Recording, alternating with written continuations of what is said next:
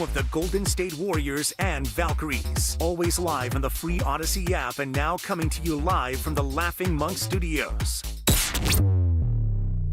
Rake in the savings this fall and get rewarded with Milgard Windows and Doors.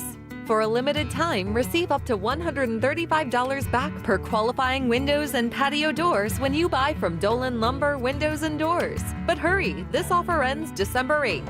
Upgrade your home with energy-efficient windows and patio doors designed for lasting comfort and style. Don't miss out. Visit dolanlumber.com or call 801-609-9275 today. The NBA season tips off, and so does DraftKings' newest fantasy game. DraftKings Pick 6 is the easiest way to play for big wins, with every possession giving you a shot at real money. Here's how to play. Just pick more or less on 2 or more stats, and unlock the upside every game brings. The better your picks, the bigger your payout. Pick 6 is available in your state. Plus, new DraftKings customers can get $50 in bonus picks with just a $5 entry on your first pick set. Don't just watch basketball, cash in. Download the DraftKings Pick 6 app now and use code THEGAME. That's code THEGAME. Play just $5, get $50 in Pick 6 bonus picks. Make the call. Ride the upside in partnership with DraftKings Pick 6. The crown is yours. Gambling problem? Call 1-800-GAMBLER. Must be 18 and over. Age and eligibility varies by jurisdiction. Void where prohibited. 1 per new customer. Bonus awarded as non-withdrawable Pick 6 bonus picks that expire in 14 days. Limited time offer. See terms at pick6.draftkings.com/promos.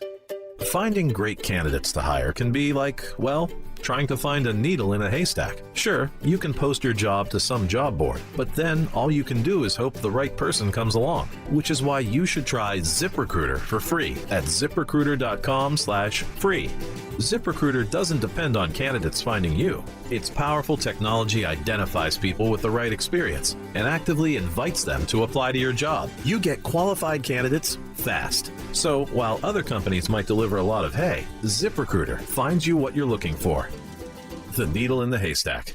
4 out of 5 employers who post a job on ZipRecruiter get a quality candidate through the site within the first day. ZipRecruiter, the smartest way to hire. And right now, you can try ZipRecruiter for free. That's right, free. Just go to this exclusive web address, ziprecruiter.com/free. That's ziprecruiter.com/free. ZipRecruiter.com/free. What's your financial future look like? At Pettinelli Financial Partners, we help you shape it. Whether you're planning for retirement, buying a home, or saving for something special, our professionals are here to provide clear guidance and smart strategies. Visit PettinelliFP.com today and take the first step toward a more secure financial future. The financial consultants at Pettinelli Financial Partners are registered representatives with and securities offered through LPL Financial, member FINRA SIPC. Investment advice offered through Stratos Wealth Partners, a registered investment advisor. Stratos and Pettinelli are separate entities from LPL Financial. Neuropathy is a debilitating condition that is sometimes misdiagnosed. Symptoms can include pain, numbness, and tingling in your hands, legs, and feet. Neuropathy is a progressive condition that only worsens unless you get effective treatment. SF Bay Wellness is a leader in neuropathy reversal and uses FDA-cleared, non-invasive electric cell therapy to restore nerve function with no injections, no drugs, and no surgery. The treatments have a 95% success rate. If distance is a factor, ask about our virtual consultation option. Call SF Bay Wellness at 844-94-NERVE for the $99 neuropathy evaluation and receive a personal treatment plan that is tailored to your needs. Don't wait another day. Call 844-94-NERVE. That's 844-94-NERVE. Why keep suffering with the painful symptoms of neuropathy? You deserve to live a pain-free life. Start getting the treatment you need for your neuropathy symptoms. Call today. In sports, success is about team effort, and the same is true for your hair. At Great Clips, we save your haircut details in clip notes, so every member of the highly skilled team knows exactly how to create your signature look. And with our easy-to-use app, you can check in from anywhere and get a ready next text when you're up next for a cut. It's the confidence of a great haircut delivered by a team you trust. Download our app today. Great Clips. It's gonna be great.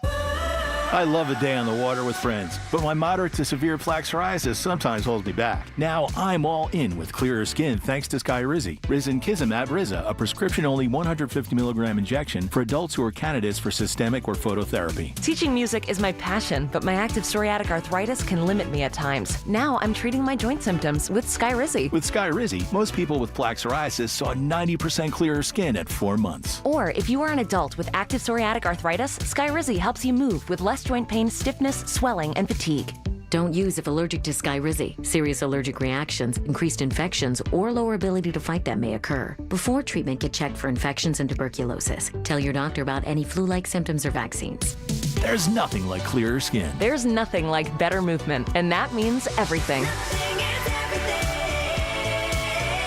Ask your doctor about Skyrizzy. Visit Skyrizzy.com or call 1-866-SKY-RIZZY to learn more. In San Francisco today, early fog, then sun with a high of 66 degrees. Weather brought to you by Staples. Have you heard? The Staples Easy button is back with even more easy. Press it for custom prints, shipping services, even passport photos. Staples. That was easy. It's time to wake on up. Wake up, wake up, wake up. With a nice cup of Joe. What's up, Joe, bro? Featuring Joe Spadoni. He's an Italian. And Joe, the Butcher Boy Shasky. I am slippery. Oh! The best part of waking up is morning roast in your cup. It is the Morning Roast, man, on 95.7 The Game. Here's Stroud, steps up, and he's looking deep. He's got Nolan. It's intercepted. Picked off by Diamador Lenore. Lenore on the run. There is no time left on the clock, and Lenore is down, and the half comes to a close.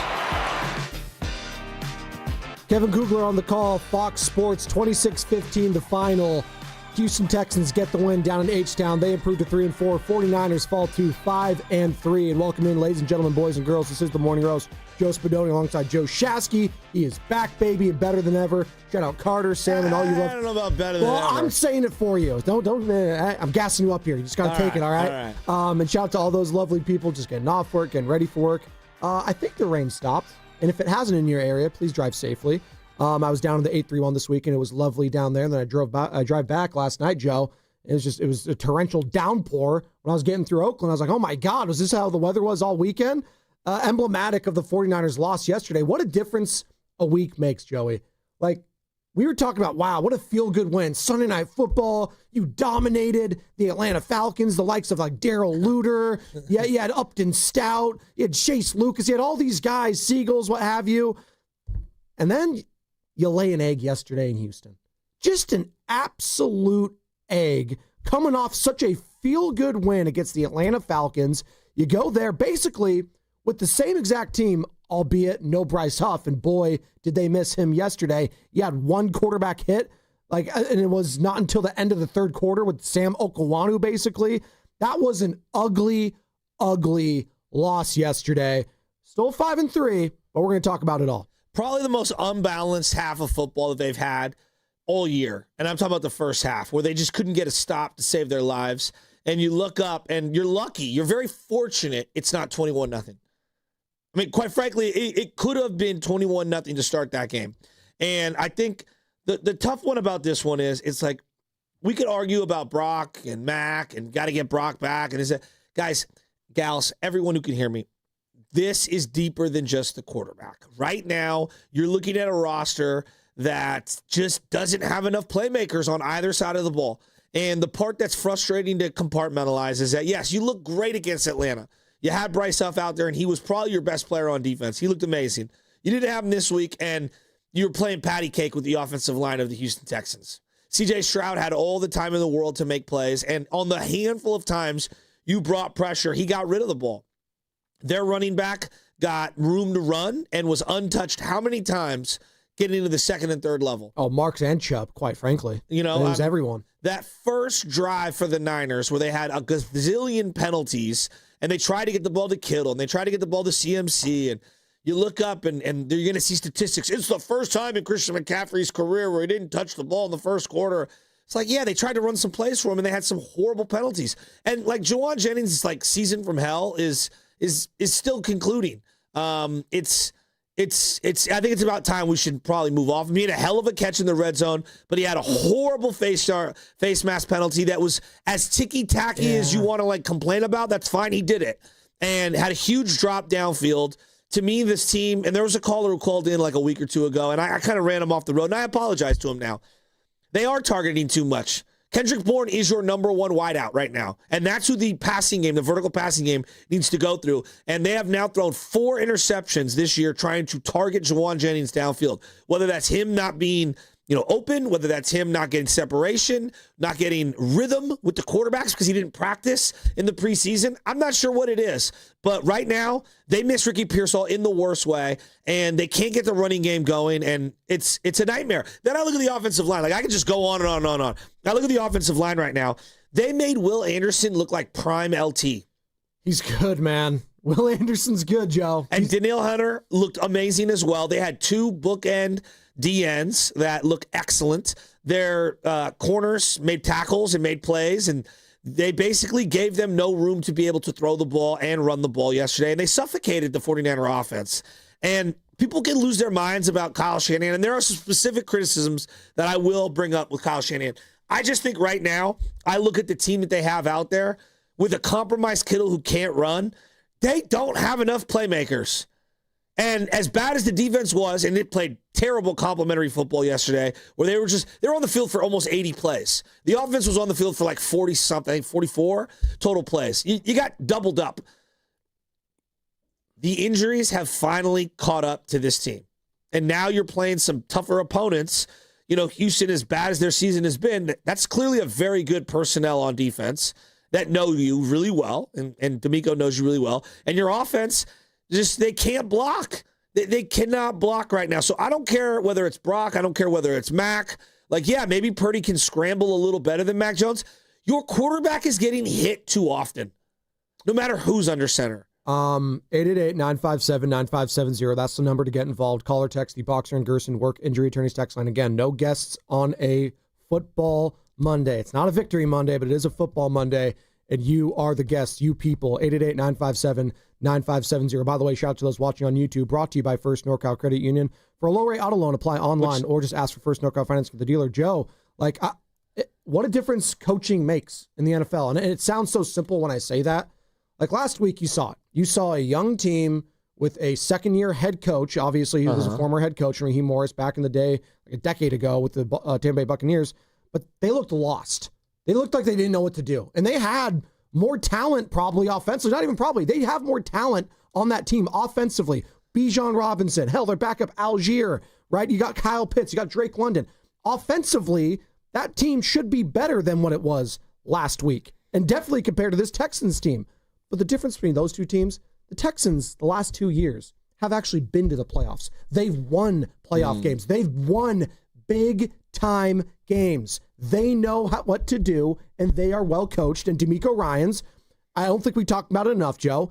He knows this Kyle Shanahan offense. He practiced against it for years. Yeah. They go way back to when he was a rookie in Houston, when Kyle Shanahan was a part of that staff, when Robert Saleh was a part of that staff. We talked to Seth Payne, who actually plays defensive tackle there. He's a part of Payne and Pendergast over on our sister station in Houston, and he talked about it all. Robert Saleh has a tremendous amount of respect for, but even Saleh has his limits to what he could do. If we're giving him all the praise last week and making Michael Penix look confused, they had no answers for C.J. Stroud in this offense this week. So you brought up, you think coaching. I think coaching is an element of it. It's an element for sure.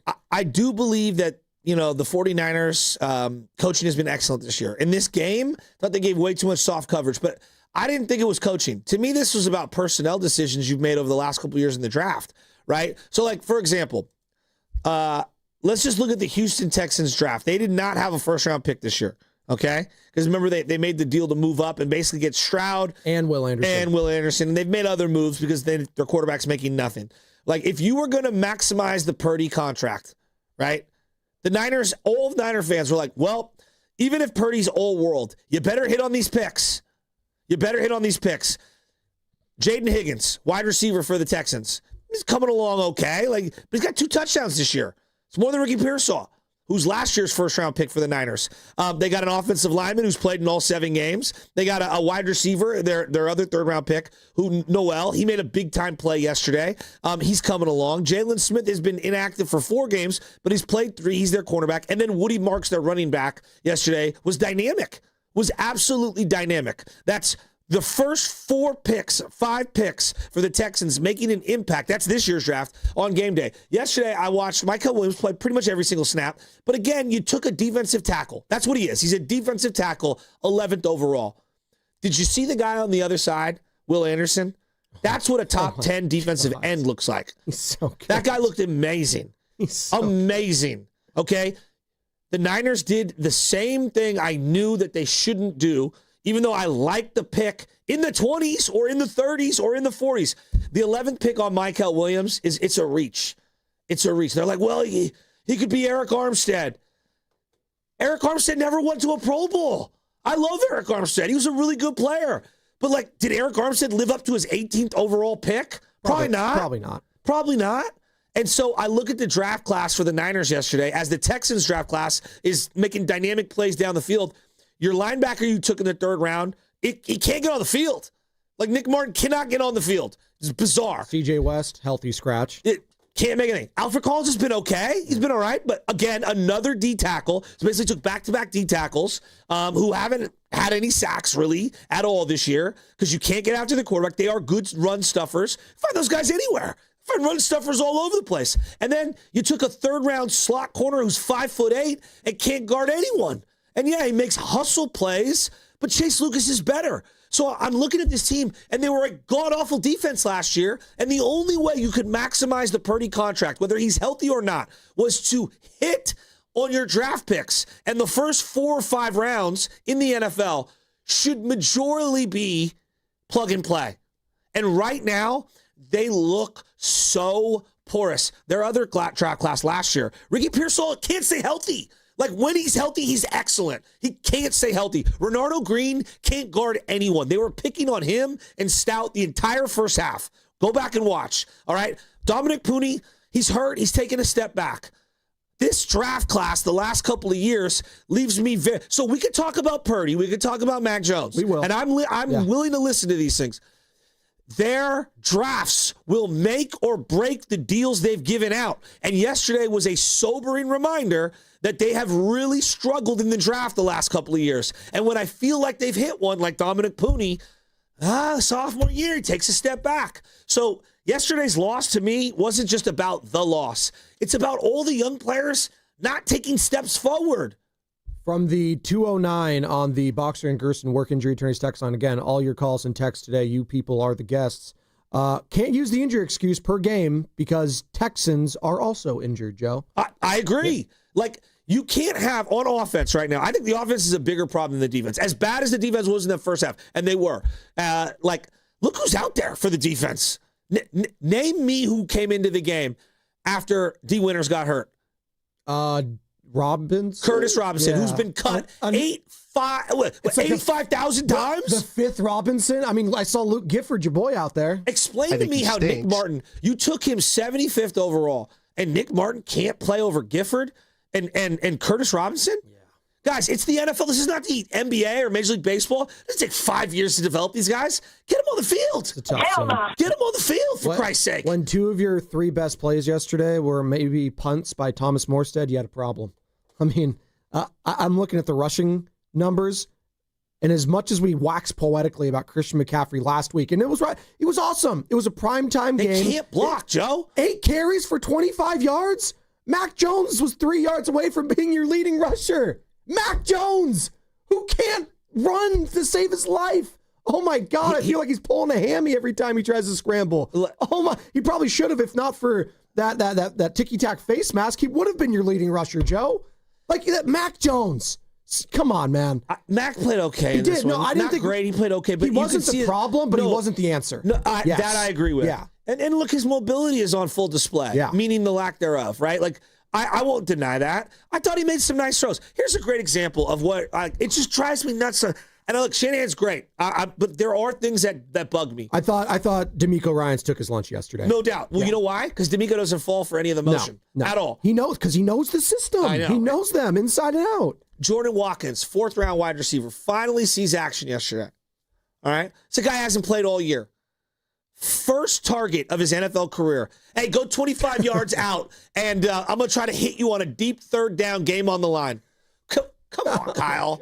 Like, just think about this. With Bill Walsh, I'm asking sincerely, Bill Walsh, Mike Holmgren, Andy Reid, if they had a 4th-round wide receiver playing in his first ever NFL game, are they not giving that guy like a little tiny touch on a simple little pass to like build some confidence? Or are they going to rip a 3rd and long, gots to have it 25-yard out with the game on the line in the 4th quarter? Think about that. I'm asking sincerely. Probably the prior to what you said, when it's like a quick little 5-6 yard. Just get him comfortable. And then you trade for a running back in Brian Robinson. His best contribution all year is a kick return. Again, I'm telling you this right now. Guys, you know who's more upright? There are folding chairs that are more upright than Brian Robinson. That guy is the worst. He sucks. They had 10 carries overall, and 8 of them were McCaffrey and 2 were Mac Jones. 10 carries. A run-first offense, but like you said, this could have been, honestly, the final score does not indicate the levels of this game, 26-15. 49ers got their asses kicked. Well, it should have been way worse. Let's be honest. We've got 2 safeties. Oh, my God. They've had this problem for years. Tig Brown sucks. Straight up. This guy said he was a top 5 safety. Is that what he said, Carter? No. Yes, he did. He said that. No, he said that. Carter? He said that. Delusional. Find the sound. Delusional. I don't believe it. Look, he made a great him. tackle on Nick Chubb. He whiffed so many times. I don't know if you can eat turf, but that guy was eating turf left and right. Rubber? You know how Bonte eats grass? This guy was eating turf. We have got 2 safeties that love to come up in the box, tackle no one behind the line, whiff quarterbacks, and cover no one in space. All right? We've got 1 elite player on defense available right now. That's Yalman Lenore. And I bet you he comes out of this game injured. He was grabbing his hand and his forearm. I felt bad. He made a really nice tackle. And everyone's crushing the guy on the interception before halftime. They broke the curse. He's trying to make a play. Do you see this offense? Do you see this defense? Are you kidding me? You didn't have a problem with it? What? You know what yesterday was? What? It was a clear indication. It was an ice bucket challenge to your boy over here. Oh, no. Atlanta sucks. I got too hyphy off the Atlanta win. I did. I got way too hyphy. Did you see what happened to them yesterday? Yeah, I did. And Penix got benched. 34-10, Dolphins, who are the biggest dumpster fire in the NFL, destroyed the Falcons in Atlanta. I overreacted to fairness, Atlanta. Kirk Cousins for Penix. I did. I overreacted to Atlanta. The reality is that this team yesterday, I don't think they're as bad as they were in the first half. I just don't think they have enough playmakers left to finish the year out. So why am I angry this morning? I'm angry this morning because I feel like yesterday was a small indication of what's to come over the next couple of weeks because they've run out of bodies. And it sucks. And so a lot of these small issues with the draft, with how you run plays, like they all come roaring out. Like, again, you know why Kyle, this was clear to me yesterday. You know why Kyle can't win down double digits? Why? Because you're running 7,000 motions. You're down 2 scores pretty much the whole second half, and we're walking up to the line, and we're motioning Juice, and we're motioning Bourne, and we're motioning this guy. Dog, run a play! Run a play! And what do? You burn a timeout. You burn a timeout, Joe, okay, on 3rd and 5 or 3rd and 6 to save the yardage. I'm like, don't burn the timeout. It's going to come back to bite you in the ass. And it did. They burned into the 3rd down, only to come out and have an illegal false start the very next play coming out of a timeout. Now you're back at 3rd and 11 anyway. It's like, Jesus, stop motioning. You're down 2 scores. Run some no huddle. Can you just please run a 2-minute drive? Like, that's why Purdy and Mac, when do they look the best? When they're not force-feeding one guy and they're just out there playing football. They're not thinking, right? No. And by the way, it did cross my mind, and we'll get into the machinations when of you this have game. the lead, you could do all the play action and all the motions, everything. When you're down 2 scores, throw that out the window, Kyle. Well, and I thought you should have contemplated kicking a field goal there with 2:30 left because you do have the 2-minute warning. So that is your timeout plus 2 more. No, I hear what you're saying. No, but it's a good counterpoint. No, it is because you need 2 scores. If you actually wanted to get into that game or win it or tie it at the very least, you go for the 3 points and then try. Again, easier said than done when the defense is getting shredded the whole time. But at some point, the defense needed to make a stand. And I thought that was the time to do it. Didn't matter. You throw the pick if you're Mac Jones. You cannot throw it short in that situation. It was a bad pass. No, it was a bad pass. And it was emblematic of the bad day that the 49ers had, and we want to hear from the Niner fans today. Throwing deep bombs to Sky Moore. Sky Moore can't even catch a punt, and you're trusting him with a deep ball going to... I've never seen a punter. Thomas Morstead went over and was like chastising Sky Moore. I don't know, maybe he was tutoring him up, coaching him up. The punter, the 45-year-old punter is telling your kick returner, your punt returner, where to receive the ball? What are we doing? We've come a long way since Deebo Samuel kicked or shoved Jake Moody, so that's nice. 888-957-9570 is the number. Yesterday was just... I know, Joe, it's okay. They're 5-3. Kittle can't run. Poor Kittle cannot run. He made a hell of a touchdown catch. That was a great catch. He can't run downfield. Part of Kittle's game, he's so fast. He's not anymore. He's hurt. I'm going to try to run to this break, and it's going to be brought to you by Fremont Bank, which is here for you and here for good. Hey, it's Mark Willard from 95.7 The Game. Look, when life hits you hard, and it happens, could be an accident, an injury, you need to hit back harder. You need a fierce team that knows the insurance game and refuses to back down. That's why I trust Omar Habas and the entire Habas Law team. For over 40 years, Habas Law has gone head-to-head with insurance companies, winning medical care, financial support, and real justice, and Habas doesn't get paid unless you do. Visit habaslaw.com. Habas Law, they'll fight to make it right. $5,000. That's the average amount of money people in the U.S. are now spending on gas in a year. $5,000. That's crazy. If you drive, you have to download Upside, the free app that gives you cash back every time you get gas. That's right. You can earn real cash back with Upside just by buying the gas you're already buying. You can literally start earning cash back today. I use Upside every time I fill up, and I've already made around $300. You're putting gas in your car anyway. Why not get real cash back? If you like free money, download Upside. I'm saving the cash I earn from using Upside to help pay for a vacation later this year. Download the free Upside app now to earn cash back every time you buy gas. Use promo code FRESH to get an extra 35 cents per gallon on your first tank. You can cash out anytime right to your bank, PayPal, or a gift card for Amazon and other brands. Just download the free Upside app and use promo code FRESH for a 35 cents per gallon bonus on your first tank. That's code FRESH for a 35 cents per gallon bonus. We finally switched to T-Mobile because with them, we can be connected here and there. ¡Listos todos! Estas son las mañanas. Now we just need to harmonize. Switch today. Get 4 Samsung Galaxy S25 phones with Galaxy AI. Plus, get 4 lines for just $25 per line. Visit a store, T-Mobile.com, or call 1-800-T-Mobile. 1-800-T-Mobile. For well-qualified customers with autopay plus taxes and fees and $35 per line connection charge. Minimum 4 lines on plan. Contact us if canceling lines. Plus $5 per line without autopay. Debit or bank account required. Visit T-Mobile.com. Hey, Dan Dibley here for Golden State Lumber and Showroom. Consider their Stockton Yard as the go-to resource for building professionals in San Joaquin County. With over 40 acres of premium building materials available to the public. For bigger jobs, you can count on Golden State's large fleet of trucks for timely delivery. It's their goal to keep your project on time and on budget. Building a better Bay Area for over 70 years. Golden State Lumber and Showroom. When you succeed, we succeed. Oh, and that's a hard foul. Let's listen for the call on the floor. The taxpayer owes back taxes. Penalties and interest are assessed and wage garnishments to begin immediately. The IRS never misses that call. I wonder if they will challenge it. The call is under review. Priority Tax Relief has been called in for a review. Priority is the best in the business at negotiating your tax debt and has even eliminated the debt for some clients. Priority Tax Relief is saving their clients millions of dollars every month. After a careful review from Priority Tax Relief, the debt has been eliminated. No foul on the play. Whoa, that completely changes the game, folks. If you owe more than $5,000, call Priority Tax Relief, and in minutes they'll review your case for free with a direct line to the IRS to see if you qualify for life-changing relief. No more worrying about wage garnishments or frozen bank accounts. Call Priority Tax Relief today at 800-490-9877. That's 800-490-9877. We make your tax relief our priority. Call now. Priority Tax Relief. Calling all basketball fans. Make your game day experience unforgettable with a stay at Hotel Via, just steps away from the action. Enjoy chic accommodations, stunning rooftop views, and the ultimate convenience for catching all the action. Skip the traffic and relax in style before and after the game. Whether you're celebrating a big win or just want a perfect night out in San Francisco, Hotel Via is your MVP choice.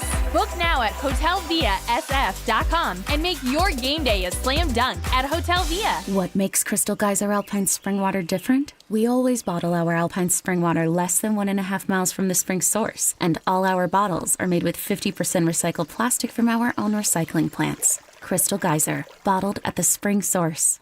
Morning, Zoe. Got donuts. Jeff Bridges, why are you still living above our garage? Well, I dig the mattress, and I want to be in a T-Mobile commercial like you. Teach me, Saldana. Oh, no, I'm not really prepared. I couldn't possibly. At T-Mobile, get the new iPhone 17 Pro on them. It's designed to be the most powerful iPhone yet and has the ultimate pro camera system. Wow, impressive. Let me try. T-Mobile is the best place to get iPhone 17 Pro because they've got the best network. Nice, Jeffrey. You heard them. T-Mobile is the best place to get the new iPhone 17 Pro on us with eligible trade-in in any condition. So, what are we having for lunch? Dude, my work here is done. The 24-monthly bill credit is on experience beyond for well-qualified customers plus tax and $35 device connection charge. Credits ended, balance due if you pay off earlier. Cancel. Finance agreement iPhone 17 Pro, 256 gigs, $1,099.99 and new line minimum $100 plus a month plan with auto pay plus taxes and fees required. Best mobile network in the U.S. based on analysis by Oak Grove Speed Test Intelligence data 1/8/2025. Visit T-Mobile.com. Join Spadoni, Shasky, Steiny, Guru, Willard, and Dibbs for the Blue and Gold Summit live at Jackson Pleasant Hill Thursday, November 6th from 2 to 6 p.m. Come talk hoops, hang out, and enjoy happy hour specials from 2 to 6. Only at Jackson Pleasant Hill, November 6th. Don't miss it.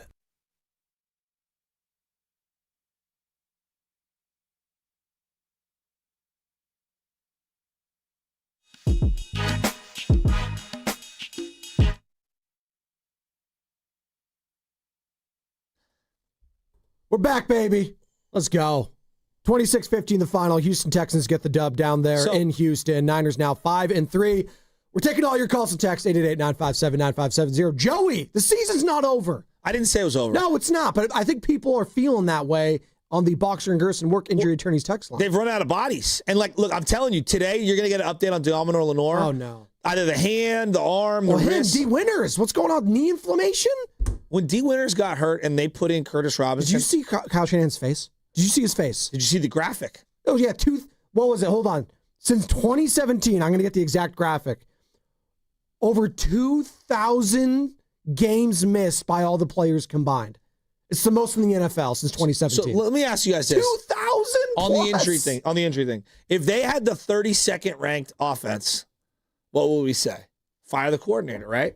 Yes. Well, who is the coordinator? It would be the head coach, so probably not. No, but I'm just saying in general, okay, right? If they had the 32nd ranked special teams, what would we say? Fire the coordinator. Okay. What about the DC? Same thing. 32nd ranked defense. You fire. Yeah, right. Probably. They have been 32nd in health for what feels like every year. So who are we firing? I don't know. The entire health, the entire strength and conditioning and doctor team. I would have a whole new medical. Even if you don't, even if it's just, hey, it's football, it's random. It's just random. If we just said it's totally random. Okay, cool. I still need to fire everyone involved. Because it's just, I'm sorry, there's no excuse. You have to try something different. Are we allowed to use the injuries as an excuse at this point, Niner fans? Are you coming away from that game, that loss yesterday, saying, you know what, is what it is, we just don't have the bodies? Or are you like the 209 on the Boxer and Gerson work injury attorneys text line saying, I ain't using that as an excuse? Houston Texans had guys I've never even heard of outside of Stroud running that offense. They had Hutchinson, Wiggins. 130 combined catches coming into the game. 130. Did anyone for their careers? Hold on. You know what? It wasn't even the wide receivers for me. It was the fact that, and I know Bryce Huff was out. I know you have no Nick Woody Bosa. Marks. That offensive line. If anyone watched that game on Monday Night Football last week against the Seattle Seahawks in Seattle, it looked like the Houston Texans had never played football before. No, seriously. It was that awful. It was atrocious. And I know it was late for us, Joe, because it was one of those double headers. So the game started at 7 o'clock out in Seattle. So maybe not a lot of people watched the game. But if you did, you would have came into the game yesterday in Houston saying, man, Niners should be able to pressure the quarterback. That was the most confident C.J. Stroud I have seen all season long. 30 of 39, 2 touchdowns, ill-advised pick at the end of that first half. It was probably his poorest throw all day. But overall, the decision making, the decisiveness, 7 carries for 30 yards. That is the best C.J. Stroud has looked all season long. That cannot happen. Well, you know who he was doing? Targeting, your third-round pick in Stout, targeting Renardo Green. And I thought Salah's game plan was kind of weak. Like, how many times did you see them give cushion on the edges? And they just quick little pass. I mean, threw 40 times. A lot of easy checkdowns. I mean, you heard Moose Johnson on the broadcast. It's like, gosh, so just going to take the check down. Take the check down. They were, what is the old cliche? Taking what the defense gives you? Well, that's what they were doing yesterday. And they couldn't stop him on third down. I mean, I just wrote down some of the stuff. Like, they brought pressures. If I see Malik Mustafa blitzing on the edge one more time, my head's going to explode. He never gets home. And the worst part about the Mustafa experience right now, he also can't be trusted on the back end. They need safeties in the worst way. They're 2 young corners. So they have the slot corner, the 5'8" guy, Upton Stout. Look, I like Upton Stout. I'm happy that he's playing, okay, in the sense of he's a rookie. He's got to go through the baptism by fire. Chase Lucas is better. Chase Lucas is a better player. You had him on the roster the last couple of years. No, Chase Lucas has made multiple game-winning plays. He's looked better than him. Now, Upton's made a couple plays, some hustle plays. They're picking on him. Renardo Green, they're picking on him. Our safeties, they pick on them. They love when we go to like this cover 3, they love to make the safety choose which way they go, and they just bomb it in the direction that he can't keep up in. And then I look at their defensive line and their push right now, they get no push. Like Michael Williams, like I think he is a good player, but you took a defensive tackle 11th overall.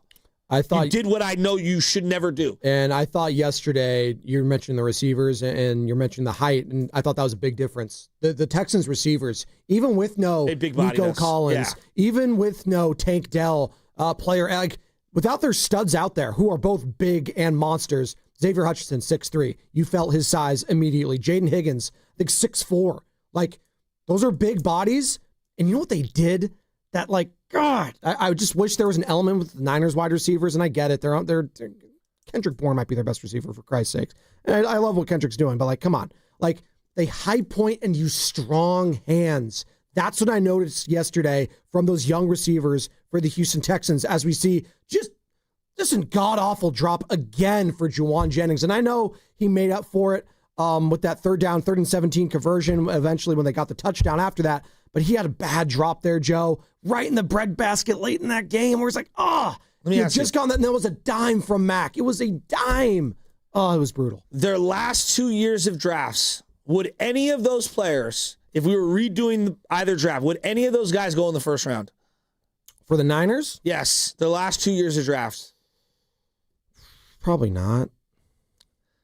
The only way you're going to be able to overcome the contract of Purdy and make him successful is drafting and developing. Now, you have to take lumps. I acknowledge. Like, you will have to take lumps, and we've taken a lot of lumps. I'm not seeing the growth in this game, and I feel like the last couple of weeks that they desperately need from these draft picks. They need the growth from these drafts. Connor Colby, 7th-round pick this year. I feel like the longer he plays, the more exposed he gets. Right? Ricky Pearsall, I like Ricky. Ricky probably has an argument to be the one guy that might be taken in the first round. But there's a but there. He can't stay healthy. There you go. And then Michael Williams, like I like Michael Williams. But a run-stuffing D tackle who can't, do anything on the edge, that's a 2nd-round pick. That's what Alfred Collins is. It's a 2nd-round pick. You know what we're realizing here? There's a lot of but kind of players for the 49ers. And you know what? That happens when your depth gets tested. That's why you're playing these rookies. That's why you're playing all these young guys you've never heard of. And it's fun and it's exciting when it's working. When you're playing a bad team like you were last week against the Atlanta Falcons. It's a bad team. I'm just going to say straight up, you beat a bad team on Sunday Night Football. Yeah, they beat the Bills. Yeah, they beat the Commanders before that, the Falcons that is. But they got absolutely manhandled in Atlanta yesterday by a team in the Miami Dolphins who are just they're a dumpster fire. They're waiting to fire everyone on that team. So I don't even feel good about the win you had last week. But see, to me, I know everyone's going to go crazy on coaching. I don't think it is. I think coaching has been okay, if not great. Well, I just thought DeMeco Ryans just had the upper hand yesterday. So I'm not blaming the coaching. I just thought DeMeco just took Kyle's lunch yesterday. No, but their personnel, and I've been harping on this week after week. Jordan James can't see the field. This team couldn't use... Look, Woody Marks was playing yesterday for the Texans. He's a 4th round pick. I didn't even know who he was. Apparently played for USC. It's like, okay. Why did we trade for Brian Robinson? Well, he's not good. No. He's not good. No, if I'm a Niner fan this morning, I'm literally saying, like, why did we But trade he's for not this good. guy? Is that what we're learning? Yeah. He stinks? Yeah, he Is stinks. that what they're telling us? Why he's returning kicks. Well, he had the best kick return of the season yesterday, and he still looked like it took him like 100 years to get to the 50-yard line. The face mask on top of that. Again, the final score does not indicate, just how much of a dominating effort that was for the Houston Texans. 26-15. If not for that face mask, this might have been like a 26-8 kind of a game. And that's why I'm not like, look, do I love giving cushion to a bunch of unknown receivers? Not really. But I'm not that angry at the coaching yesterday. To me, yesterday was about personnel. And they don't have their stars. That's number one. They've paid a ton of money on those guys. The only way to offset big salary contract is to have dirt cheap contributors. And their dirt cheap contributors are their draft picks. And they just haven't hit them the last couple of years. Like, why are the Texans able to get Hunter in free agency? Why are they able to give Stingley a massive contract? C.J. Stroud, rookie contract. He's making nothing, right? And so you've got to hit on your draft picks. I look at what Will Anderson did yesterday, and I just don't think, he's a different position. I don't think Mike Hill's going to wreck a game like that. I think they're going to put him on the franchise tag. I'm almost positive they're going to do that this year. That's probably the smart move. Well, it is, but it's going to be a move that's not unprecedented, but this is a guy that's won 2 playoff games in his first 2 years as a starter. And this season, it's kind of like that jumping point where it's like, all right, are you showing more improvement or are you going backwards? And he's kind of in that weird zone where it's like, you know what, CJ, let's just do 1 more year and then we'll figure it out. Now, this is going to be his 3rd year, so I guess he's eligible for an extension as this year. So he doesn't need to do, 5 year? It's the 5th year on the rookie contract. Yes. You can do that. So they don't need to do that just yet. But I don't think they're in any rush to give him a new deal at this point, and it's going to be very interesting to see how that plays out. Because I'm a CJ guy. I think yesterday showed you why he can be really good at times. Yesterday was what? It was the Texans get right game. Ooh. And when you become the get right team, that's we're so depleted right now when it comes to the top line guys. I hate that. Everyone's losing their minds about Kittle not getting targets yesterday. Guys, Kittle can't run right now. No, he didn't look Watch him. We watched that. How many times have we watched the highlight of that touchdown run? Touchdown throw. Laboring. It was a great catch. Yeah. He can't get downfield. And again, from that first angle, and they showed it on the broadcast, I thought that was a pick. It was like triple covers. Like, oh my God, but it was a great throw. Mac had a lot of really good throws yesterday, and there is a quarterback conversation I want to have on the other side, Joe, because for the first time all season, I felt like the 49ers are really missing something at the quarterback position. I'll explain that on the other side. Tune in for Warriors Live today, presented by Xfinity, your home court advantage. Brought to you by Xfinity. Watch all your favorite teams all in one place. Xfinity, imagine that. And that's what's coming up. Brought to you by Fremont Bank, here for you, here for good. Dreaming of the perfect kitchen? Make it a reality at Friedman's Appliance in Pleasant Hill. Explore Bosch appliances in live working vignettes and see the innovation in action. During the Buy More, Save More event, you can get up to $4,000 in rebates on qualifying Bosch kitchen packages. From refrigerators with the Farm Fresh system to keep your food fresher longer, to dishwashers with precision wash technology that wipes out 99.9% of bacteria. Own the kitchen like a Bosch. Visit Friedman's Appliance in Pleasant Hill or online at friedmansappliance.com today. Boxer & Gerson, Northern California's premier workers' compensation law firm, helping injured workers get their lives back for over 40 years. The holidays are here, full of joy, family, friends, and yes, a little hustle and bustle. That's why you need Aleve. Between cooking, shopping, and all those extra errands, aches and pains can sneak in. Aleve is here to help with long-lasting body pain relief. Don't let body pain slow you down. With up to 12 hours of body pain relief per dose, you can keep up with the season's magic and all that awaits. Pick up Aleve and get back to what really matters, making memories. Use as directed. With the new IHOP value menu, $6 is all it takes to go to your happy plates, where stacks of pancakes with bacon and eggs are just $6 every day. French toast, sausage, and eggs are, you guessed it, $6. And fluffy omelets come with a side of pancakes and only cost $6. Go to your happy plates every day at IHOP. $7 in some locations. Available every day for a limited time at participating restaurants in the U.S. Hours may vary. No substitutions. Not valid with other discounts or promotions. Prices may vary. A lot of Bay Area banking customers are faced with a choice. Which financial institution best fits what they're looking for? It might make sense to consider a bank's history. Take Fremont Bank. For 60 years, we've provided stability and consistency with an emphasis on relationships. We've grown one customer at a time, not through mergers or acquisitions, because that's how you can do business when you're independently owned and community focused. Fremont Bank, here for you, here for good. Hey, Bay Area, slam dunk and save lives with Stanford Blood Center. Donate blood during October, and you'll be automatically entered to win tickets to the Golden State Warriors game on Christmas Day. Every time you donate, you could help up to 3 people, bringing strength and support to individuals and families when they need it most. This is our way of saying thank you for being a hero in your community. Visit StanfordBloodCenter.org to learn more and schedule your donation today. That's StanfordBloodCenter.org. Now it's time for the closer of the week. Presented by LiftMaster and RNS Doors. Turn your garage into the envy of the neighborhood. Visit rnsdoors.com. This week's closer comes from Anthony from San Leandro. Lupe and Daniel were the greatest. They tested my fire door. Everything is working great. I'll refer them to anybody. Thanks, RNS.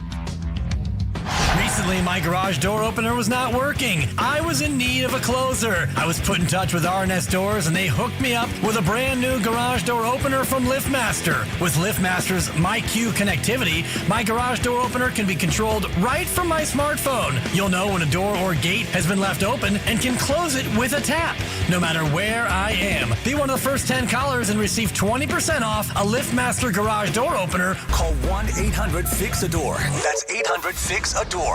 Or visit rsdoors.com. R&S Doors. Look for the red truck. Toyota, the MVP of MPG. With class-leading MPG and more hybrid models than any other brand. Toyota, let's go places. I'm Bob Burke, founder and chairman of Burke America Parts Group, a family of brands that includes RepairClinic.com, an appliance and HVAC parts solution company that's grown into an international brand. Before AmericanEagle.com, we partially launched a new technology platform developed by another firm. American Eagle helped take our technology to a whole new level with digital marketing, software development, and business insights into our key markets, appliances, HVAC, and outdoor power equipment, and did so both on time and on budget. AmericanEagle.com has the resources, experience, and talent needed to produce solutions.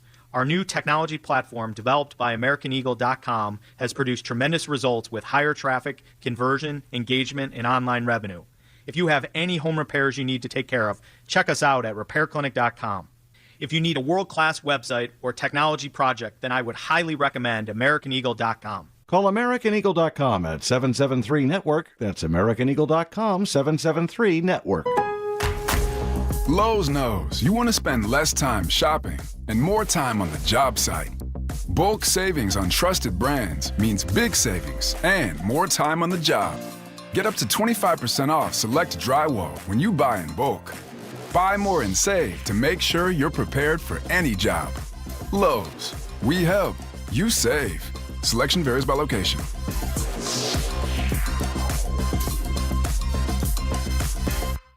Nobody had to tell your grandparents not to drive while using their typewriters. Why should it be any different for us kids and our cell phones? Distracted driving was the cause of more than 3,000 deaths in 2022. Come on, we're smarter than this. Let's put down the phones and focus on the roads. Drive safe, everybody. Don't drive distracted. A message brought to you by the National Highway Traffic Safety Administration, Project Yellow Light, and the Ad Council.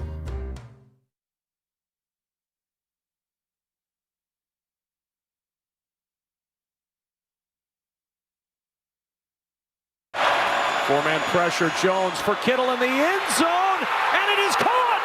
George Kittle, surrounded by Texans, snares the touchdown, and the 49ers are on the board late first half. Hey, it's Willard from Willard and Dibs coming up at 2 o'clock today. Now back to the Joes on the Morning Roast. Shasky, you're my guy, but calm down. I think he actually is pretty calm this morning. Shout out Willard Dibs in their weekly with Steve Kerr.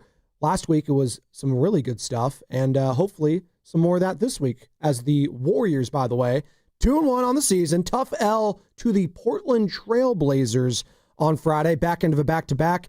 Obviously no Al Horford there.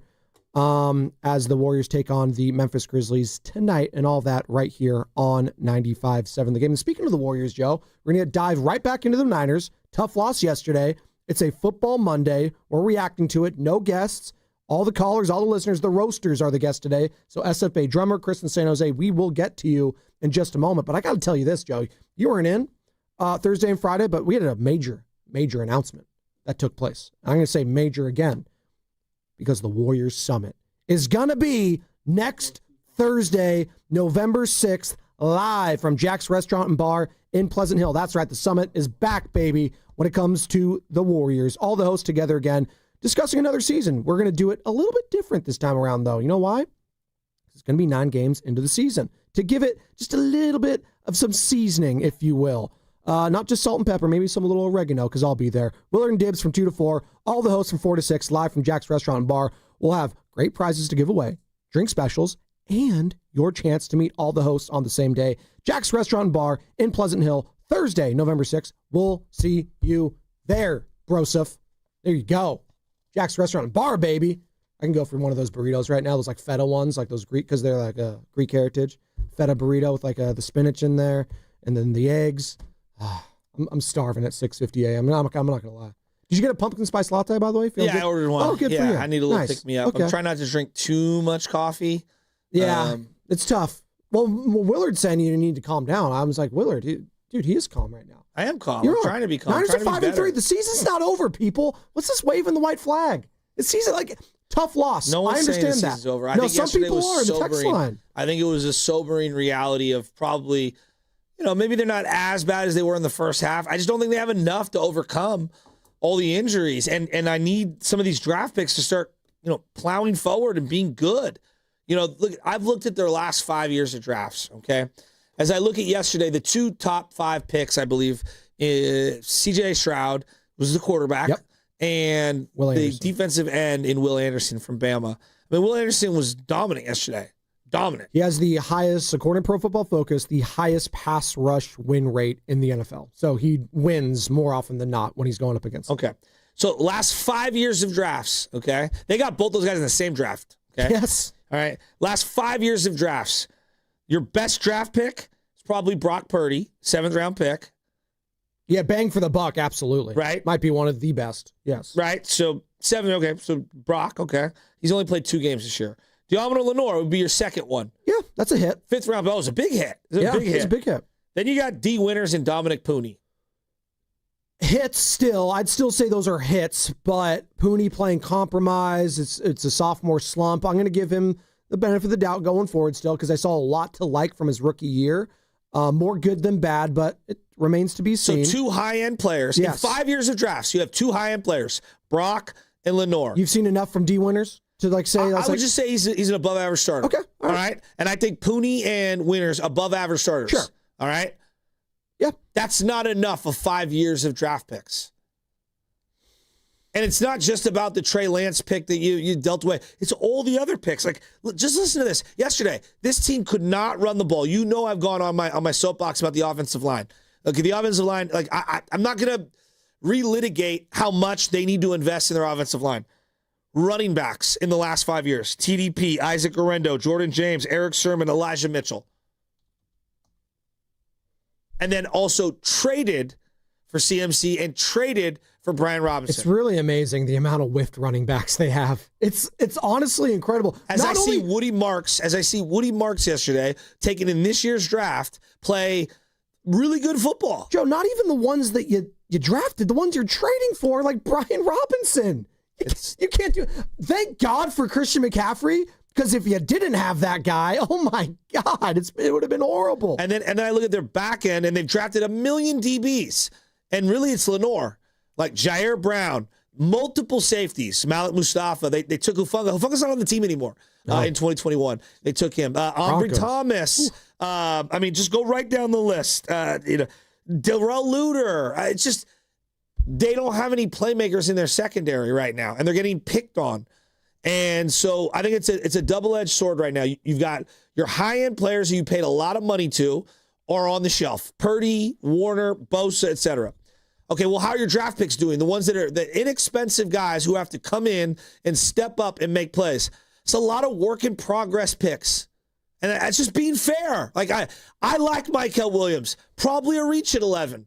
I think we can pretty much say, like, he'll never live up to being the 11th pick. If you were looking for an edge rusher, which I think we all were, they took a D tackle. Like, he's a D tackle. All right, well, damn it, you did that with Javon Kinlaw. You did that with Solomon Thomas, right? That's what you got out for. D tackles who can't get after the quarterback, you can find those in the rounds 2 through 5 all over the place. They're all over the NFL. You don't take that guy at 11 overall.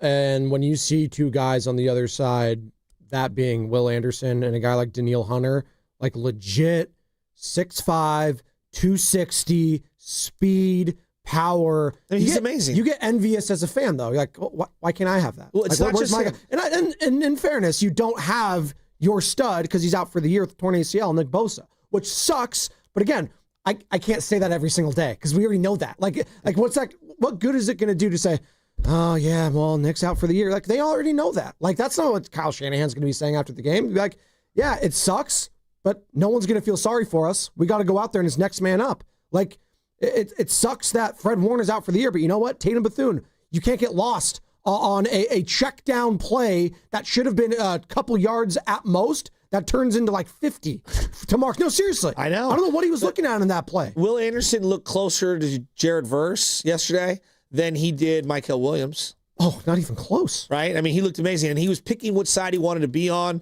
I mean, there was a play after he'd blown up the Niners multiple times, or on the first drive. There was a play where they want to take a deep shot, and this is where there are times Kyle is brilliant, and then there are other philosophies that I will never subscribe to.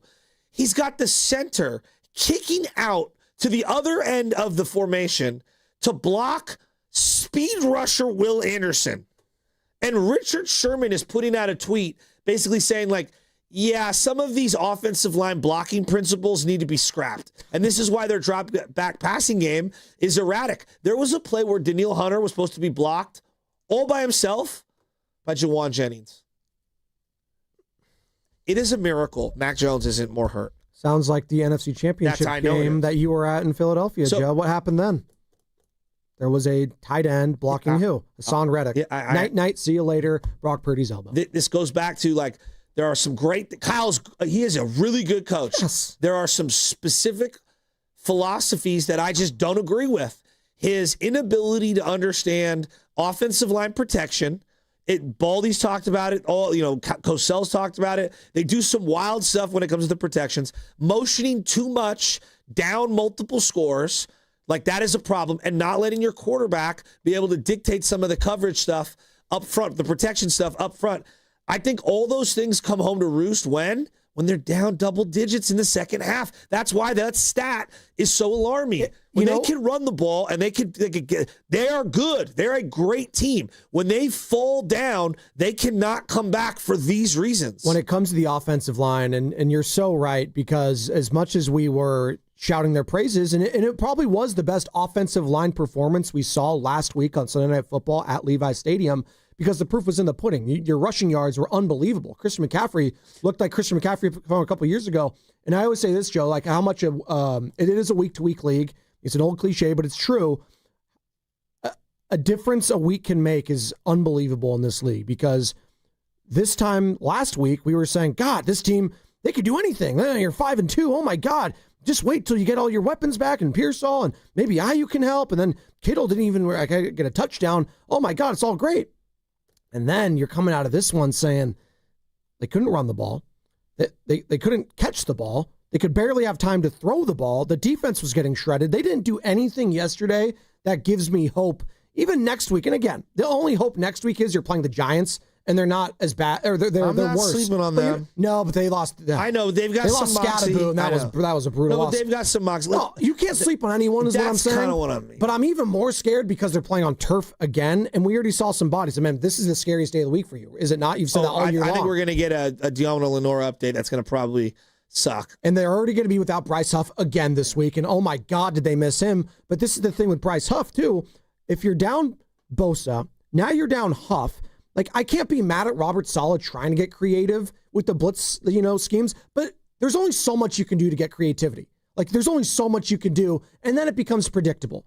And for an offensive line, the Houston Texans, that we were all laughing at last Monday night when the Seahawks destroyed them and Leonard Williams looked like the greatest pass rusher of all time, like, the cream always rises, and unfortunately, there's not enough cream right now when it comes to that Niners defensive line to really get you excited. And I like Michael Williams at times, but you've said it, man.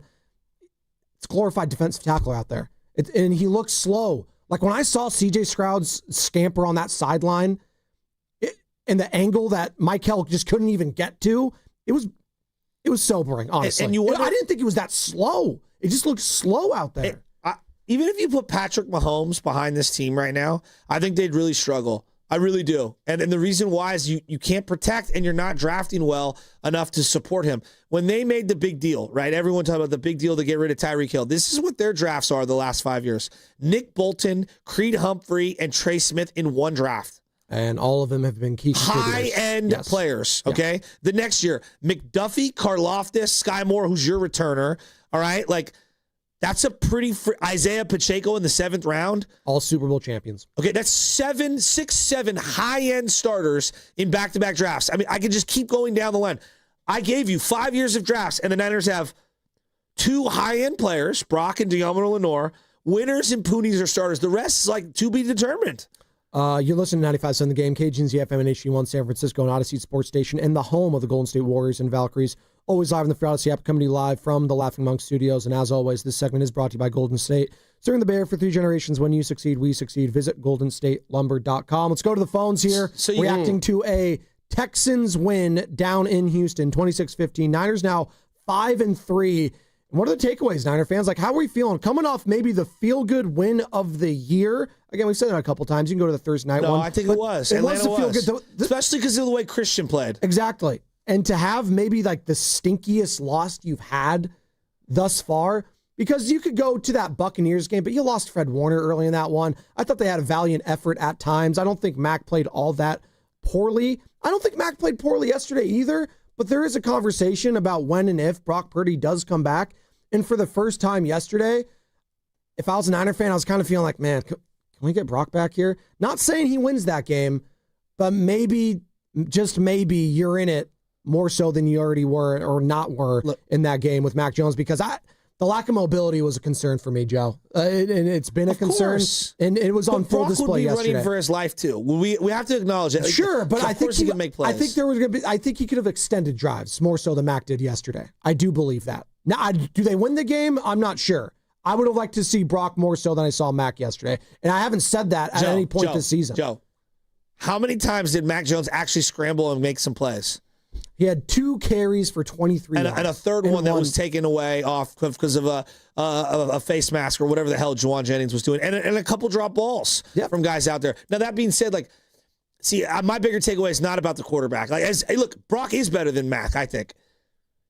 Both guys are getting hit too hard. Your quarterback is not going to stay upright. Whether he can move around or not, they're taking too many shots. There was no point yesterday where you're like, man, I kind of wish Brock was in here. I kind of felt like Joe, that. Did you see the hit he took on the Sky Moore deep ball? Oh, I know. I don't know if Brock gets up from that. Maybe. Mac, look, give me this. Mac's got a pretty steel jaw. Oh, no, he's got toughness. Yeah. Yes, I've never questioned his toughness. I think Brock's tough, Brock's too. not toughness, though, but some of these hits he's taking, all I'm saying is, guys, I don't think either quarterback is going to make it through the season because of their offensive line right now. I hope we don't. And the principles of the coach and how they want to run plays. Are you taking the over if it's a half game started from Adrian Martinez? You think he comes in and starts one of these games?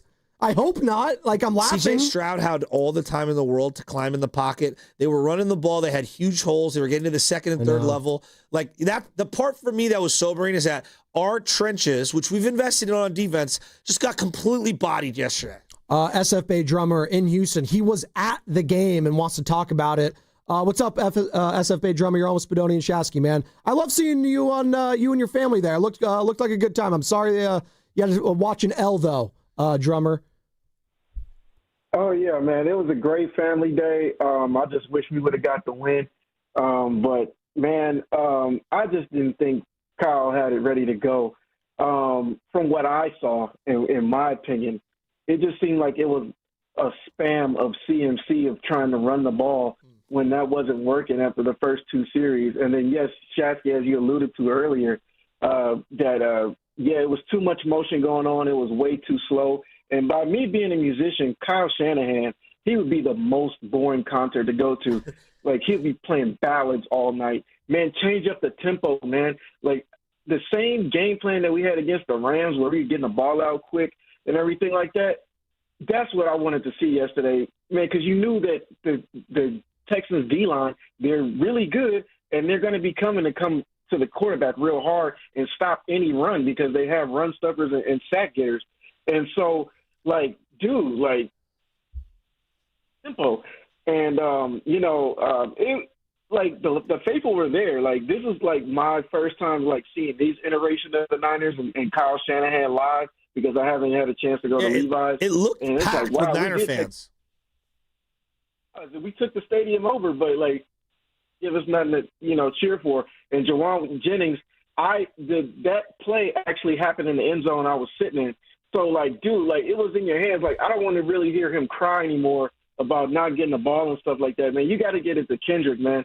And, I just think that we needed a trade yesterday. We really needed a trade before this game. Hopefully they can get some players before we could go to New York. I really don't know what's going on with that. But when we fired this training staff and everything, my God, whoever the next training staff is, please ask Rick Celebrini for a referral. Use your resources. Get some guys in here that know what they're doing that can take care of the team. And, like, I know we all want to go to the playoffs and everything, but, I kind of feel like Jim Mora right now with all these injuries. Playoffs? You kidding me? Playoffs? We can't even keep a player out of the blue tent. Playoffs. Get out of here with that. But good call. Thank Good call. you, SFA Drama. No, I actually thought about Jim Mora yesterday. I was driving back from a birthday party down in the 831. I brought my kids over the weekend, stayed at my mom's. And they were passed out, and I was driving. And, like, I was just like, man, the Niners were so good last week. I was actually listening to Overtime with Grandy and Sterling and did a hell of a job yesterday. And, I was like, Jim Mora would have been like, you think you know, but you just don't. And you never will. And he was talking to the media when, like, you think you know, like, about a locker room. You think you know about a team, right? You don't know anything about the NFL. So one week, you're on top of the world. The next week, we're saying, you know what, let's wave the white flag. And no one's saying that on this station. I want to make that clear. You're not saying that. No, I'm not saying that. Fans are just feeling so down after that loss because I do think that was the worst loss of the season, Joe. If I just said, who are your five highest priced players? Yeah. Who are your five highest priced players? Priced? Yeah. Right now, Nick Bosa, obviously the quarterback that's not playing right now, and Brock Purdy, Fred Warner, George Kittle, Deommodore Lenoir. I would go Ayuk's over. Ayuk, that's right. Sorry. He's been up and on the field. I forgot about the guy. You can make an argument all five are having lost years because of injury. Yeah. Yeah. You just can't win. Like, it's really difficult to win that way. No, like, it's just really difficult to win that way. And so that's why, like, I'm kind of losing my mind about the draft picks, and maybe it's fair, maybe it's not. The only way to sustain when you have a high-priced quarterback is you have to hit on the draft. And that's why I think it's so difficult to pay the quarterback who's not this huge difference. Like, there's only 4 of those guys. 3 maybe now with Burrow going down. There's like 3 of those guys.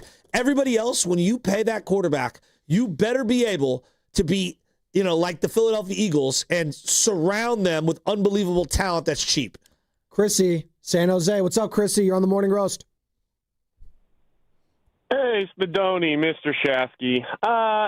So is this what it's like to be a Raiders fan? Because this is what it feels like. Is this what they've been dealing with the last 20 years? No, they're not. They were never 5-3, Chris. They were never 5-3. You're giving them way too much credit. Hey, that one anomaly year with Derek Carr before he got hurt, I guess. That was the only year since Gannon that they've, seen competent quarterback play. Anyway, it just kind of, I kind of say that to say, we're 5-3, but it kind of feels hopeless. I commented on I commented on this last year. And this year I've been kind of beating that drum a little bit louder. And, Shasky, you're laying out everything you're laying out. Guys not developing, missing on the draft, the most injuries in like NFL history, whatever, over a short span of time. Like, all of that points to a rebuild, and it points to clearing house in the training staff. I talked about Chris Kocurek and, Forrester last week. It's like, those guys we've been lied to. Yep. Those are Kyle's dad's friends. You know what I mean? Those are buddy. Those are those guys. They haven't developed anybody. This goes back. I was telling the screener.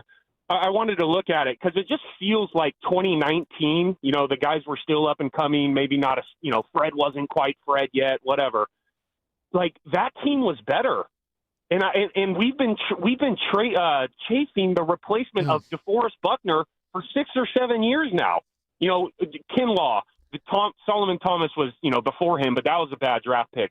Williams, all of these defensive tackles. It's like, dang. Hargrave, you're still trying to replace a guy that you had on your roster. So it goes back to, personnel, lack of, the cupboard being bare. It's like, so who's going to be held accountable for that? At what point do we have to look John and Kyle and whoever else is in that building making the decisions and coaching up these players and go, you know what? This isn't good enough.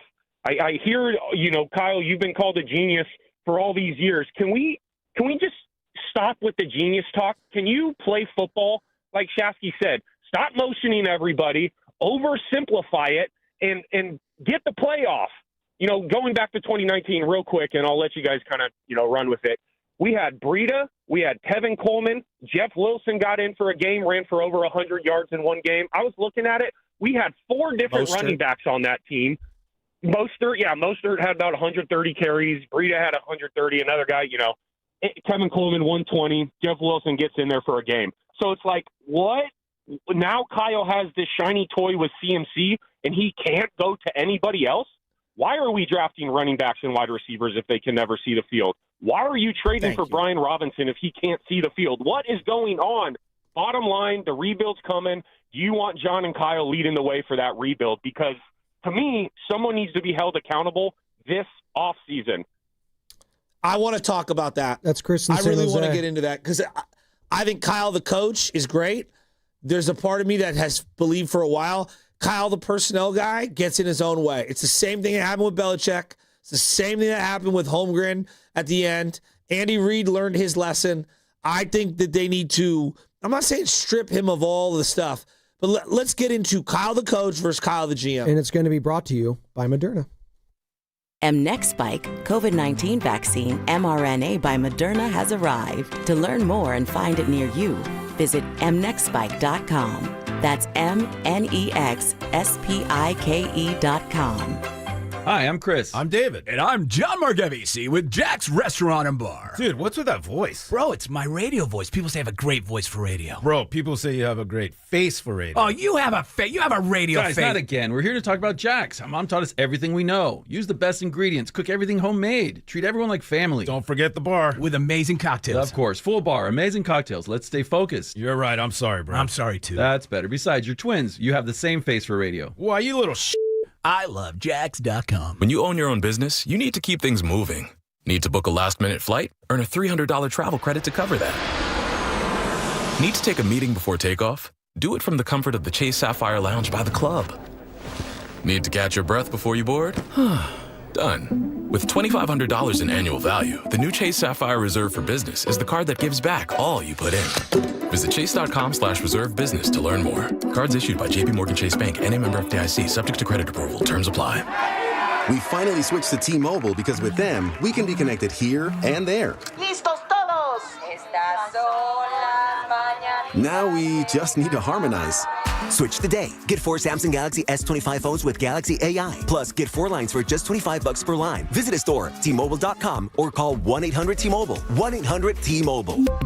For well-qualified customers with autopay plus taxes and fees and $35 per line connection charge. Minimum 4 lines on plan. Contact us if canceling lines. Plus $5 per line without autopay. Debit or bank account required. Visit T-Mobile.com. Neuropathy is a debilitating condition that is sometimes misdiagnosed. Symptoms can include pain, numbness, and tingling in your hands, legs, and feet. Neuropathy is a progressive condition that only worsens unless you get effective treatment. SF Bay Wellness is a leader in neuropathy reversal and uses FDA-cleared, non-invasive electric cell therapy to restore nerve function with no injections, no drugs, and no surgery. The treatments have a 95% success rate. If distance is a factor, ask about our virtual consultation option. Call SF Bay Wellness at 844-94-NERVE for the $99 neuropathy evaluation and receive Receive a personal treatment plan that is tailored to your needs. Don't wait another day. Call 844-94-NERVE. That's 844-94-NERVE. Why keep suffering with the painful symptoms of neuropathy? You deserve to live a pain-free life. Start getting the treatment you need for your neuropathy symptoms. Call today.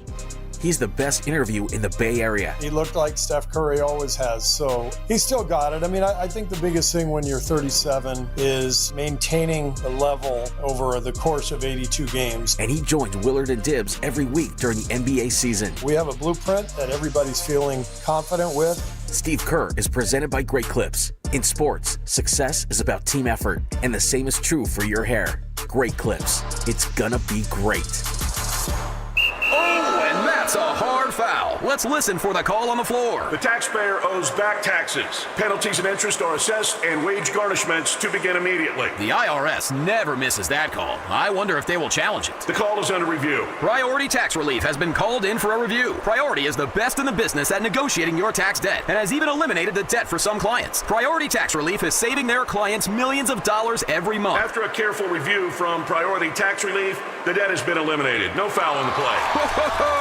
That completely changes the game, folks. If you owe more than $5,000, call Priority Tax Relief, and in minutes they'll review your case for free with a direct line to the IRS to see if you qualify for life-changing relief. No more worrying about wage garnishments or frozen bank accounts. Call Priority Tax Relief today at 800-490-9877. That's 800-490-9877. We make your tax relief our priority. Call now. Priority Tax Relief.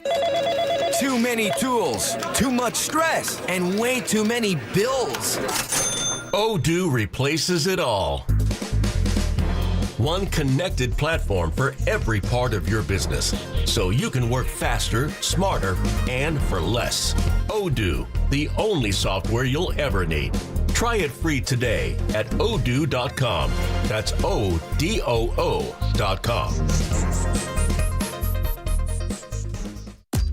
There's nothing like when you get that part from eBay and it just fits. Yeah, the first time. So you can do less of this and get right back to more of this. At eBay, you'll find all the parts you need, guaranteed to fit, at prices you'll love. Sounds good, doesn't it? eBay, things people love. Eligible items only. Exclusions apply. You still got it, but your immune system weakens as you age, making it harder to fight flu, pneumococcal pneumonia, RSV, and COVID-19. Ask your doctor or pharmacist which vaccines you need. Sponsored by Pfizer. Snakes, zombies, public speaking. The list of fears is endless. But the real danger is in your hand when you're behind the wheel. Distracted driving is what's really scary and even deadly. Eyes forward. Don't drive distracted. Brought to you by NHTSA and the Ad Council. This is Greg Nemitz from the Autism Society. The Pettinelli Financial Golf Tournament raised over $100,000 for our organization. Thank you, sponsors, players, volunteers, and thank you, Pettinelli Financial.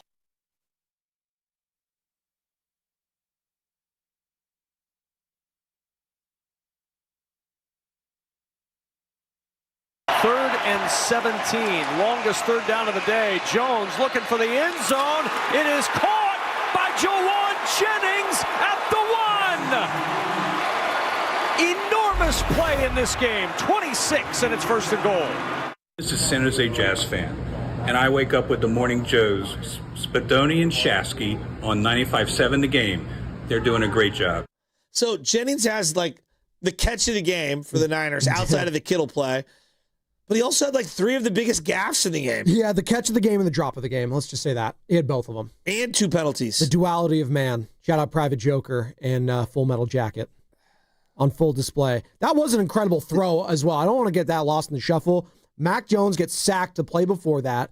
2nd and 9, 3rd and 17, Houston 27, and just a dart right there. Great catch, great throw. That leads to the touchdown pass to Jake Tonjes, who I thought it was actually intended for George Kittle, would have been his second of the day. But it was National Tight End Day yesterday, Joe, and not one but 2 49ers tight ends got touchdowns. Got the 2-point conversion with Demarcus Robinson, and all of a sudden, you felt like there was At any point in that game, you should not have felt like the 49ers had a chance to steal that one. And they did heading into the fourth quarter. It was like, wait. It's a one-score game? How? But that was the fact. It was a one-score game. It was 23-15. It's like, 49ers are they going to steal this thing? Are they? I think that's where Niner fans are saying, like, this season could not have gone crazier, and they had an opportunity to maybe steal that game, and they didn't. Field goal, 2-score game, rest is history, interception, drop pass. It just wasn't the Niners' day. I thought it was their poorest performance of the season, and maybe, just maybe, that was the game where the injuries caught up to them. Coming off maybe the win of the year on Sunday Night Football, that was the worst loss of the year, and we're talking all about it, Niner fans. We want to hear from you. 888-957-9570, and that was the first game, really, since Brock's absence, when we've seen all Mac starts, where I felt like I would have liked to see Brock in that one over the Mac, and I haven't felt like that for the most part, and I thought Mac wasn't horrible. I want to say that just clearly. I thought Mac, took what the offense was presented to him, if you will. You don't have Brandon Ayuk. He's never had him all year. You don't have Ricky Pearsall. This version of George Kittle, he looks compromised. God said he tore his full hamstring. Yeah, but you want to see Purdy compromised out there? Because I don't think he can't move. Well, Joe, that's the thing. I don't know what version of Brock I'm going to get. Then I know what I've seen from the past. And if I've seen Brock from last year, and I don't know if that's going to be Brock from last year. I just would have liked to see Brock Purdy yesterday. That's how I felt. I wonder where Niner fans feel with that. 888-957-9570. I know Mac wasn't the answer yesterday is what I'm getting at. He just wasn't. I saw C.J. Stroud on the other side. My takeaway, like I have a hard time having a quarterback takeaway from that game. To me, it was about everything other than the quarterback. Not that Brock's not better than Mac. It's just like their offensive line and how they're blocking up front is garbage. Colt McGivens got destroyed. Will Anderson looks like he's going right to the Hall of Fame if he plays like that. Well, yeah. He's been one of the best. I want to make this clear. Will Anderson has been one of the best all season long. It wasn't just against the Niners. No, he's been one of the kept best. Him in the game against Seattle. Yeah. He's been amazing. But Daniel Hunter looked great. Their secondary looked great. We have no playmakers on offense. They don't have time to throw. They don't have guys winning one-on-one matchups. And right now they can't run the ball. So you can say, oh, well, Brock can run around a little more. Okay, I agree. That's still not good enough. You got to have guys to throw to. The league's about playmakers. And yesterday, the best playmaker for the Texans would have been Braxton Berrios and Woody Marks.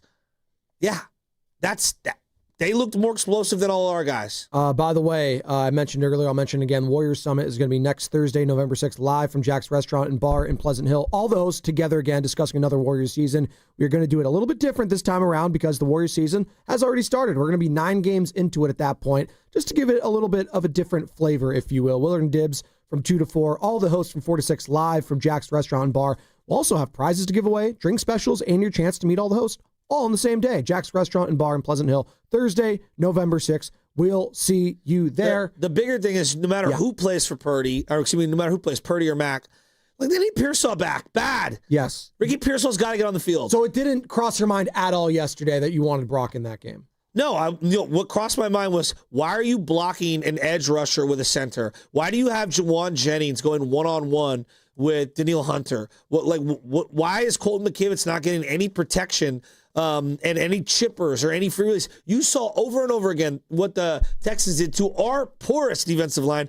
Oh, we'll chip this guy. We'll bring in the tight end, and we'll have 6 blockers. Like, the Niners are going 5-man straight up, 5-man protections, and you can't block a soul? Well, I'm with SF Bay Drummer, who called us earlier, who was at the game. I'm confused why they didn't have a similar game plan to that of the Rams just, a few weeks ago, where it was just dinking and dunking. It was the Patriots offense 2.0, if you will. Old school Brady, McDaniels, just slice and dice, because that's what the Houston Texans were basically doing to you. Well, Joe, why couldn't they? Because they were in 1st and 14 multiple times because of some pre-snap infractions. That's the problem right there, and that's when you have a lot of new bodies on there. You're gonna have you're gonna have the penalties, the false starts, the holds, and then you have a face mask. You had an illegal shift. They had an illegal formation. They sloppy. Yeah, sloppy. I know. It was the first game that I could say, special teams might have outplayed everyone. Well, that's a problem when it comes to the 49ers. I know. And Brian Robinson, the running back you traded for, his best play of the season was on a kick return. Oh, God. But here's what I don't understand. Yeah. Why is Garendo on this team? I don't know. No. I don't know. Well, Like straight up, I can't tell you why. He doesn't do anything. Okay, this guy Gifford, 57. What's he on the team for? Why is Nick Martin not playing? Well, no, what? Do you ask him? You ask. I don't know. They don't Special have teams. Like, is that what their argument's going to be? You got Tatum Bethune. You got D Winters out there. Tatum Bethune. He didn't know where he was on one play, and that cost them. It was a little dink and dunk to Marks right there, and he took it like 45, 50 yards just on a little check down. That can't happen. I mean, your two safeties you drafted back-to-back years, Malik Mustafa and Marquise Siegel, they're kind of the same guy. They can hit. They can't cover a soul. Well, then you got Jair Brown, before the season, who whiffed on a couple tackles yesterday, Braxton Berrios, who I didn't even know was, again, stop me if you heard this one before. I didn't even know that guy was still in the league and he's killing the Niners. We said that about Sterling Shepard a couple weeks ago in Tampa, and now Braxton Berrios, of all people, slicing and dicing. And Jair Brown, to go back to the comment before the season, saying he's at worst a top 5, defensive back in the league. Hey, come on, bro. Top 5? This was before the season he said that. Top 5. This is a dated reference. I'm at worst the second best Calvin Klein model. Oh, my God. It's like this wasn't before the season, actually. This was after he was made a slot corner, yeah. This is during the season? A slot safety. That's even worse. Oh, my God. Week 3, maybe? Oh, my God. There's a couple guys on this team that need to be moved. Is he one of them? Yeah. Well, we got the Juwan Jennings. I don't know if you 8 days from the trade deadline, by the way, Joey. 8 days. The Peanuts, the old television show, Charlie Brown. Sure. It's got the Great Pumpkins coming up here. Yeah. They used to have like the dark cloud following Charlie Brown, and it was just only rain on just him. That's what I feel like is going on with Juwan Jennings this season. Well, just a dark cloud on top of him at all times. Makes a play. There's like 4 other screw ups. They just can't get out of their own way. The dark cloud. Wasn't there another character on Charlie Brown that was just stinky? And it was just like a dirt cloud following him. What was his name? Sam, I can't hear you. What was that? Bottom up real quick. Pigpen. Pigpen. Stop. That's the 49ers offensive line. Joe, we are throwing deep bombs to Sky Moore. Sky Moore. Sky's the limit, baby. That's where the season is. Sky's the limit. Brian in Massachusetts, and I like how you attempted to spell Massachusetts in the box, Sam. I don't think that's quite it. What's up, Brian? You're on the Morning Roast. Hi, guys. How you doing today? I've been better. Yeah. I thought the previous caller stole a lot of my thunder about Kyle, the coach, versus Kyle, the GM. But Kyle, the coach, beyond the play design, I think you have to talk about player development. And that coincides with the draft. Are they drafting bad players? Are they not developing the players? Can it kind of be both? And who is making the final call on the draft picks? Is it Kyle or is it Lynch? Well, we've always been told, Brian, and thank you for the call, that it's the final say is Shanahan, but it's a team effort, if you will. So I don't know. Well, no, I think this is it Lynch, the defensive guys? Is Shanahan on the offensive guys? Like, do we really know? Do we? What do you mean? Do we really know? Well, Kyle runs everything. Okay, so then why is John Lynch there? As a figurehead. Just there to like smile and shake the hands and kiss the babies? No, but I'm sure he has some input. Well, we like to say he's got we like to give John Lynch credit sometimes for some stuff, right? Well, yeah, but I think he has some input, but I also believe that Kyle is at the end all be all, Kyle's the big boss man. And so I don't think he's making all the decisions on every single roster, every practice squad player, any of that. But hey, first round, our scouts like these 3 players. Who do you like, Kyle? Well, I like Pearsall. That's who we're going with. I do believe that he comes swooping in. This is just my personal interpretation of it. I do. I think that's how it goes. And I would argue that, I think for him to grow, I think he needs to recognize 2 things. The first part is you can't be doing that. You got to kind of trust your scouts and stop leaning on your position coaches for these draft picks. Well, ultimately, not only was it the poor decision-making on the coordinator level, but that's what did in Bill Belichick towards the end. It was just the whiffs on draft picks. So just Upton Stout is a great example. Upton Stout. I think Upton Stout was a specific Robert Saleh draft pick. Okay. I think Robert... They went in, him and the position coaches, and they were in on it. All right, we need to get our slot guy. And they had Chase Lucas already on the roster, not knowing what Chase Lucas was going to do in training camp. I think that they drafted him because they're leaning on Robert. They like Robert. Well, what if Robert leaves? What if Robert leaves? After 1 year, he's not even my DC next year. Who knows? Let's say he leaves. You think the next guy's going to love Upton Stout? So to me, that are you drafting the best overall player, or are you drafting the guy that fits the scheme ever so perfectly for that particular coach? You know, like that is bizarre to me. You think Saleh might leave this year? No, I'm just saying, like, that's a niche pick. Would you agree? Sure. Like a slot corner. I know they're in slot 60% of the time. Yesterday, the Texans were in, the three-man wide receiver sets all over. But, like, that's not a good pick. Like, you drafted a 5'8" slot corner. You just said it right there. I don't like the lack of size at that position when we just saw yesterday, like, some, like, no name. Like, we don't know those people that were catching balls, basically. Outside of Braxton Berrios for the Houston Texans, I didn't know who Hutchinson, Higgins, I think I called him Wiggins. Shout out Andrew earlier. Didn't even know the guy's name. 6'4", 6'3". I saw their size. Right. I saw the hands. No, that's the problem for me. It's not so much, the cornerback, because I don't mind that position getting addressed, because I think in this league, in a throwing and a passing game, Joe, you need to have a stout secondary. What did in the Niners in that Super Bowl was the plays like a Trent McDuffie. Sure. Right? Like, you saw the sticky man coverage of the Kansas City Chiefs stifling the 49ers wide receivers. So I don't hate that position getting addressed. I hate the lack of size. Size does matter in that regard. It does. And if you don't have the size, you have to have at least the hops. And he was getting mossed. Hell, you saw Kyle Pitts last week doing that for the Falcons multiple times on Renardo Green. They took Danny Gray. They've taken Ronnie Bell. They took Ricky Pearsall. They've taken Jacob Cowings. And they took Jordan Watkins. None of these guys can see the field. What's the most? That's just like insane. Coming from this, that wide receiver. Coming from this game, Joe, as much as we were talking about last week, and we're talking about the compare and contrast of just the feels from last week to this week, going from maybe your best win on Sunday Night Football to your worst loss yesterday in Houston. What's the most concerning aspect of that loss yesterday for you? And I know it's the draft capital position group. I'm saying in particular, is it the secondary? No, it's the trenches. So think about this year. I'm making you pick, though. Is it the defensive line? I'm going to go straight to the D-line. Think about this, right? All three of these guys are defensive tackles. Let's just call it what it is. They took Mykel Williams, Alfred Collins, and C.J. West. 3 of your first 5 picks were on the defensive line. Is the defensive line better than it was last year? Well, you don't have Bosa right now, so I'd say no, right? I don't think it is. I mean, your best acquisition was Bryce Huff. Well, and Leonard Floyd last year was what? I know he had 8.5. Overrated. I know, but so that was the guy. You can't stop the run. Like, and he, like, Mike Hill actually is good at stuffing the run, but as a team, they can't stop the run. They really miss Bryce Huff. Yeah, but Bosa's not the greatest run defender either, and like they really can't get any pass rush whatsoever.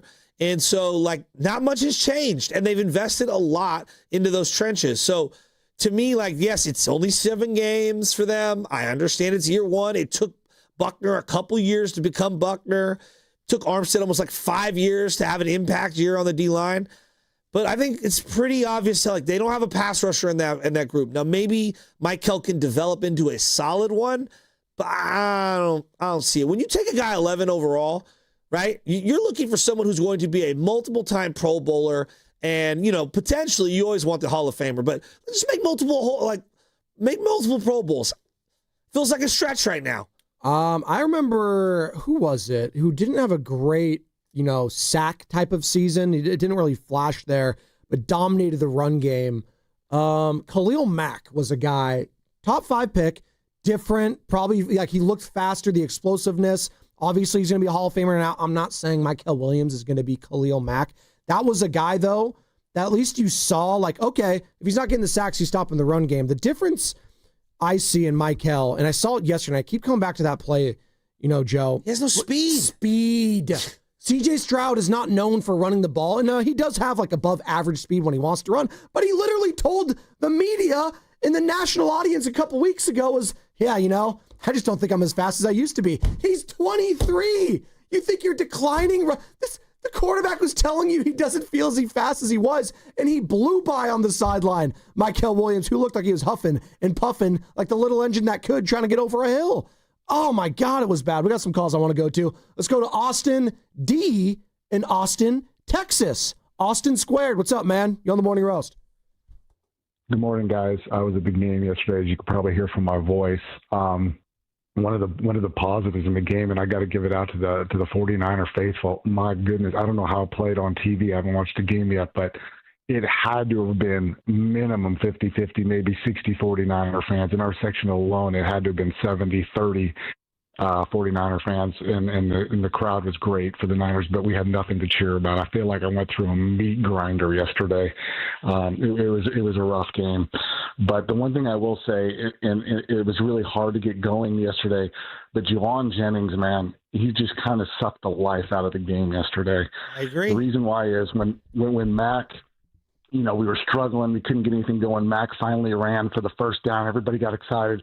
And for no reason, Jennings commits the face mask. Everybody in the crowd was like, what is he doing? And then obviously the long pass where he didn't make Mac, threw a great ball, didn't make the connection with Juwan. It's unfortunate because we've always been a Jennings fan, but he's always been our number 3. He's not the number 1. I don't know if the agent gave him some bad advice, but I think it's time, and I think with the trade deadline, he needs to go. It's unfortunate, but he probably needs to go. But it was a rough game yesterday. There was a point in the third quarter, Shasky, you kind of made a point about this, about the drafting. I looked up on the Jumbotron in the stadium yesterday in the third quarter, and I'm looking at the defensive line. I'm like, who are these guys? I mean, it was just crazy. And then when Team Rangers didn't go in, even my kids looked at me like, Dad, where's the rookie Martin? Where's the rookie? D. Winters just went out. And I'm like, I don't know. I don't know. So I'm going to watch the game tonight later just to see how it was. But the faithful showed up, the Niners didn't, and Juwan Jennings, man, it's unfortunate, but man, I think it's time to go. The NFL is so plug and play, right? And I'm not saying that every guy is going to be plug and play. You're going to miss. Like, I went through the Chiefs drafts. Like, the Chiefs, they do pretty well. Yeah, you have the Chiefs miss that's on your roster right now. His name's Sky Moore. Exactly. He literally is like, I don't want him. See ya. Yeah. We'll get a pick for him. I know. I can't believe we gave him a pick for him. Well, what's worse right now, the Sky Moore, the Brian Robinson pick you gave up? I think both. Oh, my God. I mean, what about the one for Debo where you took a fifth round? It was either Jordan James or Siegel. One of the fifth rounders was for Debo. Like, I think it was Jordan James. Yeah. Or no, Jordan Watkins? No, Watkins fourth round. Yeah. So, look, I don't get the Nick Martin thing. You took him 75th overall. To me, the first 3 rounds, 2 of those guys got to start right away. Right away. To me, it's pretty straightforward. And the fact that this guy can't even suit up is alarming. And then the fact that, okay, now everyone's hurt, he's going to suit up, and then D. Winters goes down. Let's go to Curtis Robinson. You've cut him 600 times. You're going to go to Curtis Robinson. Who is clamoring for Curtis Robinson? And then they're playing this guy Gifford on special teams. Special teams sucks. Oh, my God. Oh, well, he's in there for special teams. Okay. Well, can Nick Martin be that much worse than him? This is the same personnel department that told me Devondre Campbell, he's our best linebacker last year, and I was like, yeah, I don't know about that. Yeah, but I judge Robert Saleh way more, like, and in his, like, how he views this team. I take stock into what Robert Saleh feels way more than Nick Sorensen last year. So here's okay. This is where Gabe Kapler lost me. Tell me what you're doing. I'll ride with it. Let me know. Steve Kerr has said, I'm playing who gives us the best chance to win. All right, I get it why Kuminga's on a short leash. All right, I get it. But where people get frustrated is like, well, why is Pajemski allowed to play through mistakes? Right? I think most people, they ask those questions. Why are you saying on one level, Nick Martin's not ready and he's not better than Gifford and let's just say Curtis Robinson? But then you turn around and tell me, oh, but Upton Stout, he's going to be able to play over Chase Lucas, who we all recognize Chase Lucas is better than. Today, Chase Lucas is better than Upton Stout. But they're married to this thing like by the year's end, Upton Stout will be better than him. Okay, look, I'll ride with that. I'll live with some of the mistakes. Play Nick Martin then. Get Gifford off the field. Get Curtis Robinson, see ya. Sorry, like goodbye. No one was claiming him when you cut him and put him on the practice squad. Play Nick Martin then too. If you're going to struggle with the rookies, be committed to struggling with the rookies. Why are you playing Jair Brown over Marquise Siegel? Jair Brown sucks. He's done. If you want to play the rookies, then play Marquise Siegel. I would rather watch Marquise Siegel struggle today than Jair Brown in year 3-4 struggle. So, like, this is where it's like, which side are we on? Are we developing the rookies? Or are we playing the guy who gives us the best chance to win? Or are you picking and choosing? Because when you're picking and choosing, it's going to drive me crazy. Robert Saleh, I'm sure will be asked that when he speaks to the media at some point this week in regards to the linebacking core, and we'll see again. Joe Shasky's scariest day of the week is not the Sunday scaries. It's the Monday madness, if you will. When you see that injury report we saw last week, we thought, oh, wow, great Niners win. Everything's all good. And then we get the report at 12 o'clock. Oh, yeah, well, Bryce Huff's out for a couple weeks. Oh, great. I hope that doesn't happen today. Again, I hope it doesn't, but D. Winters, knee inflammation, scares the hell out of me. Sam Okawanu, who's probably been the most consistent player on your defensive line, left the game with an injury. Great. Like, when it rains, it pours again, Joe. And then I think about this young wide receiver who was hurt. Like, so, like, I'm a little more patient with it. Like, he was hurt. Jordan Watkins, he got hurt. He hasn't played a lot. Yeah. All right. The guy comes back out. It's his first ever NFL game. First ever. And you don't give him like a tiny little touch, just a little quick pass, get his hands on the ball, maybe an end around, get acclimated to the game speed or whatever. Now, hey, dog, go deep, 20 yards out, game on the line, make a play. Right. What? Hey, Sky Moore, you haven't touched the rock but maybe once or twice on screens. You go deep. We're throwing you the 60-yard bomb. I think he stinks. What are we doing? And he stopped running on that route. I don't know if you guys paid attention to that. Matt got blasted on that play. Oh, shocker. That Sky Moore stopped running. Kyle Shanahan, what went wrong yesterday? A little bit of everything. I mean, it wasn't good enough at all in all three phases. Special teams played the best, but I thought we struggled to tackle, struggled to get a rush. Thought we made too many mistakes in the secondary on some of our zone dogs, and felt like we didn't challenge them enough in man either. So a little bit of everything. You said it. Yeah, you said it earlier. Special teams played the best. Hey, there's a silver lining right there, Joe. I'm asking myself, like, how can I get my most explosive guys out on the field? Yeah. What happened to Jacob Cowing from last year? Is he just not good? He's gone. I don't know what I don't know. He had a little wiggle. Can we get a look at him? And then he hurt his hamstring, so apparently that wiggle's gone. They can't use him. I'm just saying, dude. Everyone's been hurt on this team. Jordan James, you drafted him. I don't know why you drafted him. Can he be that much worse than Isaac Orendo, who you clearly hate? I have no answers. I wish I could. No, seriously, Joe, I wish I could tell you why and their thought process and all this. I don't have a retort because I don't know why. I don't know the method to the madness. Maybe they're not doing something in practice that they want to be seeing. And I hear you when it comes to, I just want to see these guys in real games, but they have to do it in practice too. And if they're not doing it in practice, if I'm Robert Saleh, if I'm Kyle Shanahan, well, then you're not going to pass the test in practice. I'm not putting you out there. But I agree with that philosophy. But then why is Upton Stout playing over Chase Lucas? Chase Lucas has made two game-winning plays, right? Maybe it's Renardo Green needs to come off the field. I don't know. I'm asking out loud. Why is Stout playing over Lucas then? Like, I hear you. I would agree with that. Hey, I'm going to play who gives me the best chance to win. Well, right now, if I just poll the 100 Niner fans who actually know who the two players are, who's better, Upton Stout or Chase Lucas? I mean, I guess Chase Lucas, but like we haven't seen enough of either of those guys for like. I hear you. Win the Atlanta game without Chase Lucas. Well, no, yes, absolutely. They benched. Let's call it what it is. They benched Upton Stout. They fouled it under ankle injury. Chase Lucas went out there and outplayed him. But again, that's a game, a quarter, or 2 quarters. So like they must feel more confident Upton Stout to keep putting him out there. But I feel you. Yesterday, he got absolutely destroyed, and he did last week too. Xavier Hutchinson. Jalen Noel, however they're calling him, Braxton Berrios and Jaden Higgins, 318 receiving yards. But for guys, I don't know who those guys are. Well, what about Laken Tomlinson, who I didn't want to pay? You let him walk. He's playing on that offensive line for the Texans. The Texans' offensive line... Awful. Might be the worst in the NFL. Well, could have fooled me because yesterday they looked like the 1992 Dallas Cowboys. And that was... Did you see the holes those guys were running through? That was most disappointing to me. And I'm with you when you said the defensive line. It was awful. Like even... Carter brought this up on the broadcast. Just no speed. They have the audacity to say, this team is missing Fred Warner, Nick Bosa. And man... Yetur Gross-Matos, and Carter was like, how dare you even say that guy's name when it comes to who the 49ers miss? I haven't seen Yetur Gross-Matos do anything on the field. Maybe one play he's made all season long. Well, they missed Bryce Huff. Oh, my God. I mean, wow. What a difference a week makes. You think Gross-Matos was an all-pro the way they talk about him? I mean, honestly. Just get rid of the Matos. It's just gross. Jose in Oakland. What's up, Jose? You're on the morning roast. Hey, good morning, guys.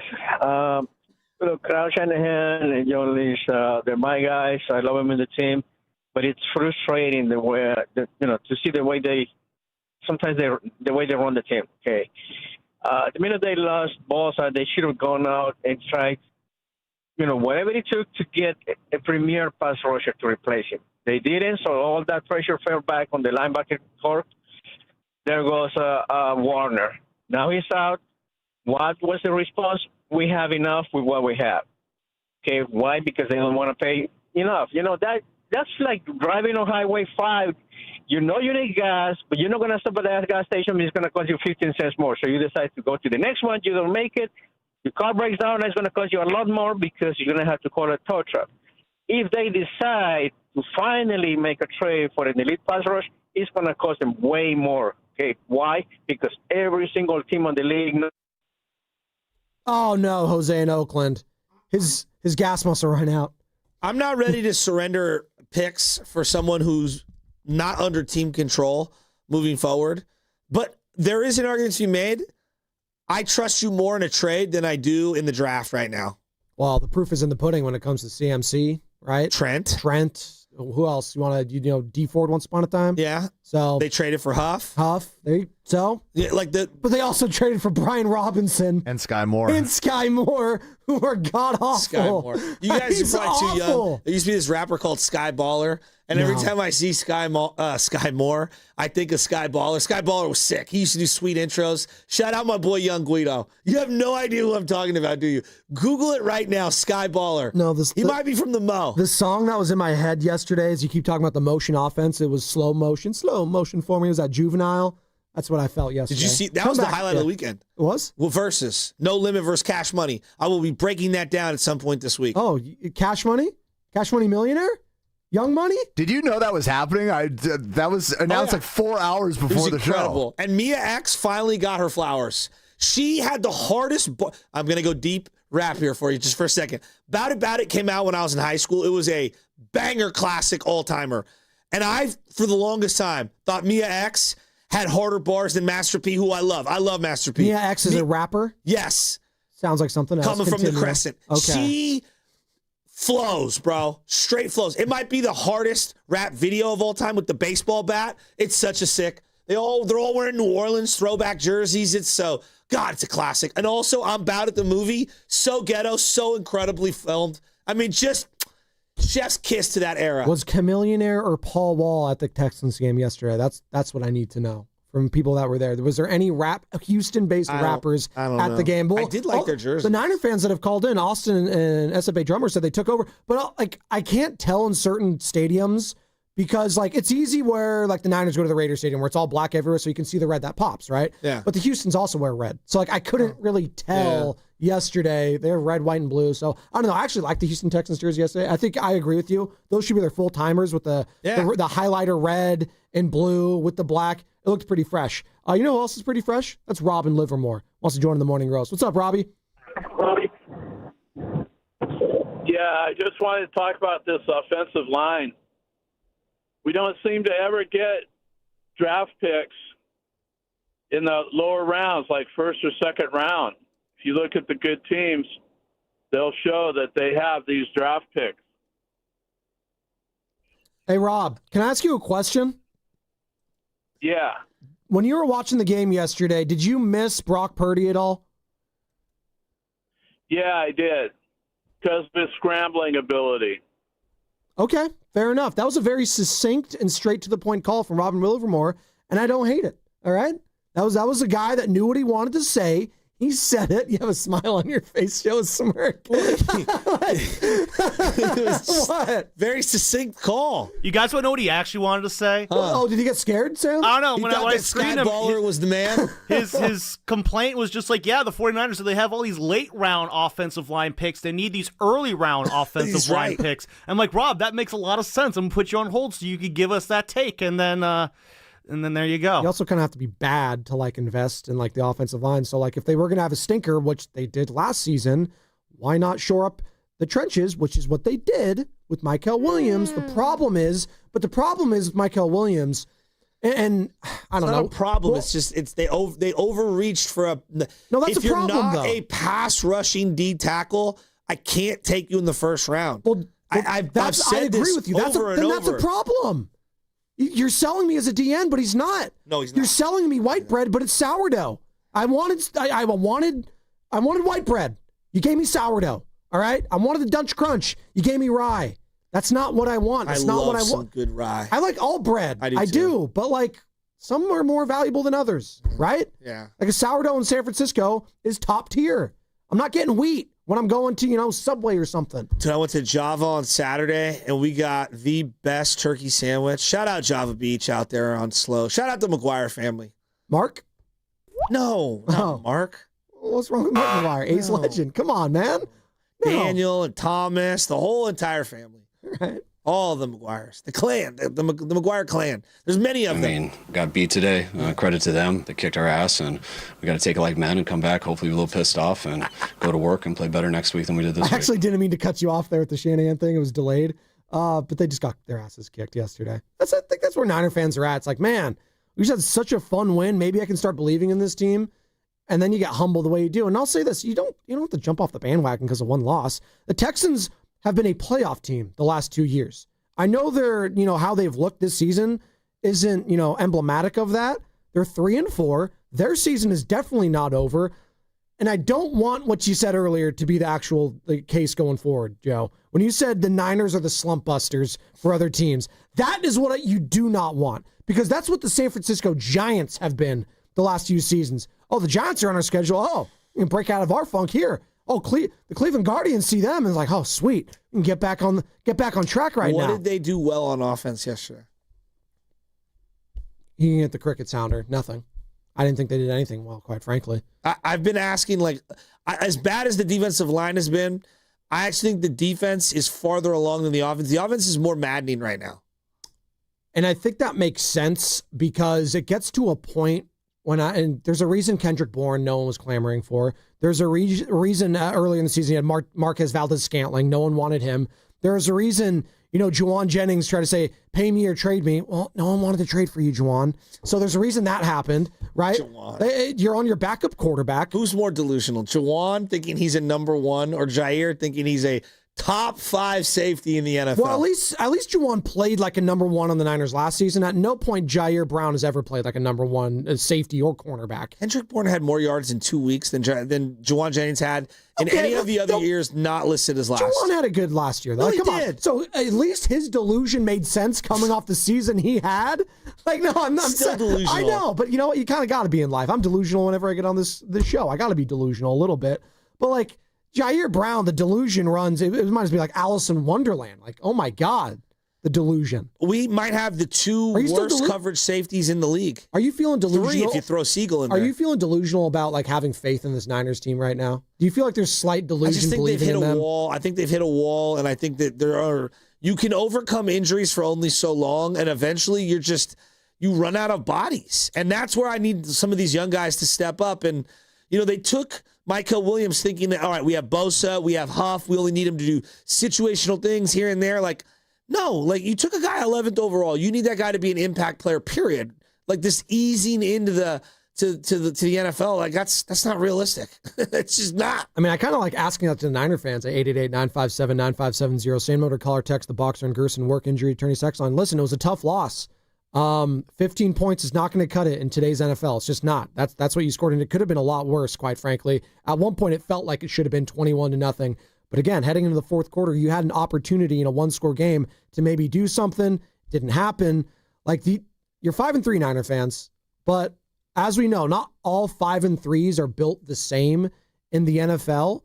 That being said, is it delusional to believe in this team still? And when I say that, I kind of say it with respect, because if you just take a step back, all the injuries this team has right now, Bosa, Warner, Ayuk, Pearsall, Brock Purdy, and that's also what I want to talk about. Now D. Winters. Something else. The fact that I had to go into all those other names first before I even brought up your freaking quarterback,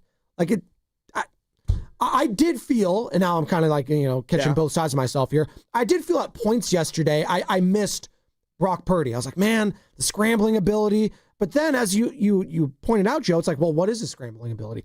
I don't know. I mean, if you can't move on the leg, you can't move. The other part is I just think this offensive line is going to get a lot of guys hurt. I'm really surprised Mac Jones has lasted as long as he has. Got absolutely popped by Will Anderson yesterday and gets up. The toughness factor for Mac Jones, though, if I come away from anything this season, guy's tough as hell. He is. And I didn't know that about him coming out of the year. And it is a hallmark for a San Francisco 49ers quarterback under Kyle Shanahan. You do have to have a level of toughness. Say what you will about Jimmy because our center is going to be swinging out to try to block one of the best defensive ends in the game. It's true, but hey, Juwan Jennings, man on man, you versus Danielle Hunter. Danielle, whatever. Danielle. Not Danielle. I'm trying to stay calmer, Joe. All right, I had a Tony Soprano moment last week. I'm trying to stay calmer. But, you had Tony Soprano in the car passing out? Basically. No. Yeah, except nobody was. I wasn't singing like he was. You're listening to Jimi Hendrix. No. In all honesty, I'm glad you're okay. You have a smile on your face, and I'm trying to stay calm. Well, I'll say this: the fact that they kind of got humbled yesterday, I feel like this is a calmer Joe Shasky, and you're not saying it's the end of the world. No, right? I'm just frustrated that the picks that they have aren't coming along here, and I don't understand the rhyme or reason. If we're going to play guys because of draft status, fine. Then just play the young guys. Let's do it. If you're going to play whoever's better, well, then do that. Don't do a little bit of both. Let's do the injury report.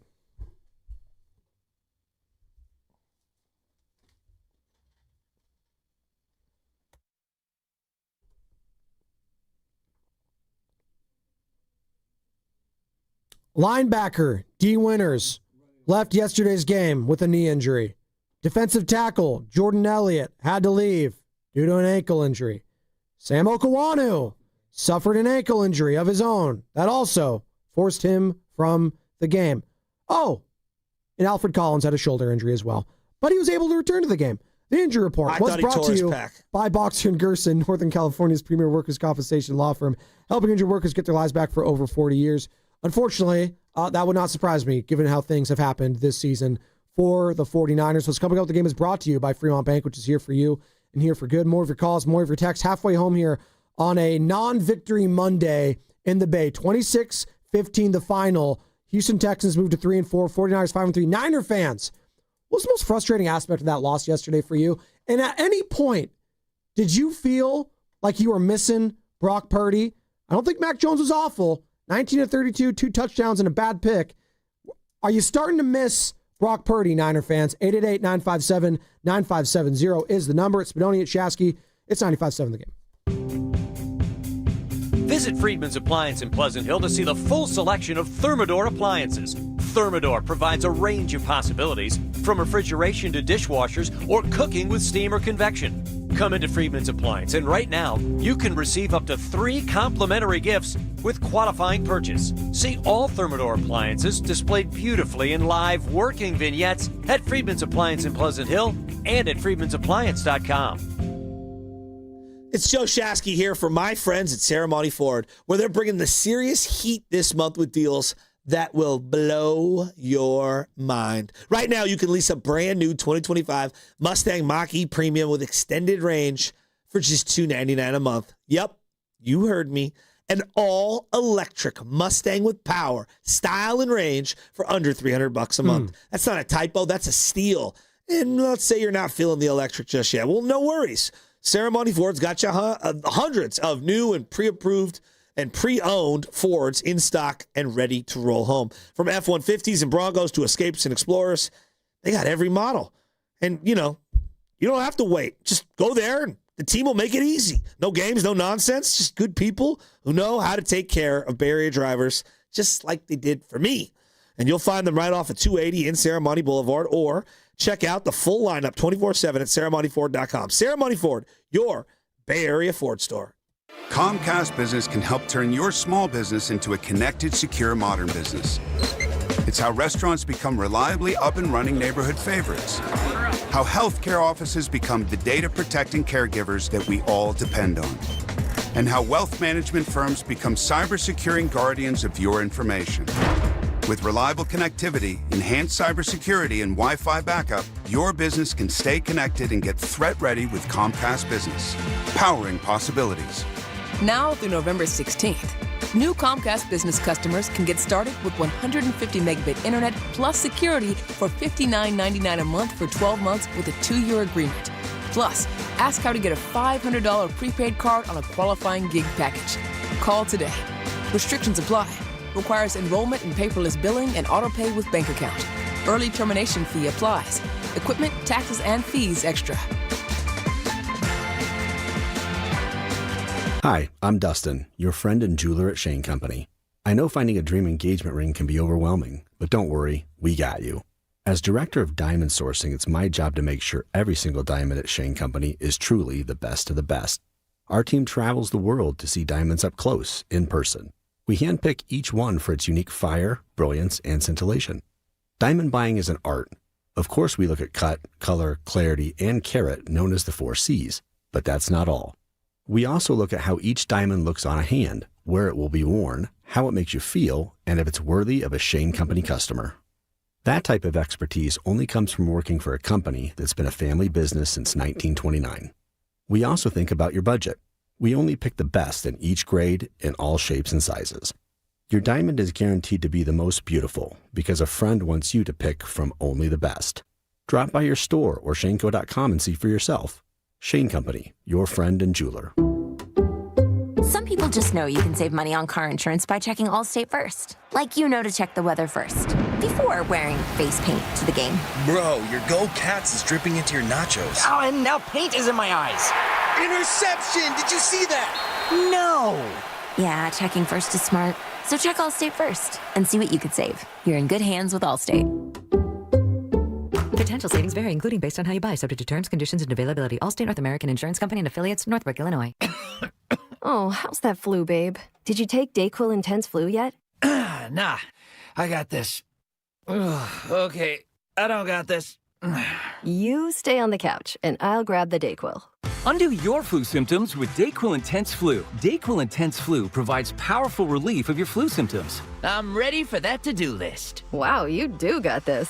Dayquil Intense Flu, the daytime coughing, aching, fever, under your flu medicine. Use as directed, keep out of reach of children. I'm Piera Palazzolo, VP of Digital Marketing for the American Management Association, a company focused on the management training skills needed to enhance the careers of business professionals. We did our research when it came to the best companies for website development and chose AmericanEagle.com. And we couldn't be happier. AmericanEagle.com worked closely with us to understand the front and back end requirements needed to launch an e-commerce website that could handle the complexities of running thousands of seminars nationwide. Our robust new website and improved SEO saw immediate increases in site traffic and web revenue. If you're in need of managerial effectiveness and success, visit our website at amanet.org. If you're in need of a website that provides an unparalleled consumer experience, I highly recommend AmericanEagle.com. Transform your business today. Dial 877-WEB-NOW1 for a free digital consultation with AmericanEagle.com. You're listening to 95.7 The Game, KGMZ-FM and HD1 San Francisco on Odyssey Sports Station and the home of the Golden State Warriors and Valkyries. Always live on the free Odyssey app and now coming to you live from the Laughing Monk Studios.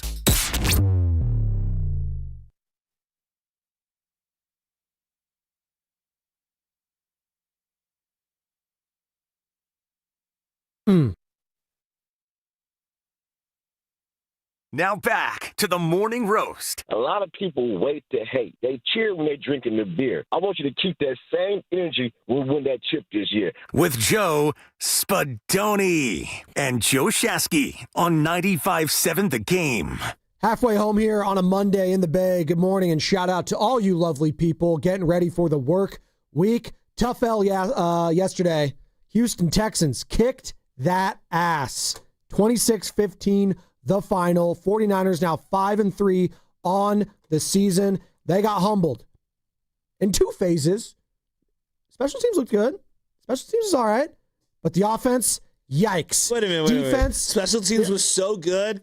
Thomas Morstead had to run over and talk to Sky Moore. You know what? About where to field the punt. Hey, that's a veteran that's been in the league for almost a decade plus. Actually, more than a decade. Thomas Morstead's been in the league since Jesus. 15 what are you plus talking years. about, dog? Oh, wait, what do you got there? He was one of his wise men. Hold on, he's got a delivery. Pick me up. You got a special delivery from Carter Chickering? I'm trying, dude. I told you I had a Tony Soprano thing happen to me last week, and I'm trying to consume. Hold on. When you say Tony Soprano thing, the only person that had Tony Soprano thing last week was Chauncey Billups, who allegedly ties to the American Mafia. That's a junior issue. Like where the feds come in. Oh my Tony, God. you evaded the feds. What remember? is it? RICO predicates? That's what it is. So if you've ever watched Sopranos, and I'm getting a little personal here, but if you've ever watched The Sopranos, it opens up with basically Tony passing out, thinking he's having a heart attack.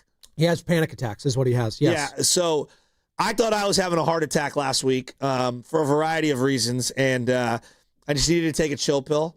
And I'm not going to go too deep into it, but let's just say we talk about, balance in life and mental and physical and emotional stress and all the things that can, do you in. And I legitimately thought I was having a heart attack last week, and so I've got to scale things back. And you know what? I'm proud of you for acknowledging that and doing that, and I'm glad you're feeling better now.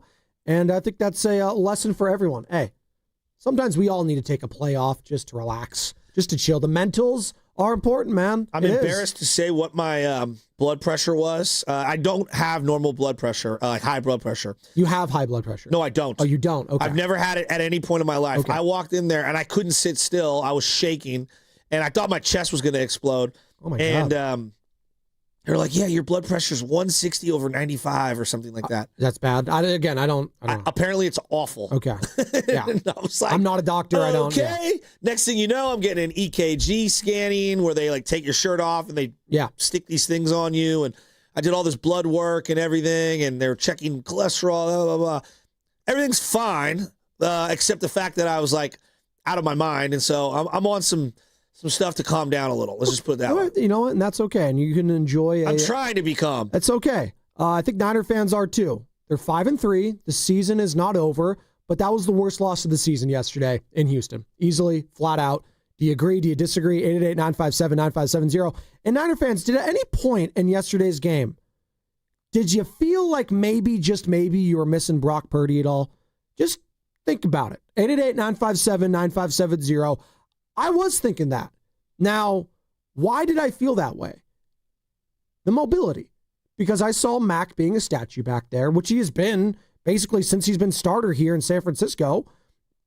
I felt like they missed the legs of Brock Purdy.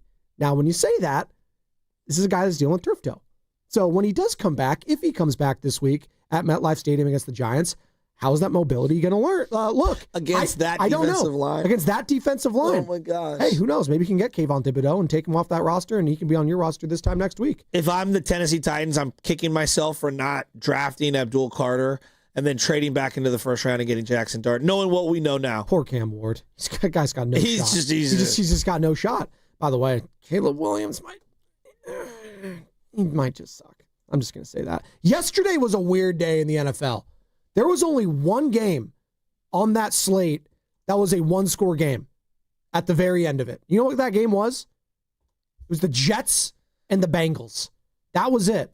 And on the morning, unfortunate passing of Nick Mangold, who was a Jets legend, Ring of Honor, former offensive lineman. I know you know who Nick Mangold is. Rest in peace to his wife, to his family, to his children. For them to get that win yesterday, I thought was really special and cool for Aaron Glenn, the head coach, afterwards to give a shout out to him. And, that was a huge win for them and they're only one of the season thus far. But that was the only game that was decided by a score or less. Dolphins, 34-10, blowing out the Atlanta Falcons. Atlanta Falcon defense for nothing in fantasy. Hell, go back to Thursday. Chargers absolutely destroying the Minnesota Vikings.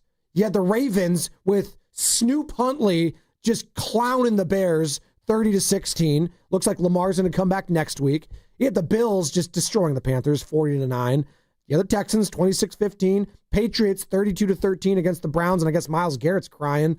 He had 5 sacks. He's like, I can't do this. Dude, you signed up for it. Miss me with the crying, Myles Garrett. You took the money, you stayed in Cleveland, and they suck. And they're going to continue to suck for the rest of my life because they're the Cleveland Browns with that ownership. That's the only way it's going to change. I'm a Browns fan.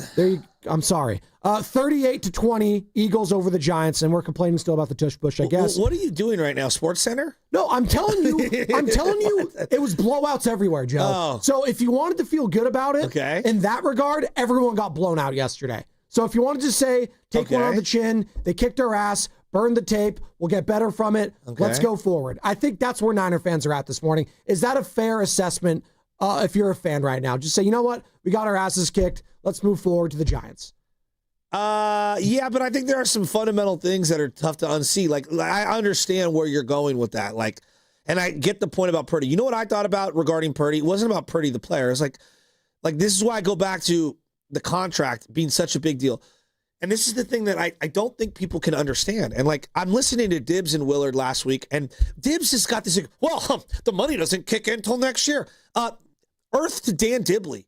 They have been budgeting for this contract for the last 2 years and the next 2 years. So every move that they've made has coincided with the knowledge that the Purdy contract is hitting the books. So you could say, the contract doesn't hit their books until 2026. Well, the reality is I say goodbye to Deebo Samuel in 2025. I'm confused. Yeah, why does that matter to this season? Is he saying they're going to add pieces? No, just that like people, when they bring up the contract, I think that he's like, well, it doesn't really affect them this year. No, it did. Like, why is Hargrave not on this team? Well, in part because he sucked, and in part because they have to afford Purdy.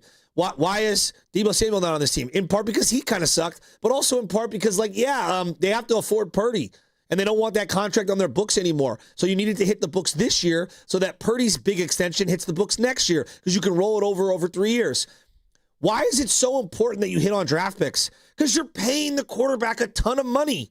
A ton of money. When your quarterback is making $1 million a year, you can afford to have Deebo Samuel be up and down, making 19 large a year. You can afford to have Brandon Ayuk, injured and still be able to get away with it. Like right now, all their big money contracts are only making it so that you're looking at the draft picks because they're all hurt. You're looking at the draft picks and you're like, I don't think you draft well enough to overcome how much you're spending on Purdy, Ayuk, Bosa, Warner, and Trent. And I even, you could say CMC's been good this year. He is making like a second or third most at the position.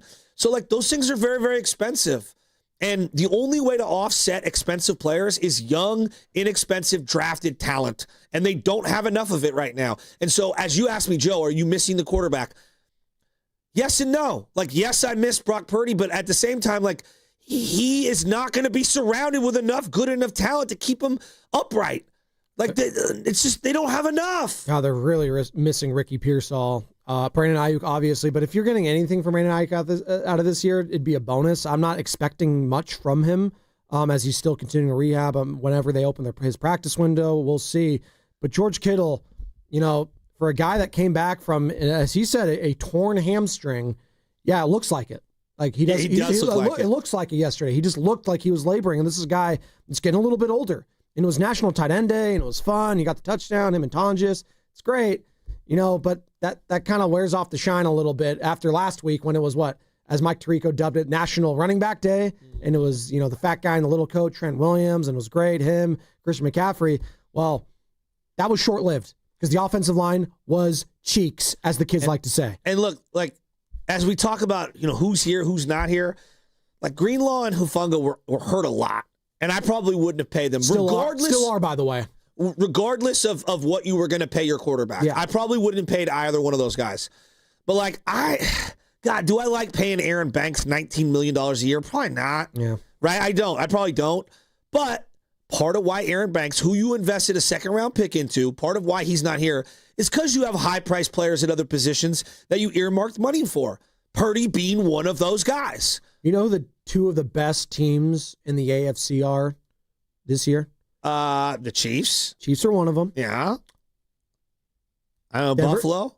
Buffalo Bills. Okay. Denver Broncos. Denver, yeah. And they paid McGlinchey $50 million in free agency. I didn't love that, but for them, they think it's a good deal. And the surprise of the year, the Indianapolis Colts. Yeah, well, their offensive line's been good. All those teams have what in common? Exactly. Their offensive line. But they invest, whether it's draft capital, whether it's a Quentin Nelson, whether it's a Jordan Mailata, whether it's, a Lane Johnson once upon a time, who's the old man on that line. Like, they invest, man. Joke. They do. If they...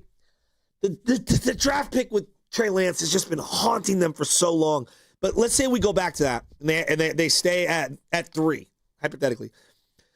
Even if they don't take a quarterback, I'm not convinced they take Penei Sewell, knowing their philosophies. That would be a crime. That would be an absolute crime. Right? Yeah. Which is sad. So like this year, right? You took Michael Williams. Let me ask sincerely, and look, this is what we do around these drafts. Would it have been better to just draft Warren, the guy that Indianapolis did end up taking? Tyler Warren? We talked about it. I mean... And then bye-bye Juice, bye-bye Tonjes, and you don't need to pay Luke Farrell, and now you have the successor to George Kittle. Like, so as I'm frustrated this morning, I do believe, like, hey, your defensive line needed a ton of help, and I get why you invested in it. But when you take someone at 11, when you get lucky and you have a bad year, part of the compensation is you need to get a difference maker at that spot. A blue chip talent. Legit blue chipper. And in 2020, they had a down year. So they got that 12th pick. Yeah. And they mortgaged multiple years to move up to 3. They are still reeling from that. And they haven't been able to overcome it. And these last couple years of drafts, like, they're not supplementing it enough. By the way, shout out to those watching on YouTube. You can get involved in the conversation there. Brought to you by First NorCal Credit Union. For a low-rate auto loan, apply online or just ask for First NorCal financing at the dealer. And as always, coming to you live from the Laughing Monk studio, Laughing Monk, righteously brewed in San Francisco. And I saw that they got some special brews going, witch's brew, if you will, for their special Halloween menu over at Laughing Monk. So go check them out this week. Halloween on a Friday. Joe. It's going to be popping. The stat that came across the television yesterday that dropped my jaw. I couldn't believe it. I was sitting there with Michelle, LJ, we were playing football catch, and it said Kyle Shanahan, since 2017, his teams, they have missed 2,036 games. The players combined, yeah. It's unbelievable. In 9 years? Yeah. Most in the NFL in that span. And I think in NFL history in that span. You have missed hundreds of games, potentially, per year? It feels like it. It makes sense. But to say 2,000 is insane. Joe, they play 17 games. They don't play 162 games. Oh, they play a lot of playoff games, though, under Kyle Shanahan. So that adds up. But I hear you. 2,000? I hear. But they have also had players that don't suit up for the entire seasons. I didn't think it was a real stat. I thought it was fake. I thought they made a mistake. I can't defend it. It's a eye-opening stat. 2,000. As Ricky Pearsall can't get on the field. As I've got D. Winters, one of the good draft picks the last couple of years, getting hurt. It's like, wow. As he says, 2,000? Injuries are a part of the game, right, Kyle? I mean, injuries are part of the game. I mean, I kind of used to get a lot more frustrated with it, and I'm a lot more used to it just over my career. You know, the frustrating part is trying to find answers and not working throughout that game. And I feel him on that because it is. It's just part of the game. Well, but he has to have that mindset because he can't allow himself to dwell on it, because once you start dwelling on that, it's going to take you away from the present. You're going to be worried about the past. And you need to be focused right now on the team. I understand. What about adjusting your game plan? But Joe, here's a great example. Well, when you saw Matt get blasted on that one play that he threw deep, they showed the replay, and Moose Johnson's like, yeah, I don't love that. I don't love swinging my center over to guard, Will Anderson. Like, those are philosophical beliefs by Kyle that he can do those types of protections and still win games at a high level. And that's the difference between what drives me crazy on Kyle. I love him for play calls, but the principle of how he treats the protection at the O-line and how he invests in them, it feels like his Achilles heel. I think D'Amico Ryans, who was a former DC here in San Francisco, played with Kyle when Kyle was on the staff back in Houston. D'Amico's rookie season. You know, I think he got scared a little bit yesterday. I thought Kyle coached scared because he knew that D'Amico Ryans knows that offense inside and out. And he just wanted to be very vanilla. He didn't want to show his hands. He didn't want to show his cards. And I thought D'Amico Ryans absolutely took his lunch, and they kicked their ass yesterday in Houston. Where are the fans at? Chambry, Nick, Stefan, we'll get to all of you. Let's start off with Stefan, who's in Seaside. What's up, Stefan? You're on the Morning Roast. Hey, how you doing, Joe? Good morning, man. Good morning. What you got, man? Yeah, man, I just wanted to say before, we scrutinize Kyle too hard, man, and beat his head in, man. They could see the dry land through the muddy water, man. The front line on the D was kind of thin, and once the front line is kind of thin, it makes the linebacker area kind of vulnerable. So missing Wagner is a high price situation. But as you know, the NFL doesn't stand for National Football League. It stands for not for long. So once somebody's injured, hurt, it's the next man got to step up, Is there someone on the phone with you? Yeah. Oh, he gone. Yeah. Hey, Joe. Oh, there you are. There you are. You're back, man? Stefan. What's up, you bro? in the car with somebody? You working right now? This call and your telephone number will be monitored and recorded. Oh, he gone. There you go. I was like, was I the only one that heard a second voice on that call? But he's right in that NFL, not for long, and his point is being well put when it comes to the defensive line being thin, affecting the linebacker course. And then once you lose winners on top of that, and you have Bethune not knowing where to be on a check down I'm not pass. mad at Bethune, though. No, you don't. Listen. I hear you, though. Joe, I'm not mad at a lot of these players, to be honest with you, because they're being put in situations that they should not be in. Joe, how about the play where, it's a third down, okay? Upton Stout's in the slot, and he turns to Jair Brown. I showed you guys on the replay. He turns to Jair Brown. Hey, I'm going to blitz here, so make sure you cover this guy. And literally says it. Turns into a first down. What does Jair Brown do? Stays 500 yards off the guy, okay? And Upton Stout blitzes. CJ sees it coming a mile away, just bang to the guy that he vacated. Easy first down. And I'm like, guys, we're making it too easy for the other team. Way too easy. Let's go to Chambry, who's in Arizona, wants to join the conversation. Chambry, what's up, man? You're on the Morning Roast.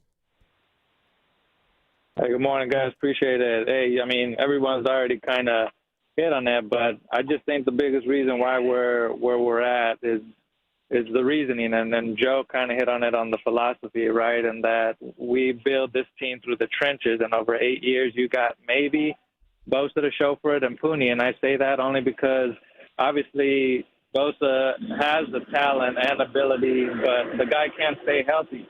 So other than that, you just keep drafting on the defensive line, and you just do patchwork on the offensive line and got nothing to show for it. The reasoning why you're this so-called dub genius, yet for however many years Kittle has been with us, I forgot now, you can't design a damn red zone play to flank him out in a bunch formation or out to the perimeter to have him actually be a red zone target. The reasoning why you can't play certain players, it just baffles me. The reason why our receivers are in the doghouse is because you put them on 3rd and 25 and have him run a deep out. He drops a pass, game on the line, up, your ass is in the doghouse. No longer are you playing.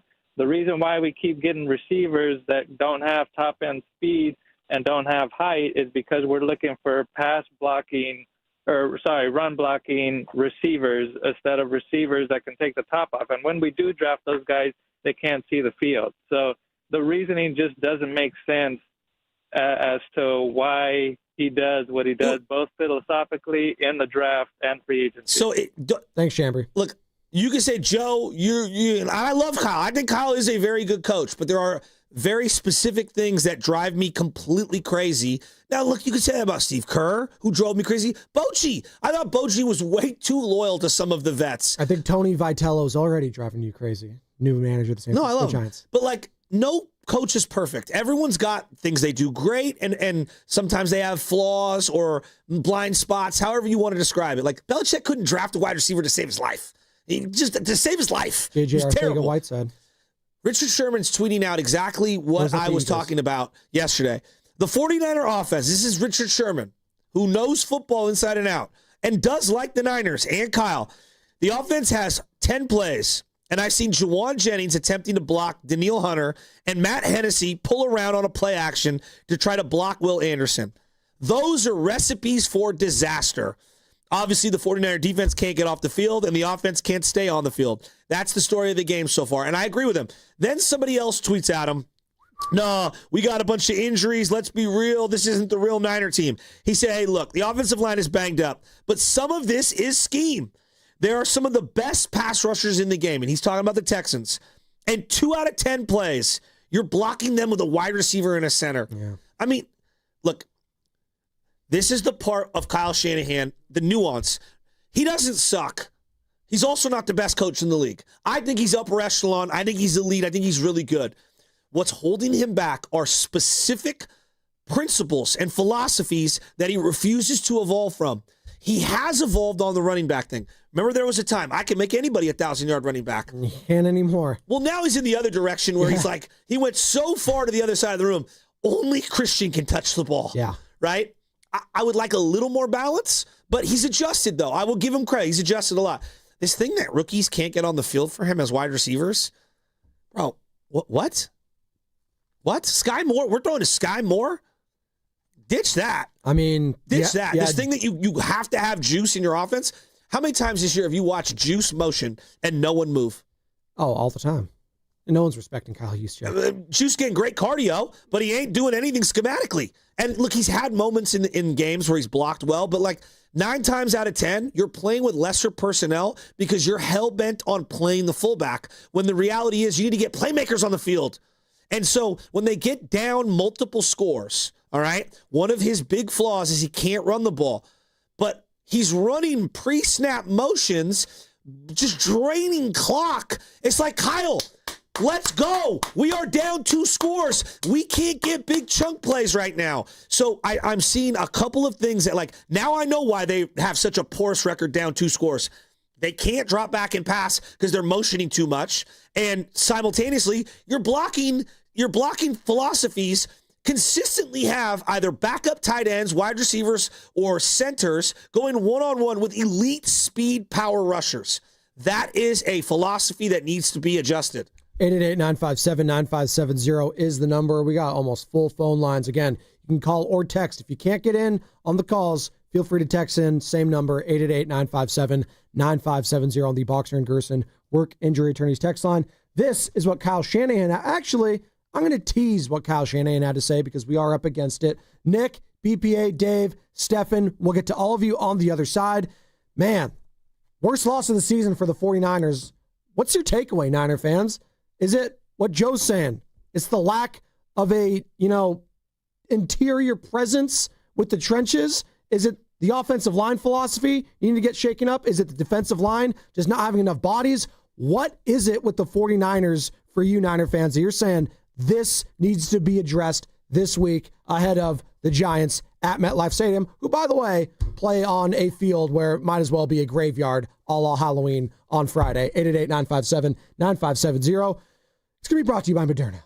Mnexspike, COVID-19 vaccine mRNA by Moderna, is now available and easy to find near you. To learn more, visit mnexspike.com. That's mnexspike.com. When you own your own business, you own every decision. Catch the red eye or take the 6 a.m. Make a new hire or promote internally. Celebrate a win with the toast at the gate or unwind at the lounge. Big props to this team. Some decisions are a win-win. Like earning 8 times points on Chase Travel. Introducing Chase Sapphire Reserve for Business. With $2,500 in annual value, it's the business card that gives back all you put in. Visit chase.com/reserve business to learn more. Cards issued by JPMorgan Chase Bank and a member of FDIC, subject to credit approval. Terms apply. I'm David. I'm John. And I'm Chris. We're the 3 brothers that own Jack's Restaurant and Bar with 5 locations in the Bay Area. We learned the restaurant bit. Guys, that's my line. That's my line. Pretty sure that was my line. Guys, we don't have time for this. Jack's serves delicious breakfast, lunch, and dinner 7 days a week. Don't forget to say we have a full bar. I won't. Don't forget to say it's a great place to watch all the games. I won't forget. Look, we're much better at cooking great food than making commercials. So come see us at Jack's in Pleasant Hill, San Mateo, San Bruno, Newark, and now San Jose. You forgot to mention our website, ilovejacks.com. I knew he would. Rake in the savings this fall and get rewarded with Milgard Windows and Doors. For a limited time, receive up to $135 back per qualifying windows and patio doors when you buy from Dolan Lumber Windows and Doors. But hurry, this offer ends December 8th. Upgrade your home with energy-efficient windows and patio doors designed for lasting comfort and style. Don't miss out. Visit DolanLumber.com or call 801-609-9275 today. We finally switched to T-Mobile because with them, we can be connected here and there. Let's watch a movie. And we have Netflix included to enjoy our favorite shows and movies. ¿Qué tal esta? Bacanísima, pero ya la vi. Now the hard part is getting them to agree on a movie. Switch today and get the new Samsung Galaxy S25 Plus with Galaxy AI, all on the best network in the U.S. Visit a store, T-Mobile.com, or call 1-800-T-Mobile. 1-800-T-Mobile. Best mobile network in the U.S. based on analysis by Ookla. Speed Test Intelligence Data 1H 2025. 1-877 Cards for Kids. KARS Cards for Kids. 1-877 Cards for Kids. Donate your card today. 1-877 Cars for Kids. KARS Cars for Kids. 1-877 Cars for Kids. Donate your car today. Ready to get rid of that old car? Donate it to Cars for Kids. Call 1-877-CARS-FOR-KIDS to reach a friendly live agent. Donation's super easy, and your car can be picked up as soon as tomorrow. Call us now, 1-877-CARS-FOR-KIDS. That's Cars with a K to donate your car today. 1-877 Cars for Kids. Donate your car today. Did you know you can donate real estate too? Go to carsforkids.org. That's carsforkids.org. Pros don't just show up.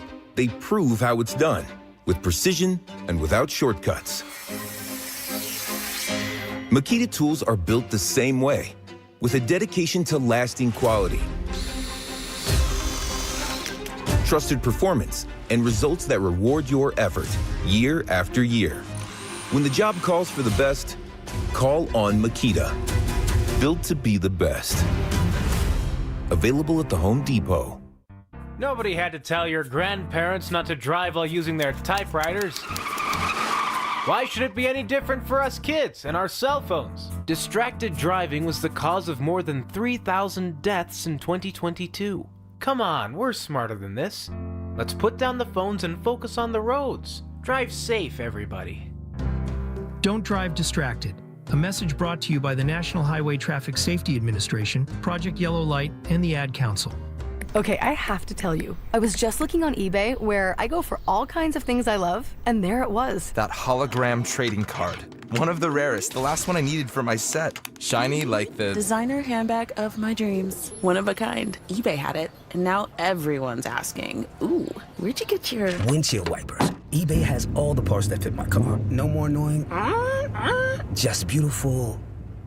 Millions of finds, each with a story. eBay. Things people love. Every morning, we rise and shine, make breakfast, and brush away the night's rest. These routines help us start the day off right. Nature-Made vitamins are a simple step in that daily care regimen. Multivitamins with daily essentials, clinically studied probiotics for gut health support, magnesium to help relax the body. Nature-Made is made to care for you every day.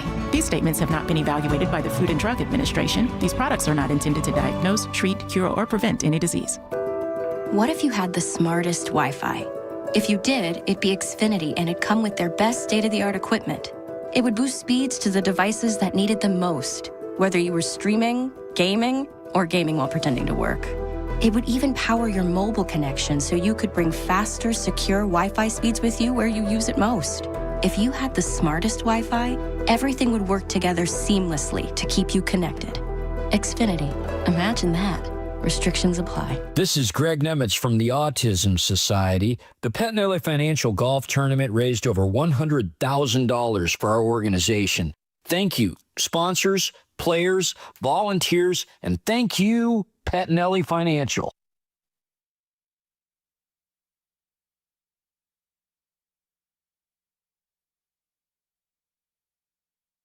Yeah, they do what they do. They've done the same thing the past 5 years. They're really good, though. They've all played together for a long time and got a lot of respect for those guys. And I've gone against them 3 times in the last year, and every time I've left the field, I thought they were the best defense in the NFL. So now back to 95.7 The Game. That was Mac Jones on the Houston Texans defense, which right now, if we're just judging it just off a game alone, that looked like the best defense in the NFL for sure. Will Anderson Jr. is a problem. Danielle Hunter has been a problem for a very long time. And right now, the 49ers' problem is they just can't suit up a team, Joe. Like Curtis Robinson? How many Robinsons are on this team that aren't doing diddly poo? 3 now? So we got Brian Robinson, who can't do anything. He's on kick returns now. Great. Returned to the 50-yard line. He got the face mask. Best play he's had all season long has been on a kick return. He's supposed to be your number 2 running back. Can't even be that. Mac Jones was your second leading rusher yesterday with Christian McCaffrey. All right, so you got that. Demarcus Robinson out of suspension. Hasn't done diddly poo for you all season. Great. You got the 2-point conversion. Awesome. He's got skill at hands. It bothers me. And then you got this guy out here, Curtis Robinson, who's been cut 50 times from the team. That's where the 49ers are at right now. And they're 5-3. The season's not over. We're reacting to a loss, worst loss of the season, Niner fans. Your takeaways, your frustrations, we'll take it all. 888-957-9570 is the number. You have the Giants next week, but I'm not sleeping on the Giants. I'm not sleeping on the Panthers in a couple weeks. I'm not sleeping on the Cardinals in a couple weeks. I'm not sleeping on the Browns. I can't sleep on anyone. Not when you score 15 points yesterday in the fashion that you did. You were lucky that the final score is 26-15, quite frankly. You should have been blown out. A more buttoned-up offense would have blown you out. It should have been like 40-10, not 25 or 25-16, whatever the hell it was. It was bad. It was a bad performance. I mean, but other than that, we're still 5-3. Yeah, there you go. And I don't want to, I want to be careful here because I'm not saying the season's over. There's a lot to play for, but the season might be over when it came to you feel like you might be able to do anything in the playoffs. In that regard, it might be like no. Okay. You know what's over? What? I think it's pretty obvious to me. I think Kittle and Brock Purdy. What sucks is this is a lost injury year for both of them. It might be that for Ricky Pearsall too. I don't want that to be the case, Joe. At least the other two are way more established. Yeah. Kittle to probably the most degree, but Kittle was dominating in training camp by everyone's accounts. Dominated last year, second team All-Pro. And it matters because he's a Hall of Famer, and we've seen him dominate for 6-7 years in a row. So, okay, he's dominating training camp. That's great. That's awesome. He played a half of football. Joe, did you watch Sunday Night Football last night? Did you see the tight end that the Green Bay Packers have? Yeah. Tucker Kraft. Yeah, he was amazing. That's what Kittle used to look like. Thank you. That's the difference. And I watched broke every both. Tackle. Broke everything. And he was running. He was unbelievable. I had him in fantasy. Got me 36 points. Big win for me.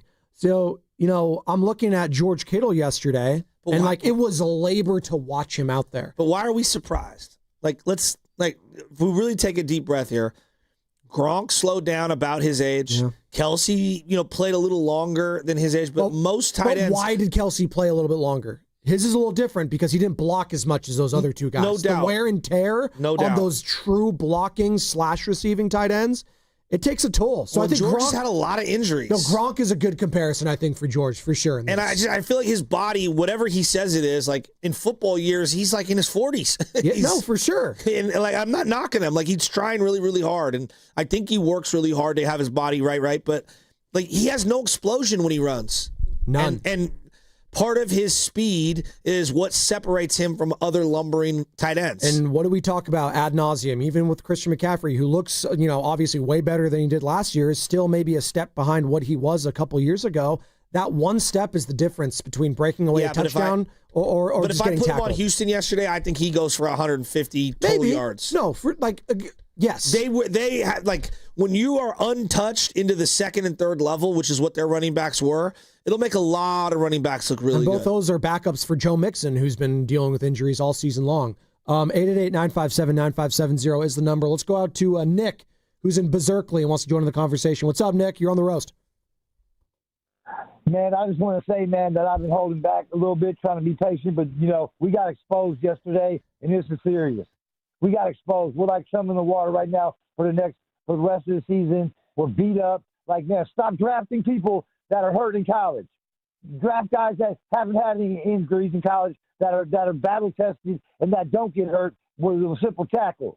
Secondly, why if we would have signed, if I'm the owner, I'm telling, I don't know what John Lynch is doing, but if I was Ed York, I'd be like, we're re-signing Greenlaw, we're re-signing Mason, and we're going after the cap as a wide receiver to fill in for losing Debo because we're supposed to be helping our quarterback stuff with a BS offensive line because my coach don't want to draft no linemen. So at the very least, you had free agents that you should have signed, or cats that have proven that they're playing for you. I mean, come on, man. This is ridiculous. It's not SpaceX. We're not flying to Mars.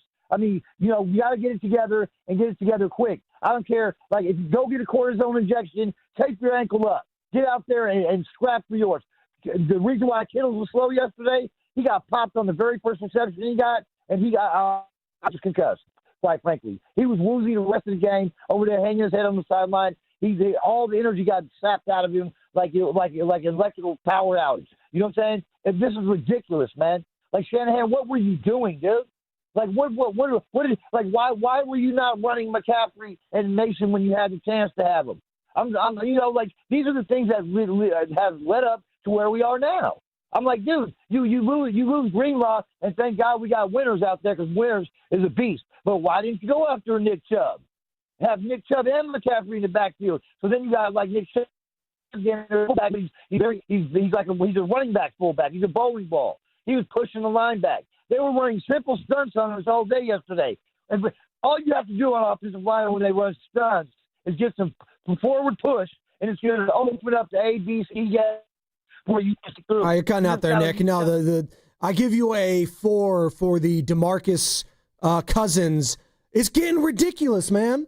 It is. Like, and I feel 49er fans, and I feel like Nick at Berkeley, who's one of the biggest Niner fans we know, Joe, he's just frustrated with all the injuries. Like, it gets to a point where you want to enjoy the season still and for what it is. And you're not going to win a Super Bowl. Not when you lose Nick Bosa, not when you lose Fred Warner, not when you're dealing with turf toe with your star quarterback. Like, you understand you're not going to win a Super Bowl. But you could still enjoy the season.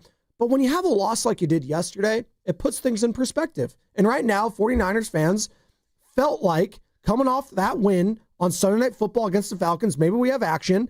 And yesterday they got humbled. Kendrick Lamar, they got humbled yesterday. And that's okay. It's crazy that they're 5-3 right now. And I think had they played some better quarterbacks, this could be looking a lot different. The 3 really good teams that they've played this year, they got the jump on the Rams, right? They beat them. They lost to the Jags.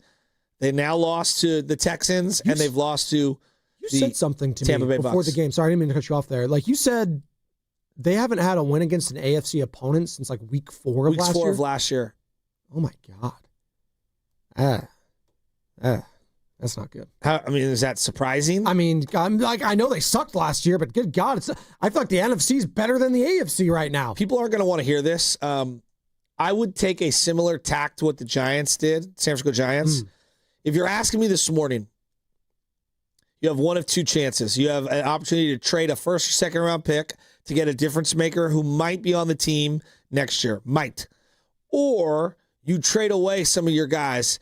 You lose against the Giants, I think I'm trading away some guys. Ooh. You think this is a swing game for what you do at the deadline? If I was them, I would do what Buster Posey did, and I would sell some stuff off at the deadline and still be able to compete. I think this might be a stand pat deadline for the San Francisco 49ers. Somebody's offering you a second-round pick for Trent Williams. You better run up and snag it.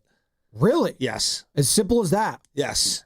I mentioned this last week to Bonte, and maybe I'll ask you too. What if someone does that with Christian McCaffrey? As much as it would pain me to do it, I think you have to take it. Really? Yeah. For the rest of the season, but this could still be a playoff team this year. You get rid of McCaffrey and Trent Williams, you're basically waving the white flag on the season, Joe. Joe, just what quarterback is not going to have their way? Name the playoff teams that will have quarterbacks under center that will not have their way if you cannot get after the quarterback. So you're saying you're scrapping this year and going all in. You can have a fun year and still fight for a playoff spot and get into the playoffs. But not if you get rid of Trent Williams and Christian McCaffrey. Your season's over. I think your season's there's probably already a ceiling on your season to begin with, Joe. I think it'd be foolish to not have good self-awareness. But it's halfway through the season, Joe, and they're a playoff team. They can make the playoffs, is what I'm saying. They can. They can. Yeah, I agree with that. But so you owe it to the players in that locker room if you're Kyle Shanahan and John. What? Oh, what to who? What? No, you owe it to yourself to put yourself in to win the game. Herm Edwards, baby. You don't play to lose. All right. You got to add to this team. Yes, and this team didn't have enough draft picks to fit last year to fix their woes for this year. Would you agree? Even if everyone was healthy, did they have enough picks last year to fix all the holes they have? No. All right, they have a lot of holes. Joe, they need a safety. Like, they have two of the worst cover safeties in the game. And I'll throw Siegel in there. 3 of the worst cover safeties in the game. They need pass rush. They need offensive line. They need new running back. They need probably another tight end. They need multiple receivers. Like, Joe, they got a lot. They got a lot of holes. And, you could still make the playoffs. No one's saying that you're, ending the year. You got a lot to fight for. I'm just saying that, get something back for some of these guys to someone else who thinks they're a contender. And if they're willing to overpay you, I think you owe it to yourself long-term to surround Brock Purdy next year with some more talent. This is what Kyle Shanahan had to say in regards to whether or not defensive reinforcements are needed. Nothing changes anything. It has to do with what's available out there, and does it help us this year? Does it help us next year? So usually as things get closer, you get a little more idea on who's real and who's not, and we'll evaluate that for the short term and long term. Niner fans, are you more inclined to be sellers at this point? We're 8 days away from the trade deadline in the NFL. Are the Niners looking more like sellers or buyers? 888-957-9570 after that loss yesterday in Houston. Let's go out to Dave in Fresno. What's up, Dave? Hey, good morning. Yeah, what was most disappointing about yesterday was that you're going against a Texans team that this is the first time in over a year they didn't allow a sack to CJ Stroud. So if there was ever a game for Mike Hale and your other young guys to maybe have a breakout game, this was the game. So what's most disappointing, if you're looking at everything, is that this team, if you take a step back and look, they haven't drafted a blue chip player since Bosa, right? Like a blue chip, top of the line player, and they've had a lot of. Is Ayuk one of them? I don't consider him blue chip. Okay, no. what about a blue chip? What about Debo? Debo was taken after Bosa. To me, a blue chip player is top 5 at your position. Okay. At no point did I consider any of those guys top 5. I would argue that's really hard to draft those guys, but keep going. Brandon Ayuk was a second-team All-Pro. And Diallo Lenoir's been excellent. I think that's a 5th-round pick, 2021 or whatever. He's been excellent. We could argue about how great he is. I don't think he's a top 5 player in the position, but I think he's really good. Okay, well, my main point is this, and I'll be quick, is that, okay, that's fine. We can debate that. But you did have a chance this past year at pick 13, and you guys already kind of touched on that. And it's still early in his career, so I'm not saying he's a bust or not. What I'm saying is, if you're looking forward right now, currently speaking, with the injuries, with why it hurts so bad that Warner and Bosa, because you know you don't have anything on this team right now currently that you can say, you know what, going forward, I feel this guy can help carry this team and be part of the next group of great players for this team. Right now, currently, you can't identify that. There's a lot of question marks, a lot of what ifs, and maybe this guy's healthy or if this guy, like right now, we're just looking for answers, and we haven't seen any difference makers on this team. Our best difference makers are all close to 30 years old, and that, to me, that's the frustrating thing. That's why people want to make a trade or, go see who else is out there, because they know we don't have those answers on the team currently. We just don't. So, you can say, oh, we can go, punt on this year and go next year. What's going to be the situation next year? Newsflash, somebody's going to get hurt next year too. So, we can say, oh, well, we don't have Bosa and Warner. Well, you had them last year, both of them last year, and you went 6-11. So every year somebody's going to get hurt. What they need to do is start hitting on these picks. And Shasky, you've been on it this morning, bro. We got to see some young guys start making some plays and being difference makers.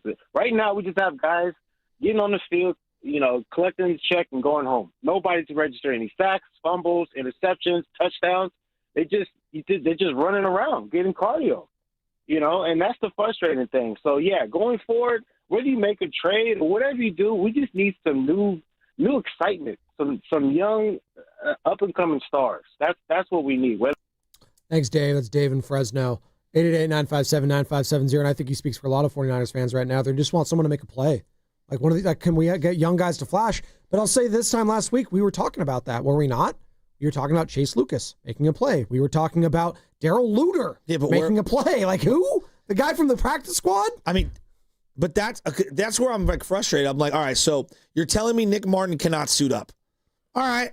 And now you're saying now that he's suited up because of injuries, all right, he can't play in base defense. All right. Gifford's better than him. All right. I'll listen to that. Okay. Curtis Robinson's better than him in base defense. All right. I'll listen to that.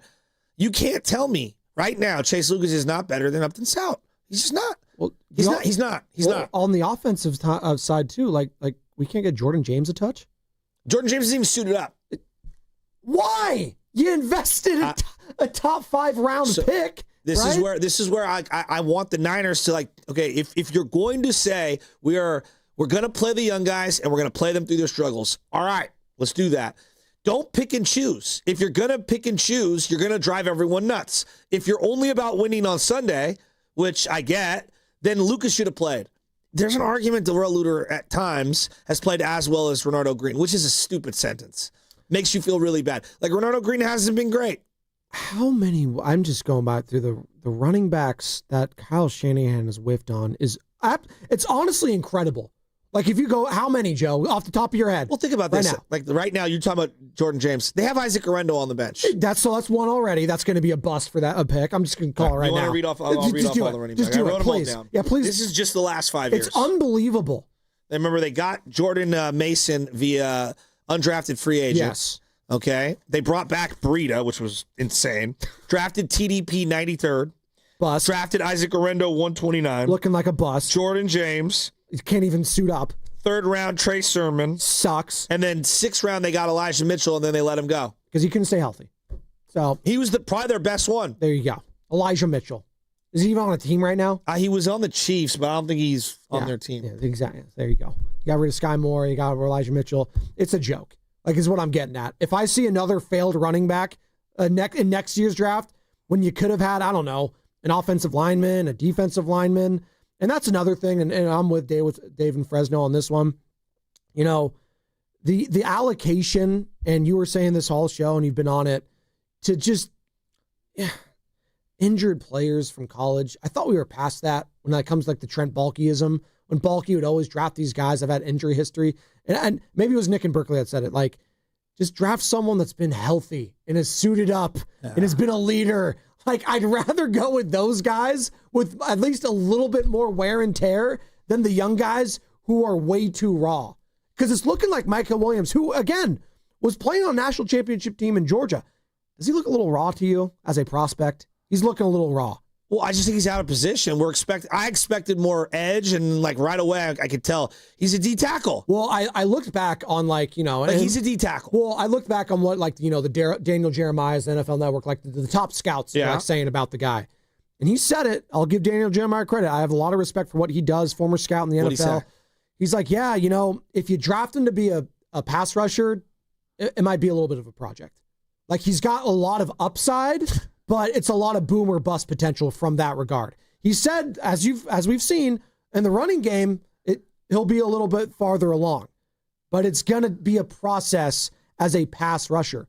Well, that's a problem in today's game. What do you need? I need a stud quarterback, and I need a stud pass rusher. That is what you need. And when my top stud pass rusher goes down early in the season in Nick Bosa, I need someone to fill that gap. Bryce Huff, okay. He's been that guy with the Jets a couple years ago, but then he gets hurt. Now all eyes are on Micah Williams.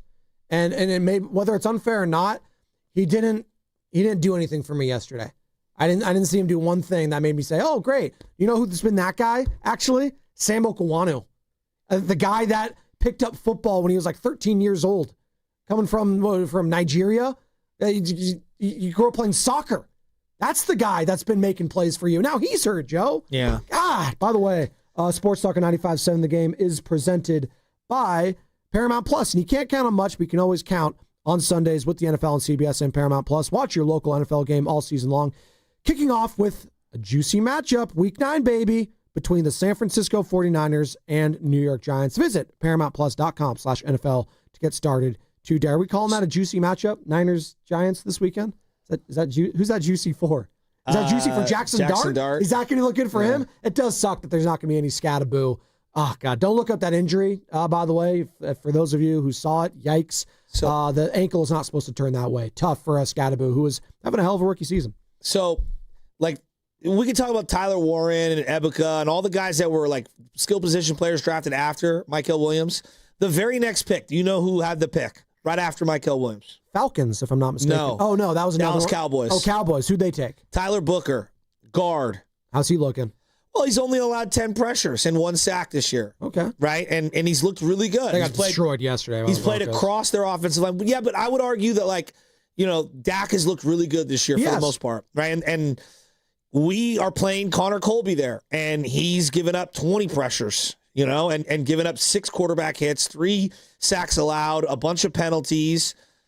Like, you know, this is where philosophy, like, they would never take a guard in the first round. And I'm not even saying that they should have taken that guard. But what I am saying is that when you take an offensive lineman, that guy plays every single snap for you, right?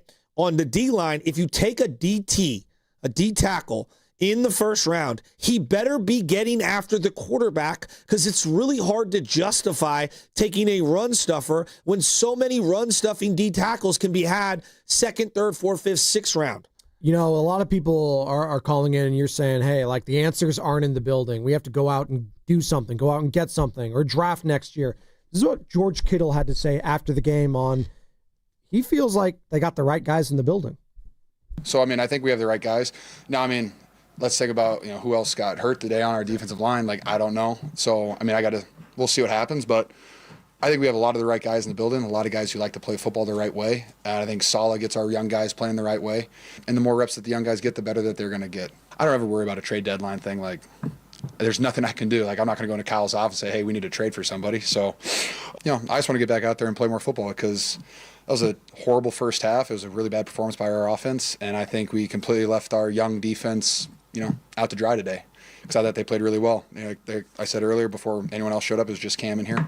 They played the whole day. They played bend to don't break. They gave up 2 touchdowns and 4 field goals. Like, our offense has to score points. Like, I've said that since the start. We have a veteran offense that needs to score. And yes, we're missing some key guys, obviously, but like, we have to score points. And we did not score points today. We didn't help our defense out at all the entire day. That was George Kittle after the game. On National Tight Ends Day, the 49ers get 2 tight end touchdowns, one to Tonjes, one to Kittle, but it was not enough yesterday as the Texans were just running rampant.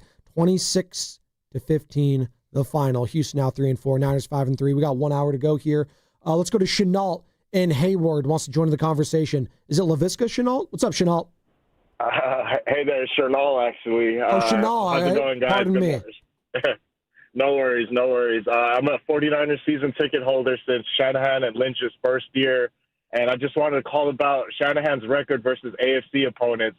And I know it's not good, because I've been here for a handful of home games where we lost to the Ravens, the Bengals, other teams, obviously the Chiefs. So if we want to win a Super Bowl, obviously we have to beat the AFC opponents. And Shanahan, under Shanahan, we just haven't been beating AFC opponents. I'm looking at it right here. Hold on. The San Francisco 49ers, I think this is up to date now, are 20-20 against the AFC in the regular season and playoffs since 2017. 20-20. They're a 500 team. 500. Now, I don't know if this is before or after. I think this was after the game yesterday. I'm not even going to worry about the whole AFC thing, because, like, how do you do against your division? Then how do you do against the NFC? AFC is like the last thing. Like, to me, that now we're just looking for things to be triggered on. Kyle's record against the AFC. That's just, the people are feeling that way, Joe. I don't know. There is something maybe. 2020, what against the NFC? We know he dominates in the NFC West. Yeah, yes. Yeah, that's what. Outside of that, though, I don't know. It's a good problem to have. Hey, worry about beating the AFC in the Super Bowl. And then what is, like, Lamar Jackson's record against the NFC? It's something ridiculous where he doesn't lose if he starts. He has like 3 losses in his career. It's pretty incredible. Let's go to our guy Philmo. He'll put a smile on your face this morning. You need it. What's up, Philmo Mike? What's up, Philmo Mike? Hey, what's up with it, man? You guys, I love you guys. I love y'all. But y'all making it sound like we 3-5 right now. For one, they lost a game. They not gonna win every game. You can't be having 25 players injured, get players hurt during the game, and expect a win. that wasn't going to happen. And for getting on Michael Williams is a solid rookie. He's been playing solid. He's not a pass rusher. Okay, don't pull a Steve Kerr and bring out everything that he don't do well. Let's talk about what he do well. Upton Stout, solid, very solid rookie. So what y'all see, I'm not seeing the same thing. I thought they played well. It was a fun game. Again, this team is a fun team for me. They play hard. They don't stop playing, man. So you can't expect rookies, second-year players that you put in that people get injured during the game to perform at a Nick Bosa, a Fred Warner, whoever, the other linebacker that we lost at that level. Yeah, so it's like, come on, man. Like, I get what you guys were saying. We do need to draft some linemen, no doubt. But this coaching staff is doing their thing. They had a horrible game, and George Kittle said it. We let our team down. We didn't do our job. And so, you can't win every game. I thought we was going to win, right? But you can't win every game. Hey, Mike. So, Hey, Mike, were you missing Brock at all in that game? Sit Brock ass down, man.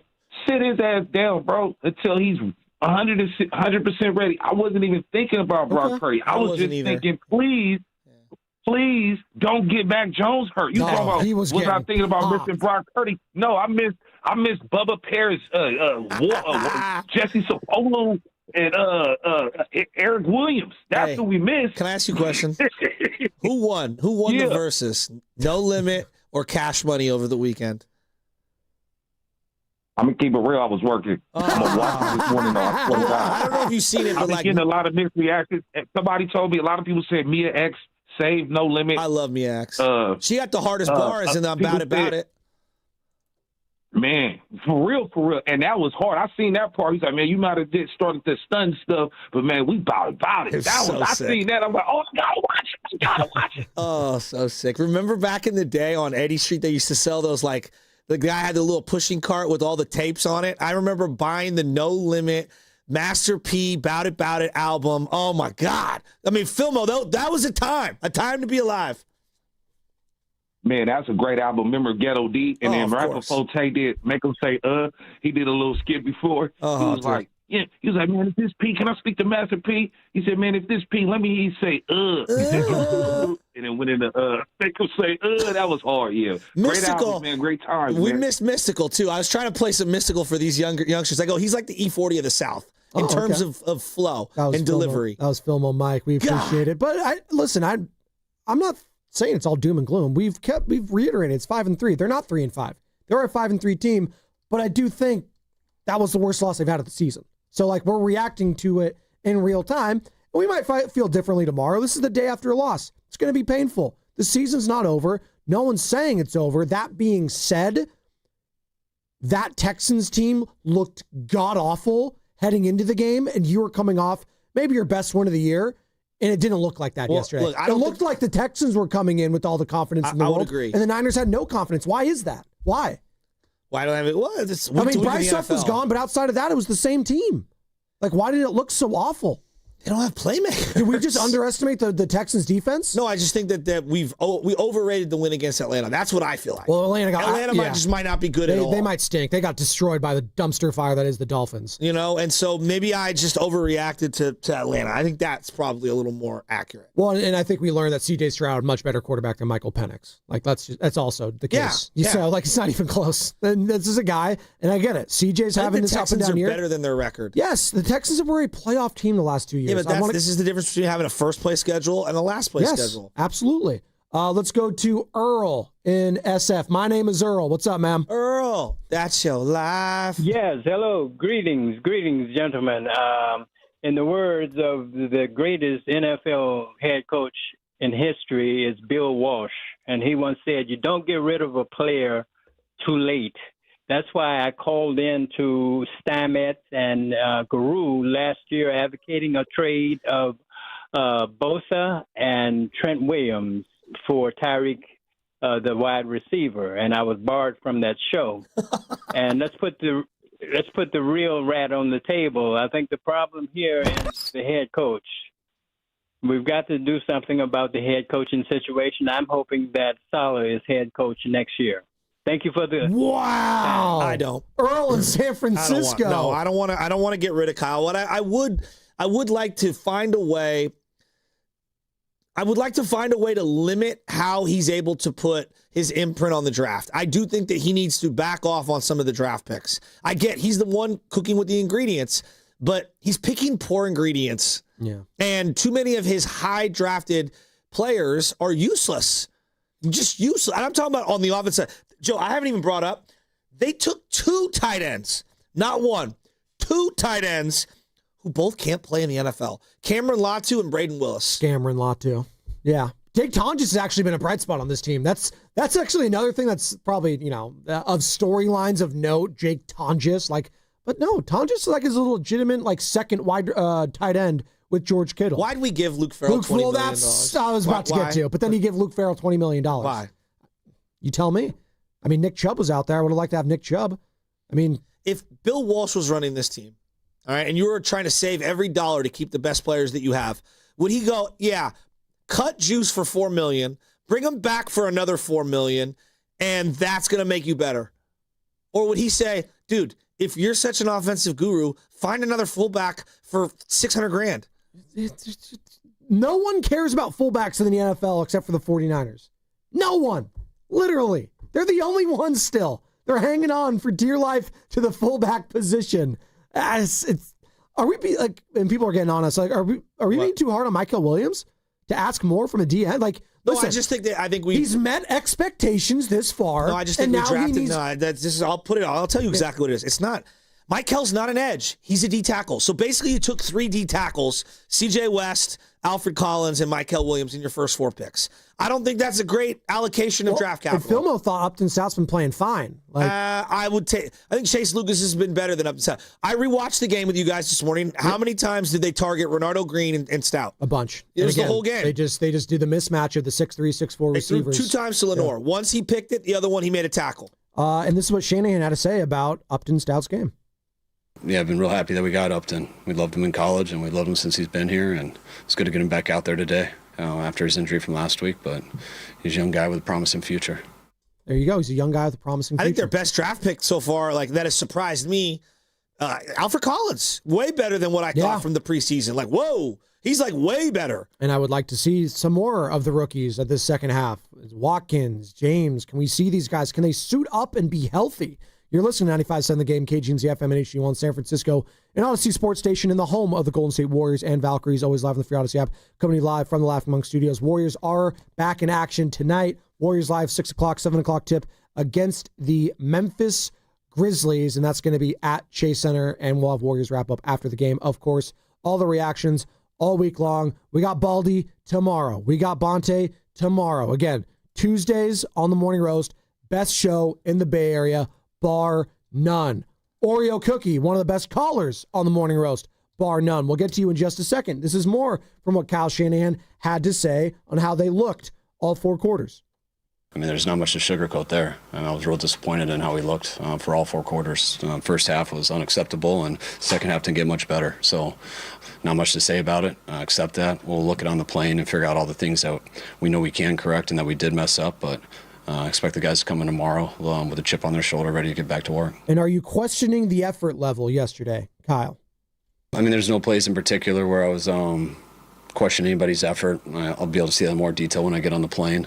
I feel collectively, just as a whole, I wish I felt our team a little bit more today. But, there was nothing where I saw guys loafing or anything like that. But it's a little easier for me to see when I study the tape. On a Sunday in the NFL where damn near every team is getting blown out, the fact that it was a 1-score game heading into the fourth quarter with the way the game played out for the first 3 was a miracle, it felt like. And I think that does speak to the grit of this team. They don't get bullied. They don't. And that's what was so frustrating, because last week it felt like for the first time all season, Joe, against the Falcons, you were the bully. You were the team that was more out physical the opponent. You were the guys that were beating them up. And Penix and Bijan wasn't doing anything. Hell, Tyler Algier got absolutely demolished by Malik Mustafa, who I did not think had a great game yesterday as well. Stop me if you heard that about any Niner on that defensive front or in that secondary. But yesterday, the Texans were the ones just punking you. It felt like for the most of the game. And that's what was so frustrating for me because it felt like after the win last week, you were acting like you're you know what doesn't stink. And I was like, really? That's the mindset you have? I'm not saying that's the case, but it felt like that watching if I was a fan. Like, where was that swagger you played with last week? Why didn't you bring that to Houston? Why? I mean, they just got punched in the mouth and they couldn't get off the field early in the game. I think that's pretty evident now, right? Yeah, but they had no. That was the worst half of complimentary football they've played all year. But I guess it's just the Texas defense is that much better maybe than the Atlanta Falcons. But 8 carries for 25 yards for Christian McCaffrey. 8 carries. I know. 25 yards. Mac Jones had 2 carries. You couldn't even. Why did you trade for Brian Robinson? What was? Well, because you're not going to use him. What was the point of that? Why did you draft Jordan James? Let me ask you something. Why do you have Isaac Rendell on your team? On the Michael Williams front. Yeah. Because I think people are missing the boat here. Do you know where Leonard Williams was taken? USC. Who was he? It was on the Jets initially, right? Top 10? Yeah, top 10 pick. He was a 6th overall pick. Has he lived up to his draft status? He's a good player. He's good, but not as a top 10 pick. But I'm not calling him a bust. That's not what I'm saying. But has he lived up to being a top 10 talent? No. No, right? No. Right? Now, he's bounced around. He's playing on a variety of teams, but he is a good player. I think he's a good player. Now, he has more accomplishments than the guy that I'm going to reference, but they're saying, he's the next Eric Armstead. Eric Armstead never made a Pro Bowl. And this is the era where they're just throwing Pro Bowls away. They're just handing them out. And he was a good player. He's a really good player. I think Michael is a good player. Will he ever be a Pro Bowler? I mean, it's tough. It's We're 8 games into his career. I don't know. But, I don't take interior rushers who don't rush the quarterback, period. If you take one of those guys in the first round, you're probably reaching. These are some of the other guys taken after Eric Armstead. Marcus Peters. Peters was a great player for a long time. DJ Humphries, Laken Tomlinson, who's playing for the Houston Texans right now. Landon Collins, Bernard Kinney. Wait till I get to this name. Frank Clark. Daniil Hunter. Oh, yeah. Saw him yesterday. Now, what do Frank Clark and Daniil Hunter have in common that Eric Armstead doesn't? Both were great edge rushers. Yep. Okay? So, in the first, and those guys were not first rounders, but in the first round, unless you are Quinnen Williams, unless you are Aaron Donald, it's just really hard to live up to a first-round tag at 11 overall if you're not sacking the quarterback. That's the reality. It sucks for him. That doesn't mean he can't be good, but when you have the 11th pick, you want Tyler Warren. You want Ibuka. You want some impact. You want Micah Parsons, right? That's what you're looking for with those picks. This is what Mac Jones, the quarterback, who we really haven't talked a lot about his performance yesterday. I thought he was solid. I thought he had some really good throws. I thought that was a poor interception late. I thought that was a bad drop from Juwan Jennings. I didn't think Mac Jones was the problem yesterday. I just didn't think he was the solution at any point either. To me, he was just okay. Yeah, I just didn't like the game plan in general. I thought it should have been more of what you did against the Los Angeles Rams a couple weeks ago, and I get it. DeMeco Ryans knows that staff. He knows this offense inside and out. He's the de facto defensive coordinator. He's the head coach of the Houston Texans, and I thought he took Kyle Shanahan's lunch yesterday. And I just, for the first time all season, it felt like Kyle Shanahan didn't really know what to do from an offensive play standpoint. I didn't know what the recipe was yesterday, Joe. And I usually know from Kyle Shanahan, it's either I'm going to abandon the run and throw it a bunch, or I'm going to try to stick with the running game. And I felt like he was caught in between at times. This is what Mac had to say. Oh, we got to go? We'll tease what Mac Jones had to say on the other side. Plus, TC, Art, Zaya, Oreo Cookie, all of you on the other side. 888-957-9570 is the number. It's brought to you by Crystal Geyser Alpine Spring Water. What makes Crystal Geyser Alpine Spring Water different? We always bottle our Alpine Spring Water less than 1.5 miles from the spring source, and all our bottles are made with 50% recycled plastic from our own recycling plants. Crystal Geyser, bottled at the spring source. Hi, I'm John with Jack's Restaurant and Bar. My brothers and I recorded our first commercial a while back. It got a little chaotic, so I'm here today. What's going on here, bro? Are you recording a commercial without us? Guys, no, I'm just trying to what? Take all the credit for our half-pound all-natural burgers? Or the best fish and chips or around? 7 mac and cheeses and 14 sandwiches, including a French dip that will change your life? Or homemade meatloaf, pot roast, and next-level lamb chops? Or that people can order takeout and delivery by visiting ilovejacks.com? Guys, no, I'm just went behind our backs. I knew he would. Wait till we tell Mom. please don't tell Mom. Real family, great food. ILoveJax.com. Comcast Business can help turn your small business into a connected, secure, modern business. It's how restaurants become reliably up and running neighborhood favorites. How healthcare offices become the data-protecting caregivers that we all depend on.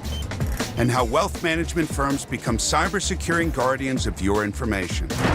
With reliable connectivity, enhanced cybersecurity, and Wi-Fi backup, your business can stay connected and get threat-ready with Comcast Business. Powering possibilities. Now through November 16th, new Comcast Business customers can get started with 150 megabit internet plus security for $59.99 a month for 12 months with a 2-year agreement. Plus, ask how to get a $500 prepaid card on a qualifying gig package. Call today. Restrictions apply. Requires enrollment in paperless billing and auto-pay with bank account. Early termination fee applies. Equipment, taxes, and fees extra. The NBA season tips off, and so does DraftKings' newest fantasy game. DraftKings Pick 6 is the easiest way to play for big wins, with every possession giving you a shot at real money. Here's how to play. Just pick more or less on 2 or more stats, and unlock the upside every game brings. The better your picks, the bigger your payout. Pick 6 is available in your state. Plus, new DraftKings customers can get $50 in bonus picks with just a $5 entry on your first pick set. Don't just watch basketball, cash in. Download the DraftKings Pick 6 app now and use code THEGAME. That's code THEGAME. Play just $5. Get $50 in Pick 6 bonus picks. Make the call. Ride the upside. In partnership with DraftKings Pick 6. The crown is yours. Gambling problem? Call 1-800-GAMBLER. Must be 18 and over. Age and eligibility varies by jurisdiction. Void where prohibited. 1 per new customer. Bonus awarded as non-withdrawable Pick 6 bonus picks that expire in 14 days. Limited time offer. See terms at pick6.draftkings.com/promos. Finding great candidates to hire can be like, well, trying to find a needle in a haystack. Sure, you can post your job to some job board, but then all you can do is hope the right person comes along, which is why you should try ZipRecruiter for free at ZipRecruiter.com/free. ZipRecruiter doesn't depend on candidates finding you. Its powerful technology identifies people with the right experience and actively invites them to apply to your job. You get qualified candidates fast. So while other companies might deliver a lot of hay, ZipRecruiter finds you what you're looking for. The needle in the haystack. 4 out of 5 employers who post a job on ZipRecruiter get a quality candidate through the site within the first day. ZipRecruiter, the smartest way to hire. And right now, you can try ZipRecruiter for free. That's right, free. Just go to this exclusive web address, ZipRecruiter.com/free. That's ZipRecruiter.com/free. ZipRecruiter.com/free. When selecting a financial institution, how do you know you're making the right choice? As Bay Area bank customers find themselves at a crossroads, maybe it's good to consider if you want your bank to be community-oriented or corporate-minded. Fremont Bank has grown by providing stable, consistent service to the region, its families, and its businesses for 60 years, all without a single merger. And we intend for more of the same for the next 60. Fremont Bank, here for you, here for good. Want to interact with the hosts but can't call? Text the Boxer & Gerson Work Injury Attorneys text line at 888-957-9570. Boxer & Gerson, Northern California's premier workers' compensation law firm, helping injured workers get their lives back for over 40 years. Life insurance. Why are you putting it off? Can't afford it? Too much hassle? Think you don't need it? There's lots of excuses for putting off life insurance. But if you weren't there, who would pay the mortgage and other bills? With Ethos, you could be covered in 10 minutes and boom, family protected. Ethos, fast and easy online term life insurance. Up to $2 million in coverage with no medical exam. Some policies as low as $1 a day. Answer a few health questions and get your free quote at ethos.com/radio. That's ethos.com/radio. Wesley Financial Group is not a law firm, and Chuck McDowell, definitely not an attorney. This is Chuck. Do you feel stupid for buying a timeshare? Don't. It's not your fault. You were most likely told you could rent it, and it was a great financial investment. And the deal was available today only. If this happened to you, contact your resort or Wesley Financial Group for help today. Call Wesley now for your free exit information kit. 800-242-3131. 800-242-3131. As a mom, comforting my family is what I do best. Vicks Vapor Stick provides soothing, non-medicated Vicks vapors in an easy-to-apply stick. And it dries fast, so there's no mess. I use it to comfort myself and my family. Thanks, Mom. Vicks VapoStick, soothing comfort for the whole family. And try Vicks Vapo Shower Max for steamy Vicks Vapors when you need more comfort for yourself. Use as directed.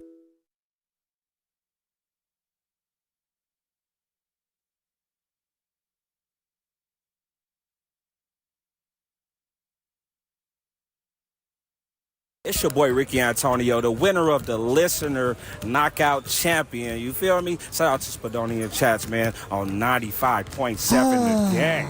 Could I get a water though? You know, missing the last couple days, I missed probably the win of the year for the Warriors. And then, like, the most automatic lock victory of all time for the Portland Trailblazers against the Warriors. We're going to get back into the Niners. One second. You missed so much that happened those 2 days when it came to the sport of basketball. Just give me 30 seconds here. Please. Adam Silver, who I've been railing against for multiple years. What are you talking about? That's your boy. The worst commissioner in the history of sports. You love Adam Bud Silver. Selig is laughing at you from the grave. Bud Selig thinks you suck at your job. I think he's still alive. Bud This is a bigger scandal than whatever Pete Rose did. This is a bigger scandal than the steroid era. You are manipulating games. The Terry Rozier footage looks like an after-school special about what like a college guy did, like an after-school special. It looks so fake and so bad. Terry Rozier, you're one of the dumbest people I've ever seen in my life.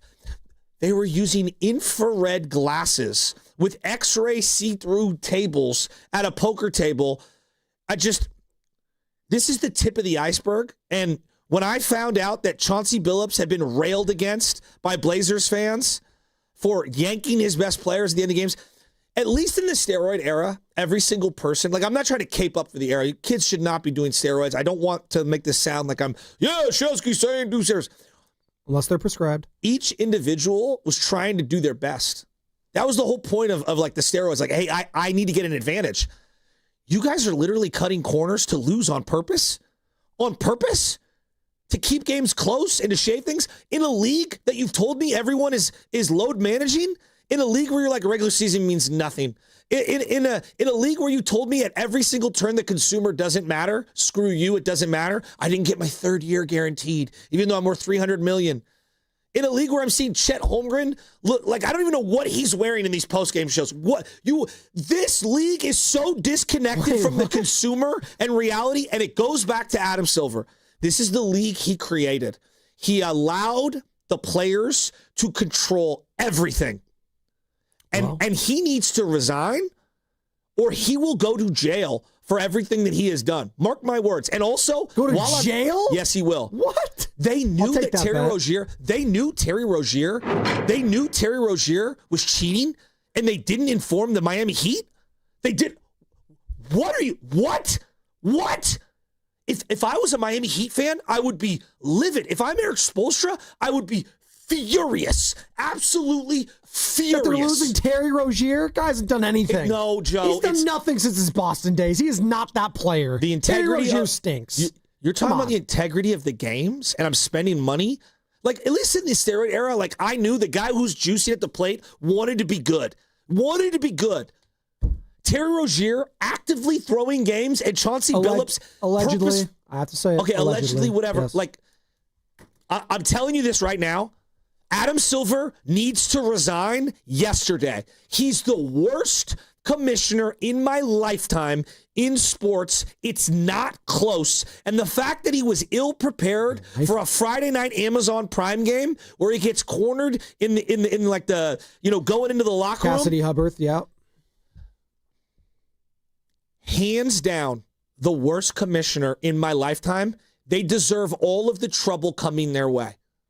I'm done with it. The latest on that, and we'll get back into football, Oreo Cookie, Zaya, Art, and TC. Congress requested a briefing from NBA Commissioner Adam Silver on these gambling. If you found out a Warrior player was actively tanking games, I would be livid.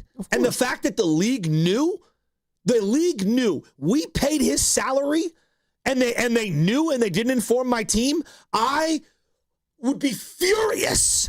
Absolutely furious. It is ridiculous what these guys have done. It's like ridiculous. This is one of the most, and I'm not some holier than that. You guys want to go gamble and you want to bet on things. You want to take all the money. I get it. Like, you're trying to make the pot bigger. I have no, look, I don't drink alcohol. Okay. I don't drink. But they advertise it. Yeah. Everywhere. Everywhere. And I'm not going to tell you how to live your life. Okay. Do I understand that if Bud Light is sponsoring the NFL, I'm just using examples, that there are going to be some alcoholics? Absolutely, I recognize that. Doesn't mean I love it, but I also accept that this is where society's at, right? Gambling is here to stay. And these leagues are, the only reason we found out is because of the gambling companies. And then you have the alleged ties to the mafia when it comes to John C. Billups. And then there was we talked about it. Sam was filling in for you that day. We had the Sopranos rabbit hole, Lawrence Taylor, all of it. I thought about that episode immediately. By the way, we're talking about the NBA right now, and it's a good time to mention the Warriors Summit is back, baby. And it's going to be next Thursday, November 6th, live from where? Oh, Jack's Restaurant and Bar in Pleasant Hill. All the hosts together again, discussing another Warriors season. We are going to be doing a little bit different this time around because it's going to be 9 games into the season at that point. So it'll give, just a little bit of seasoning, a little sprinkle, a little paprika, if you will, on that. Willard and Dibs from 2 to 4. All the hosts from 4 to 6, live from Jack's Restaurant and Bar. We'll have great prizes to give away, drink specials, and your chance to meet all the hosts on the same day. Jack's Restaurant and Bar in Pleasant Hill, Thursday, November 6th. We'll see you there, Joe. You're going to be there. Yes. We're going to be talking about this. We're going to be talking about that at the summit. I don't know, but look, during Adam Silver's reign, during his reign as commissioner, started off strong. He's allowed LeBron James. He's allowed LeBron James. Donald Sterling, be fair, that was a very important thing when he first became commissioner. Got rid of the owner there, the racist owner. You're scoffing at it. No, I'm not. Just saying, it was a layup. Like it's like getting rid of Snyder or whatever, who was running the Washington Commanders. Like you don't get credit for doing what you should have done. No, it took them a long time to get rid of Dan Snyder, and he had to sell and approve it. It took a long time. Joe, he has sided with LeBron James in clutch over everything give him credit for getting rid of Donald Stop Sterling, it. Let me finish. He has sided with LeBron James in clutch, and he has nailed his own coffin shut. Adam Silver deserves everything coming his way. He has allowed the players at every single turn to have everything that they want, and it is a players' league to the point where the average consumer has been put off by the league for years. For years. They don't care about you, the consumer. And this is another example of them trying to get over on people, and it's ridiculous. It is ridiculous. Okay. You good? No, I'm not good. I'm pissed about this. Why? And this is why I love the Warriors, because they're one of the few teams that does care, that does want to win championships, that doesn't want to cut, corners. Like they're not perfect. They've done some bad things. But as I look across the landscape of sports these days, at least the Warriors, I know Draymond Green and Steph Curry, they might punch a teammate, but it's because they freaking want to win. All right? They freaking want to win. I'm sorry, dude. Like Adam, I didn't know Silver you hated. sucks. I didn't know you hated this guy that much. Like seriously, I didn't. I'm very shocked. He has allowed LeBron James to Chris Haynes, Shams, Wojnarowski. They've all done his bidding for 2 decades. 2 decades. This is the league you created. They did that with Michael Jordan in the 90s, and they catered to Michael Jordan every step of the way. They suspended Michael for the year. That's why he wouldn't play baseball. Oh, now we're going, okay. Now they suspended him for the year. We're going conspiracy theory back in the 90s. Come on. The frozen envelope. You're going to cape up? You're going to cape up for Adam Silver? No, but it's not like David Stern was this saint back in the day. No one said he was. I'm saying... No, you're saying that there's conspiracy theories. Yes. I think he's the worst commissioner in my lifetime. Hands down. Sure, okay. Okay. Who else is up there? Paul Tagliabue? Paul Tagliabue was way better. What are you talking about? No, I'm just putting names out. It's like commissioners. We pick and choose when to like them and when to hate them. You can hate them right now. It's fine. I don't care. He created an entire league where you can't have more than 2 good players because it's got to be fair for the New Orleans Hornets. It's got to be fair for the Pelicans. He's the voice of the owners, and the owners decided that, right? The owners' meetings, the cheap owners were saying... pushing this. He was the one pushing this, or the Washington Wizards and guys like that. Well, you shouldn't count out to them. No, the league doesn't move the. But he's just a mouthpiece, isn't he? He's just a mouthpiece for the owners, Joe, right? You're in a losing argument. I'm sorry. You're never going to convince me. I don't like Adam Silver. I'm just telling you, he's a mouthpiece for the ownership. So it's the owners you should be mad at. No, right? no. Everyone's pissed off at him. No one likes him. He needs to go. He needs to quit yesterday. Well, his coach was actively Pete Rose was betting on his own team allegedly. All right, his coach allegedly was losing games on purpose by pulling guys out. Like that is what are we talking? A coach who's a Hall of Fame player. Joe, this is huge. So Adam Silver should have known that Chauncey Billups was doing this. I'm just asking you. FanDuel told them, hey, there are some irregular bets going on with Terry Rozier, okay? And what did he do? Did he inform the team? Did he tell the league? Did he suspend the player? They were doing their own probes, I guess. Get out of here. I'm just I don't saying. buy that. I don't buy that. Well, you got to remember the NBA doesn't have subpoena power that the government has. That's true. It's the most ridiculous. That's what Adam Silver said, not me. Bets were flagged by regulators from a game in March 2023, leading to the NBA to launch an investigation. The investigation was not conclusive, but the guard remained under federal investigation even as he was cleared to play by the league. Silver said that the league cooperated with the government throughout the probe. Quote, "We were very transparent about it, and while there was that aberrational betting, we frankly couldn't find anything. Terry at the time cooperated. He gave the league office his phone. We sat down for an interview, and we ultimately concluded that there was insufficient evidence despite that aberrational behavior." So they found out there was insufficient evidence, yet all of the gambling sites told them, dude, this is we don't need to get into this too. Joe, I'm telling you, I will die on this hill. Adam Silver I'm not defending needs him. to I'm go. just saying. I'm just saying. Like, he needs to go. He's the He mouthpiece needs for to the go. owners. So I think it's, as we're talking about Silver, I think it's a league-wide thing, not just him. The owners should be in part to blame for all this. What owners? He didn't tell the Heat what was going on. Yeah, the owner's saying, like, well, if I'm the owner, they're the cutting a check. mouthpiece. He's If the I'm cutting, I mouthpiece. traded a pick. They all signed off on it. They all are getting a piece of the pie. When you find out that someone has done something this heinous, you need to remove them from the league. You need to notify the teams exactly what's going on. You need to stop payments on that player. The league doesn't care, is what I'm saying. Clearly, they don't care. On Silver. And it's on the league, too, which are the collection of the ownership, because we get on all these guys, and they're just a glorified mouthpiece. So, yeah, he'll be the whipping boy. He'll be the one that gets crucified. He gets fired, and then they'll just bring another guy to be the mouthpiece, and another guy, and another guy. Joe, I'm letting you know, whoever they bring in next will be completely opposite to Adam Silver. Adam Silver, you know what he's known for? Tanking. He's known for tanking, load management, and now gambling. I mean, they were that's his legacy. Joe, that's his legacy. They were tanking before Adam Silver. So it's going to keep going. It's just the NBA product in general. TC's in Sacramento wants to talk Niners. We got about 20 minutes to go. Let's rat-a-tat-tat. All these callers want to talk about the Niners' loss yesterday. 26-15, the final. Niners 5-3, heading to MetLife Stadium to take on the Giants next week. What's up, TC? Hey, what's up with Joe's, man? Top of the morning. What's up, dog? Hey, listen, I'm not even really mad at that at that game. Y'all know how I feel about the situation, right? So Mac made a bad throw, but he also made some good throws that guys dropped. So we're not going to blame it on who. But what we can come back on, right, is his head coach, what we're talking about. What we talked about. So first of all, let me back up Joe's. I want you guys, I know Bonte's the homie, but I don't get caught up in the way Bonte's thinking about Kyle Shanahan. Everybody have your own feeling about this guy, and be honest. Not about what the media wants you to feel, not what he wants you to feel about him. You have to feel how you feel about this guy, the truth, period, point blank. The AFC, that's alarming. At the end of the day, don't we have to face the AFC team in the Super Bowl? Dude can never beat these guys. Also, let's back up. What about his proteges from his coaching tree? He can never barely beat the guys that he grooms. Also, guys that aren't outside of his scheme, that don't come from his scheme, he never can beat.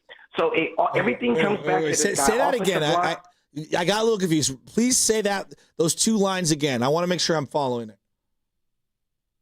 I'm talking about his proteges. Yes. So coaches that come from his coaching tree, right, that take off and go to head coaching jobs, that guy can never beat those guys, right? He beat Robert Saleh week 1 last year. Like pretty easily. I know. That's Robert Saleh. We're talking about Sean McVay and all the other guys. We're talking about the boy at Cincinnati. We're talking about D'Amico in Houston. His proteges, bro, he cannot beat. Well, he's owned LaFleur. If you're going to do the McVay thing, hold on, TC. I'll let you finish. But he's owned LaFleur, right? He's owned McVay in the regular season. Obviously, the big loss in the playoffs. Okay.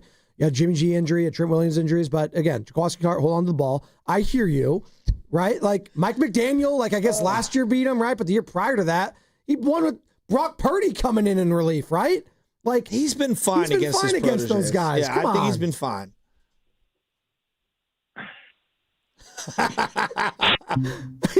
He just hung up. He couldn't hear it. He didn't want the. I love you, TC.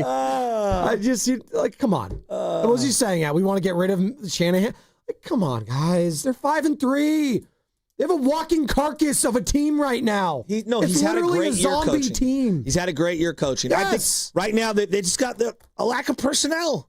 Look, I'll listen to the injury thing, right? But also their draft picks got to step up. Yeah. We're asking a lot from a lot of guys that aren't ready to do it. Sure. Like, it sucks that, like, the fact that they lost Bosa and Fred Warner and Kittle looks like a shell of himself because he had an injury. You know, if you're starting quarterback. And we don't want to keep harping on that because, like, we know that. That's going to be what we're talking about all season long.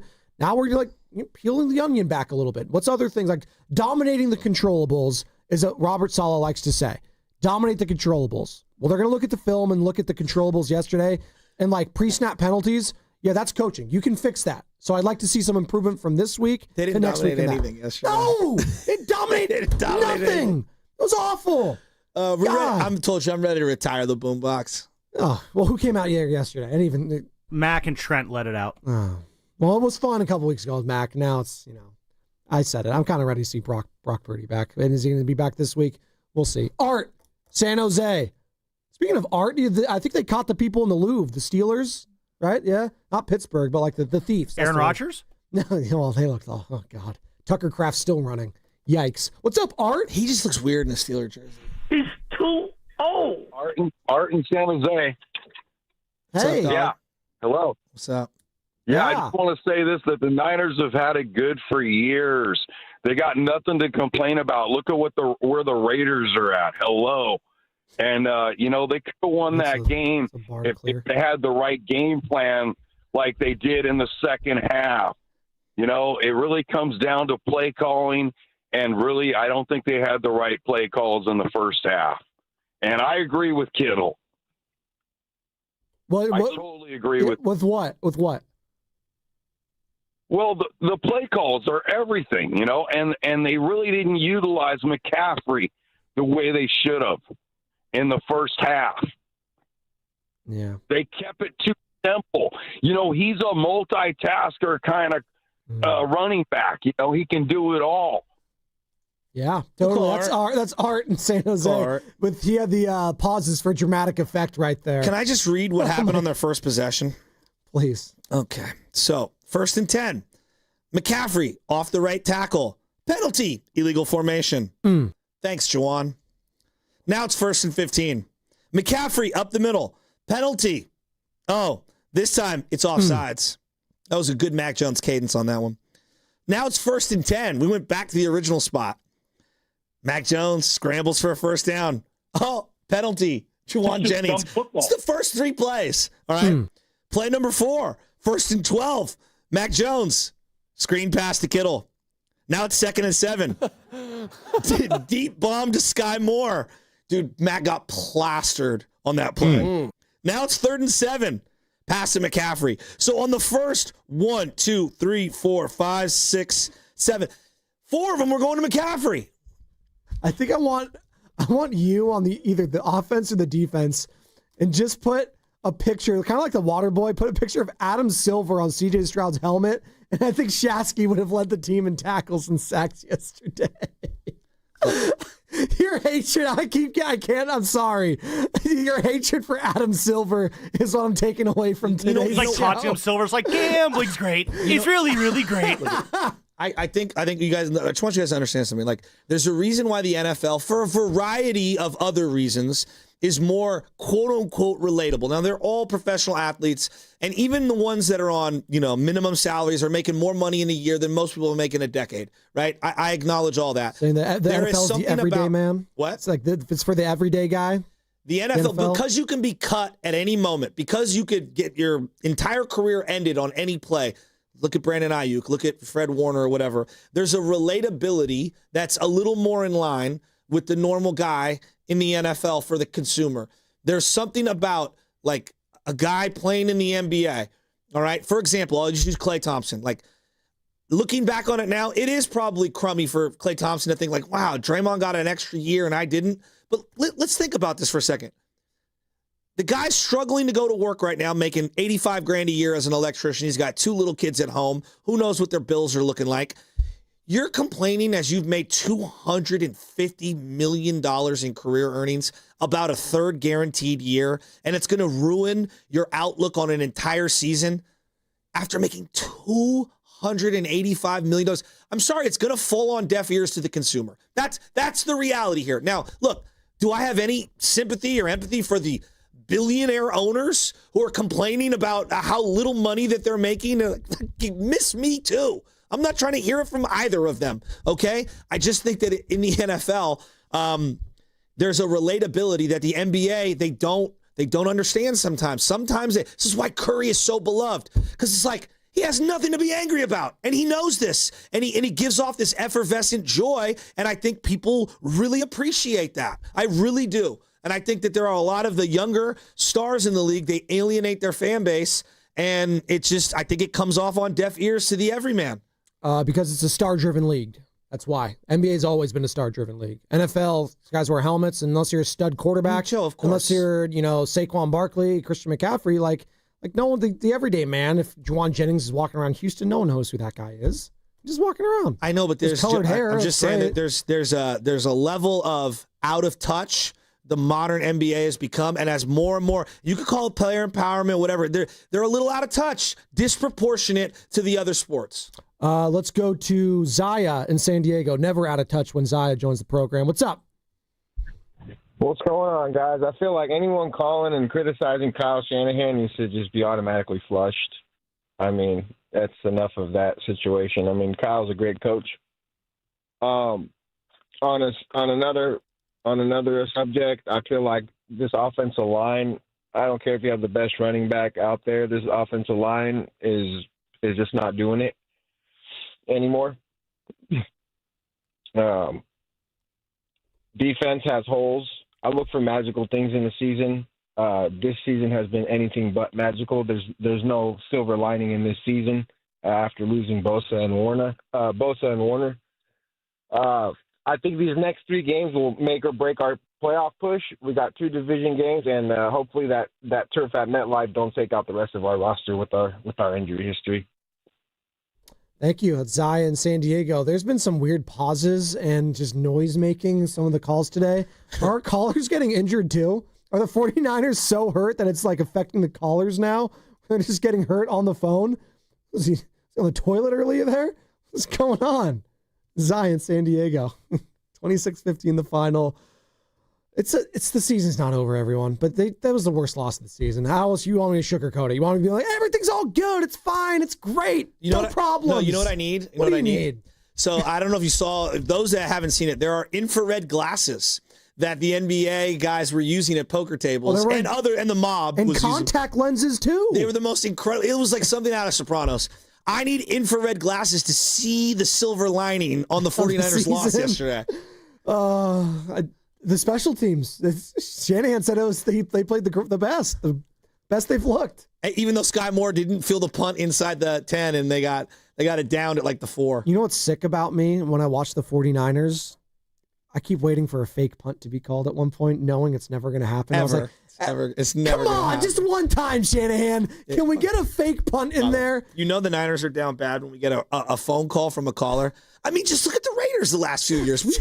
We are the lowest bar to clear. I don't even want to do that. No, I don't want to do that. Well, same with the Warriors. Well, he could be the Washington Wizards. Stop. Stop. Thank you. I don't want that to be the comparison. Well, it could be the New York Jets. Well, we're not. We're a team that's been to 2 Super Bowls. All right? We're a team that's been to 3 Super Bowls the last decade plus. God. Richie Rich, Livermore. What's up, man? What's up, fellas? Good morning, Joe. Hey, Joe, first and foremost, baby, health is wealth and family first. You already know that, Thanks, dog. pal. So I'm glad you're doing better. I'm going to run it quick, boys. Hey, it's a reality of what we've seen yesterday. Is the injuries, we're thin. We finally got smacked in the mouth from the gates, right? Normally we get up there, we get some touchdowns, we get it rolling. That wasn't even going to happen yesterday. Come on, dog. At the end of the first quarter, we had the ball for 2 minutes and 44 seconds. I don't give a damn who you play. You ain't going to beat nobody doing that, right? You were just 3 and out. Defense couldn't get a stop, man. You're going to New York next week, right? They work things out, man. I mean, for what it is, Scatterboo went out. I mean, pair up Jennings maybe and get rid of Robinson's bum ass and try to get Thibodeau or something, right? Because then you could just elevate Garendo. I mean, Kyle Shanahan don't give nobody the running back 2 a chance anyways. You got the rookie, so what the hell chance you got? You know what I'm saying? You got to do something, though, because if not, this next 2 weeks can go down south real bad, and then we're going to get rid of some players. I'm going to leave you guys with this one, man. Shafty, you already heard a little something, dog, but this Richie Rich from Livermore, and when it comes to sports talk radio, if you ain't rocking with the best, then you better delete the rest, dog. 95.7 The Game. We out. Let's go. Let's go. Love me a good rejoin. Let's go, Richie Rich. Rich and Livermore. His kid, they won a tournament over the weekend. His kid, I think, threw a no-hitter. Nice. Yeah, his kid's a baller. That's awesome. Lefty, he's really good. I was at a birthday party yesterday down in the 831. We were at a skate park, so like a skateboard. Nice. So yeah, it was fun. It was skating, and Benny had a skateboard. Nora had her little scooter. Can he skateboard? He's learning. He's learning. No, Yeah. he's young. He's 5 and 6. But dude, some of these kids now today, like kick flipping at like 7 and 8 years old. Really? It's incredible. Yeah, the skill today, Joe, from when we were younger, like the late 90s when it was just becoming. Can like, you team skate though? Team skate now. It's no. a joke. That's a callback from earlier episodes. Well, there was people are still rollerblading, which I thought was like dead. Again, late 90s called rollerblading. Like that, I guess, is still a thing. So if you're blading out there, yeah, I know Carter's even looking at me like, seriously? But there was a funny thing that happened at the party. There was a piñata, as there are at I love a parties. good pinata. Yeah, we'll get back into the Niners in a second, but you know what? We got 7 minutes before Fast Five. So there's a piñata, right? And as kids do, they're taking their turn, swiping it. We didn't do the blindfolds. It was like, were they able to lift it up and down? We had a tree. There's a branch. It was fine. And eventually. They were blindfolded? No blindfolds this Okay. time. We didn't want other kids Pretty getting young, smacked in right? the face. Yeah, 5 and 6. We're not doing the blindfolds yet. No, I know. Like sometimes it depends how old. Correct. Gotcha. They got the stick, and then we're hitting it, right? Yeah. And it finally broke, right? One of the big kids hit it and broke. Yeah. You know what was in there? Not candy. I love this. It was a bunch of broccoli. No. Kids were pissed. This Adam Silver. That's the Adam Silver pinata. Apparently, broccoli. Get out of here. Apparently, the kid's No. birthday, and it was Koa. No my way. little nephew, my best friend's Broccoli. my best friend's sons. Yeah. So it was Koa's idea because he saw that at a tailgate at an A's game once upon a time at the Coliseum. It was an April Fool's game, and the guy at the tailgate was like, "Come on, kids, come in it, come But in it it." wasn't April broccoli, Fool's. was it? No, it was Were broccoli. they individually wrapped broccoli? No, it was just straight. like, It was just straight broccoli on the ground, raw. Yeah, it was on like a dirt, so it was fine. It was just compost, so you're good. But dude, that's offensive. dude. You should have seen the kids. Oh my God! They picked up the broccoli, started throwing it at the No parents. way. It was Children of the Corn-esque. Children of the Broccoli in this case. Was there candy later distributed? There were cookies right immediately after for them to take. So You better have Sarah, those cookies fast there. Sarah, Keenan's lovely wife, she had the mom of the kid, go. She was like, "Don't worry, kids, we got this." But it was funny to see the trepidation and the anger from those children the moment it happened. It put a smile on my face. I'm not gonna lie. But you know what? Shout out to the parents because dude, we got Halloween next week. I don't need kids to be sugared up this weekend and on Friday this week. They're gonna get enough candy at home this entire week at school, going trick or treating on Friday night.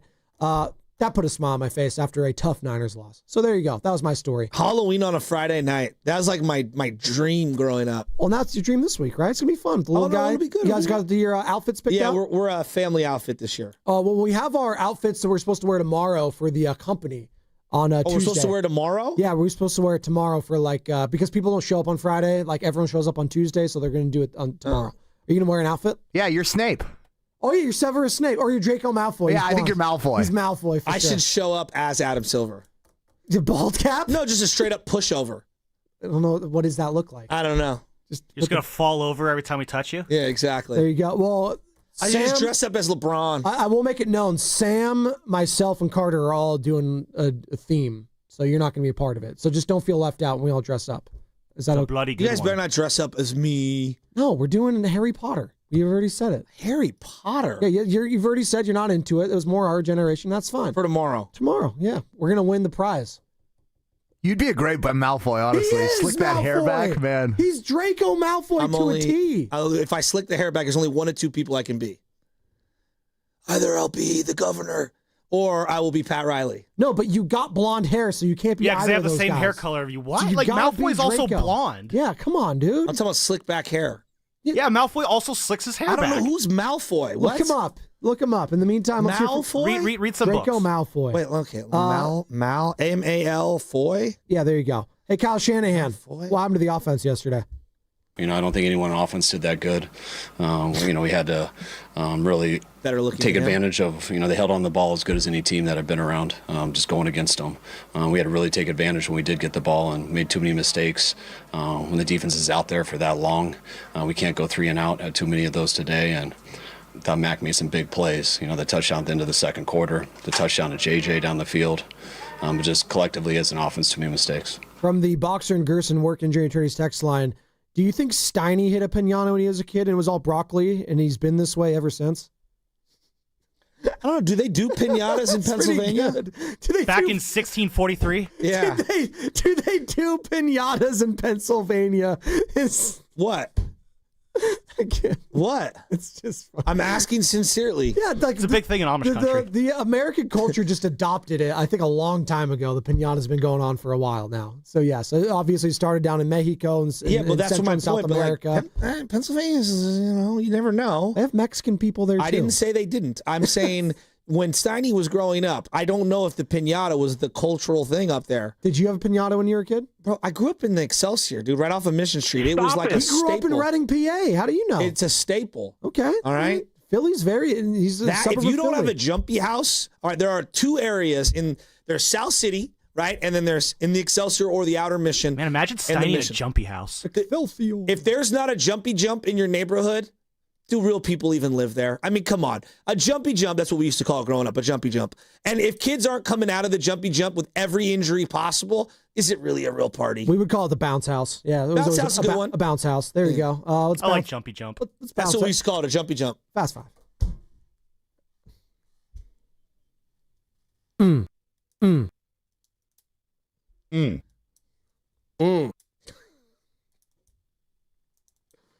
Oh boy. So these last 30 minutes have put a smile on my face. The Adam Silver hatred, the broccoli and the pinata. You know what? It's take your L, take your lumps, Niner fans. You're 5-3, beat the Giants, you're 6-3, then how we feeling? Right? It's a week-to-week league, baby. Yesterday was a stinker for most teams, but I guess like every other NFC team won. Is that what I'm saying? Outside of the Cowboys, basically. That's what everyone's saying. That can't be the case. There could be other losses. But I guess all around you in the standings, everyone else won. So, yeah, that sucks. What's up? What you got? My final thought is when I saw the words La Cosa Nostra come across ESPN on Thursday morning, I was like, well, this will be good. And then I clicked, and I spent all 48 hours after seeing that on the internet, and I have gone down the rabbit hole on all of this. This is the tip of the iceberg. That's all I'm going to say. It's the tip of the iceberg. And here's what I would say to you guys. Jim Cosa Nostra. That's what it said. He said no. He said Cosa Nostra. No, I thought of Cosa Moore. No, Jim Cosa Moore is part You better of it. say you're sorry on that one. Friedman's Appliance? No. Working vignettes. The Friedman's family. Come see how we hustle you in our working vignettes. Stop. We love our friends at Friedman's Hey, when they tell you to Appliance. shut your yapper, you better listen, That's though. right. Here's the thing. Like, Forget the about X-ray it. table was just, I was like, you've got to be kidding me. The card counting machine, the glasses, the infrared contact glasses lenses. Oh with my the see-through, like, the whole thing was like something out of, like, Sopranos. Well, the Sopranos was Ocean 11. It was incredible. Where's Danny Ocean? I can't get enough of it. I cannot get enough of all of it. And then, like, the Damon Jones being at the head of it and Gilbert Arenas, and I knew the podcast would all come back for him. Gilbert Arenas has so many podcast episodes, and there's one where he's at the free throw line, and LeBron walks over to Gilbert, and he whispers something into his ear, and it was about him missing or making a free throw because they would go to LeBron's house, allegedly, afterwards, Gilbert says, and Damon Jones and them, like, money was owed all across. Guys, I don't care that these guys gamble amongst each other. When you're like the guy that's luring in these other people to play in these games and you're in on it, you're robbing people. Like, that's what they were robbing people. Wait, when did Gilbert play with LeBron James? No, they were playing against, it was the Wizards versus the Cavs, early 00s, and Damon He stayed in Cleveland just to go to his house? He has many podcast episodes where they explain they would go to LeBron's house, and that's where they would all have fun. That's fine. Like, these guys want to gamble amongst each other. I'm not offended by that. Like, dude. No, the greatest player in the history of the sport. Yeah. Is a notable. Here's where I draw the line. Has a gambling When you're problem. luring in people to sucker them and then have infrared glasses and x-ray machines, you've gone too far. Spy Kids. But the thing that offended me more, the Terry Rozier footage was ridiculous. No, it was ridiculous. And you guys are probably too young to remember the Arizona State team that my buddy Dwayne Fontana ended up playing on in the early 90s. There was a doc on it. And the guy was point shaving, and Dwayne was one of the main people interviewed. Dwayne was one of the best ball players to ever come out of San Francisco. The Terry Rozier footage is undefensive. Like, it's undefensible. I don't know how anyone's going to defend that guy. He's done. He should never play again. He's probably going to be locked up the rest of his life. It's like his career. Never had defense. Cameron said it best. You made $132 million. What kind of lifestyle are you living? He's like, give $200,000 to your family members and say, all right, I got to cut you off. This is a rapper. Lifestyle, the rich and the famous. I can't get enough of the gambling scandal. What's up, Sammy? What do you got back there? You know what I can't get enough of? It's the greatness of one Macklin Celebrini. Gamble and go off. Here come the Wild. 3-on-2. Faber saved by Askarov. And a chance now for Macklin Celebrini. Celebrini in. Score! What a goal! What a win! Sharks win it in overtime. Yeah, the 6-5 winner in OT last night. Guys, there was a 3-minute 47-second overtime period. The only time the Sharks had the puck was that 7 seconds right there that it took for Celebrini to score. Hell of a win for the Sharks. And let's see if they can get hot off of it. Why not? Call him Hellabrini right there. Ooh, that's a good one. Spooky season, Carter. Not bad, Spadone.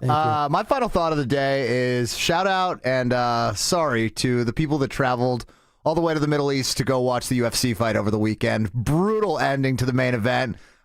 In the first round, yeah, I can't hear you. It was on at like 11 in the morning, huh? Yeah, it was. And in the first round, the most anticipated fight we've had in a long time. The heavyweight division has not had a title fight in over a year almost. And Tom Aspinall was poked in the eyes, and it was a no contest called in the first round. So to anyone who traveled to that fight, I am truly, truly sorry. And anyone that ordered it on pay-per-view. Yeah, you could have just said and left it, I'm sorry to everyone in the Middle East, because it's definitely a thing out there. That was Fast 5, brought to you by Xfinity, introducing the 5-year price guarantee. One consistent internet price for the next 5 years guaranteed. Joe. And I guarantee you, Joe, that Matt Steinmetz as a child played with a piñata. There's a new place I want to visit. I know we're going to go to Sonny and Goo here in a minute. The World Series was great. Football was great. College football was great. Basketball was amazing this weekend. The PGA Tour going to Utah at Black Rock in Utah was the best setting I've seen all year. Steiny and Goo next, brought to you by Fremont Bank. Here for you. Here for good.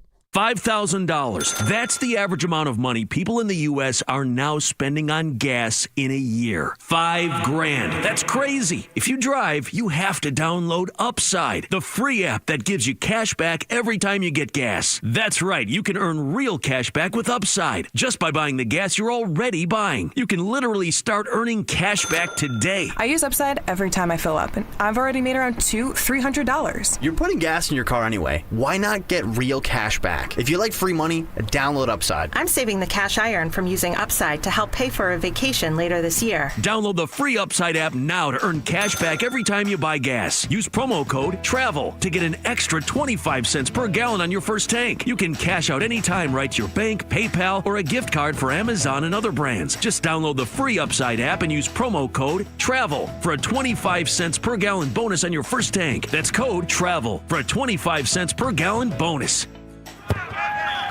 When businesses thrive, communities score.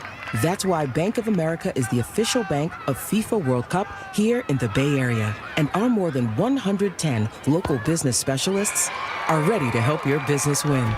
What would you like the power to do? Learn more at bankofamerica.com/local business. Bank of America, official bank of FIFA World Cup 2026. Bank of America Corporation, all rights reserved. Change is always happening. It's part of life. And when it comes to music, change is all around us. Songs are rewritten. Classics are remixed. Bands and artists come and go. Even our taste in music changes. Here at Xfinity, we know there's still good in keeping some things the same. That's why we want to do our part with a 5-year price guarantee on our internet. It means no matter what changes, you get 5 years of the most reliable Wi-Fi with our best equipment included for a price that stays exactly the same. Surprised? Life is full of them. One internet price, 5 years, guaranteed. Learn more at Xfinity.com/deals. Restrictions apply. New residential customers only. Taxes and fees extra and subject to change. Most reliable Wi-Fi based on Open Signal Awards USA. Fixed Broadband Experience Report, August 2024. Toyota's legendary truck event is on, and the deals are legendary. Get low APR plus 500 bonus cash on 2025 Tacoma, or get a low-cost lease on Tacoma Double Cab, or get low APR or up to $3,000 cash back on 2025 Tundra. Get to your Toyota dealer now, because this truck event is gonna be Toyota. Let's go places. Offers available through TFS to buyers with premier-rated credit. Cashback available through TMNA and cannot be combined with other offers. Ends 11/3/25. Finding great candidates to hire can be like, well, trying to find a needle in a haystack. Sure, you can post your job to some job board, but then all you can do is hope the right person comes along, which is why you should try ZipRecruiter for free at ZipRecruiter.com/free. ZipRecruiter doesn't depend on candidates finding you. Its powerful technology identifies people with the right experience and actively invites them to apply to your job. You get qualified candidates fast. So while other companies might deliver a lot of hay, ZipRecruiter finds you what you're looking for. The needle in the haystack. 4 out of 5 employers who post a job on ZipRecruiter get a quality candidate through the site within the first day. ZipRecruiter, the smartest way to hire. And right now, you can try ZipRecruiter for free. That's right, free. Just go to this exclusive web address, ZipRecruiter.com/free. That's ZipRecruiter.com/free. ZipRecruiter.com/free. Hey, it's Mark Willard from 95.7 The Game. Look, when life hits you hard, and it happens, could be an accident, an injury, you need to hit back harder. You need a fierce team that knows the insurance game and refuses to back down. That's why I trust Omar Habas and the entire Habas Law team. For over 40 years, Habas Law has gone head-to-head with insurance companies, winning medical care, financial support, and real justice, and Habas doesn't get paid unless you do. Visit habaslaw.com. Habas Law, they'll fight to make it right. Do you have a dark curiosity? Heart Starts Pounding, Horrors, Hauntings, and Mysteries is a weekly podcast hosted by me, Kaylin Moore. Each week, I'll take you on a dark journey through terrifying true urban legends, bizarre true crime cases, chilling tales of backwoods horror, and more. So if you're looking to join a passionate community of the darkly curious, check out Heart Starts Pounding on the free Odyssey app or wherever you get your podcasts. And remember, stay curious. Spreadsheets, clunky software, 100 different logins just to run your business? Ah. There's a better way. Odoo. One simple, connected platform that handles sales, inventory, accounting, and more, so you can focus on growing, not juggling. Make the switch today at odoo.com. That's ODOO.com. Pros don't just show up. They prove how it's done, with precision and without shortcuts. Makita tools are built the same way, with a dedication to lasting quality, trusted performance, and results that reward your effort year after year. When the job calls for the best, call on Makita. Built to be the best. Available at the Home Depot. You're listening to 95.7 The Game, KGMZ FM in HD1 San Francisco, on Odyssey Sports Station and the home of the Golden State Warriors and Valkyries. Always live on the free Odyssey app and now coming to you live from the Laughing Monk Studios. He brings the passion. For what? I want to know now. I'm mentally invested. Don't tell me to pray and you don't say what for. He brings the perspective. Yeah, I think they both have great points. Get off me, text line.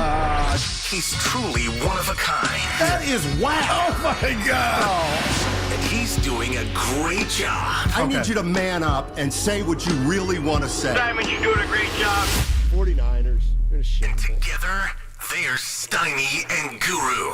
Yeah. On 95.7 The Game. Second down. San Francisco in the red zone now.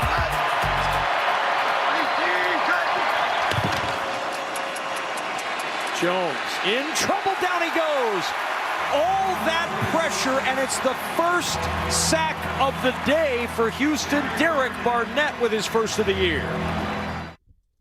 All right, courtesy of Fox Sports, Niners get beat 26-15 yesterday to the Houston Texans, suffer a few more injuries, and just pretty much handled from start to finish, Goo. Don't you think? No, I'm going to say this to you, Steiny. I left here, and I thought there was no way in hell, and I told Evan this all during our visit in the green room before the show today after you left. There was no way Houston could win this game because I predicated that take on what I saw Seattle do to the Texans offensively. And Steiny, I don't have to tell you, a football game is 60 minutes. The Texans had the ball 41 of those 60 minutes. I mean, the Niners ran a total of 44 plays. And I can't remember a time they've been dominated physically like that. I heard Shasky and Spadoni. Shasky's all mad, I'm paraphrasing, about the draft and these youngsters. But if I'm going to come in here week to week and tell you, oh, they got about 18 to 20 first to second year players, I can't jump off the wagon after a bad outing. But, Steiny, that was bad. And moving down the road, I guess my question to you is this rock bottom or was this just a one-off? They got handled. Well, they're 5-3. Yeah, so if this is rock bottom, then they're gonna go on a long run because they're still 5-3. And if the playoffs were to start today, they'd be in. Not that matters. No, obviously. it does though. Yeah. But look, they got dominated yesterday, and in all three phases, they couldn't stop Houston. I mean, everything went wrong from the opening coin flip when they love to defer, which is great. I if it works, it works. But when you defer and give up a 10-minute drive, and now all of a sudden you don't get the ball until there's 4 minutes left in the first quarter, and you're down already, it just puts a little bit more pressure on you. And man, good thing the Texans only got field goals those first couple possessions, or this could have been even worse. Yeah, do you have a problem? I mean, why would you? But Steiny, the game was 26-15, 11-point deficit, but it felt like it was 30-7. And I'll just point out my biggest play of the game, not a lot, but Juwan Jennings dropping that pass. I know you followed up when I told you that earlier about, he caught one at the goal line, which he did. But, man, when you're fighting uphill and just get suffocated. That was a suplex or whatever the wrestling term is. They couldn't breathe and they couldn't block. So I'm shocked. I had the Niners all day until Sunday, and I guess, Steiny, you just pick up the pieces, right, and get ready for the Giants. But my major question is, this is the first question. This is the first game I said had Brock quarterback that wouldn't have made a difference. And that's where I think we're getting into warning territory. Yeah, I don't think I thought that about the Jacksonville game too. When Mac Jones quarterbacked, I don't necessarily know what Purdy's going to be able to do behind this offensive line. All right. I have to point this out about the Jennings drop. They're already down 23-7 when he drops it. Go ahead. So, yeah, okay, he had a big drop, but they were getting pissed on before that. Yeah. And, they were fortunate. Like, every time they had an opportunity, they didn't take advantage of it. Even the interception by Lenore, if he gets out of bounds, could you imagine if they get 3 going in before half? Then the second half, they're down 16-7, but they get the ball. Yeah, here we go. They just shut down on the first drive of the third quarter. Just absolutely shut down. And then Houston goes on another 8-10-minute drive, 94, 96 yards, whatever it was. It's ball game. Ball game. Pretty much. Yeah. And, I'm not going to do it, but we can sit here and kind of ignore the rat on the table, brought to you by Atco Pest Control. Shout out Billy. But the bottom line is Houston and that offense were down their 2 best receivers, no Collins, and you just own the whole middle of the field. How many missed tackles, Steiny, by the Niners?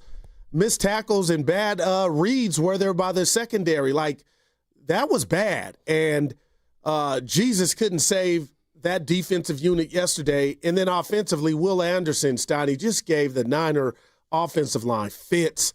And, I saw the boss who was traveling yesterday on the airplane put out a tweet.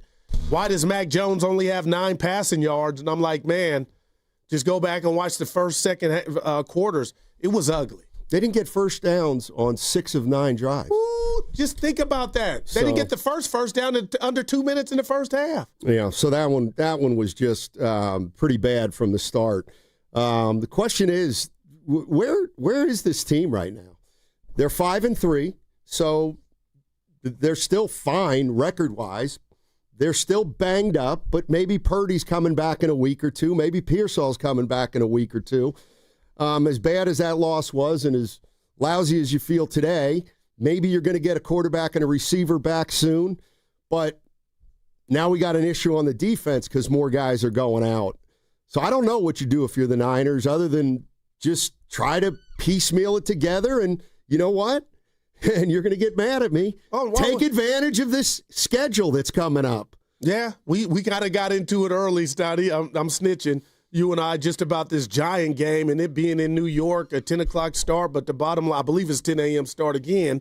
But it just felt like the Niners, I don't want to say we're lollygagging, but they were sleepwalking. But I got to tip my cap to the Texans. So this is where I'm at. If this continues, which I don't know that it will because we're a week removed from what they did to Atlanta on national TV. But, Stoney, I think the Niners are in for a big project in regard to boosting or bolstering these offensive and defensive lines. And the reason I bring that up is, what if I told you, partner, I don't think they're one move away defensively from causing havoc. So you can't give up too much draft capital when you know both your interiors need investing. Yeah, I mean, maybe you can make a move on the fringes that'll help, right. But I don't see how this team right now can give up draft picks in the hope that they'll kind of catch fire on defense with 2 of their guys out. But McCaffrey, I'm sorry. No, go ahead. McCaffrey, 25 yards rushing, 43 receiving. I can't remember the last time that happened. I mean, like just those numbers right there. I mean, they took him out of the game, essentially. And all those easy toss and catches that we saw the first 7 games, they didn't seem to be there yesterday, and then they couldn't run the ball. And the next thing you know, they can't move the ball. They moved it a couple times, but not nearly as much as they needed. So 888-957-9570 is the number. Niners lose 26-15 to Houston. They're 5-3. They're now behind Seattle and the Rams, but they're still obviously in the wild card chase, and they still have a shot at the division. But they're going to have to play a lot better football, and they're going to have to win some games. Obviously. What about the people in the back? I got to point out Chicago Jason on the YouTube chat, Stoney. I just want your take on this because I hadn't thought about it. What about Kittle unlocking the run game? Well, he did for one game, I guess. No, I got you. I'm not blaming him at all. It wasn't his job. They couldn't do a damn thing. Yeah. On either side. I mean, if you're going to say, you can't, it's more than Kittle blocking or trying to block. No doubt. So 888-957-9570 is the number. Where are we with the Niners? We're almost at the halfway point of the season. The good is that they're 5-3. They're 5-3, and there's still a chance they could get healthier. So where are we at, though, at almost the midway point of the season? Do we want help in here, or do we want to try to ride it out and keep draft picks and keep as many options open by just seeing what this team's made of? 888-957-9570 is the number. By the way, Goo, coming up on the other side, we got a little announcement we're going to make. Uh-oh. Yeah, and I think the listeners are going to like it. It's all about the listeners, and we got a little action to tell you about on the other side. It's always a fun game, and it definitely it impacts our listeners, and it's hopefully something they're going to really, really enjoy. Go ahead and try to guess if you want during the break. I don't know if you're going to be able to. That's what you call a tease, people. So on the other side, we'll take some calls at 888-957-9570. We'll tell you about a little something coming up as it relates to 95.7 The Game and Odyssey. And then We'll talk more about the Niners' 26-15 loss. What's coming up on the game is brought to you by Fremont Bank. Here for you, here for good. That segment was also brought to you by Frontier Ford. Okay, I have to tell you, I was just looking on eBay where I go for all kinds of things I love, and there it was. That hologram trading card. One of the rarest, the last one I needed for my set. Shiny like the Designer handbag of my dreams. One of a kind. eBay had it, and now everyone's asking, ooh, where'd you get your windshield wipers? eBay has all the parts that fit my car. No more annoying, just beautiful. Millions of finds, each with a story. eBay. Things people love. Life insurance. Why are you putting it off? Can't afford it? Too much hassle? Think you don't need it? There's lots of excuses for putting off life insurance. But if you weren't there, who would pay the mortgage and other bills? With Ethos, you could be covered in 10 minutes and boom, family protected. Ethos, fast and easy online term life insurance. Up to $2 million in coverage with no medical exam. Some policies as low as $1 a day. Answer a few health questions and get your free quote at ethos.com/radio. That's ethos.com/radio. The NBA season tips off, and so does DraftKings' newest fantasy game. DraftKings Pick 6 is the easiest way to play for big wins, with every possession giving you a shot at real money. Here's how to play. Just pick more or less on 2 or more stats, and unlock the upside every game brings. The better your picks, the bigger your payout. Pick 6 is available in your state. Plus, new DraftKings customers can get $50 in bonus picks with just a $5 entry on your first pick set. Don't just watch basketball, cash in. Download the DraftKings Pick 6 app now and use code THEGAME. That's code THEGAME. Play just $5, get $50 in Pick 6 bonus picks. Make the call. Ride the upside. In partnership with DraftKings Pick 6. The crown is yours. Gambling problem? Call 1-800-GAMBLER. Must be 18 and over. Age and eligibility varies by jurisdiction. Void where prohibited. 1 per new customer. Bonus awarded as non-withdrawable Pick 6 bonus picks that expire in 14 days. Limited time offer. See terms at pick6.draftkings.com/promos. When you own your own business, you need to keep things moving. Need to book a last-minute flight? Earn a $300 travel credit to cover that. Need to take a meeting before takeoff? Do it from the comfort of the Chase Sapphire Lounge by the club. Need to catch your breath before you board? Done. With $2,500 in annual value, the new Chase Sapphire Reserve for Business is the card that gives back all you put in. Visit chase.com/reserve business to learn more. Cards issued by JPMorgan Chase Bank and a member of FDIC, subject to credit approval. Terms apply. 1-877 Cars for Kids. KARS Cars for Kids. 1-877 Cars for Kids. Donate your car today. 1-877 Cars for Kids. KARS Cars for Kids. 1-877 Cars for Kids. Donate your car today. Ready to get rid of that old car? Donate it to Cars for Kids. Call 1-877-CARS-FOR-KIDS to reach a friendly live agent. Donation is super easy, and your car can be picked up as soon as tomorrow. Call us now, 877-CARS-FOR-KIDS. That's Cars with a K to donate your car today. 1-877 Cars for Kids. KARS Cars for Kids. 1-877 Cars for Kids. Donate your. Did you know you can donate real estate too? Go to carsforkids.org. That's carsforkids.org. Morning, Zoe. Got donuts. Jeff Bridges, why are you still living above our garage? Well, I dig the mattress, and I want to be in a T-Mobile commercial like you. Teach me, Saldana. Oh, no, I'm not really prepared. I couldn't possibly. At T-Mobile, get the new iPhone 17 Pro. On them, it's designed to be the most powerful iPhone yet and has the ultimate pro camera system. Wow, impressive. Let me try. T-Mobile is the best place to get iPhone 17 Pro because they've got the best network. Nice, Jeffrey. You heard them. T-Mobile is the best place to get the new iPhone 17 Pro on us with eligible trade-in in any condition. So, what are we having for lunch? Dude, my work here is done.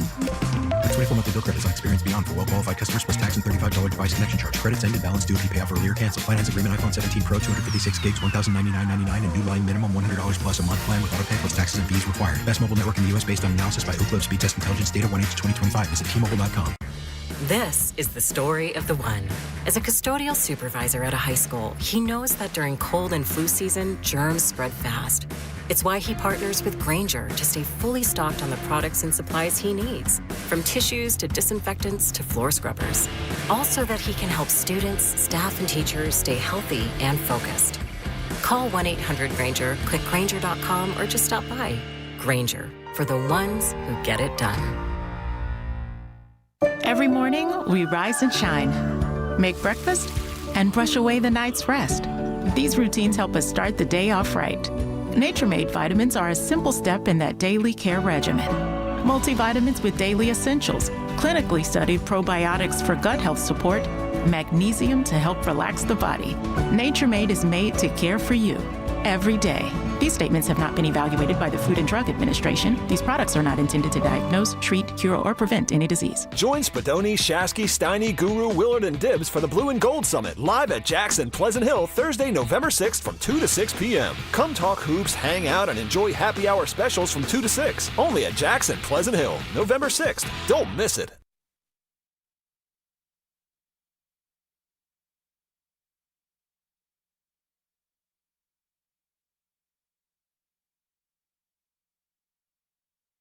I agree with you. One of the greatest defensive performances by Draymond Green. Now, back to Steiny and Guru on 95.7 The Game. 95.7 The Game. Breaking news.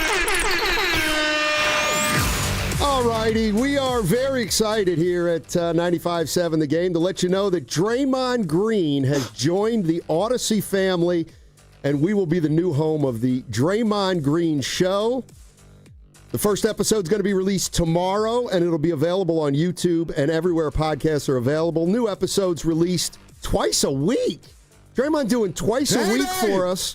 The show delivers no holds barred takes, as you know, on the biggest stories in basketball, breaks down the latest with the Warriors, and shares never before heard stories from on and off the court. Draymond Green has joined the Odyssey family, and his podcast is now on the Odyssey app, Apple Podcasts, Spotify, and wherever you get your podcasts. So there it is, Draymond Green, now part of the Odyssey family.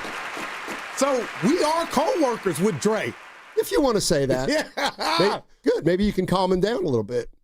Maybe he needs a teammate that can be a calming influence on him. Well, my mind went to maybe you and I featured on one of the podcasts or one of the 6-0s here. Why? Just, who knows? We're family. Day. I got to send us. I'll send us something on IG. Welcome to the family, Stein. That's big. 2 a week. Lot to talk about. Yeah, 2 a week. That's a lot. Well, we do 20 hours a week. These guys were busy. Well, they are. They had a lot to do. 2 and 1. All right. Yeah. Tough weekend for the boys in the Bay Area. Warriors lose Friday. Niners lose yesterday. But we got Draymond Green. That's big news. We got the Draymond Green podcast. And I'm shocked y'all talking to me. You better come on and promote it. Yeah, no doubt about it. Mm-hmm. All right. 49ers get beat 26-15. Got outplayed in just about every phase. And the game was 16-0. Niners cut it to 16-7. But they really never could break through and make it a one-possession game. They couldn't block them, Stoney. No. That was one of those games where I never thought the Niners were going to win the game. I have to say something now. They got that 3 points right before, they got the money right before half. And then I'm thinking, okay, you keep messing around, Houston, with the Niners. They might come back and pull a rabbit out of their hat. And they just couldn't do it because as much shade as I threw C.J. Stroud, it was loud, but Stroud made me look like an idiot, Steiny. He was in command, and every time the Niners had a big play or what you thought was a big play, an opportunity defensively, they would throw a screen pass. Here comes a second or third, fourth four-string wide receiver over the middle, and they just couldn't stop him. Steiny, he threw for 300 yards, and he looked so anemic Monday night against their counterpart, the Seattle Seahawks. So shame on me for thinking the Niners could do something, but they just were impotent, man. The Texans did not feel the Niners at all, and that was shocking. I mean, when you have the ball for 40 minutes, it means one thing, and that's you're moving it. you're moving it and you're driving and you are not giving the ball up. And the only way you don't give the ball up is if you keep accumulating first downs. And I don't think Houston – there was never a point in that game where I thought Houston couldn't move the ball against the Niners, especially I thought when the Texans kind of realized that the 49ers were really beaten up and they had a lot of no-names on that defense. Yeah, and you had mentioned Kyle's decision on the coin toss. You know, you said like he normally likes to do it. He kind of changed it up yesterday, and that didn't work either. He likes to defer. Yeah. They did, didn't they? Oh, I thought you said they received the kick to start the game. The Niners kicked they deferred and kicked to Houston. Then Houston had the ball for the first 11 minutes, I thought. Yeah. No, you're right there. You know what? Maybe Houston elected to receive, but usually Kyle likes to defer. Do you have a problem with me saying this is the closest thing to a no-show from a Kyle Shanahan coach team in a while? They just didn't seem like they had it. And then now, 10 o'clock start. I'm like, miss me with that. But, I mean, Steiny, how do you come off a Sunday night win against Atlanta? And we saw what Atlanta did. They just got ran at home. But the bottom line is, where was Mykel Williams? When are we going to talk about Martin, the linebacker that, Curtis Robinson came in for injured D. Winters? What was going on there? What happened to Martin? Why couldn't he get on the field? And the secondary, Steiny, got picked on. They couldn't stop a nosebleed yesterday. Missed tackles, missed assignments. Just a one-off, huh? No, it's not a one-off, I don't think. Look, this team's 5-3, but they've been outscored by their opponents this year. The opponents have scored more points than the Niners. So if you want an indication of how fortunate they've been, that's how you know this team's been fortunate. They're 5-3, but they've given up more points than they've gotten. So if you look at that optimistically, you got to say we're in a better spot than we have any right to believe we should be. On the other hand, if you want to be objective about it, you could say we're 5-3, but we're not a 5-3 team if you really look at it. So the Giants come next week in New York, and the nice thing about the NFL is one win changes everything, and they win on Sunday. They're 6-3 and back in good shape. Can you remember, since the inception of Christian McCaffrey as a 49er running back, Stoney, the Niners as a whole rushing for 10 rush attempts? McCaffrey had, just think about it. I know you go, Guru, look at the time of possession, but it's still crazy when you just, McCaffrey ran the ball, Stoney, 8 times. Mac Jones had it for 2, so they ran 10 carries on the day. I just think, you're a run-first football team. Well, it doesn't happen a lot, but Houston got the ball, drove 11 minutes, kick a field goal. The Niners go 3 and out. Houston gets the ball again. They drive all the way down and get another field goal. And now it's second quarter, and you've run 3 plays. And I want to say the first possession of the second quarter, they didn't have much of a drive. So it just was just went every single way Houston wanted it to go. And they controlled, I thought, the entire game. 888-957-9570 is the number. Let's go out to Brian in Palo Alto to start us off. VPA. What's up, Brian? How you doing? What's going on, guys? Hey. Not surprised. Houston's got a pretty good defense, so I'm not surprised the Niners didn't light it up offensively. Houston's offense has been awful all season, and so I thought the performance of the defense was surprisingly bad, even without without pass rushers and edge guys, and I think you guys know they lost Huff last week, right? So, they're going to need. If they want to continue to compete, they're going to need to add an edge rusher before the trade deadline. Period. They don't have it. Even the backup to the backup blew his knee out yesterday, I think. So they're going to need to add an edge rusher, and then you can't play those safeties. Right? Wow, man. Brown and Mustafa are awful, right? And it's really I thought Siegel and Pinnock were not bad, mostly, right? I really liked a lot of what I saw from Siegel, so I have no idea why you're playing Jair Brown with Mustafa.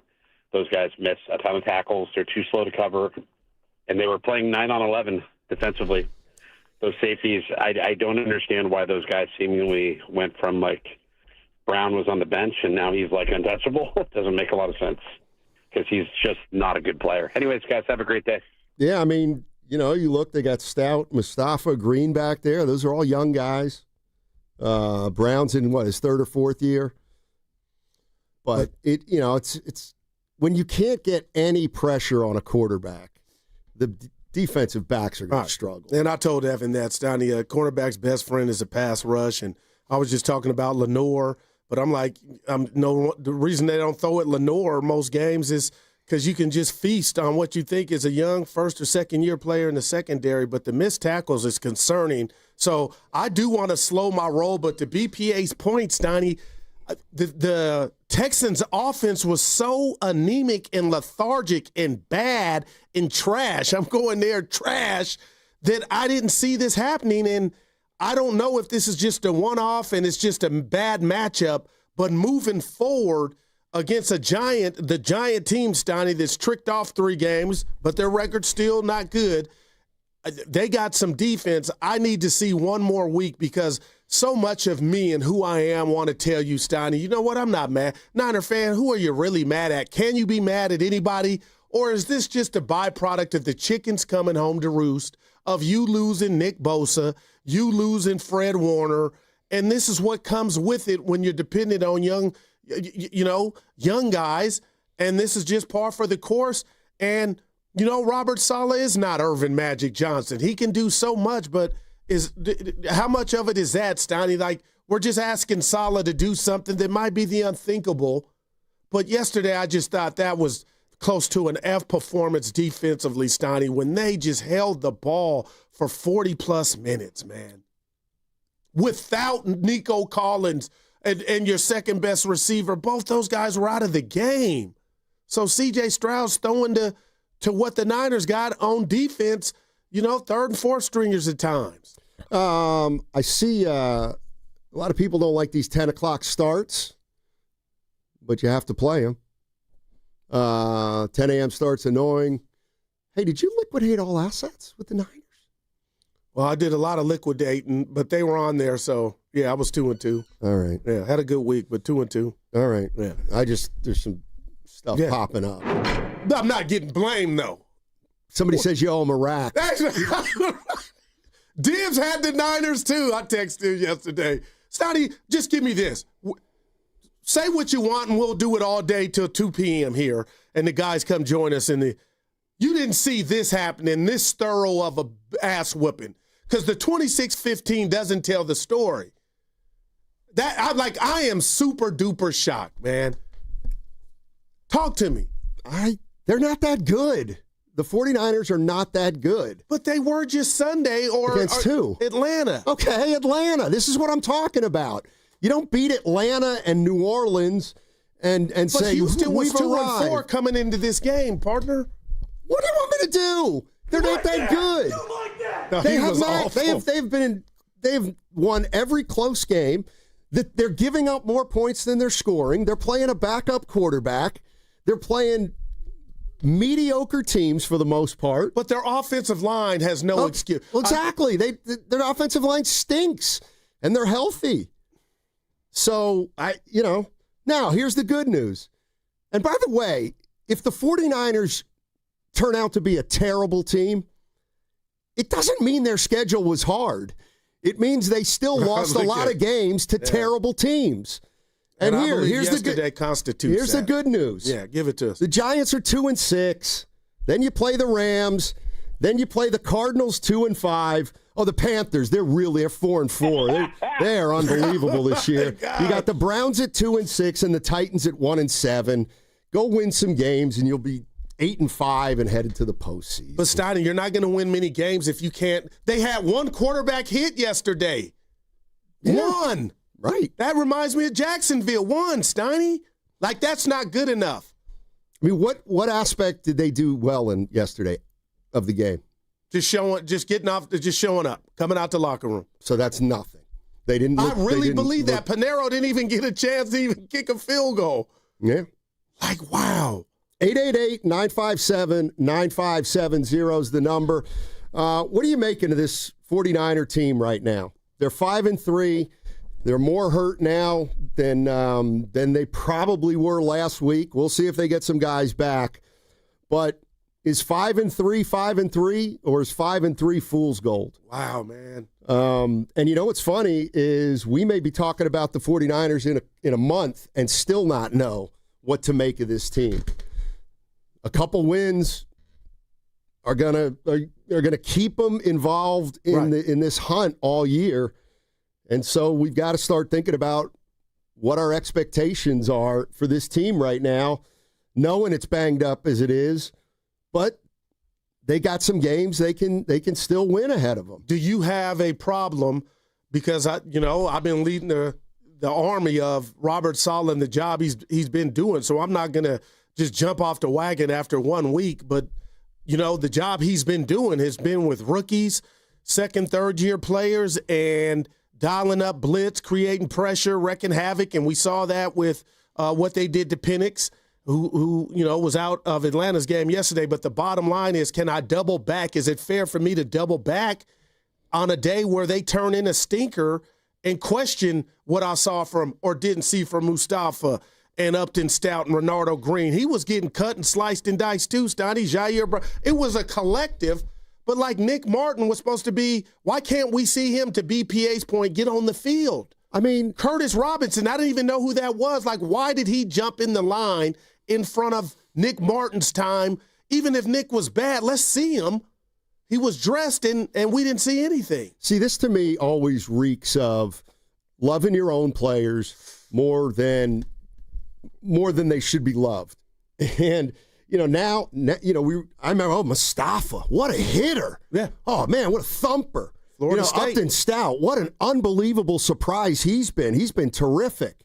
Renardo Green. I mean, they got some, well, guess what? After 8 games, you want to play some rookies and second-year guys, it'll probably catch up with you.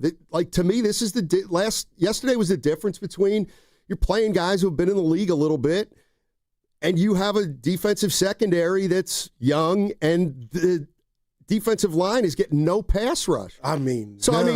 The D-line, no pass rush. The O-line, no running game. All right. The linebackers, you're missing Fred Warner. The D-backs are young. The wide receivers are hurt. You're playing with a backup quarterback. Let's just be honest here about when I put it like that, we should be ecstatic. That they're 5-3. Yes. All right. And you know what? I'm with that. But you and I are too old to know. They weren't good enough yesterday to beat the Houston Texans. They weren't. They didn't have enough. But I'm still shocked. I'm not. That they got dominated on both sides of the ball to the point to where, you got 8 rush attempts by your star player, your star running back. And, like I said, I don't know if Brock Purdy, if there's any difference if he's back there. Like C.J. Stroud, they got the ball, Stoney, and they didn't give it back. And that was just the theme. I mean, so moving forward, I'm wondering, I know you talked about the Giants, but the Texans were the Giants in a sense. They had Denver beat. Denver's a pretty good team. We saw what they did to Dallas yesterday. So, I'm just telling you, you didn't ask what I would do. And this is a big ask if somehow this 5-3 can improve and somehow this Niner team, this version of it, can qualify for the playoffs. But, partner, what I'm not doing is getting up off of any ones or some high capital, because moving forward, nobody wants to hear this, or maybe they're already there. This Niner team needs enhancements on the O-line, D-line. So if we can make some moves around the margins, and remember I told you my Uncle Buck always would say, nephew, where can I get something for nothing? And I would always be like, Uncle, not too many places. If you could do something like that to enhance his defense or offensive line, okay. But Stoney, the days of robbing Peter to pay Paul to think that you might be a championship contender this year, I think this year's Niner team, their championship would be if they could somehow sustain all these injuries and qualify for the playoffs. I don't think you can tinker around the edges and make a big difference. That's why I'd be real reluctant to do it. The other thing is, late last week, people started talking about how good Houston's defense was and how much pressure they can put on a quarterback. They didn't disappoint. And they They took Christian McCaffrey away, and the Niners had very, very little. What did you make of Kittle? Because I love that he's back, Steiny, but the announcers were trying. Did you feel like he still was hampered, or he couldn't let it go 0 to 100 real quick? He got that touchdown pass. He looked fine to me. He didn't look compromised. Is what I'm at. I didn't think so. I've been hearing a lot of that after the game. Oh, yeah. Yeah, but it's funny. It's funny. I didn't hear it after last week's game when they ran for 7,000 yards. Yeah. Let's go to Bob in San Francisco. Hey, Bob, how you doing, man? Hey, how you doing? It's a great show. Okay, three quick things. Yep. Number one, I think the 10 o'clock start, their bodies weren't right. I know they're professionals, but you could see how the difference was in the second half. They started putting things together. Maybe some of the play calling, misdirection, they were running McCaffrey right up a brick wall. So, it took them to the second half to start figuring that out with bootlegs and other things like that. I agree. We do not trade any assets. We get that offensive line right. We get a couple more defensive players. And in my opinion, this defense is going to be a monster next year because look at how much time these rookies have gotten. And yeah, some of these guys like Mustafa hadn't played for a while and they're getting burned. I agree with the other caller, but some of the other younger dudes, man, we are going to be a great defense next year. And what I love about the NFL is that every other week, people on the rise get knocked off. So This is the year of mediocrity for sure. So this is what they wanted. This is what we got. So, we're going to play it out and see what happens in the playoffs. Oh. Thanks, guys. Thanks, Bob. A little premature. Yeah, no, but he's saying bottom line, regardless, just how I took it, you didn't ask me to break it down, and we appreciate the phone call, is I don't got to tell you, Sonny, these rookies, these second-year players, no matter what happens in regard to win-losses, you got to believe this experience it supersedes that for the right now. So they're getting that, even if it's bad, they're getting the reps, but now you got to pop if he's looking at it through the prism of next year coming back, and you could look at this year like I played. But, man, Stoddy, when you hit me when you said, Goo, did you liquidate all assets? I'd be homeless right now. I truly would because I just didn't see the Niners not being able to be fit. This was not their Olivia Newton-John game. They look soft. 11 minutes? Like, that's what the Houston offense did. They were scared of their own shadow against Seattle. Monday night, the Texans offense was. It's a week-to-week league. Teams don't look the same week to week. I think we gotta realize that, right? I mean, Miami looks good. The Jets won a game. Every week is different because it just feels like if a team doesn't do something one week, then they try to do it the next week and they make adjustments, or if a team gets run over the week before, they try to get better at it. So So this doesn't change the Niner, real quick, Stoddy, about this game against the Giants. You just, you keep moving. It's week to week. Nothing alarming here. And the reason I'm alarmed is just they got dominated, and the Giants got a pretty good defense in front seven, too. Yeah, I'm not alarmed. Oh. I'm not alarmed because I just think if you take what's happened to this team overall, they're not very good right now. They have two A+++ defensive players. They're both gone. They have no pass rush right now. The secondary is young. Again, they're still playing a backup quarterback. They're missing Pearsall. They're missing Ayuk. Jennings, I don't know what's going on with him.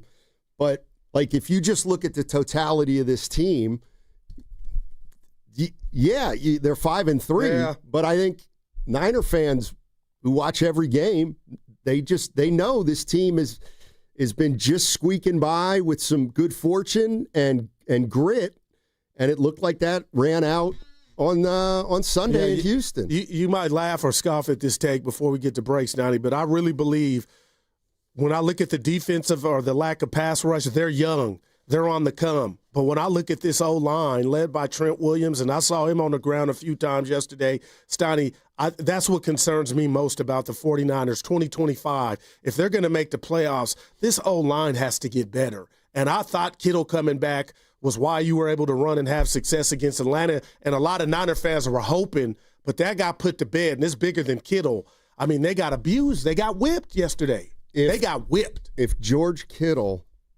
you need George Kittle to run the ball effectively, and he's your tight end, then your offensive line must stink. Well, damn.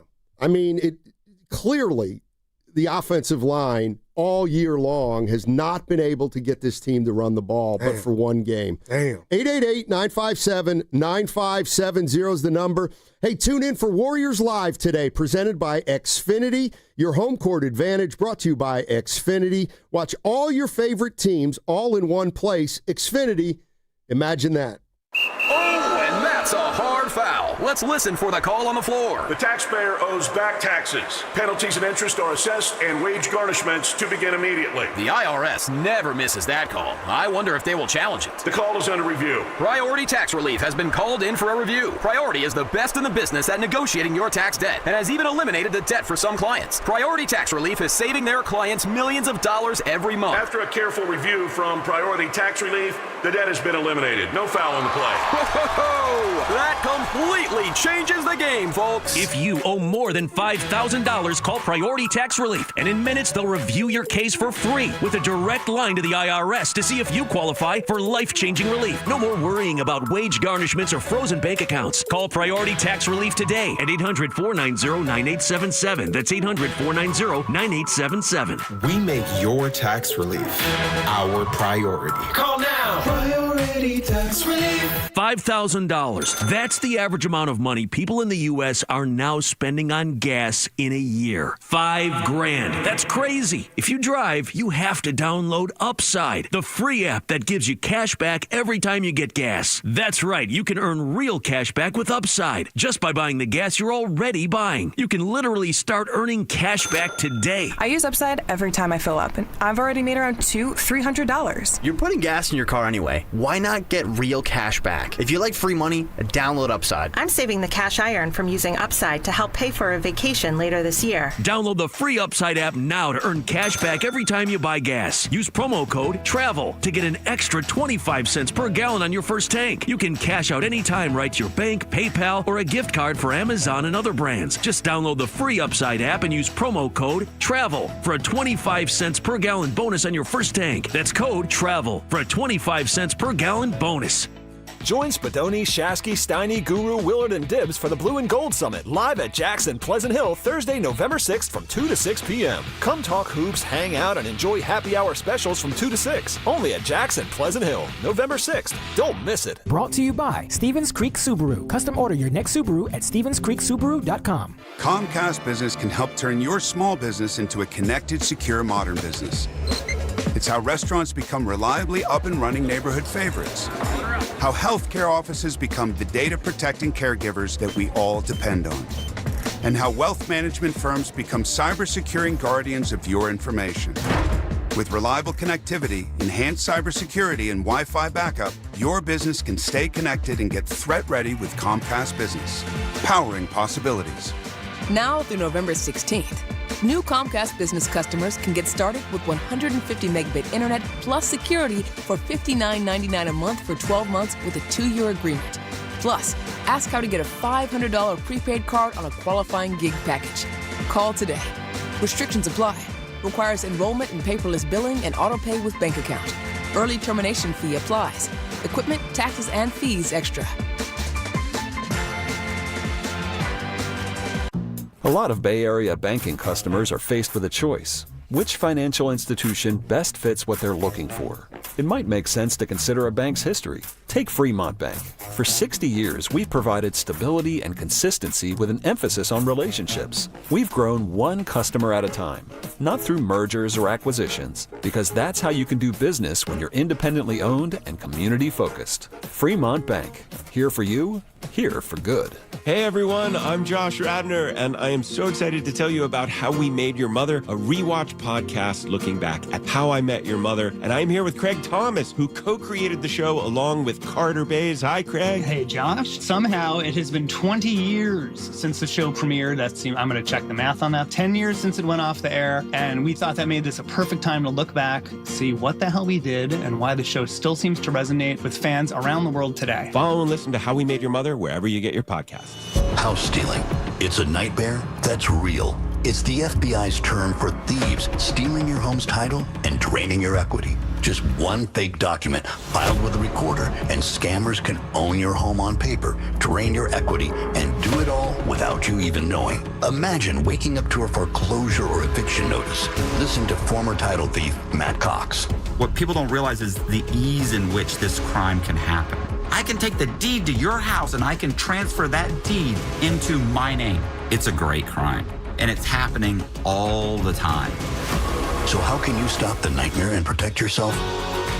Find out if you're already a victim now at HomeTitleLock.com. Use promo code RADIO and get a 30-day free trial of their $1 million triple lock protection, a title scan, and access to a title specialist, a $250 value. Don't wait. Go to HoldTitleLock.com now, promo code RADIO.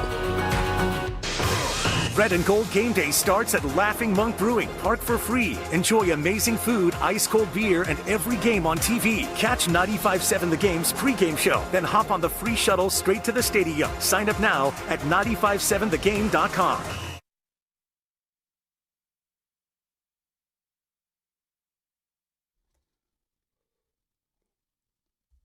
Third and 17, longest third down of the day. Jones looking for the end zone. It is caught by Jawan Jennings at the 1. Enormous play in this game. 26, and it's first and goal. Now, back to Steiny and Guru on 95.7 The Game. Yeah. Should have caught the one before. Yeah, got him within. Dude, that hit him in the basket. Jawan Jennings. I hate to do it. But I got to do it. If a team's down 8 points, it's still a 2-score game. I'm with you. You need a touchdown and a 2-point conversion. You like that, Carter? I don't care if you do or not. Not bad. Frankly. Boy, what a blunder I committed this weekend. I didn't want to go there, but since you did it, it's all you. Go ahead and tell them.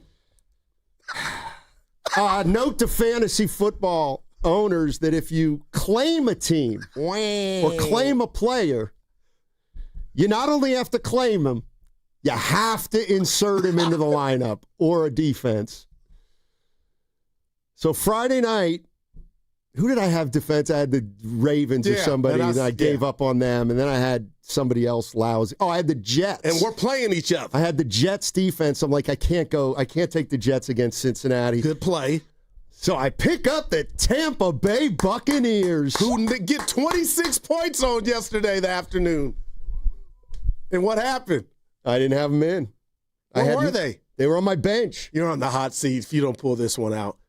Well, I kept checking. I said, Steiny Evans must be golfing. I texted him separately. And then Fat Mouth Spadoni sends a text to the thread with a screenshot showing you your air. Yeah. Why would he know? You know, you coaching? You coaching, Spadoni? You let this play out. Because you could have went and got the commander defense. I wouldn't have thought of that. Well, I went and got him, so you couldn't get him. I wouldn't have thought of that. Exec of the year. So I would have had like 3 bad defenses on my roster in 1 week. Steiny, they had 26 dominate this. When did you realize it? When Spadoni sent his text. You're on the hot seat, man. Here's the other thing. When I picked up Tampa Bay's defense, I was thinking, okay, you got Spencer Rattler. He pretty much, he stinks, but you know what? He was You awesome. have to use him. So if he's good, you'll get those points. But if he stinks, you'll get the Tampa Bay defense. You're right. Oh, so I got sitting pretty. I got a terrible quarterback who got replaced, and then I got a defense that. Well, I'll tell you what, it could be worse. Ask me how. How? Because my buddy texted me last night. How? Willard, you could be 0-8. That's true. So I got Travis Kelce tonight, and you've got 3 Commanders. Yeah, but you're up right now. Who's You could have started Kirk Cousins over Tua. Dude, what? He was Dua. What was Kirk doing? I thought he was going to remind everybody. He's old. Hey, who's Jeremy McNichols, and how many carries is he going to get for the Commanders tonight? Well, considering the Chiefs are 13.5-point favorites and haven't given up a point in 5 quarters, I'm not sure you should be afraid of Washington. Yeah. I'm up 8 points. You got Kelce. You got a 70% chance of winning this still. But I'll say this. Debo could pull a hammy on the first route or whatever's ailing him. He's out the game. Scary Terry. But, man, Steiny, I'll trade this L for my winnings I got yesterday or the week, taking notes from Carter Chickering here. So I finished the week good in that regard. Nobody cares. All right. We'll I'll get update figure tomorrow. out what happens tonight. Yep. All right. 49ers get beat 26-15, comprehensive all the way around. They got beat on Sunday. And where are we with this team right now? I'll tell you where we are. I think the chickens are coming home to roost. You can do so much. The injury, okay. And right now, the best thing about the San Francisco 49ers is their record. I will not look you in the eye and tell the listeners right now that this season's done. But the best part of it is they're 5-3. They've earned it. But how can you not look at yesterday and try to look at the Giant game with their front seven? I know it's a whole – you start at 0-0, 60 new minutes. But, man, Steiny, I'm just wondering, can they get to the finish line of the playoffs if this is how soft you're going to be on both sides of the lines of scrimmage, man? I mean, if one quarterback hit yesterday, one. So do you think this team's underachieving? No, I they've don't. overachieved. I'm with you. Okay. So that's why I'm not mad. Then let's not get upset. And they're 5-3, and they got the Giants next week. Okay, but let's just... And they're going to lose some games to teams you think they should beat, but they got enough winnable games that they're still 2 games over 500. Until next Sunday. They have the Giants, though. Steiny, they had the Texans. But that's my point. If you start losing to the Texans and the Giants and the Cardinals, then you ain't no good anyway. I hear you. But again. I got something for you. Let's just talk about standards. It doesn't matter if they're great or they stink. The reality is they play the 2-6 Giants. Then they play the Rams. Then they play the 2-5 Cardinals, the 4-4 Panthers, the 2-6 Browns, and Tennessee 1-7. If that's 6 games. If they go 2-4 in those games, they're done. If they go 3-3 in those games, they're going to be 8-6 and they'll have action. Now, we do have a form, and I hear you, Steiny. So you could call us 888-957-9570. Hit us on the YouTube chat. But I'm asking you right now, what percentage of Niner Empire or Nation is upset at what they saw yesterday? I got to believe 79, because you talk about the Giants and their lowly record. Houston came in limping at 2-4, Steiny. So how bad was this to you with what we had saw with how well they played with what they didn't have at their disposal? That's why I'm concerned and shocked. I'm not mad. I'm shocked that they thoroughly got their ass whipped on the way that Houston did it. From the start of the game. You talked about an 11-minute drive? And you're missing your guys, too? They were missing weaponry? That's where I'm at. I get the 5-3. It's the best thing you got going. But, partner, I think it's a dangerous game. But it's a week-to-week league. Well, they haven't put together 2 of these games in a row. They'll probably be better against the Giants. It's what always happens. They might have Purdy back. This week. Would that change anybody's outlook? I don't believe Mac Jones is the reason you looked at anemic yesterday. He can't move. He can't move, Mac Jones. It's funny. I got another email from my guy Harry, and he's like, it's pretty obvious Jones is better than Purdy. And he was a huge Purdy guy last year. Well, he was 2 yards behind him on the day. He had 23 yards on the ground. McCaffrey had 25. Yeah, I hear you. I'm having some fun, but if Purdy can play next week, he's got to play next week. Same with Pearsall. Do you think this game's different if Purdy's back there? I don't. If this was the same if they were going to block this way, Steiny, I don't think there was any difference on the score. I do think he's got escapability that Mac Jones doesn't have, and if your offensive line's not going to be great, I think I'd rather have Brock Purdy back there. But then that becomes a little more dicey because of a pass rush and getting your quarterback swamped. Yeah, and real quick here, people keep talking about the surface that is the New York Giants and what they play on. It's turf. But I got to remind people, if we're going to play that game, Purdy re-aggravated the toe on the home turf, which is grass here at Levi's. So it's one of those how are you going to respond when you get tackled? I'm not making fun of turf toe, but if you're worried about turf, then you shouldn't play. If you can't bring a guy, if you're thinking it's dangerous to bring a guy back just because the game's on turf. Well, damn, Steiny. Don't play him. All right. I get that. This is Kyle Shanahan on what went wrong yesterday. A little bit of everything. I mean, it wasn't good enough at all in all three phases. Special teams played the best, but I thought we struggled to tackle, struggled to get a rush. Thought we made too many mistakes in the secondary on some of our zone dogs, and felt like we didn't challenge them enough in man either. So a little bit of everything. Woody Marks and Nick Chubb, Stoney, 118 yards combined on a day. He said it. Young secondary. Didn't play great. Young defense didn't play great. Offense wasn't very good. So what do I do just real quick defensively when I come in here and I play the guys who are healthy? No, I'm just going to Robert Saleh and I'm giving him his flowers, and then his unit turns up an effort like they did yesterday. I mean, what do you consider fair, or is it simple? Simple Simon, Goo.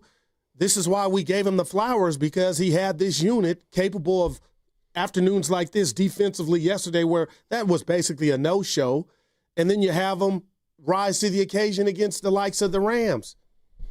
That's to me what people just haven't football's different.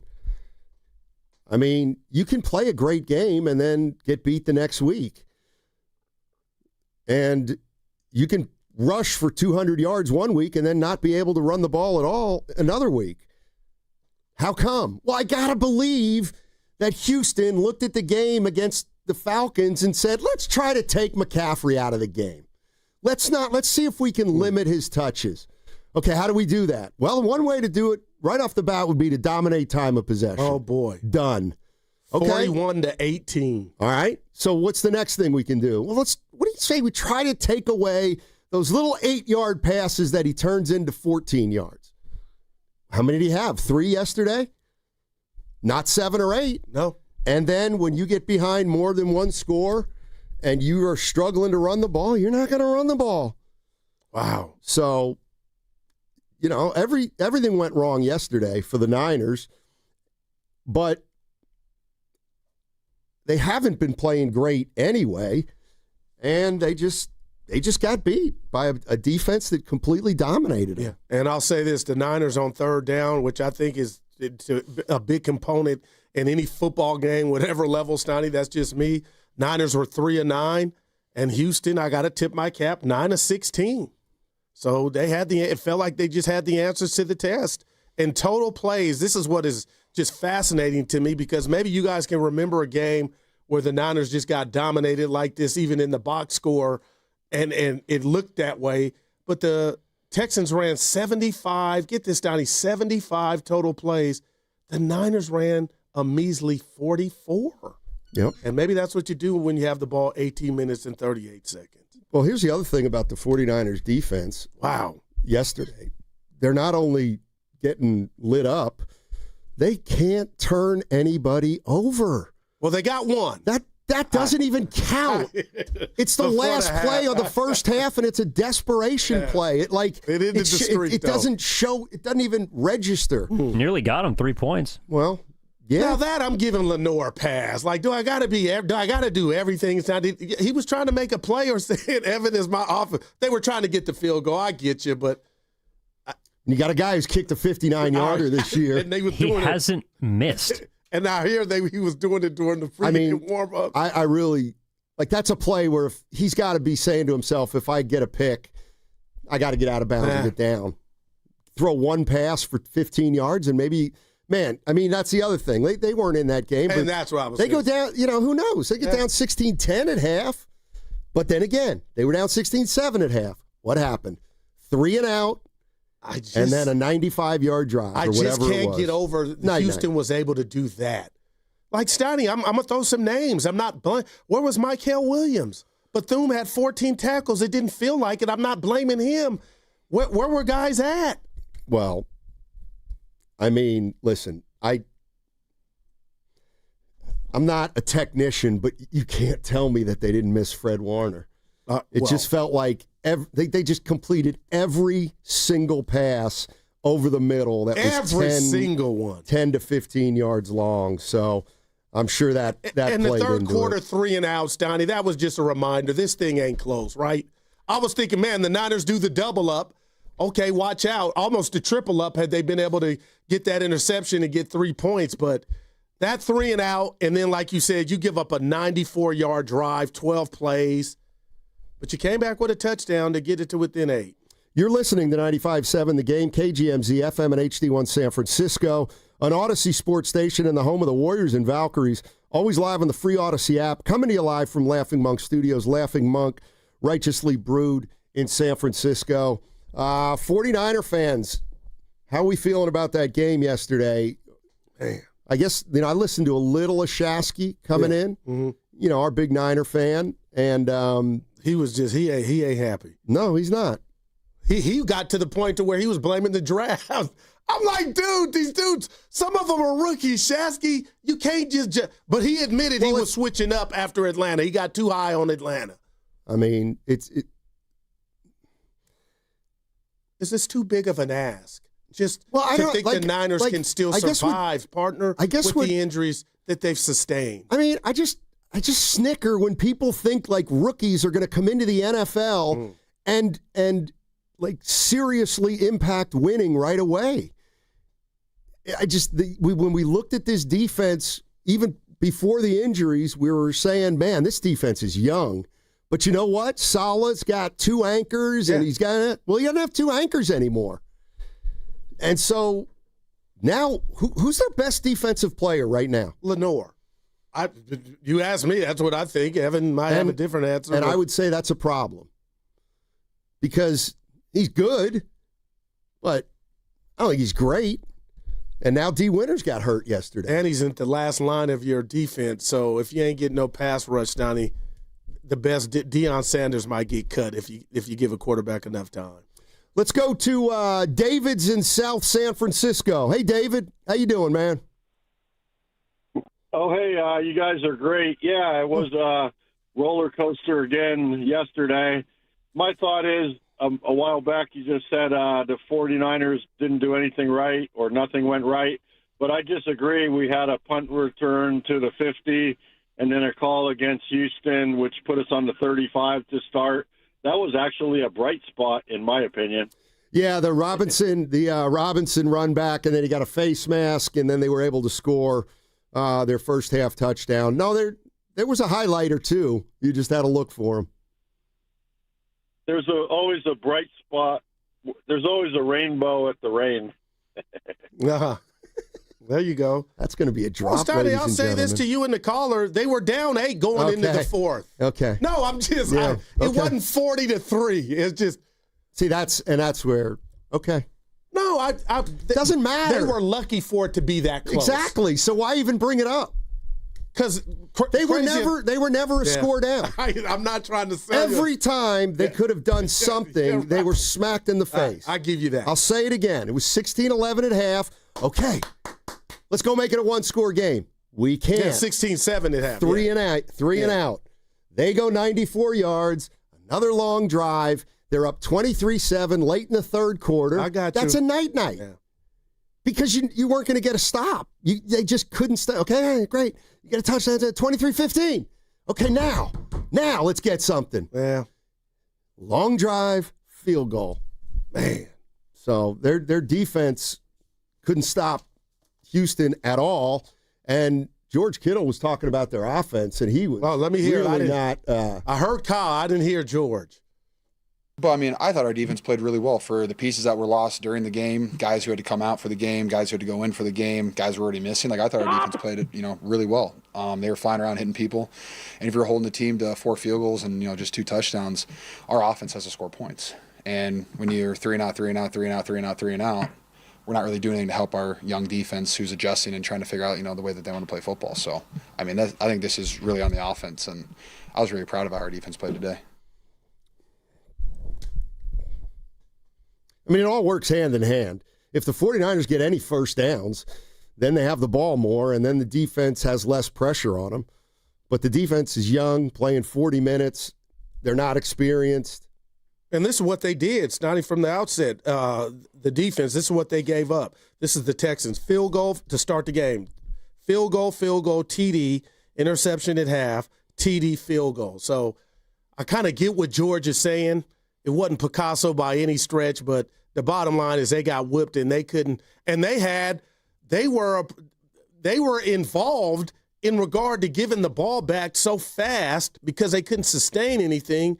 Back to the Houston Texan offense that had put the defense back out there. And I guess the defense was like, damn, can you do something for us? And that's why I know you scoffed earlier, Stoney, at the Jennings drop. But the way this game was playing, when he dropped that ball, to me, that's when I was like, okay, this thing's really done.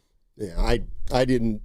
I mean, first of all, it wasn't going to be a touchdown. No, he was going to have to go down there. It was a big play, you know? I mean, yeah, but they were down 16. Like, the big plays had already occurred. When you get down 23-7, the big plays have already happened. And now you need 5 big plays to get back into the game. That's nice. I just got to tell you, because I'm sure Niner fans are thinking this way. If there's some way you could, Stoney, personally look in a crystal ball and tell me, Goo, this was just a one-off, we'll be right back to what we were before the Giant game, scrappy, hard-hitting, and you'll see some semblance of an offense, then nothing to see here.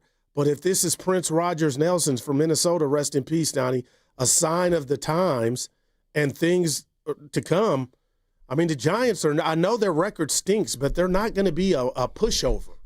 And with what you're working with right now is just as a whole, the Niners, you think the Giants are shaking in their boots to take on Mac Jones or Brock Purdy, whoever's under center, and this O-line? They might be licking their chops. And Jackson Dart, too. Well, great. They can lick their chops. They can lick their... But you don't want them to eat. They're 2-6. This is exactly what I mean. See, you're doing what I did with Houston. They're 2-6. It's like, well, they could beat the Niners. Yes, they could. And if they do, the Niners stink. Like, this is still set up for them if they get some semblance of health. And, well, maybe Brock's back in Pearsall and the PCL is... Or maybe Brock comes back and nothing changes. I don't know. But he's the quarterback, and he's apparently getting a little bit closer. We'll see if he can play. And Ayuk I'm hearing, might be getting closer. So who's to say now this is when 5-3 is like, oh, boy, this is a savior in regard to even if you were to drop the next 2. And I know I'm being dramatic, Stoney, you're still mathematically 5-5, but forget that. You're 5-3 now. What if you do get Brock Purdy back and Pearsall and somehow Ayuk by week 10 or week 11? Then who knows? Somebody on the YouTube chat, where is it? Oh, so the Eagles must stink if they. That's not the way the NFL works. Bad teams win games. A bad team is going to win 4 games or 5 games. Like, that's just the way it is. So the Giants can win a couple games, and they're going to go 4-13. But you got to beat the Giants if you want to be a good team, because they're handleable, if that's a word. So, I mean, it's still right there in front of them. Now, they might have bigger issues than just trying to win some games. But, 49er fan, I'll tell you this right now. I mean, instead of saying, well, the schedule's not as easy as we thought, you should be saying, we're damn lucky we have this schedule, because if we didn't have this schedule, there'd be no chance. Well, I got to say this to that. Sorry. Snotty, their wins came over the Rams. That's right. And Seattle playing great ball. Okay, that's great. But in the NFL, like, you can win games. It's about 17 games. 17 games you got to play. So if a team plays 5 good games, they stink. You might have a team play a good game against you and you might get beat. But I just feel like the Niners... If they were stock, would you buy or sell right now? If they were what? Stock. This were NASDAQ. I'd sell. I'd sell. And here's the other thing. Real quick. They might go 10-7 still, but that doesn't mean they're a good team. That's what I think of this schedule. You want to jump in? Buy or sell? No, I just said I'd sell stock. I'm not necessarily saying trade everybody under the sun. I'm just saying do I think the Niners are going to go higher or lower? I probably wouldn't buy them right now. All right, 888-957-9570 is the number. Niners get beat yesterday, 26-15, and nothing really seemed to go right. If you saw some bright spots, 888-957-9570. Otherwise, how do they get back on track and do it pretty quickly? 888-957-9570. Head on over to YouTube and Twitch to see Steiny and Goo by searching 957, and while you're there, download and subscribe for all your great content at 957 The Game. What's coming up on The Game is brought to you by Fremont Bank, here for you, here for good. Some people just know you can save money on car insurance by checking Allstate first. Like to check if they're going for it on 4th down, before going to the concession stand. Yeah, give me 3 hot dogs, 2 jumbo touchdown, baby! What? Hey, buddy, you want cheese with those? Yeah, checking first is smart. No. So check Allstate first and see what you could save. You're in good hands with Allstate. Potential savings vary, including based on how you buy, subject to terms, conditions, and availability. Allstate North American Insurance Company and affiliates, Northbrook, Illinois. Hey, it's Brian Baldwin here. Makita knows that pros never settle. Get tools that perform at the highest level on every job without compromise. When you shop Makita at the Home Depot, these tools don't just meet expectations, they redefine them. Makita is for the most detailed pros, expertly designed to deliver precision job after job. When the job calls for the best, call on Makita. Makita, built to be the best, available at the Home Depot. How pros get more done. The NBA season tips off, and so does DraftKings' newest fantasy game. DraftKings Pick 6 is the easiest way to play for big wins, with every possession giving you a shot at real money. Here's how to play. Just pick more or less on 2 or more stats, and unlock the upside every game brings. The better your picks, the bigger your payout. Pick 6 is available in your state. Plus, new DraftKings customers can get $50 in bonus picks with just a $5 entry on your first pick set. Don't just watch basketball, cash in. Download the DraftKings Pick 6 app now and use code THEGAME. That's code THEGAME. Play just $5, get $50 in Pick 6 bonus picks. Make the call. Ride the upside in partnership with DraftKings Pick 6. The crown is yours. Gambling problem? Call 1-800-GAMBLER. Must be 18 and over. Age and eligibility varies by jurisdiction. Void where prohibited. 1 per new customer. Bonus awarded as non-withdrawable Pick 6 bonus picks that expire in 14 days. Limited time offer. See terms at pick6.draftkings.com/promos. Looking for lifelong financial guidance? Look no further than Pettinelli Financial Partners, your dedicated financial coaches for every stage of life's journey.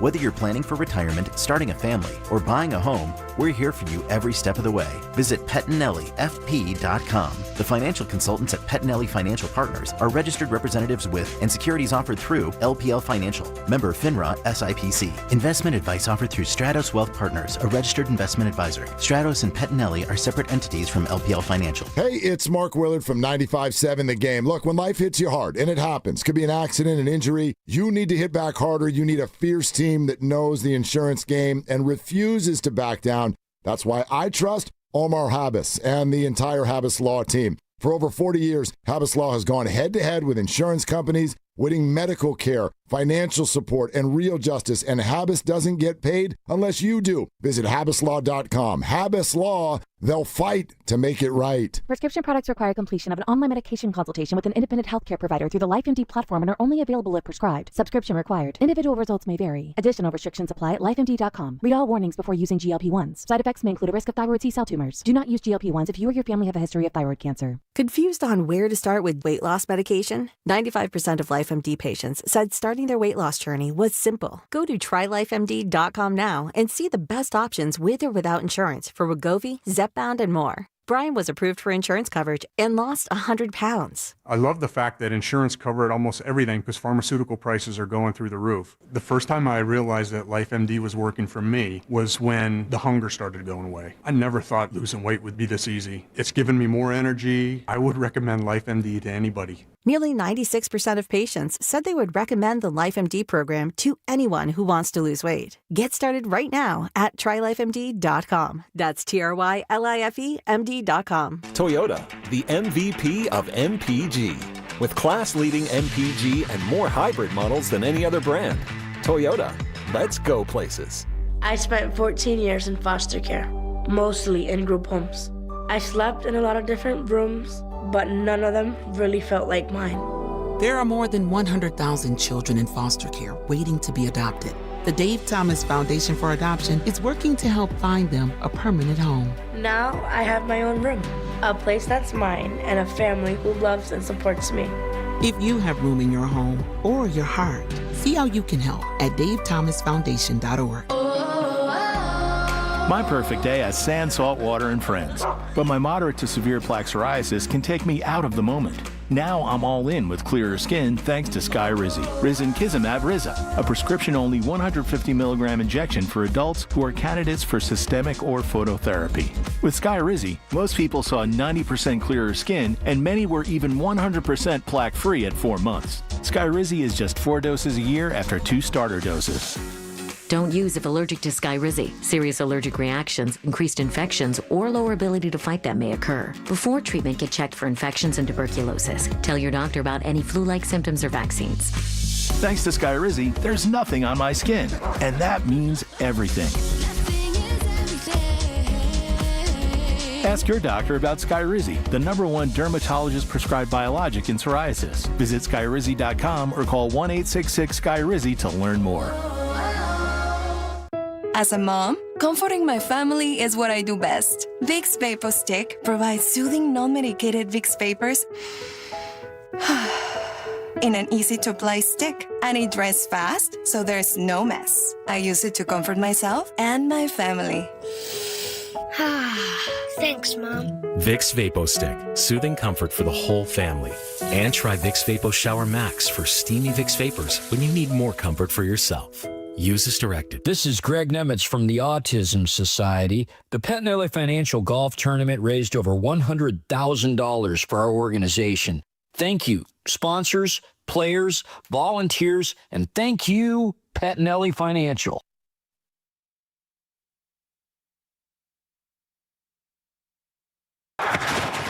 Bring pressure, Stroud with time, but it's deflected at the line, and the pass is incomplete. Now a flag is thrown, but that pass was deflected at the line of scrimmage. Like Alfred Collins, who's back out there, got a hand on that to bat it away. Now is it a hold? Prior to the pass, holding, number 20, defense. 5-yard penalty, automatic first down.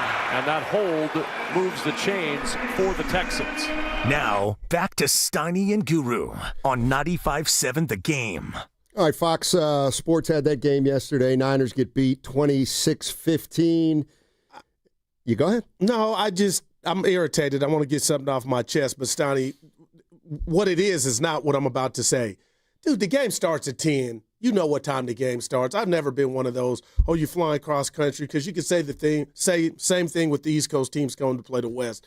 But was there any part of you that thought, the game starting at 10 is why we were watching the Niners look like they still were asleep? I didn't like that. I never have. It's one of those things that I don't really care about, whether it impacted them or not, because good teams get over that. Remember when the 49ers used to go and have back-to-back games on the East Coast? Yeah. 10 o'clock games, and they would stay back there. That never seemed to be an issue. What do they call that place? Place in West Virginia. Yeah, come on, not the Rusty Scupper. Greenbrier. Yeah. The Greenbrier. They have falconry there. Yeah. So, again, just because I don't think they're a great team, I think they're mediocre. No, okay. But it doesn't mean they're done. Right. Are people saying this team is done? Well, it depends on what side of the street on. If I asked you, do you feel like the Texans exposed anything about the 49ers? 49ers got hammered yesterday.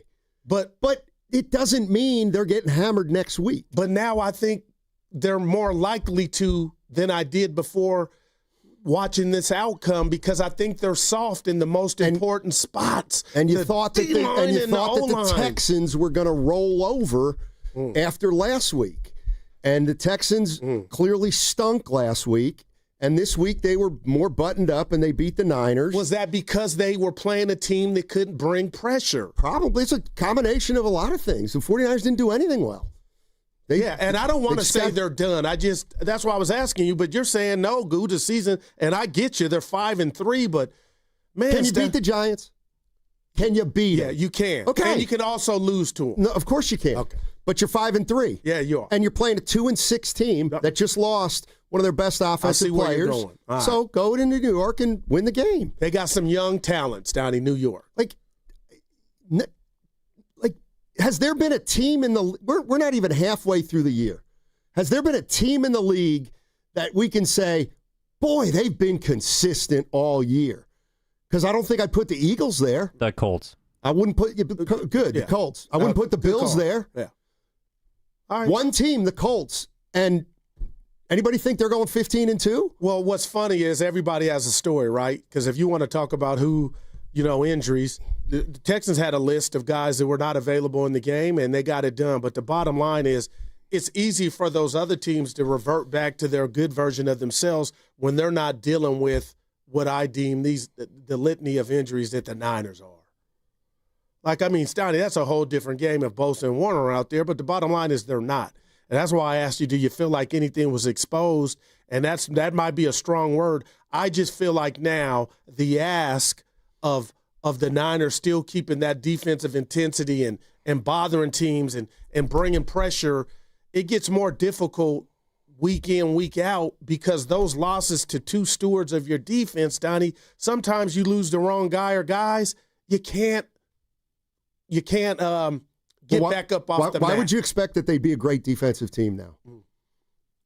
Why? And that's a great question. They're not going to be a great defensive team. They're going to have to be young and scrappy. Maybe you win that game yesterday, and that's what they weren't defensively. Well, they weren't even average. You want to start that many young guys, then you're probably going to struggle. I mean, how many did what? The first and second year player, 18 or 19 of them? I'm just across the board, just on the team. I mean, that's what you're dealing with. Let's go to Cliff. Cliff's in Vallejo. What's going on, Cliff? How you doing, man? Yes. Hey, guys. Hey. Good morning. First of all, thanks for taking my call. Sure. My favorite show. Thank you. On the game, Steiny and Guru. For me, this season, man, is a positive. For me, it's a learning season. As a 49er fan, that's the reason I tape every game and try not to get too high with the wins, too lows with the losses. It's you playing with the young players. And every week you're learning something. I'm 100% with you, Steiny, on the part of what you did last week against another team. This year, you definitely could throw it out. 49ers fall into majority of the NFL. At any given Sunday, you can about count on nothing because that's what you're going to get. And what I've seen is the bright spot that I saw on this team is a young player that I believe the 49ers have something in that they know they can count on that defense. And the rest you're learning about. Who can play in the NFL? And that one player for me is the second-round draft pick, Alfred Collins. If you go back and watch the game, not in real time, he's doing work down there in that middle, down there on that defensive line. It don't always result. You guys just played the highlight coming back from commercial of him getting a tip ball and somebody's holding on the back end. Yeah. That would have got you off the field. These young guys cannot go 3 and out. The offense, if anybody, let them down yesterday. And the veterans are on the offense. The veterans are on the offense. They couldn't do nothing offensively with that defense. I heard a whole lot last week about the running game was back because George Kittle was back. He played yesterday. They couldn't run a lick. George Kittle was there yesterday. We're learning about these young guys who can stay in the NFL, who can play and stay. Me, you, and Guru Steiner can play in the NFL. We only going to last one Sunday. Next week, we won't be there. These young guys, we got to see who can play week in and week out and show up. And that's what this season is a learning season. You ain't winning no championship no way this year. Wow. Learn who you have and what you got to address in the draft. That young lineman, I'm impressed with him, Kobe, on the offensive line. This is a learning season. What are we getting high and low about? Good stuff. If it's a win a chip this year? It is Cliff. No, Cliff, wow. He came out, he looked like he was hurt, but he came back in, Stoney. He's a big boy out of Texas, so I get that. And to Shasky's point, he was just talking, I don't want to speak for him, but the past drafts, but when you talk about first, second-year players, Stoney, you got to give them, 2-3 years? You can't just make, oh, my gosh, Warner and Bosa went down, and they'll be exposed. There'll be growing pains, but my point is you can't say, okay, Stoney, he's not it. His NFL career is going to be this in a year or two, I don't believe. And that's the fine line in the balance of giving guys the opportunity. I mean, the other thing is yesterday becomes a self-fulfilling prophecy when your defense is on the field for 40 minutes. So at the beginning of the game, you can't get them off the field. Okay, then your offense can't get a first down, so your defense has to go back out in the field. They can't stop them. And then when the second half comes around, they're probably so gassed, they're not going to be able to stop them at that point either. So the defense could not get a stop, but it sure would have helped if the Niners could have gotten some first downs and maybe given them some breathing time when they weren't on the field. And that's why I'm sitting here telling you all, Steiny, when you asked me about the O-line, and Cliff mentioned it, like those aren't young guys outside of Pooney, but the bottom line is all season long they've been underperforming. The run game has been MIA on the back of a milk carton, but the bottom line is, to me, watching that game and that offensive line display has me thinking, okay, this was the second game Kittle's come back. Steiny, I believe this offensive line, this is who they are. Now, what you accomplish, how close you get to what you're trying to accomplish will all come out in the wash. But if you ask me the state of the Niners offensive line right now, they get demerits. Well, what would you call them last week? This is kind of what I mean. Like, they ran for 200 yards. I'm trying to think of a word. Serviceable. Like, they got through it, And last week McCaffrey had 200 total yards. And that had me thinking, okay, maybe they've solved the puzzle. But I just don't. And now they're not going to do that every week. Like, that's kind of my point. Is like last week, the 49ers defense plays well against the Falcons. They got a lot of young players. All right, well, Texans laid an egg last week, so they obviously come out with a sense of urgency. And I'm sorry, but that's like that's what decides football games sometimes. The 49ers just didn't. They weren't playing as well. I don't want to say they weren't playing as hard, but the Texans had a terrific game plan, and they dominated the both lines.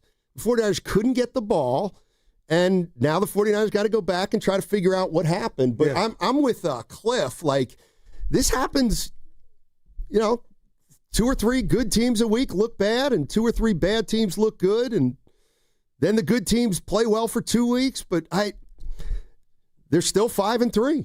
And I won't even fake like I'm baldy, Steiny, but, I just can't get what the Texans have been to compile their 2-4 record, especially offensively. But the right side of their offensive line is one of the worst in the league. And as a whole, they came into yesterday's game, pass blocking, win rate was 30th. There's only 32 teams. So that's low. That's bad. And that's what it looked like Monday night on the road against Seattle. And yesterday, the Niners, rookies involved, Cliff, and everybody else, Noah, Bryce Huff, but Steiny, they got to the court. They hit the quarterback one time. Yeah. So it was everybody. And the way I look at it, let's say the secondary is really young, and they play well last week. But they're probably not, they're not going to play well every week if they're so young. They're going to have highs and lows, and then you hope over the course of the season or over the course of their careers they level out and play at a consistently high level. Mm-hmm. But the sign of a young team is inconsistent week to week, and maybe we're starting to see that with the Niners, who are 2-3 in their last 5 games. Let's go to Frank's in Atlanta. Hey, Frank. Frankie. Hey, guys. You guys can hear me? Yes, we got sir. You, Frank. I hope everybody had a good weekend. Yeah, man, we got to stop pushing the panic button every time the 49ers lose. Look, like you said, you're not going to play well every week. We got out-coached this week. D'Amico had a plan to stop our offense, and their offense played against a bend but don't break defense, and they played that to a hilt. They went down and they settled for field goals, and they dominated the game. What they did was they got us off the field. How did they get you off the field? Because they knew what to do. They know that we're trying to throw the ball to McCaffrey. They know that. It's on film now. It's been on film for a few weeks. So all they have to do is put some pressure on the quarterback, make him divert his eyes. Once the quarterback averts his eyes, he goes straight to McCaffrey. He can't do anything else. He's Mac Jones. Everybody knows who he is. At the moment he averts his eyes, the play is over.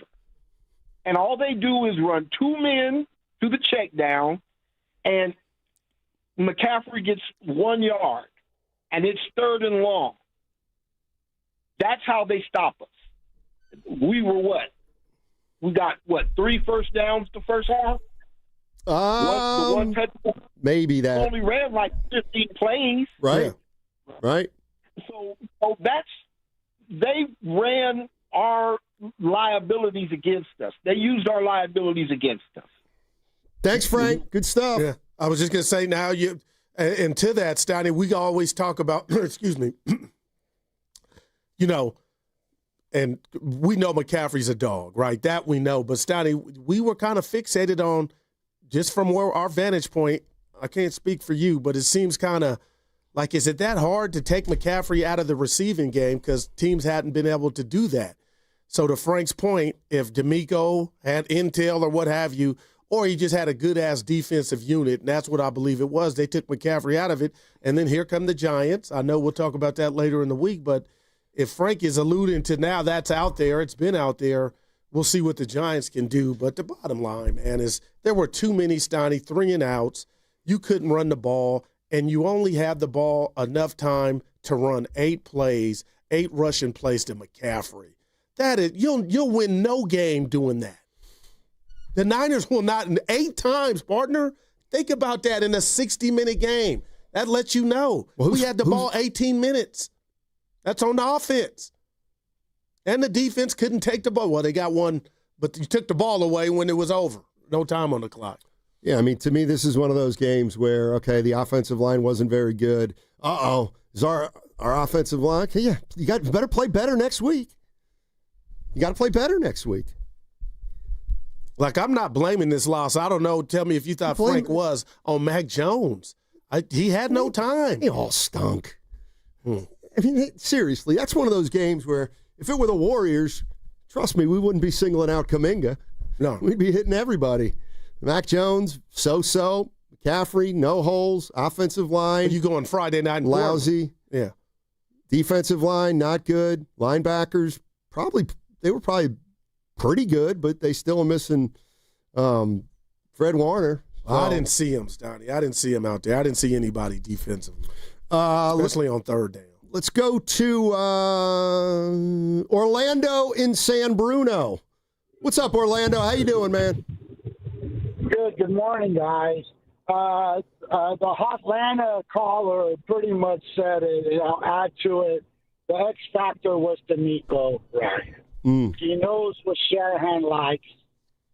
And to me, it was like the Super Bowl when the Bucks played the Raiders and Gruden knew the Raiders.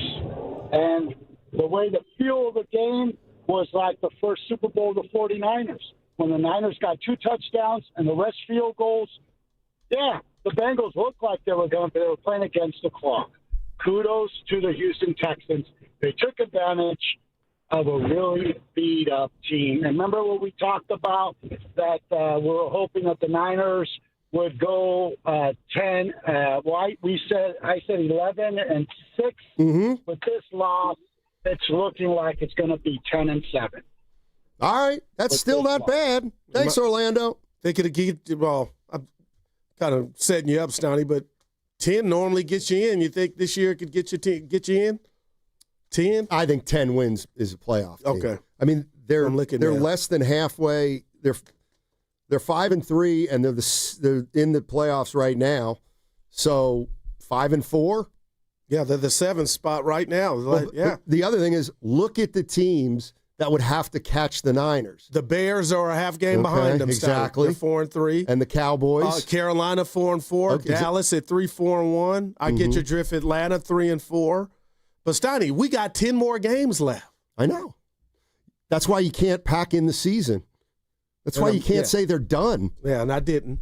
You can't 888-957-9570 is the number. You can't count on much, but you can always count on Sundays with the NFL on CBS and Paramount Plus.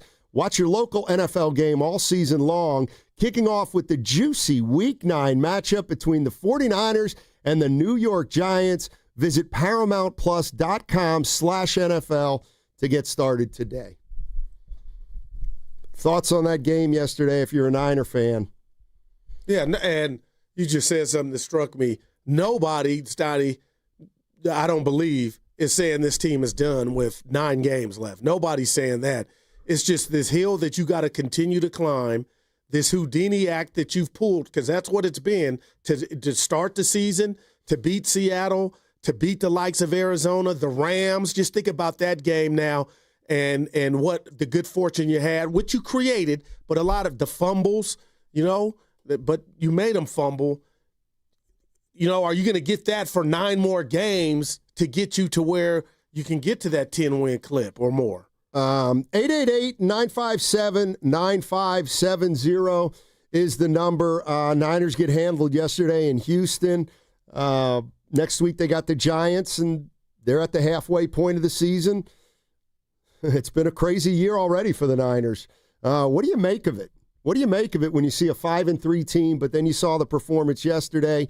You see where you sit in the division. You see the teams you've beaten. You see the teams you got to beat to make the playoffs. Where are you right now with the 49ers season? It's very interesting. Go ahead. I mean, it's so easy to say we're done, but what does that mean? You can't quit watching. Oh, no way. But let me ask you this. If you're Kyle and John, is your chest out like you really feel like you're 5-3, or do you feel like you're 5-3 and you're holding on? And I'm being a prisoner of the moment with what I didn't see on both lines or lines of scrimmage yesterday, Stoney. I got to believe if I'm the New York Football Giants, the Niners are a team I want to play now. They're wounded. And you know who the 49ers want to play right now? The Giants. Now, let me ask you this. The Giants, I like that. 2-6. But would you rather have the Rams next? No, I don't want to, I would try to keep that. Let me ask you this. Coming into this week, would the Texans have been that answer? Would the Niners, if I asked you that, would you have said? But that's my point. Like, you can have an easy schedule, and if you don't produce the wins, your schedule was still easy. You just were not a very good team. So that's the way I look at the schedule. I never said, or I don't say, easy schedule, they're going to win 11 games to go to the playoffs. No, but they have a chance every week. Do you think they're one pass rusher or a guy in the secondary or a linebacker away? Like, how active do you I don't know how an executive thinks. Stoney, you know some. Do you say if we really believe in our core, we can't win it all, is it worth it to try to go get something to just make the tournament? Because that's how I'm operating if I'm a GM. I don't know. Get in and anything can happen. Yeah, see, like, this is where I don't want to mortgage if they get in and they're 9-8 or 10-7, but this is who they are. And that's the other issue. This may be how they play all year long. And you're right at that. And they may sneak into the playoffs, but they're not going to go anywhere in the playoffs if this is their team. But that would be a hell of an accomplishment with all these injuries, right? And to just qualify. But it's not going to be right. But are you going to come out of this year saying we were a good team? We were a good team. Well, that would be up to the coaches. Because they're not right now. Right. Oh. Like if they play 8, if they play 8 more games like this and they're 10-6, are they a good team? If they're playing the exact same way? Well, but if you're projecting down that far, then next year we'd also say we're getting Bosa, Warner, Ayuk, and all these guys back. So you could still think you're a good team. No, I just meant this particular year, this particular group with all the young players. Yes, it would be an accomplishment if they made the playoffs. Yeah, we were kind of saying that before the year. 888-957-9570 is the number. 49ers, they get beat yesterday in Houston, 26-15. Giants coming up in New York. We'll still find out. I think Kyle Shanahan's talking to the media today at 3:30. So about 3:30, we'll probably get some news on some of the guys that were banged up yesterday and their status for the game against the Giants. But who's going to be available and who's not? And I get the Giants. They're 2-6. They just lost their rookie that they're high on, Scatterboo. Oh, so man, we'll see how, they may be a team that's just, down because of where their injury situation is with the two guys that have kind of been the two main guys for that franchise.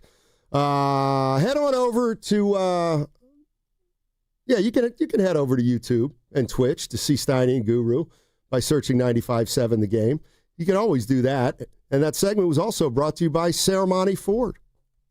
Joe Shasky here for Ceremony Ford. Lease a 2025 Mustang Mach-E Premium with extended range for just $299 a month. Hundreds of new and pre-owned Fords in stock, ready to roll today. Right off the 280 on Ceremony Boulevard or online at ceremonyford.com. Tell them Butcher Boy sent you.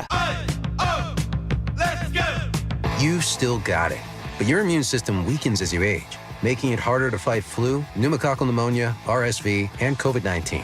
Ask your doctor or pharmacist which vaccines you need. Sponsored by Pfizer. Check the back seat. Check the back seat. Gets in your head, right? Good, because every year dozens of children are forgotten in the back seat. Cars get hot fast and can be deadly, so get it in your head. A message from NHTSA and the Ad Council. Ready for the ultimate red and gold game day? Laughing Monk Brewing is the place to park, party, and ride. Skip the traffic. Forget the expensive parking. Park for free and dive into an epic tailgate with mouth-watering food, ice-cold Laughing Monk beer, and every game on TV. Catch 95.7 The Game's pregame show with Lorenzo Neal and Evan Giddings. Then hop on the free shuttle minutes away from the stadium. Shuttles are first come, first served. So head to 957thegame.com to sign up and join the party. Calling all basketball fans. Make your game day experience unforgettable with a stay at Hotel Via, just steps away from the action. Enjoy chic accommodations, stunning rooftop views, and the ultimate convenience for catching all the action.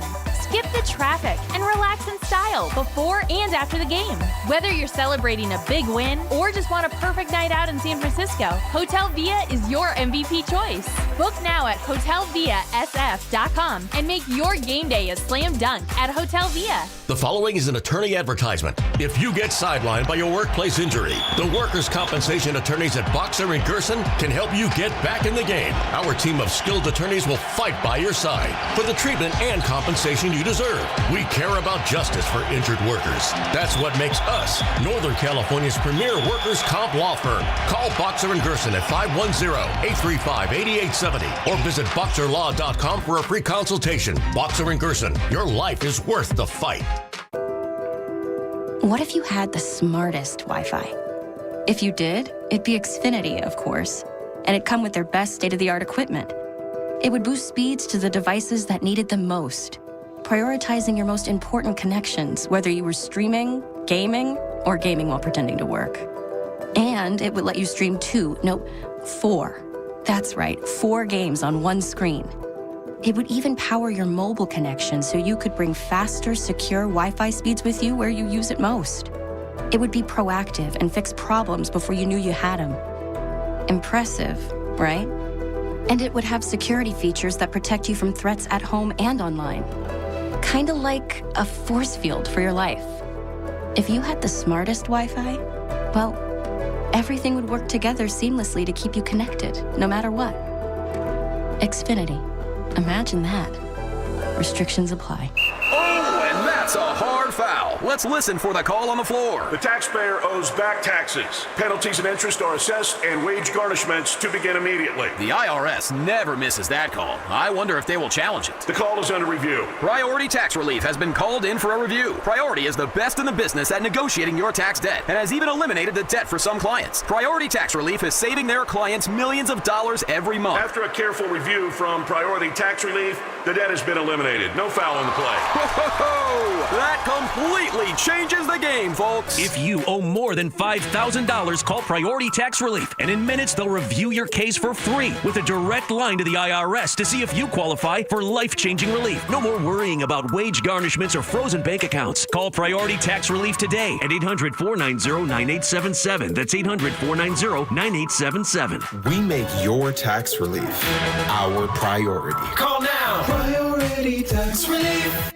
95.7 The Game and Great Clips have teamed up for the new basketball season. We want our listeners to look fresh with a great haircut from Great Clips. Each week, we'll pick a lucky winner to score a gift card. For a chance to win, courtesy of Great Clips, enter online at 957thegame.com. I'm Bob Burke, founder and chairman of Burke America Parts Group, a family of brands that includes RepairClinic.com, an appliance and HVAC parts solution company that's grown into an international brand. Before AmericanEagle.com, we partially launched a new technology platform developed by another firm. American Eagle helped take our technology to a whole new level with digital marketing, software development, and business insights into our key markets, appliances, HVAC, and outdoor power equipment, and did so both on time and on budget. AmericanEagle.com has the resources, experience, and talent needed to produce solutions. Our new technology platform, developed by AmericanEagle.com, has produced tremendous results with higher traffic, conversion, engagement, and online revenue. If you have any home repairs you need to take care of, check us out at RepairClinic.com.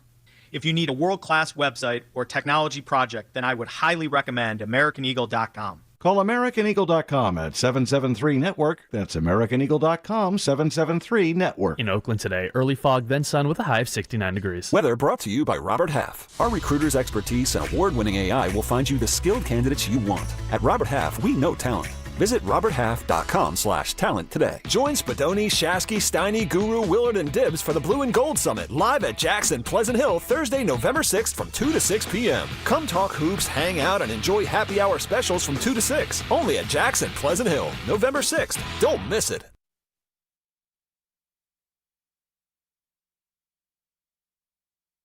Here's Stroud looking deep. He's got Noel out there, drops it in to Jalen Noel inside the San Francisco 25. 45-yard pass from Stroud to Noel. Now, back to Steiny and Guru on 95.7 The Game. Fox Sports did the game yesterday. 49ers get beat 26-15. Didn't feel that close, though, huh?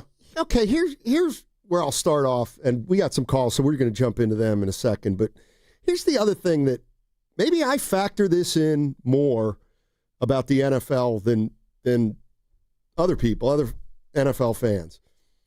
I feel like we have to accept a certain amount of fluctuation in the way teams play. No doubt. Okay. That's there across it is. the board with sports. No, I don't think it is. I think it's unique to the NFL more than any other thing where, any given Sunday is any given Sunday. But what about the difference between the Warriors on Thursday and Friday? What do you mean? Well, in terms of fluctuation. That was loaded in the clip. Well, okay. I'm just saying, I think we see who has been, like, I just asked you how many teams have not had a fluctuation this year. One team. Colts. Like, the last. What about Buccaneers? 3 weeks ago, the Bills were supposedly in disarray, and so were the Eagles. I get your drift. I get you. That's all I'm saying. Look at the Chiefs now. Willard and Dibbs. Exactly. The Chiefs had some real clunkers early. Yeah. So there are going to be a few of these, I think, for every team this year, and most years in the NFL. But you're 5-3. But I guess, and Stoney, I'm not disagreeing with what you're saying. My thing is what's concerning me about this year, if it's about the young Niners on defense making the playoffs and the stellar job that both coordinators and head coach are doing in Saleh and Shanahan, is they almost need the handicap placard, the blue thing because they're not nobody's whole right, but Stotty, they're really bitten by the injury bug. All right, then you're in trouble. Like we all know they're in trouble. Okay. We all know they're in trouble with the injuries. But the O-line's not. Well, you're missing. You still got to block. That, like, up front is a concern moving forward. That ain't got, like our caller called and said he tapes the games. I forget our guy's name, Stoney.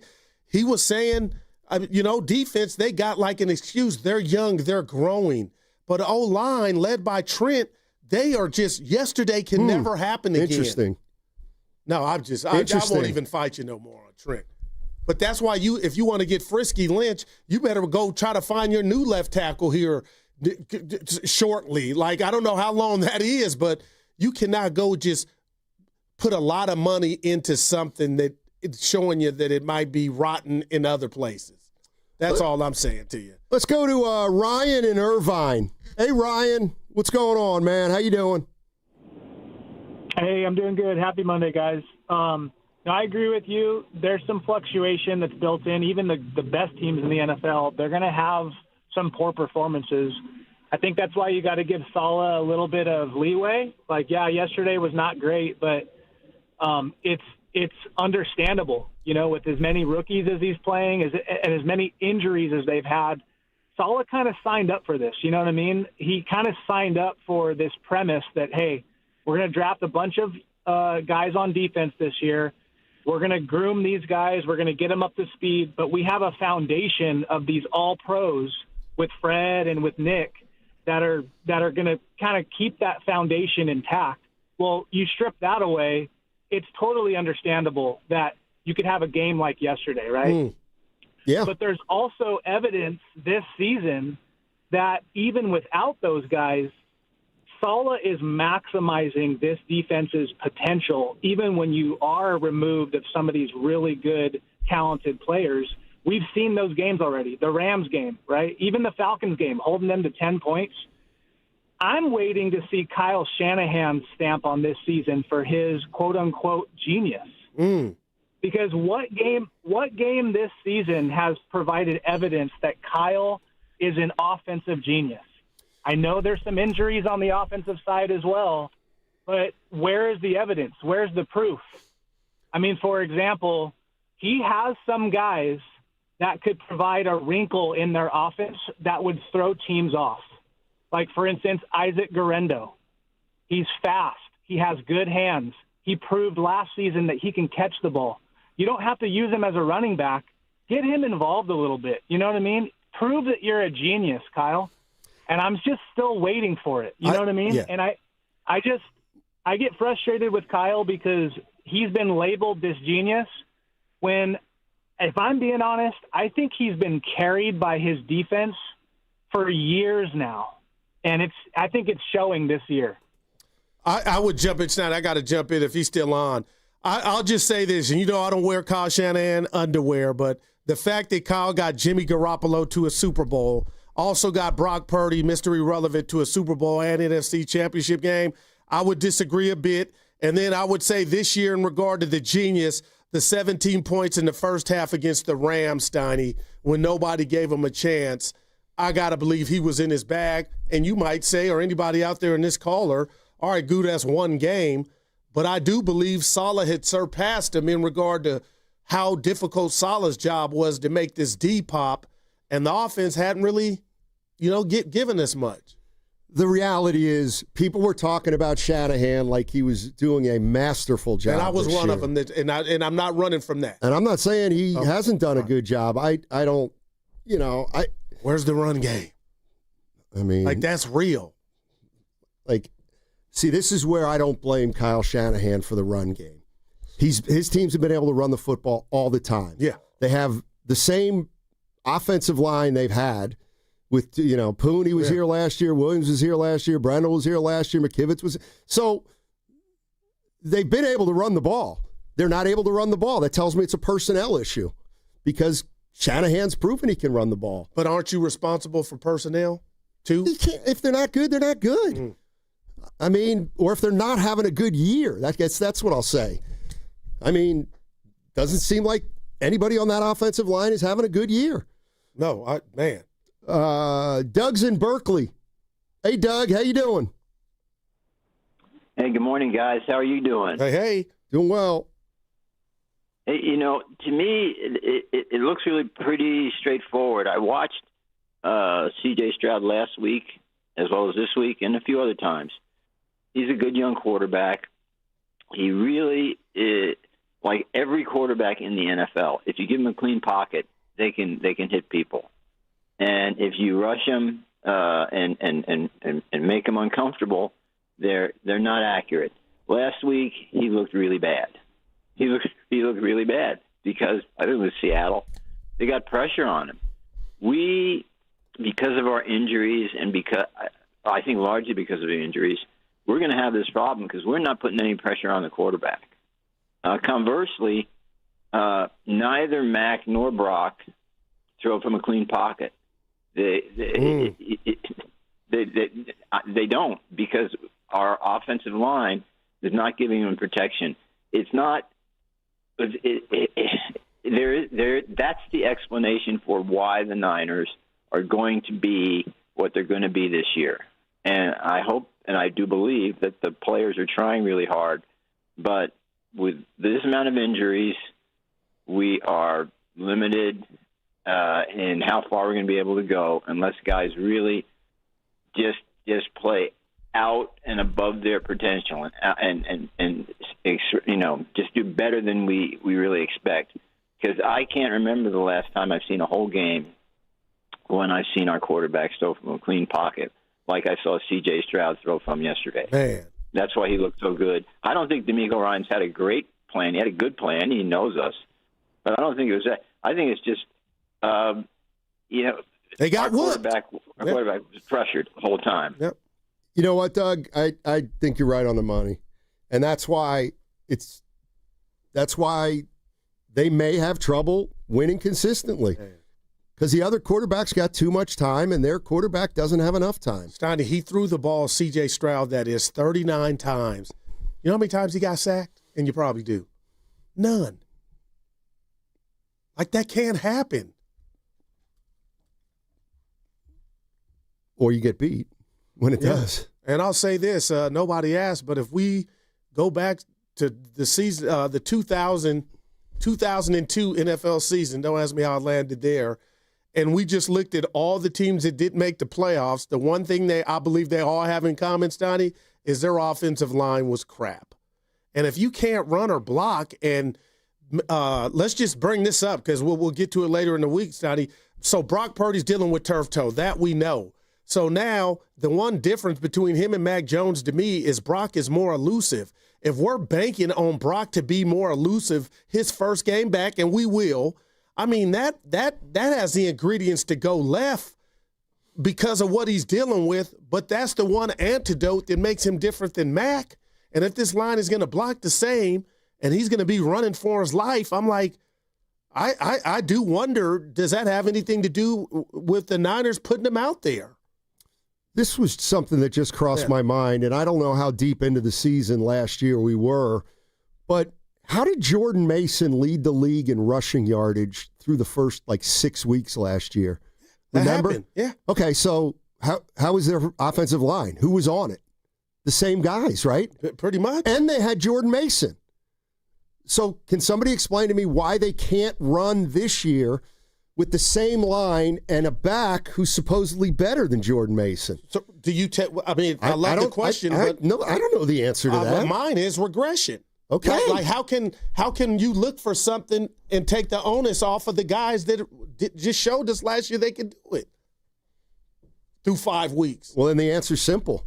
You need to the offensive line needs to play better, or you need to get better offensive linemen in here. And that's what I'm saying. So is it going to be week 9, 10, 11, 12 when the lights go on? What do you mean lights go on? To where they play better, or are we to they're going to be inconsistent. Like, the offensive and defensive lines are going to be inconsistent if they're not good. Like, that to me is a sign that you're not a good unit when there are wild fluctuations.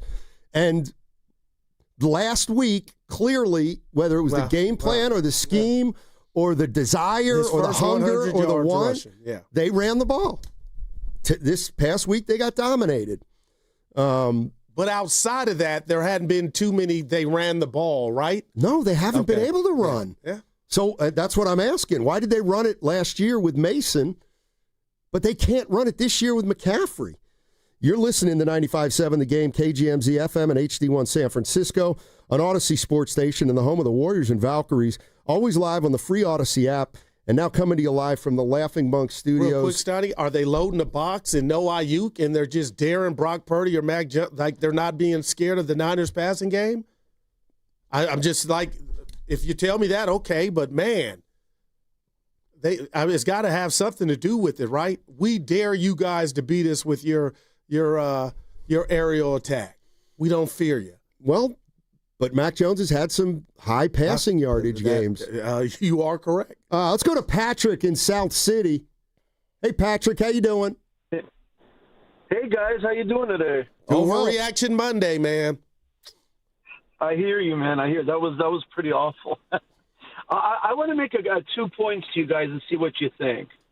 Number one, the problem I've always had with Kyle Shanahan, and you guys know this about him, is his lack of judgment in critical situations and the wrong decision making. Let me give you an example. End of the second half, we go in, we score a touchdown, right? We have momentum, we're excited, we're thinking, hey, we're going to pull this thing out. We get the ball in the beginning of the third quarter. We drive to the 50. It's 4th and 3, and I think this was what blew the whole game. Instead of saying to your team, guys, I have faith in you, like Pete Carroll would do, or let's go in and let's go get this first down. You're on the 50. The team's playing lousy, and you got to make a bold move or statement to your team and to yourself that we could pull this game out. Instead, what does he do? He punts. I mean, that drove me insane. I think it was a terrible decision. Number two, my problem with John Lynch's on the other side is, as soon as I see Bosa getting carted off that field, I'm on the phone making a deal. Now, if he made a deal quickly, is that going to guarantee that we might have won the last 2 or 3, two games? No, but at least you're giving it a shot because you know that the team you have on the field is probably not going to be that great or that good.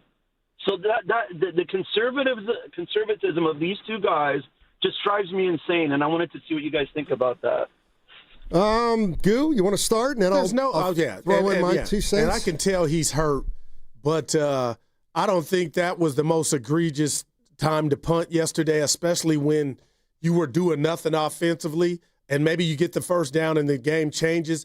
But I watch football all day, Saturday and Sunday, Stoney, and I got 10 others in front, but there's neither here nor there. The bottom line, I didn't think that was egregious, but also, too, they're not a bunch of Nick Bosa's on trees where teams are willing to give them up, even in Cincinnati. And when that injury took place to Bosa, Stoney, everybody still thinks they got action. So I don't want to be Debbie Downer. I'm just looking at this Niner thing down the road, and they got some big projects in front of them.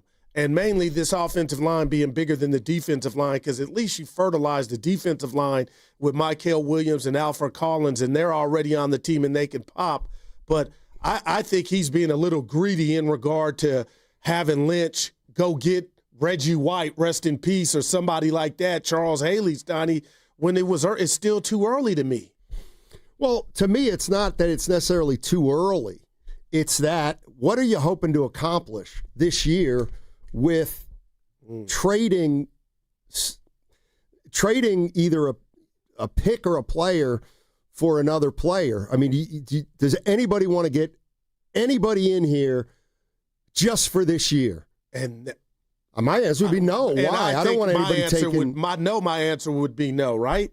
That's robbing Peter to pay Paul, but Peter is broke too.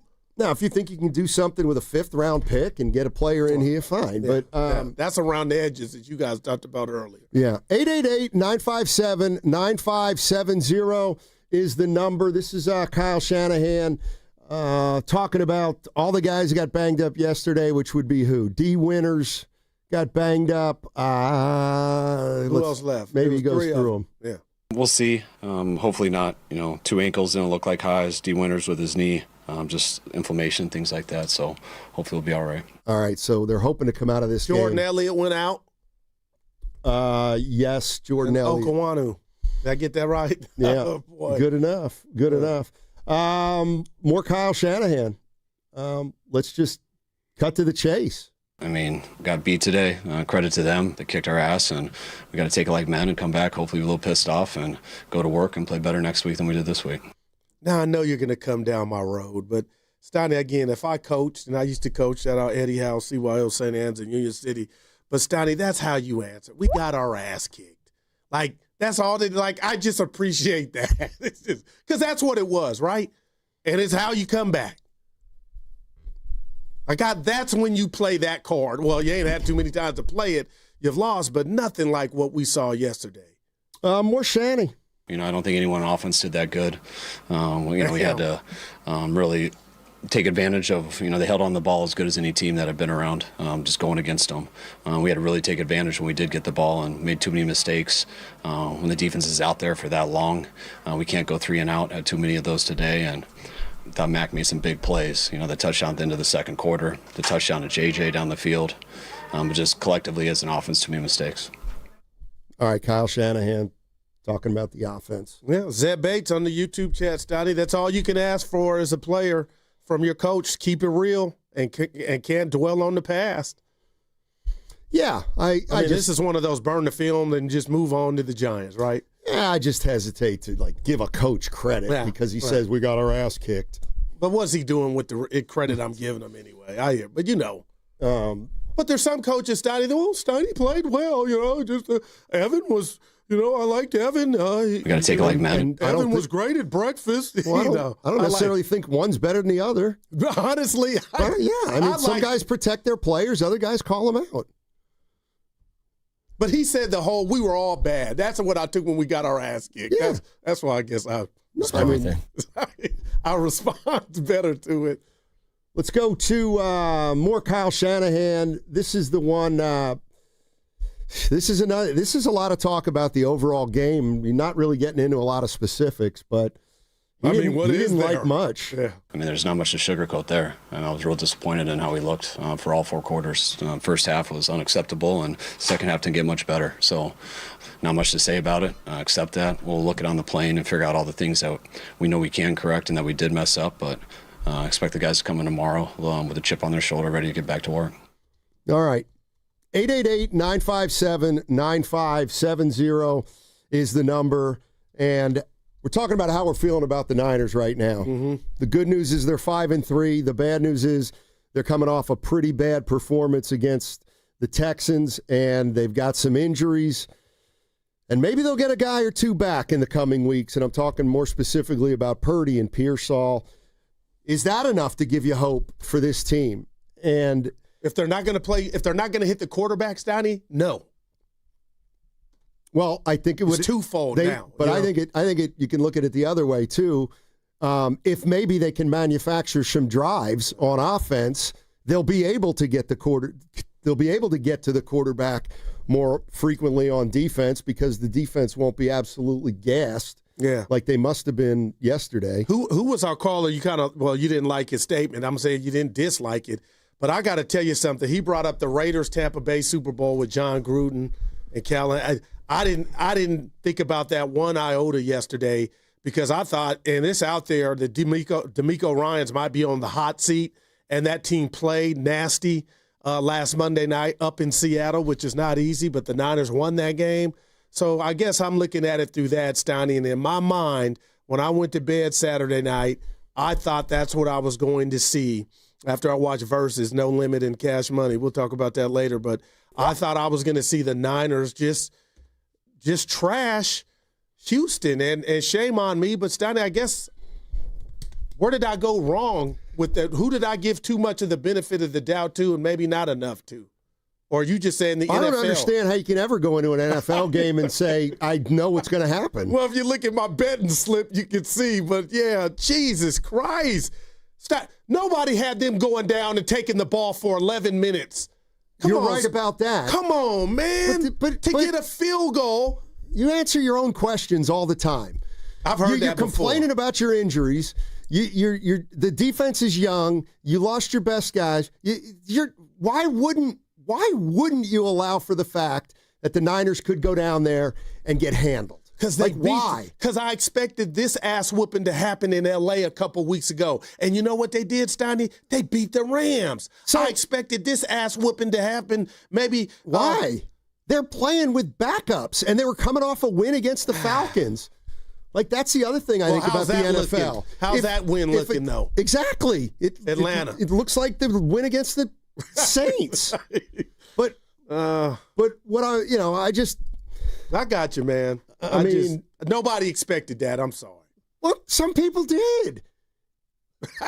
I mean, do you know any of them? Yeah, I do. I do know a couple people that said that defense is no joke. Yeah. Well, defense being no joke is different than not having the ball for 3/4 of the game. Like, I actually thought it wasn't the defense that looked great. It was their offense. They almost had 500 yards. They threw for 300 plus. He has a funky throwing delivery too, Evan. We talked about it, but you're right, E. Help me, man. It's not any like that's the part of it. Just like it's the same team that played the Seahawks. But maybe I guess when you're comfortable, you look your best, right? I don't know. These guys, you have young players on defense, and sometimes that happens. Hold on one sec. 888-957-9570 is the number. What's coming up on the game is brought to you by Fremont Bank. Here for you, here for good. 888-957-9570 is the number. 49ers get beat yesterday, 26-15. We're 5-3. How we feeling? We all right? Let me know. What's your financial future look like? At Pettinelli Financial Partners, we help you shape it. Whether you're planning for retirement, buying a home, or saving for something special, our professionals are here to provide clear guidance and smart strategies. Visit PettinelliFP.com today and take the first step toward a more secure financial future. The financial consultants at Pettinelli Financial Partners are registered representatives with and securities offered through LPL Financial, member FINRA SIPC. Investment advice offered through Stratos Wealth Partners, a registered investment advisor. Stratos and Pettinelli are separate entities from LPL Financial. If you're 55 or older and into that whole saving money thing, T-Mobile has an exclusive phone and internet bundle just for you. Right now, get 2 unlimited phone lines plus 5G home internet for just $30 each per month with autopay, plus taxes and fees. And with 5G home internet, setup is easy with just one cord and no technician needed, which is great if you're also into that whole keeping it simple thing. Switch now and experience the best mobile network in the U.S. Visit your local store to start saving. T-Mobile, it's better over here. Based on analysis by Ookla of speed test intelligence data Q4 2024 to Q1 2025. Ookla trademarks used under license. Unlimited on our network. Customers on voice plan may notice speeds lower than other customers and further reduction if using more than 50 gigs a month due to data prioritization. Video streams and SD on this plan. Home internet pricing after $20 a monthly bill credit plus $5 per line without autopay. Debit or bank account required. See 5G device coverage and access details at T-Mobile.com. Tempted to decorate for the holidays early? We like your style. Right now at Kohl's, save 20% on decor, hosting essentials, and more. Plus, get $10 off $50 spent. So go ahead, hang up that wreath, swap out those couch pillows for ones with snowflakes. And while others are panic shopping later, you'll already be cozied up feeling pretty great about these early Kohl's deals. Select styles, offers end November 2nd. Some exclusions apply. See store or Kohls.com for details. What if you had the smartest Wi-Fi? If you did, it'd be Xfinity, of course, and it'd come with their best state-of-the-art equipment. It would boost speeds to the devices that needed them most, prioritizing your most important connections, whether you were streaming, gaming, or gaming while pretending to work. And it would let you stream 4. That's right, 4 games on one screen. It would even power your mobile connection so you could bring faster, secure Wi-Fi speeds with you where you use it most. It would be proactive and fix problems before you knew you had them. Impressive, right? And it would have security features that protect you from threats at home and online. Kinda like a force field for your life. If you had the smartest Wi-Fi, well, everything would work together seamlessly to keep you connected, no matter what. Xfinity. Imagine that. Restrictions apply. Prescription products require completion of an online medication consultation with an independent healthcare provider through the LifeMD platform and are only available if prescribed. Subscription required. Individual results may vary. Additional restrictions apply at lifemd.com. Read all warnings before using GLP-1s. Side effects may include a risk of thyroid C-cell tumors. Do not use GLP-1s if you or your family have a history of thyroid cancer. Confused on where to start with weight loss medication? 95% of LifeMD patients said starting their weight loss journey was simple. Go to trylifemd.com now and see the best options with or without insurance for Wegovy, Zepbound, and more. Brian was approved for insurance coverage and lost 100 pounds. I love the fact that insurance covered almost everything because pharmaceutical prices are going through the roof. The first time I realized that LifeMD was working for me was when the hunger started going away. I never thought losing weight would be this easy. It's given me more energy. I would recommend LifeMD to anybody. Nearly 96% of patients said they would recommend the LifeMD program to anyone who wants to lose weight. Get started right now at trylifemd.com. That's TRYLIFEMD.com. From carriage house to glass aluminum doors, R&S Doors has a full line of commercial and residential garage doors and gates to suit anyone's taste and budget. Visit rsdoors.com. R&S Doors. Look for the red truck. Nobody had to tell your grandparents not to drive while using their typewriters. Why should it be any different for us kids and our cell phones? Distracted driving was the cause of more than 3,000 deaths in 2022. Come on, we're smarter than this. Let's put down the phones and focus on the roads. Drive safe, everybody. Don't drive distracted. A message brought to you by the National Highway Traffic Safety Administration, Project Yellow Light, and the Ad Council.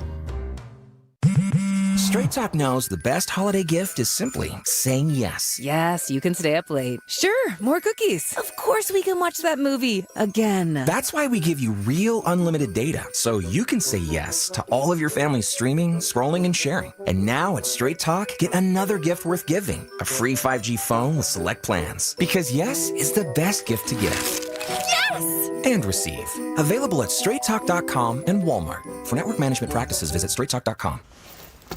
Oh, no. Ah, that's the sound of someone who's misplaced My debit card. their debit card. Where'd I leave that thing? Not at the gas pump, or the checkout counter, or the roof of your car. Now, if he has the Chase mobile app, he can use Card Lock. Wait, I could just lock my card. Yep, just a few tippy taps on his phone, and that sound, that's peace of mind from Chase. Chase mobile app is available for select mobile devices. Message and data rates may apply. JP Morgan Chase Bank N.A. member FDIC. Hey, I'm Mike Slater. My dad passed away at the age of 63. It's out of nowhere. Had a stroke. Super hard, obviously, for the whole family, but my dad had life insurance. This is why I have life insurance for my family, for my wife and 4 kids. And the best place to get life insurance is ethos.com because you can do it in 10 minutes. And there's no medical exam and no blood test, just a few health questions. Get life insurance in 10 minutes so your family is protected. Ethos, ETHOS, ethos.com/life. Red and Gold Game Day starts at Laughing Monk Brewing. Park for free. Enjoy amazing food, ice-cold beer, and every game on TV. Catch 95.7 The Game's pregame show. Then hop on the free shuttle straight to the stadium. Sign up now at 957thegame.com.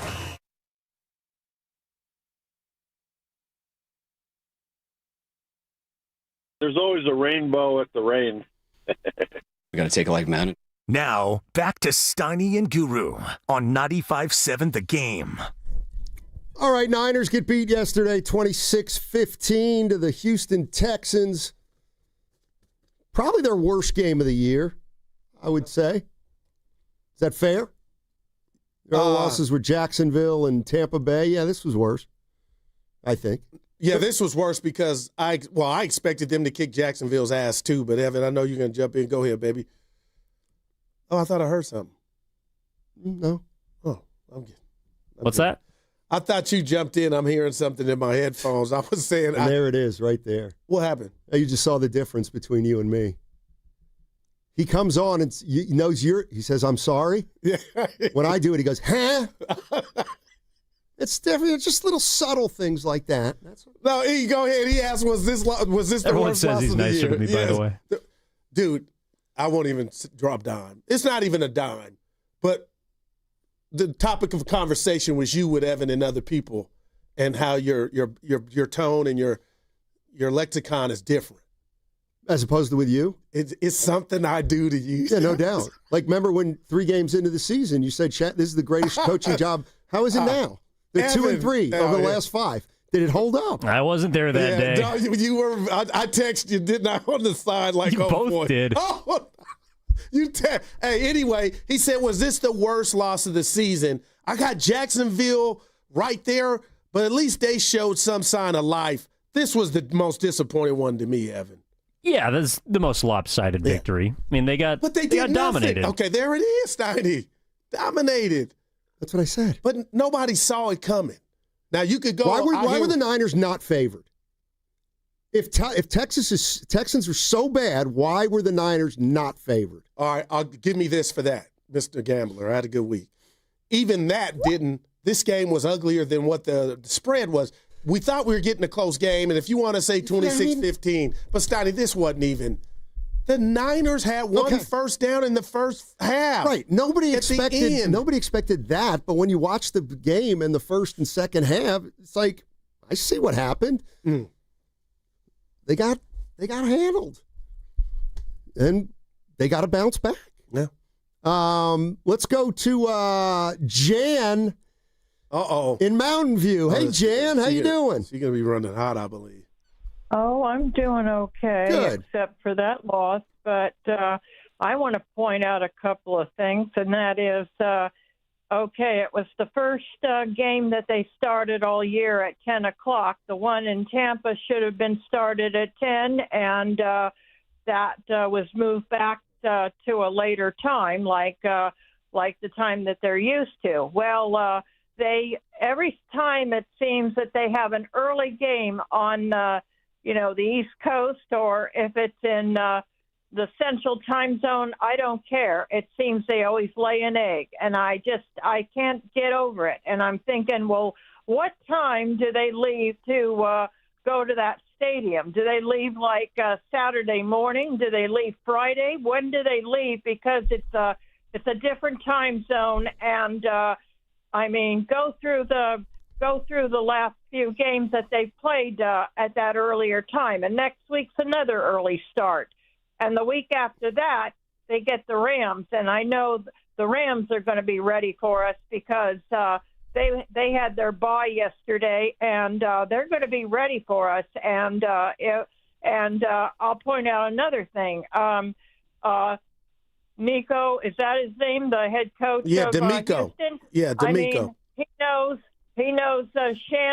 Shanahan's system, and he was ready for him. And Shanahan should have at least, tried some kind of a stunt, like a trick play, like instead of kicking a punt, run for a first down or something, instead of trying to give him back the ball. I mean, you've got to get some kind of life into that team and to get them back on the right track. And if you're not careful, you're going to keep sliding down the totem pole, because we ended up now in third place when we were in first place, because those other teams had a bye yesterday. Now, Jan, you're my girl. I just want to point out they did play Steiny at New Orleans at 10 a.m. and they won that game.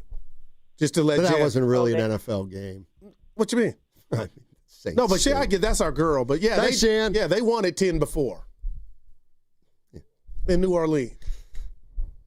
Bourbon Street, a lot of temptations. They just got their ass kicked. Kyle said take it like men. Yeah, take it like men. Man. More Shanny. I mean, there's no place in particular where I was questioning anybody's effort. I'll be able to see that in more detail when I get on the plane. I feel collectively, just as a whole, I wish I felt our team a little bit more today. But there was nothing where I saw guys loafing or anything like that. But it's a little easier for me to see when I study the tape. Yeah, he was asked if he saw a little lack of effort yesterday in that game. Yeah, and Stotty, I didn't see that. I just saw bad angles, missed tackles, and ineptitude at trying to block and beat your man. I was listening to Evan and our guy, hopefully the soon-to-be Hall of Famer, Lo Neal, on the pregame show, Stotty. And Lo always says you got to defeat the man in front of you. And yesterday was the first time in a long time I just felt like the Niners just whiffed. I mean, what was good about that game? There was not one thing. And then the Jennings drop, I know drops happen, Stoney. But that's when it was just kind of, to me, like, that's okay. That's how the day's going, huh? I mean, they were way more than one or two plays away from being competitive in that game. That's the way I look at it. It's just one where nothing went right. I don't know. It sounds like the defense took a big part of the hit yesterday, but the offense was no better, I didn't think. This was a game where obviously the defense couldn't get off the field, so you say the defense could get no stops, but the offense couldn't get any starts, if you will. Damn, they just couldn't. They did nothing, the offense, for too many possessions. They just had short series and ended up punting it. This is not fair to you, but I'm going to ask as we got till 2 p.m. Is there another team on the schedule that you think, because I didn't think Houston, I knew they were a good defense, yada, yada, yada, but they, the record wasn't there. Is there any team on their schedule coming up that can duplicate what Houston did to the Niner offense? Yeah, I have no idea. I have no idea. Yeah, and I was hoping your answer would be no, but I just didn't see this butt whooping coming like that. I guess the one thing I'm wondering about with 49er fans is Brock Purdy. It sounds like Purdy and Pearsall are getting close. And if I told you right now, you know what? They both are probably going to play against the Giants. Doesn't that change your outlook about not only that game, but maybe the rest of the season? And I get they've got bigger problems than quarterback maybe and receiver, but they're playing with backups, and Pearsall's been pretty good early in the season, and Brock Purdy's got a 2 or 3 year history. So it doesn't feel like there's any optimism about that, quite frankly. And I love you posing that question, Stoney, and I got to put respect on both of the individuals. We're all high on Ricky. What if I told you his injury scares me more than Purdy's turf toe? I'll just leave that there. But, Stoney, if you're telling me you get that duo back, yes, that would change what I think they can do. And yesterday was Exhibit A. There was nobody on the field that I felt threatened the Texans secondary or gave DeMeco Ryans and that defense any headaches. And Jawan Jennings had an opportunity, but other than that, just think about what we're talking. Pearsall's been awesome when he plays, keyword when he plays, but I just felt like they were hitting singles and the pitcher wasn't even worried about giving up a long ball. I know it's a bad analogy, but they took McCaffrey away, and then it was like, yeah, okay, you don't scare us. We're going to take the middle of the field away from you, and that's what they did. Are there players on the 49ers offense that scare you? McCaffrey and Kittle. Okay, in a way, listen, I'm not saying Kittle's not great, right. But they don't. I don't think they don't use him enough in the. He's not an 8-catch-a-game guy. Yeah, but I can't. Go ahead, Stoney, you preach it. I'm interrupting. So when he's at his best, a lot of times he is blocking. But we have seen him be a beast in the passing game. But I'm with you. How many catches did he have? He had no catches last week, right? His first game back. None. And what do you have? 2 yesterday, 2 or 3? Yeah, touchdown that looked like it was going to be picked off. And I'm just like, dude, he can go get it, man. But I hear you, it's by choice, Stoney, or is it a byproduct of what I used to hate? Oh, he's a real good blocking tight end. I love that. But give me Kelsey and who else? Todd Christensen all day. Whoa. The tight ends that catch the ball. That's how I would use my tight end. Okay. I got 5 dudes to block. I know what we're talking about at the crossover. I'm so lost. Oh, Willard's like, Kittle's been the best tight end in football for 5 years. All right, you could bring that up. He's not a guy, he's not like Travis Kelce, who just goes and finds an open area. Hey, come on, Snotty. Honestly, who you taking, Kelce or Kittle? Right now I'm taking Kittle. Well, no, that's easy. Well, you asked me. I'm talking about career. Like Kelce. Yeah. But Kittle could do what Kelce did if he were on Kansas City. There's no doubt in my mind. Well, but you don't know that Andy Reid would look at George Kittle and say, well, I'm going to use him like I used Kelsey. Kittle had 4 for 43 yesterday. He may look at Kittle, Andy Reid, and see what Kyle Shanahan sees, and that is a guy who could maybe at times help make the running game dynamic. Yeah, I'm just – now you got me down, Stoney. I'm not even down. I'm just melancholy, and let me just tell you why. You know I like every party I'm invited to. I love a party. But I keep saying, and I have said out of this fat mouth of mine, there is a price to a dynasty or being damn near close to one. And if those chickens are coming home to roost, Donnie, at some point the Niners are going to have to rebuild. It could be a soft rebuild. But right now it's apparent that you got a lot of fertilizer and seeds on the defensive side, but they got to pop and grow. But this offensive line needs to be revamped.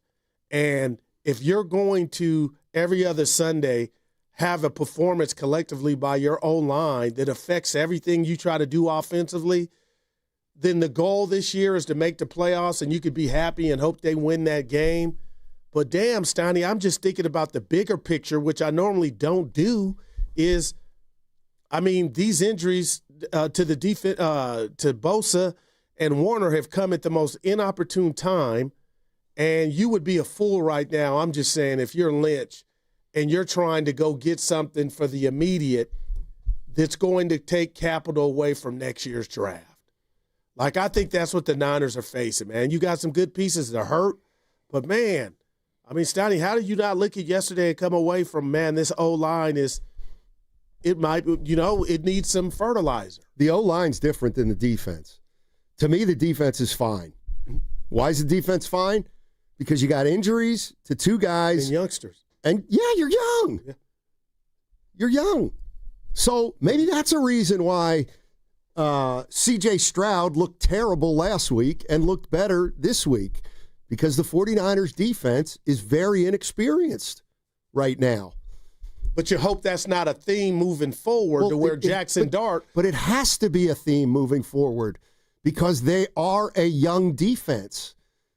So we can't expect this defense to be good all year long. I don't think. They're going to have good moments and they're going to have bad moments. So you need more production from your offense. At least to try to keep the ball away from the opposition for less than 40 minutes a game.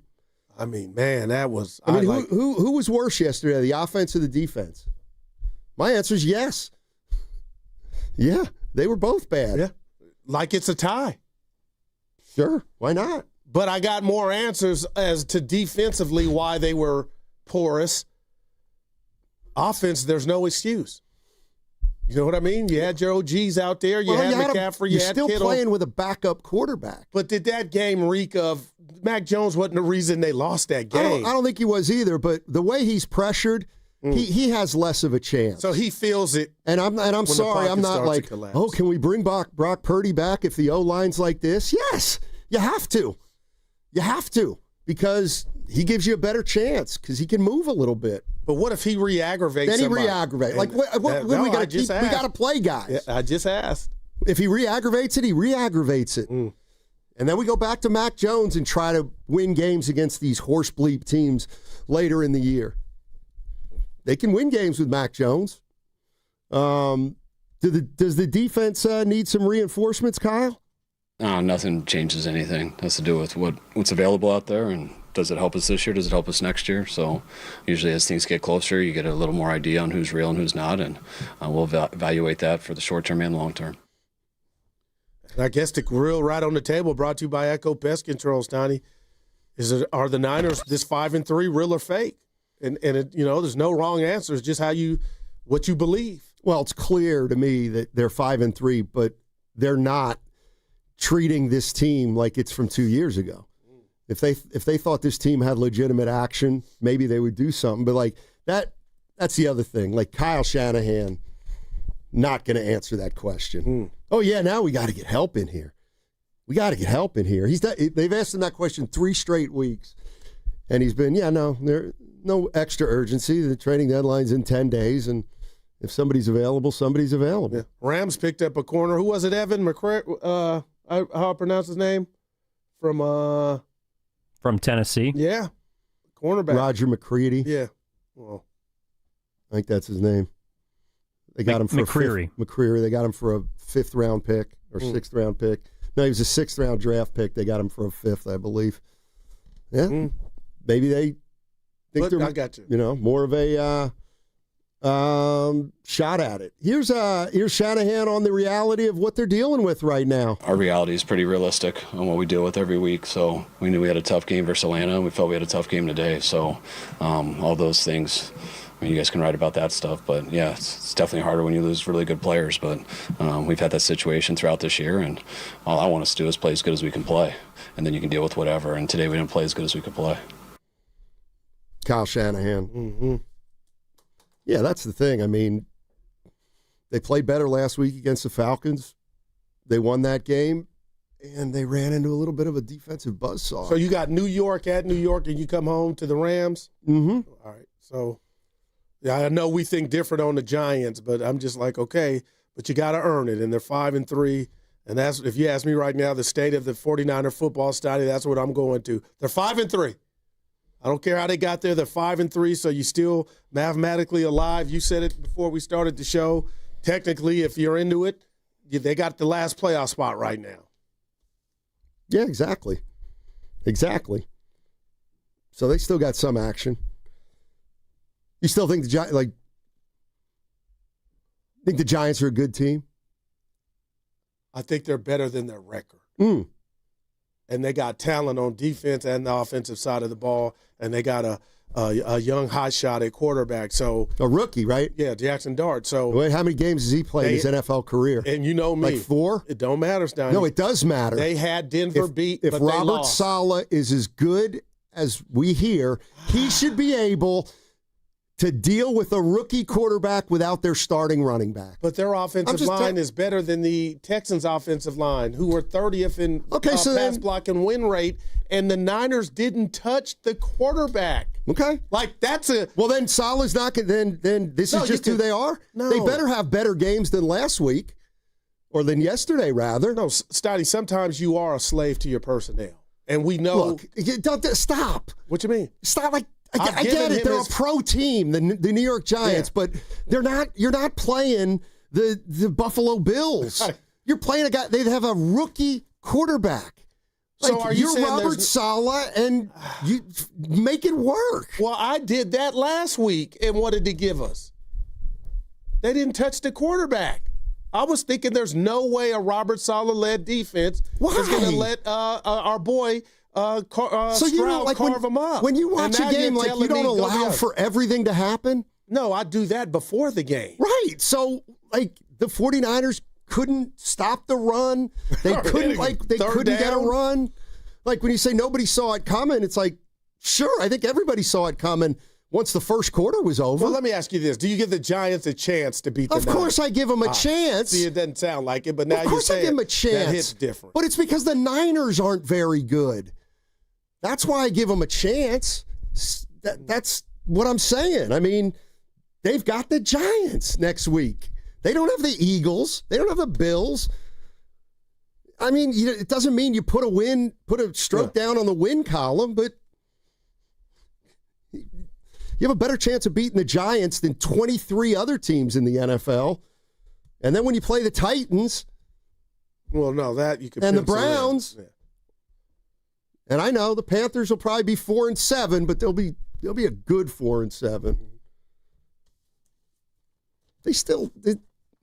And that's like, that to me has been the theme of the season. They're gonna win some more games. They're going to be on the periphery of this, or not periphery. They're going to be near this 7th playoff spot, maybe 6th. So, because that's where they are. I got it. So I mean, you just go out and play against the Giants. And if you beat them, you'll be 6-3, ready to put the Rams into a bind if you can somehow beat them. And you beat the Giants, I guarantee you people are going to say we can beat the Rams. If you're at the counter now, Stoney, in Vegas, and you got a bet, forget what degree of trade, but do you think they buy or they sell or they just stand pat? My answer before you go is stand pat. I think they're just going to ride this out and hope guys get it and come back. Some guys come back healthy.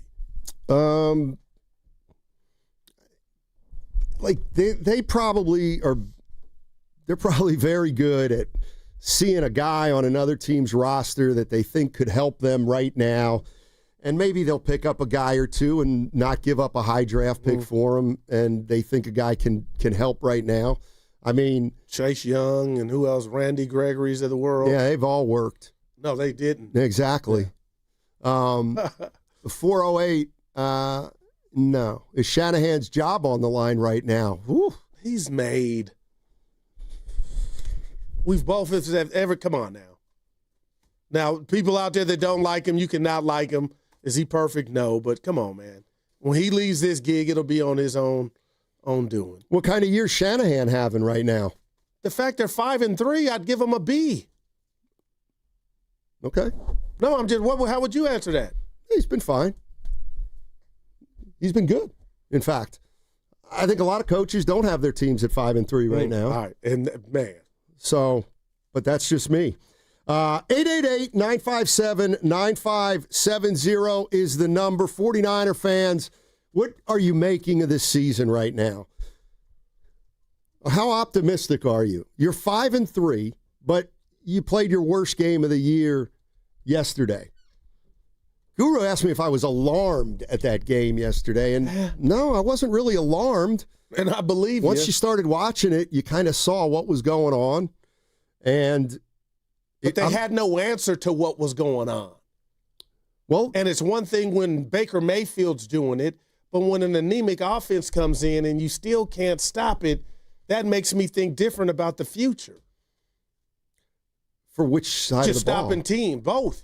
Well, they're young. I mean, they're not going to be a doomsday defense right now because they're young and they don't have their big boys. I think we got to deal with that, and the defense may get worse over the course of the season. Head on over to YouTube and Twitch to see Steiny and Goo by searching 957, and while you're there, download and subscribe for all our great content at 95.7 The Game. Hey, it's Mark Willard from 95.7 The Game. Look, when life hits you hard, and it happens, could be an accident, an injury, you need to hit back harder. You need a fierce team that knows the insurance game and refuses to back down. That's why I trust Omar Habas and the entire Habas Law team. For over 40 years, Habas Law has gone head-to-head with insurance companies, winning medical care, financial support, and real justice, and Habas doesn't get paid unless you do. Visit habaslaw.com. Habas Law, they'll fight to make it right. Makita's built for the pros who show up early, who don't do shortcuts, only precise cuts. With tools built to last, job after job, year after year. Performance that pays off, because when the job calls for the best, you answer. And when you need the best, you call on Makita. Built to be the best. Available at the Home Depot. Nobody had to tell your grandparents not to drive while using their typewriters. Why should it be any different for us kids and our cell phones? Distracted driving was the cause of more than 3,000 deaths in 2022. Come on, we're smarter than this. Let's put down the phones and focus on the roads. Drive safe, everybody. Don't drive distracted. A message brought to you by the National Highway Traffic Safety Administration, Project Yellow Light, and the Ad Council. Change is always happening. It's part of life. And when it comes to music, change is all around us. Songs are rewritten. Classics are remixed. Bands and artists come and go. Even our taste in music changes.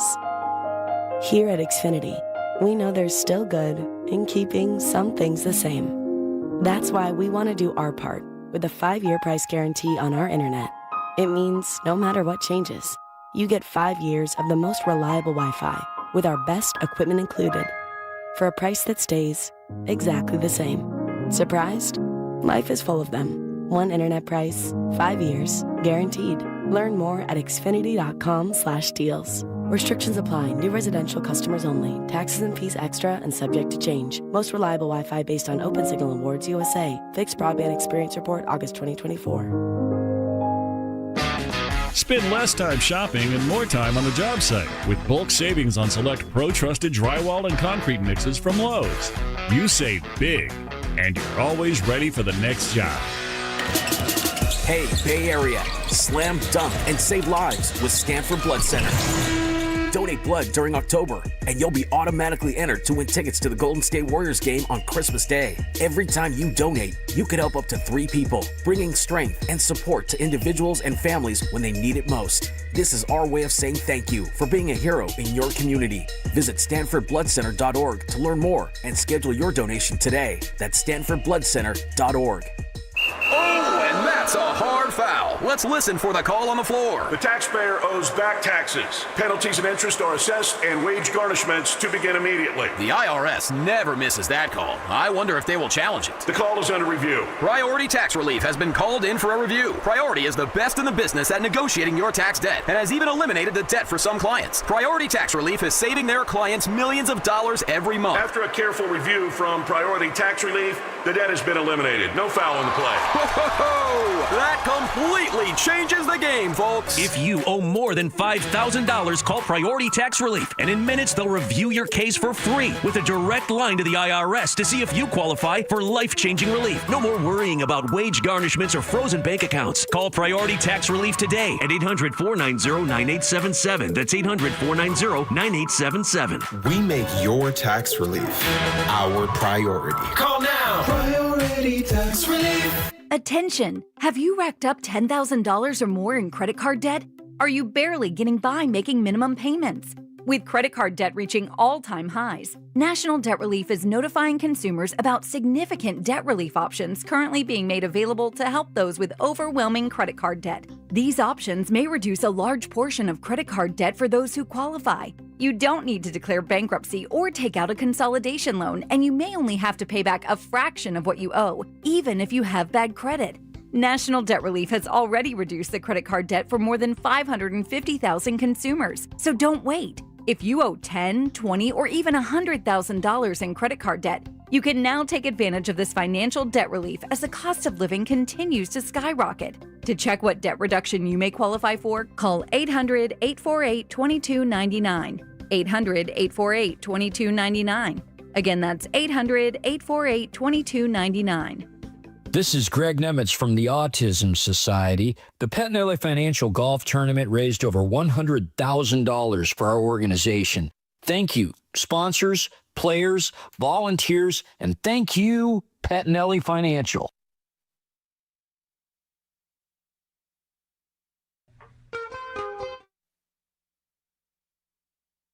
Here's Stroud, steps up, and he's looking deep. He's got Nolan, it's intercepted! Picked off by Diamador Lenore. Lenore on the run. There is no time left on the clock, and Lenore is down, and the half comes to a close. Now, back to Steiny and Guru on 95.7 The Game. That was Diamador Lenore. I always say that for some reason. Diamador Lenore's interception at the end of the first half, first one of the year for the Niners. Looked like he hurt his hand, too, later on, Steiny. He probably shouldn't have tried to do what he did, and Shanahan talked about that afterwards.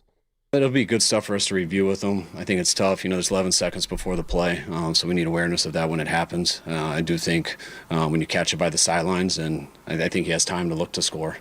But I think once we can't, we got to get down immediately. So I think it is a little greedy just getting on him for that. I thought it was a hell of a play by Demo. It was nice to break that stretch that we've had of not getting a pick. But it'll be a good learning situation to kind of cover with all our guys tomorrow. Got greedy. He got greedy. He's trying to make a play. No, look, my offense can't do a diddly squat. You know what that's kind of like a little bit?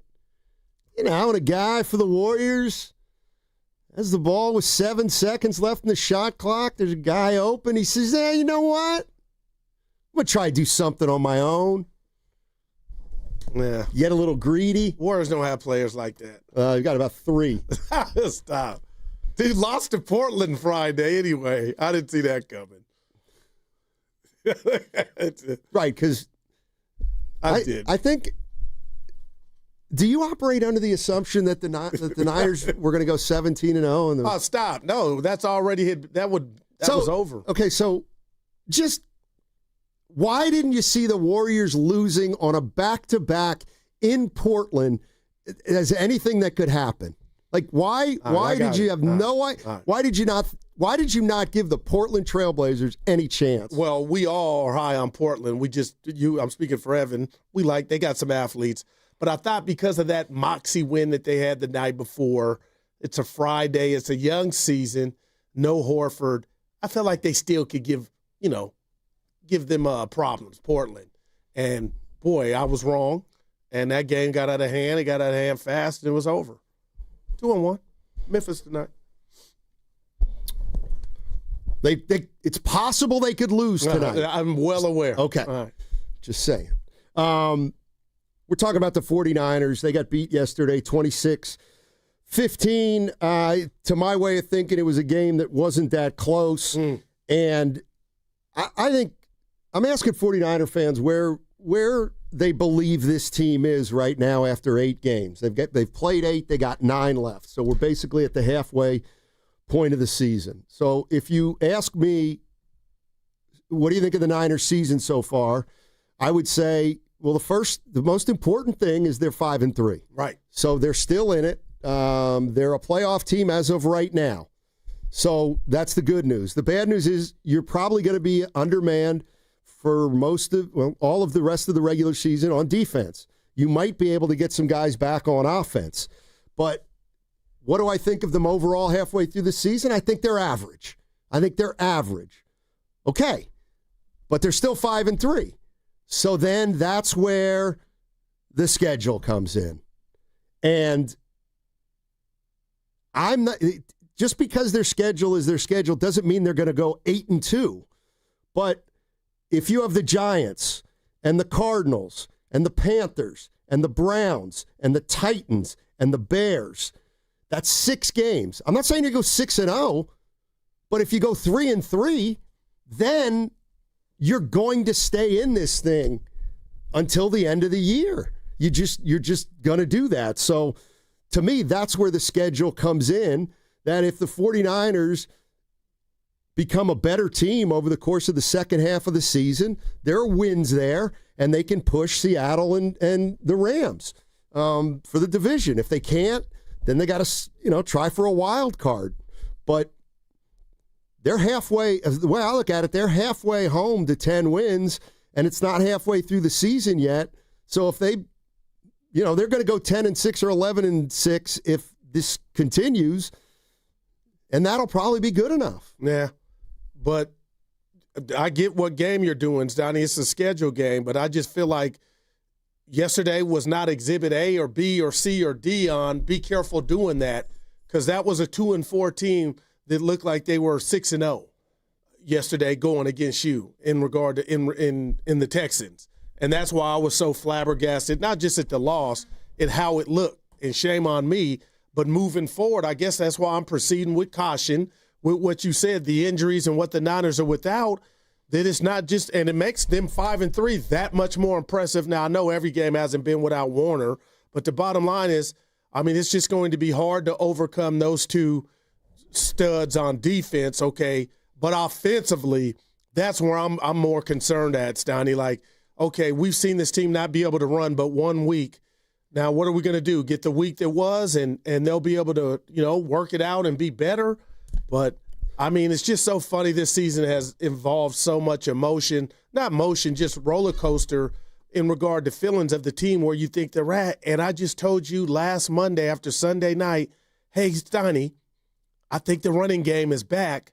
And, boy, not even 6 days later do you turn in that performance. So now I don't know if the run game's back. And I would never say the run game's back after one good game. But it looked better, and you were thinking, okay, this could be something tangible. We could point out to where it got going when 85 came back. Who's and that's unfair to him. Who's to say they can't be better next week? Like, I guess that's the thing that's really frustrating. Because they're running out of time. That's what's going to happen if we keep playing that game of, you're right, next week they could be back, then the week after it's a clunker. But they haven't lost 2 in a row all year. Yeah. Okay, so, I never understand they couldn't run the ball. Well, what if they can't run the ball for the rest of the season? Well, then they're in trouble. Yeah. Although they're still 5-3 and they haven't been able to run the ball this year. So they've kind of made up for that deficiency. Like I just the NFL is week to week. Like I'm sorry. The game yesterday doesn't mean anything. But next it's week. week to week when That's you're right. close to your health. You're 5-3. Yeah, you're not going to be close to health, Goo. You're going to be fighting uphill all year, right? Yeah, but what I'm saying is the fact that you don't have Bosa and Warner and your guys, that defense is not – Ronnie Lott's not walking through that door. Fred Dean's not walking through that door. So when you use that, and I get you week to week, yeah, that works for teams that are more healthier than the Niners. First of all, they're not – everybody's hurt. You look around the league, everybody's hurt. All right, maybe the Niners are a little more hurt, but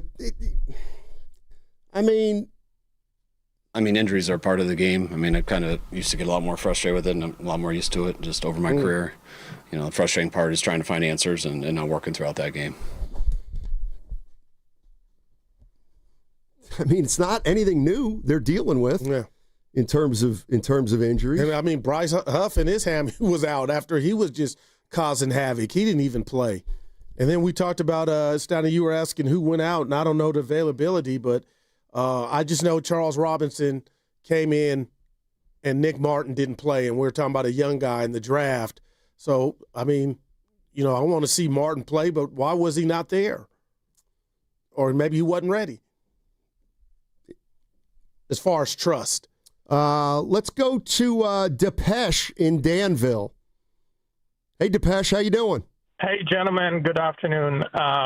Thanks for taking my call. There's a lot of hand-wringing going on today. Fans, sports analysts, everyone. Niners are 5-3. They're injured like pretty much any other team. If I remember at the beginning of the season when Purdy went down, everyone was saying, hey, if we're 8-4, 9-5, we're in good shape. We were trying to do damage control back then. Well, the numbers have caught up with us. And when they lose, it's the end of the world. When they win, we're God's gift to mankind. I think we just need to enjoy it. The bad thing about yesterday's game was we lost. The good thing about yesterday's game was after the second quarter, I was taking it easy. I'm like, we're not winning, so might as well enjoy the game and just see what we can do. So I think everyone needs to just take a deep breath. We're not Super Bowl team. We're not a great team because our good players are in the orthopedic ward. And when the team, gets back, maybe we make a run for it. But I'm enjoying the season, and it's the best we can do. And kudos to the coaches; they're doing the best they can, and just enjoy it. Do you have thoughts of the playoffs, though? Do you have thoughts of the playoffs? I would love. I think if I would be shocked if the Niners don't make the playoffs. It's just at some point mathematics or statistics is on our side. Skill is not on our side, but math is on our side, and we may not go deep in the playoffs. But the next two games, the Giants and the Rams, we could win both of them. Heck, we could lose both of them. But I think not making the playoffs would be shocking mathematically, not skill-wise. So I'll hang up, guys. I'd love to get your comments on the other side. Always enjoy your banter, and keep up the good work, gentlemen. Thank you. Appreciate it. My thoughts are it was a bad loss yesterday. Yeah, and I got something I just read on the chat I'm going to share with you. Go ahead, son. Nothing more, nothing less. Saad Bouaze says, it's not about the record, man. It's just about how it looks. And last Sunday against Atlanta, it looked good, Stoney. And yesterday, it didn't look, but yesterday was ugly. And it's just one win and one loss. But can't we acknowledge that's what the season's likely going to be with a young defense missing two great players and an offense that has had no continuity in terms of their skill position players? Like, are 49er fans really out there saying we're underachieving with what has happened with the injuries? I don't know how you can say that. Nobody is, but what this is just how I think, Stoney. Right now, and you said it, I'll give you the victory lap. 5-3 is the best thing going for this team, but that's not etched in stone. And I don't know what's in store in New York or thereafter with the Rams, But what if that thing turns to 5-5? Okay, then you can't get up on the stage and say no kidding. 5-3. Well, duh, if they lose 3 games in a row, they're 5-5. All right. So, but you say that like it's a tattoo. They're 5-3. Well, that guess what? If they lose 3 games in a row, they're going to be 5-6. Yeah, as you move down the road in the season. But my point is, they haven't lost. Like they're going to lose some more games this year. But what if you say, is anybody in Niner world? If let's just say they're 5-5, and you throw that question I don't want to talk about it. Like, why should I talk about if they're 5-5? Because it's a possibility. Okay, and so what if they're 7-3? Let's talk about that. No, because you don't want to talk about if they're 5-5. My point is that's my point. I don't want to talk about 2 games, and we have no idea what's going to happen. No, is your grandstanding you thought they were going to win. You thought they were going to win easily. They lost, so they can win next week. They can win against the Rams. They could lose against the Rams. Like, why should we talk about 5-5? Because at that point, the answer to your question today will be different about if you're disappointed or not. That's all I'm pointing out. They might be 7-3. What? I don't understand why we would talk about. And nobody would pose that question because everybody would be happy. My thing is, you're holding on. You just said, is anybody not happy with 5-3? There can't be. We both agree, right? There can't be a Niner fan not satisfied with 5-3 with everything that's gone on. But I think if that thing gets up to 5-5, then you get a different answer. But I am not going to talk about being 5-5 when they are going to be favored going into New York, and they could very easily win that game. Like, I don't want to talk about 5-5 any more than I want to talk about 7-3 or 6-4. It's like, well, I guess we got to see. But who? I guess you brought up the 5-3. They should win one out of the next 2 games. But who wouldn't take 5-3 and not be everybody happy? would take it. Yeah, I think that's what I'm saying. Let's go to Alex in Alameda. What's up, Alex? How you doing? I'm doing great, fellas. You know, it's the Niners. It's been since 1994 since we've won a world championship, an NFL Super Bowl. It's not going to happen this year. I'm just wondering if it's going to happen in the next 10 years. That's really what I want to know. I mean, this year, give me a break. We got no defense. Our 2 best players are hurt. I mean, this team looks like the Giants. They're 500. You know what I mean? And well, they're 5-3. And now. Yeah, and look at the Dodgers. They're about to win 2 world championships. Well, that's 1-1 in that series. I mean, I don't know about your info right now, Alex. Dodgers are 1-1. They haven't won the series yet. Well, they're going to win it. And well, how do you know? 2 world championships in a row. Well, how do you know? Oh, come on. How do you know? On. You don't know that. You're serious. You're just guessing. You're crazy. You're guessing. Alex, you're guessing. All right. Thanks, Alex. That's pretty good. You're listening to 95.7 The Game, KGMZ FM and HD1 San Francisco and Odyssey Sports Station, and the home of the Warriors and Valkyries, always live on the free Odyssey app, coming to you live from the Laughing Monk Studios. Laughing Monk, righteously brewed in the city. Let's go to Daryl in Jacksonville, Florida. Jacksonville, Florida. What's up, Daryl? Hey, how you doing? Doing well. Pretty good. I'm a big, huge Niner fan my whole life. I just feel like it was too much expectations this year, and the injuries mounting up. It's been that way since 2017, since Kyle got there. I think this league is star-studded, and you need the players. And I feel like I do kind of hold Shanahan. I think he's doing his best coaching job this year. But, you know, losing Debo was a big part, too, because that opened up McCaffrey. Maybe. I know he wasn't really good last year. He wasn't really good last year, but all those Kyle still would do misdirections without Debo. So it's like you don't really know who getting the ball. You check. We used to you check a lot more too. He's just a guy out there. I think they should have cut him. But you know, I mean, I heard a person call in earlier that said, Kyle. I think Kyle may be a new scenery, maybe. I don't know. I do like Salah on the defense, but he ain't really got. He's not really working with much right now with the, you know, because these young rookies. I thought they needed Bosa and Warner. I think they need to anchor them down and kind of get them. I think you're absolutely right. You know, I think they need those. They need those. Now they just out there by themselves. And you ask them Tatum Bethune to kind of like call the plays, and you know that 50-yard run. I know that's on him, but you know he kind of got caught up in the mesh of the play, and he didn't really see that backer on the flat. So it's like, man, I can't really blame these young players.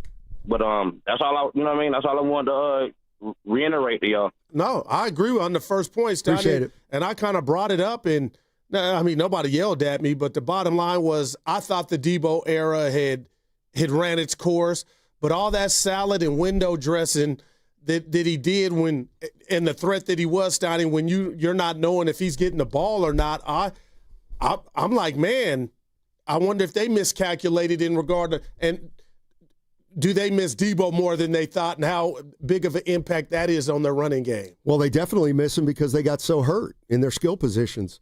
So even if he didn't have a great year last year, if he would have been healthy this year, I think they would have utilized him. And even pre-snap, even though they were having success stopping him, he was a headache. Yeah. I mean, he was somebody you had to keep an eye on, right? That's all, man. But as far as the defense is concerned, I mean, I think we got to look at the defense as they're young and they're learning. It's going to be, I think it's going to be inconsistent.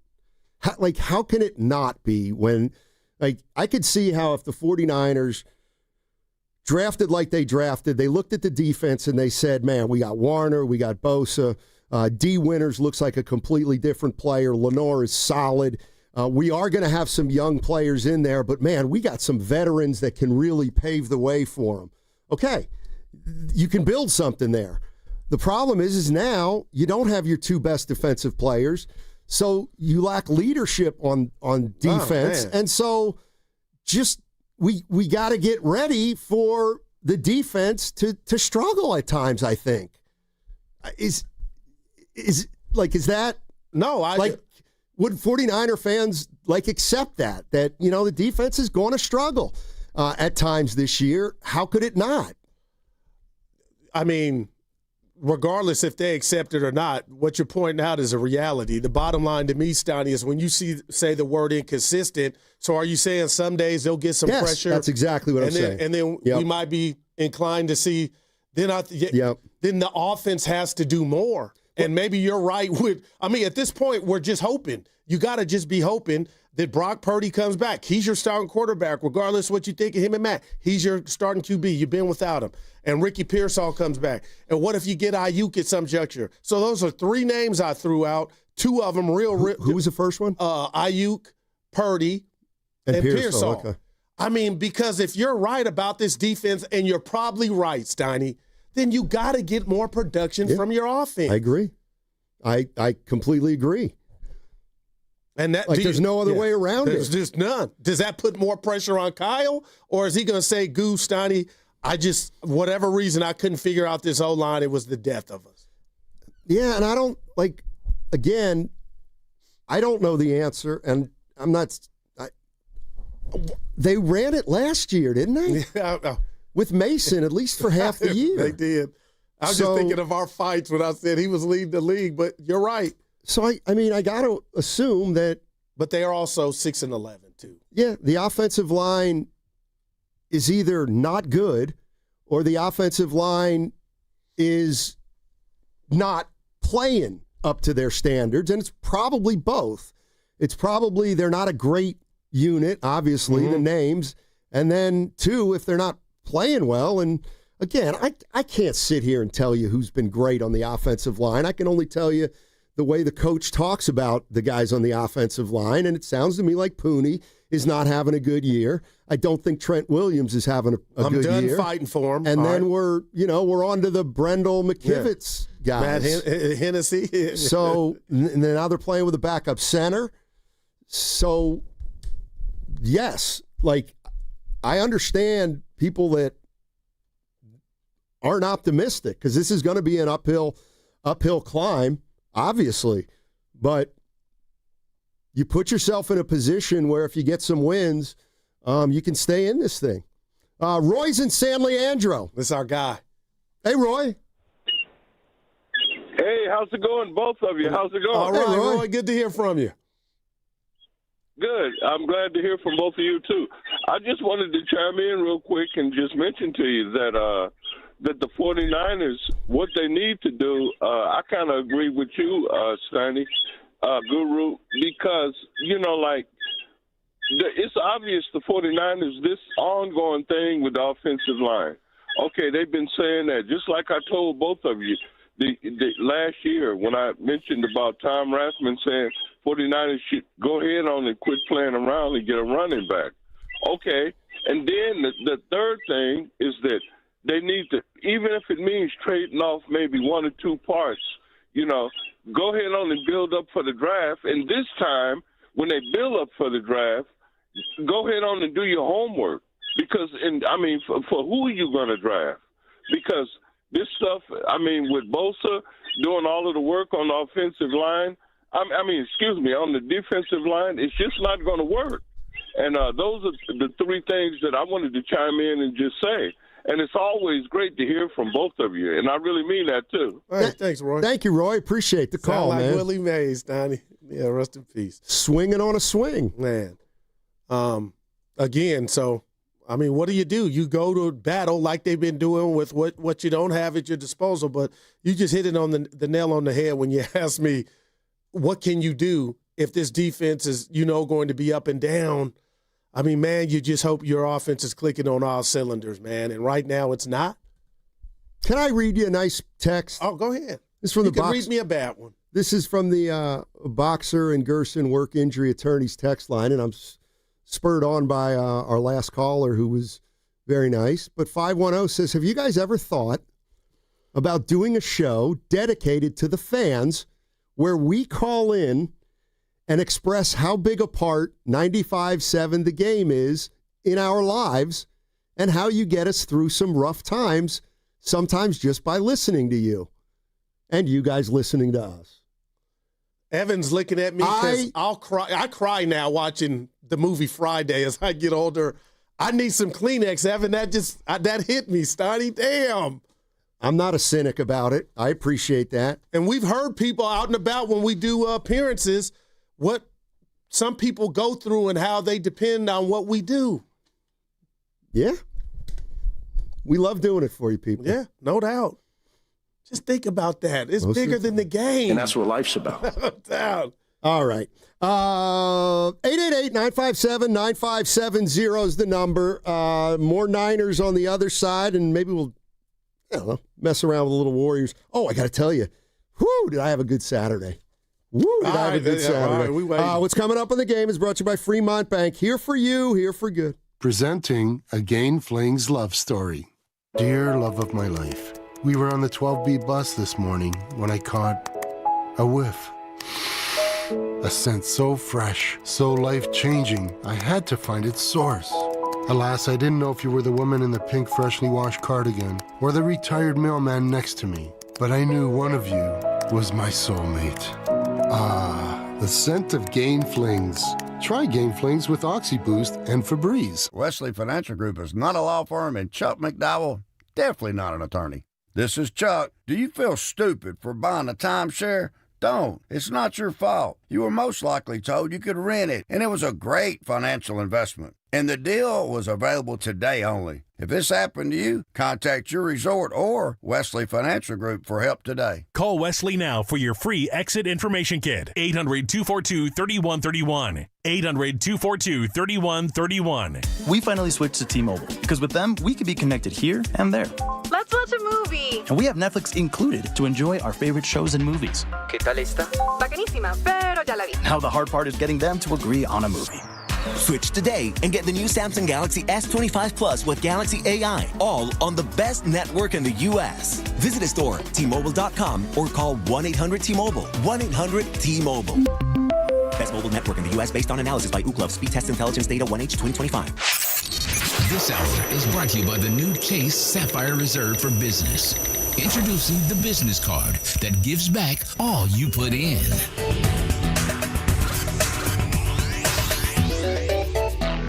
Hi, I'm Becca, your friend and jeweler at Shane Company. As an in-house designer, I can't wait for you to see our incredible selection of stylish and stackable rings. If you're shopping for your wedding bands, we have high-quality designs for every style and budget, from romantic to modern. If you're looking to add to a stack, your options are endless. Discover styles with clusters of gemstones, sleek all-metal designs, updated cigar bands, and signet rings perfect for an engraving. Because a friend knows you like options. Shane Company, your friend and jeweler. Want to interact with the hosts but can't call? Text the Boxer and Gerson Work Injury Attorneys text line at 888-957-9570. Boxer and Gerson, Northern California's premier workers' compensation law firm, helping injured workers get their lives back for over 40 years. Prescription products require completion of an online medication consultation with an independent healthcare provider through the LifeMD platform and are only available if prescribed. Subscription required. Individual results may vary. Additional restrictions apply at lifemd.com. Read all warnings before using GLP-1s. Side effects may include a risk of thyroid C-cell tumors. Do not use GLP-1s if you or your family have a history of thyroid cancer. Confused on where to start with weight loss medication? 95% of LifeMD patients said starting their weight loss journey was simple. Go to trylifemd.com now and see the best options with or without insurance for Wegovy, Zepbound, and more. Brian was approved for insurance coverage and lost 100 pounds. I love the fact that insurance covered almost everything because pharmaceutical prices are going through the roof. The first time I realized that LifeMD was working for me was when the hunger started going away. I never thought losing weight would be this easy. It's given me more energy. I would recommend LifeMD to anybody. Nearly 96% of patients said they would recommend the LifeMD program to anyone who wants to lose weight. Get started right now at trylifemd.com. That's TRYLIFEMD.com.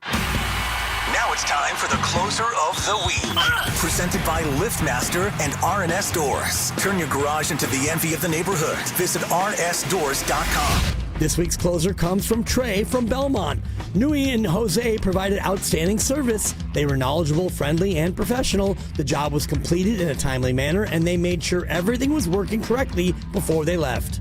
Recently, my garage door opener was not working. I was in need of a closer. I was put in touch with R&S Doors, and they hooked me up with a brand new garage door opener from LiftMaster. With LiftMaster's MyQ connectivity, my garage door opener can be controlled right from my smartphone. You'll know when a door or gate has been left open and can close it with a tap, no matter where I am. Be one of the first 10 callers and receive 20% off a LiftMaster garage door opener. Call 1-800-FIX-A-DOOR. That's 800-FIX-A-DOOR. Or visit rsdoors.com. R&S Doors. Look for the red truck. When back to the office means back in traffic. Where the two right lanes are blocked. Turn to the traffic leader, KCBS. A motorcycle involved here. Brought to you by your Northern California Honda dealers, where now's a great time to trade for the best. A new Honda. Get more for your trade and into an affordable HRV at your NorCal Honda dealers. I spent 14 years in foster care, mostly in group homes. I slept in a lot of different rooms, but none of them really felt like mine.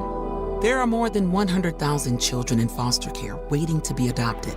The Dave Thomas Foundation for Adoption is working to help find them a permanent home. Now I have my own room, a place that's mine, and a family who loves and supports me. If you have room in your home or your heart, see how you can help at davethomasfoundation.org. Life insurance. Why are you putting it off? Can't afford it? Too much hassle? Think you don't need it? There's lots of excuses for putting off life insurance. But if you weren't there, who would pay the mortgage and other bills? With Ethos, you could be covered in 10 minutes and boom, family protected. Ethos, fast and easy online term life insurance. Up to $2 million in coverage with no medical exam. Some policies as low as $1 a day. Answer a few health questions and get your free quote at ethos.com/radio. That's ethos.com/radio. You know that Big Bargain detergent jug is 80% water, right? It doesn't clean as well. 80% water? I thought I was getting a better deal because it's so big. If you want a better clean, Tide Pods are only 12% water. The rest is pure, concentrated cleaning ingredients. Oh, let me make an announcement. Attention shoppers, if you want a real deal, try Tide Pods. Stop paying for watered-down detergents. Pay for clean. If it's gotta be clean, it's gotta be Tide Pods. Water content based on the leading bargain liquid detergent. Red and Gold Game Day starts at Laughing Monk Brewing. Park for free. Enjoy amazing food, ice-cold beer, and every game on TV. Catch 95.7 The Game's pregame show. Then hop on the free shuttle straight to the stadium. Sign up now at 957thegame.com.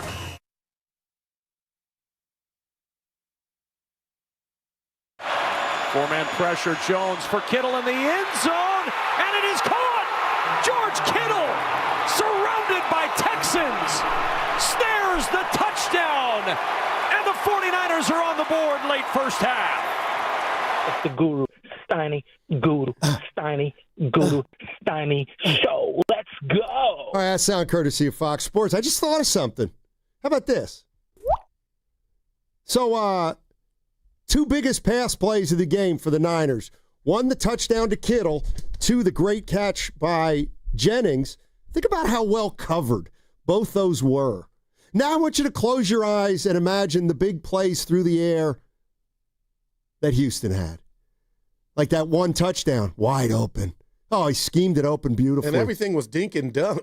But like even the 49ers, 2 big pass completions, man, he had to throw into traffic for Kittle and I'm mad threw at a jump ball for Juwan Jennings. The Jennings catch does not supersede the miss. Like, those were the 2 biggest plays. Again, Evan hit this him is one right of my on the 50. This is one of my big ones. You can't kick up dust and cause ruckus and drop that pass. There's no telling how that if the game changes. Listen, he has no business running a pattern that long.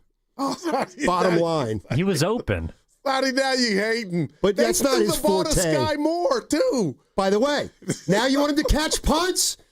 He let that one drop and hit it to 7. And they downed it at the 1. Hey, I did see that. He should have fair caught at the 7. Oh, boy. You can't win or lose with you. Real quick, Sal, you got to tell us about Saturday night. What happened? You said you had some action before you left it last week. Oh, no. I just saw a great documentary Saturday morning. Oh, my God. I woke up. It was wonderful. Woke up to an empty house. It was pouring rain. It was like 9:30. And I was like, what am I going to do? I was like, you know what? You never just watch a movie. You never just sit inside during the day. And so I watched the documentary. Fascinating documentary. It's called Against the Ice. I'm out. No, it was incredible. It was a great movie. Was Macklin Celebrini in there? Of course not. They got a win last night, Steiny. So do you know that in the early 1900s, I was trying to avoid it. Dude named Admiral Peary claimed that he discovered Peary Island, which was supposed to be north of Greenland. And he said, yeah, there's a channel that separates Greenland from the island. So we're claiming the island, America. Yeah. Denmark owns Greenland, so they still do. They always should. And Denmark sends some explorers to the northern part of Greenland in a harrowing tale of life in the Arctic over the course of several years. Why were they deployed? What were they searching deployed for? To find out if there was a channel or not. And you know what? There wasn't. And so the island, so-called, was actually part of Greenland. There was no water separating it. So we lose. So all of Greenland is owned by Denmark. So how long ago was this? 1909. Oh, damn. Stop it. It's a great movie. 1909. Evan, it says his expedition was in 1891. Yeah, and you're probably right. So it was around that time. But they were in the Arctic for years. They thought that it's incredible. Great movie. To what lengths did they have to go to once they found out there's no channel? How do you go rewrite history? That is a great question. They had to document it, essentially. And do what with it? Then they had to bring it back and show the proof. I'm going to be honest. Uh-oh. Why did we want this island? Are you kidding me? I'm reading about Peary Island right now. That's a great question. Are you kidding? There's not a lot there. It's under the ice bed. It's under the water. That's where oil is. That's why there's a so-called race to the Arctic. Yeah, but in the 1800s. Yeah, but what were we? We were looking for oil. Well, it's also strategic. It's strategic for defense. If you can. Who? From Russia. They can go right over the top. From the Eskimos? From right. Hey, they're the Inuits when they're native. Hey, in Russia you can go right over the top of the globe, and you're right there.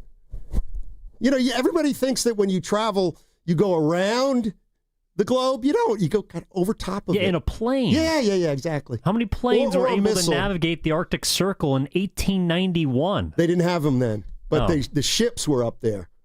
But the ships didn't sail in the winter because there was no water. Because there was just ice. They had to wait for spring. Evan, you watching it? Did it get you or no? But how many hours, Scotty? Any interest? 90 minutes? Do you have any interest in that? Not really. Okay. 90 minutes, 2 hours? Yeah, about an hour 45. How did you find it? I Google. You can't find the games, but he can find every doc under the sun. That's amazing. I Google the Arctic. Oh, so you're that. And then I look and see, and I'm fascinated by the Arctic. Well, if you had to do it all over again, wouldn't you do a field in the Arctic? Like, oh no, it's too cold. I'm just fascinated by it. No, I don't know if I'm jealous or like envious. Like that's your thing. I want to go to the Arctic at some point. I want to go to a place called, I think it's called Churchill on Hudson Bay, way up there. The more I read about this, I'm not sure you do. I know it's an unforgiving land. It is. So were they out and about living in the outside and all that stuff? Yeah, they had tents, but they. Oh, you're out. It was Donnie, you ain't making it. Like I know that about you. You ain't making it. Yeah, probably not. No. You said you don't like the fog. Or you don't like the weather right now? No, I don't like cold. That's why I moved from back east, but that's part of the reason why I'm fascinated by it. Oh, my goodness gracious, 415. Steiny, have you ever read Endurance about Ernest Shackleton? Oh, yeah. Shackleton's one of my heroes. The guy could steer a ship. He cannot be that guy. All right. Are we not going to mention Friday's blowout? Because Warriors play tonight. Just real quick. Dude, who saw that? A lot of people saying they did, but come on, man. Portland? Jimmy was invisible. Oh, huh. I didn't like that. Guru. They got a game tomorrow, too. Do you remember on Friday? First of all, we had... Stoney is a long weekend. What did we have Friday? We had a Warrior player, I think, didn't we? No, we had Frazier, the coach. Bruce. Yeah, we had Frazier. Yeah. And... remember, I asked him, I said, it's the first back-to-back of the year. Is this something Warrior fans should be keeping an eye on? Because age and experience is a big factor. And then we got off with Bruce, and I said, it's first back-to-back. Let's monitor. Let's see what we got here. Sure enough, one guy came to play. Steph Curry. Yeah, he did. They don't have Steph Curry Friday. Right. They lose that game 110 to 14. I'm thinking they're winning because Curry was spunky. I said, this dude's on a mission. Then it just got ugly. Pods wasn't good. No, nobody was good, Stoney. You know what? And I mean this, and I wrote this down. The 49ers lost Sunday and the Warriors lost Friday had one thing in common. Hold on, let me get it here. I'm trying to think. All right, here it is. What's the Warriors' Achilles heel? Size. Age. Okay. What's the Niners' Achilles heel? Injury. But both coaches, after their team got beat, did not use that as an excuse. Steve Kerr said, first of all, let's not talk about how this was our back-to-back. This team came out and ran us off the floor. See, I didn't hear Steve say that. And then respect. The 49ers, injuries, they're not blaming injuries after that calamity. So good for the two head coaches. Mm-hmm. Tuba Sun God on the chat. The Dubs Achilles heel is the Achilles heel. That's not bad. That's pretty good. I could use it for the Niners, though, too. Yeah. But, yeah. Dude, I'm all over now. But I'll just tell you, Stoney, back to the Niners. If you're telling me this is what we're going to get every other game, man, I don't know if that's going to get you to 10 wins. That's how petrified I am and shocked at what happened yesterday. I mean, their offensive line. Shocked and petrified. Yeah, the shock was watching CJ look exact opposite of what he did against Seattle. Now, Seattle's different, but you beat them. They're in your division. But, man, Stoney, if you're telling me you can't count on your defense, then what can you really count on? Kyle Shanahan. How'd that work yesterday? 10 rush attempts. How can you run the ball if you don't have it? But, man, that is Can you believe that McCaffrey didn't touch the ball in the first? Well, they drove for 13 minutes. That was just one of the youngsters. Somebody make a play. Like, that's what I was kind of thinking about. But Bernardo Green, all of them, Stoney, Jair Brown. No, they needed a map, a compass. Nobody, they just wrong angles and missed tackles was the title of the jam. Speaking of compasses, they used a sextant in the movie Against the Ice. Yeah, it's a directional thing that they had to use in the old days. A sextant. How do you spell that? SEXTANT. Oh, okay. So with sex. All right. But it has nothing to do with that. No, I got it. It has to do with, I believe, direction. It's like rubbing alcohol has nothing to do with drinking alcohol. But you can get drunk from it. From what? Rubbing alcohol. I mean, it'll still, and grain. You ever heard of grain alcohol? You can die if you swallow rubbing alcohol. So how can you get drunk off it? I think you get drunk first real quick. You get drunk really quick, and then it's over. So it's a real short buzz. I'm uncomfortable. But anyway, go ahead, baby. Let's go to Leroy in Oakland. Oh, man, Lee. Talking about isopropyl. Leroy, tell Goo to settle, please. I'm concerned, Lee. I'm concerned. You guys, man, I love you guys, man. Hey, Steiny, what's up, Goo, man? Happy Monday, guys. Back at you. Happy Monday. So, Goo, I had the 49ers at this point around 4-4 anyway. Okay. So we're okay. We're okay. It's like we are where I thought we would be. I thought we would lose some games, maybe 5, 4, 6 games. But I thought we would get into the playoffs, and so we're going to get healthy, Goo. I mean, I know, it's a violent league. You told me that, Steiny and Goo. It's a violent league. I mean, on any given Sunday, guys can go down. It's a car crash every time. Lee, let me ask you this, because I know Steiny's answer. Real quickly, I want to hear your answer. So yesterday happened. You're not worried about that being a blueprint, shout out Jay-Z, for other teams? That's how much of a no-show the defense was as a collective. No, because I love what you guys said earlier, and I think it was Steiny. Week to week, teams look different. Yeah. I mean, I don't think we're going to see this 49er team. I don't think we're going to see this same 49er team next week. I think we're going to see a better team. So, I think the consistency is just going to come as some of these guys that were already out getting healthier. You know what I mean? Like, yeah, there's guys dropping like flies now, but there were guys that were already out that are going to come back. And so, Shanahan's been doing a great job, man. We can't take it away from this team this week when we were giving it to them last week and we were giving it to them in those wins. We can't take this one away from them. It's a topsy-turvy league. But, Goo, just keep the faith, man. We're all right. Like I said, I had us 4-4, and we're 5, and so hey, I'm 5-3. So I'm happy. I'm okay where we are. We don't need to make any rational moves. Just keep plugging away. There it is. Thanks, Leroy. This personal text from my guy Baltimore Joe. Okay.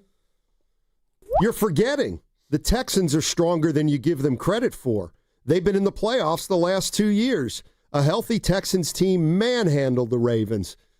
Are you going to the ship today? Whoops, I shouldn't have read that part. Thanks, Joe. Was he listening to our conversation in the morning? No, I think he was listening to people not giving the Texans from the green room. I thought we discussed the fact that Houston, right now, though they're 3-4, pardon me, they have a plus 50 score differential. Because you're into that. I didn't know that. Yeah, plus 50. And the Niners are minus 4. Oh, and boy. the Rams are plus 58, and the Seahawks are plus 57. Now, see, that, boy, those are heavy. Man, Rams are good, and Niners beat both of them. But you had Warner. 925 on the Boxer and Gerson work injury attorneys text line. Steiny, take it from a blue-nosed sailor.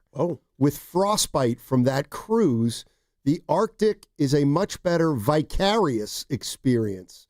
You cannot put on enough layers to keep your blood from freezing, and that's courtesy of Jack. We got to take it like man. Man.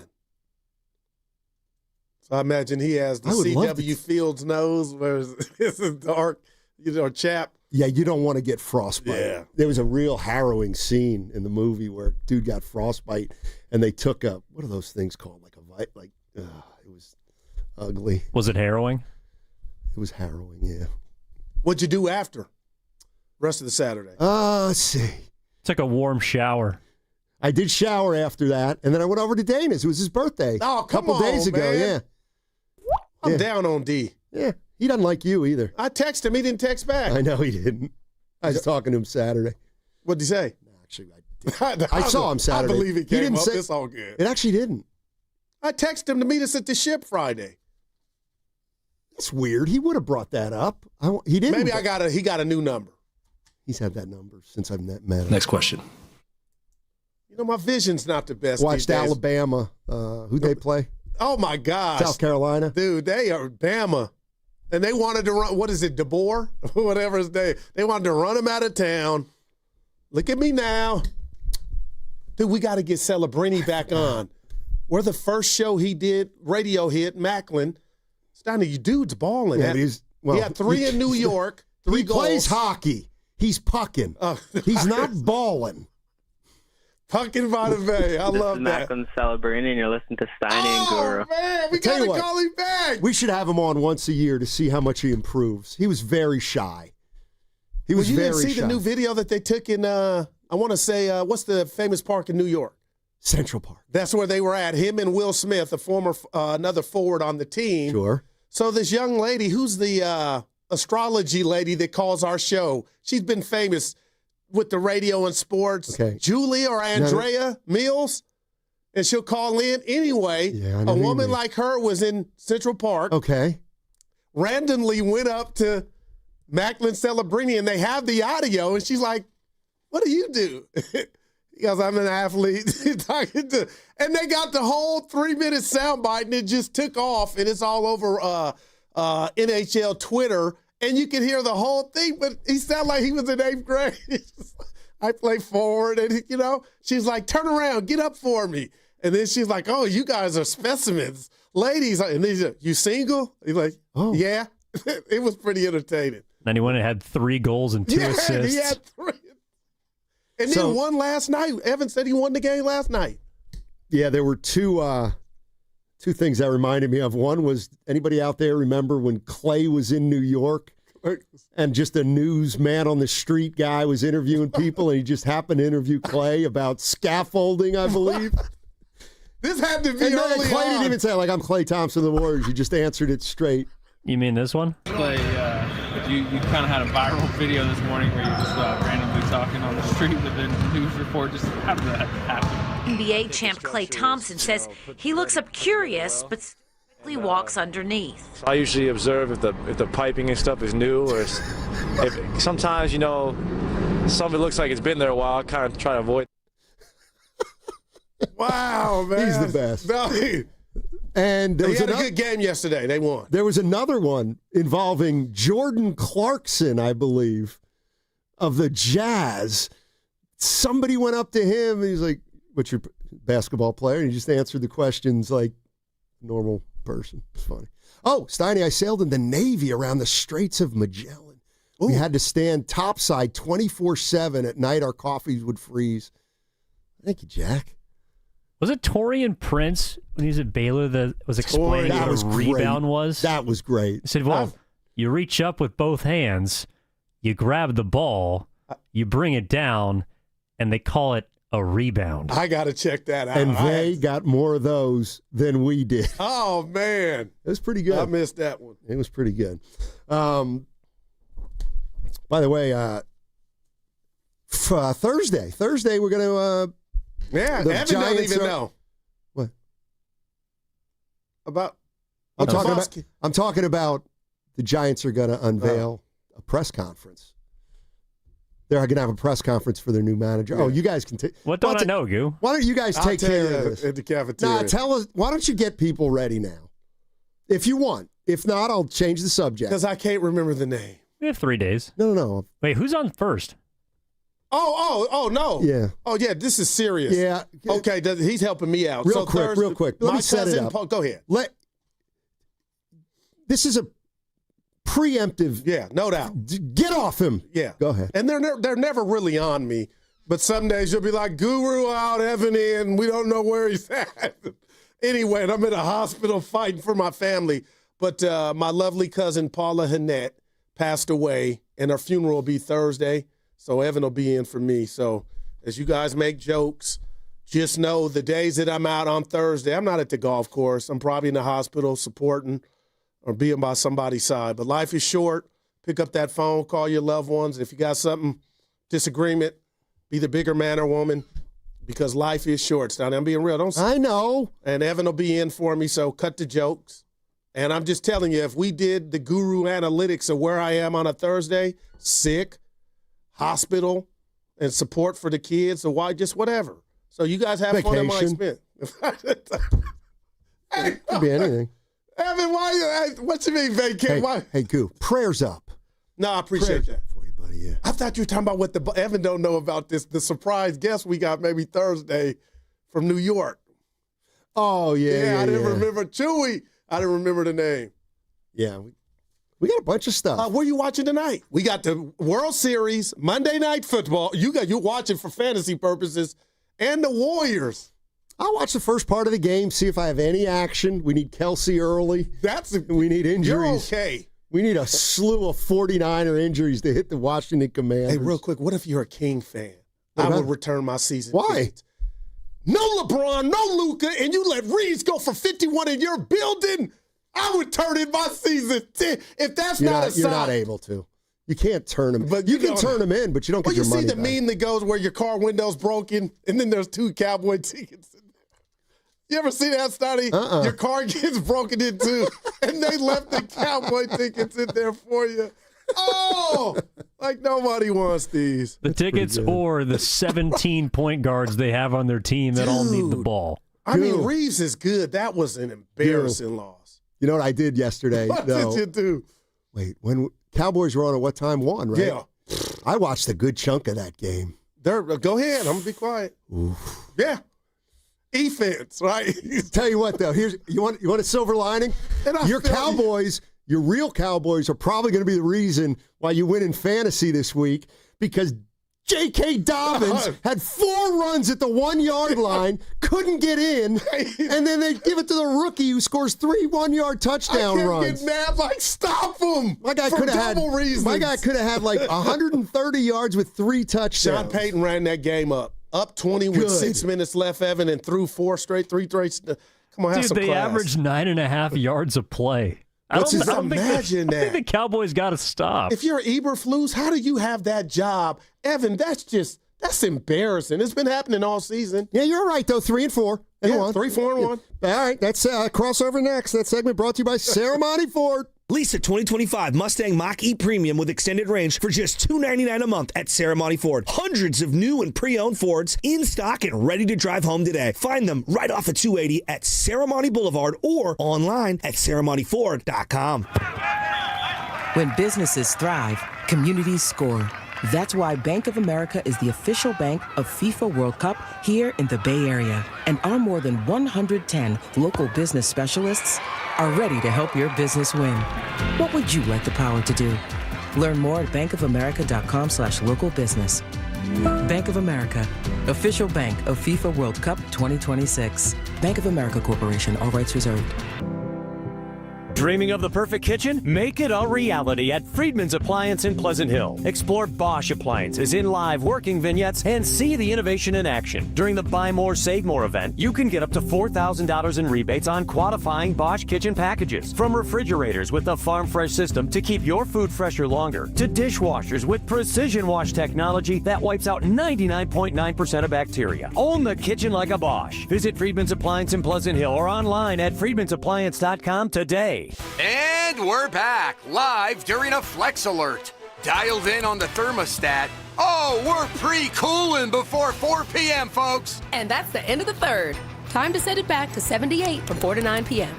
Clutch move by the home team. What's the game plan from here on out? Laundry? Not today. Dishwasher? Sidelined.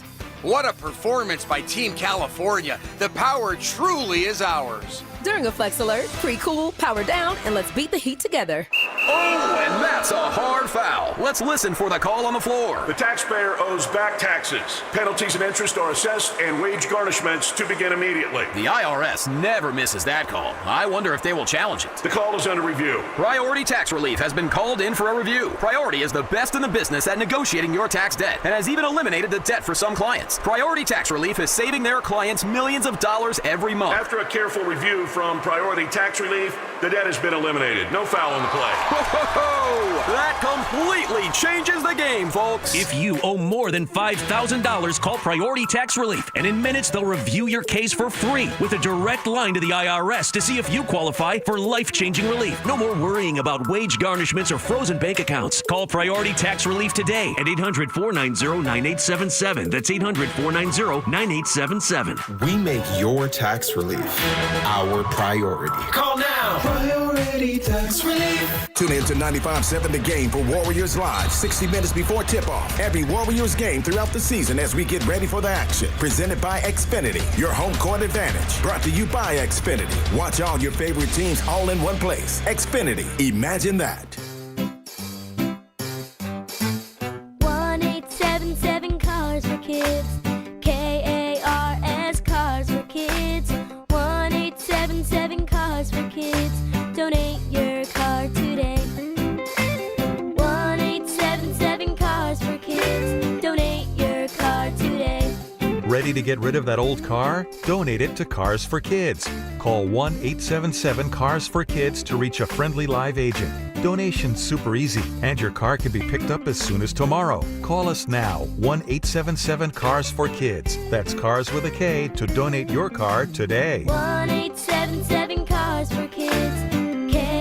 KARS Cars for Kids. 1-877 Cars for Kids. Donate your car today.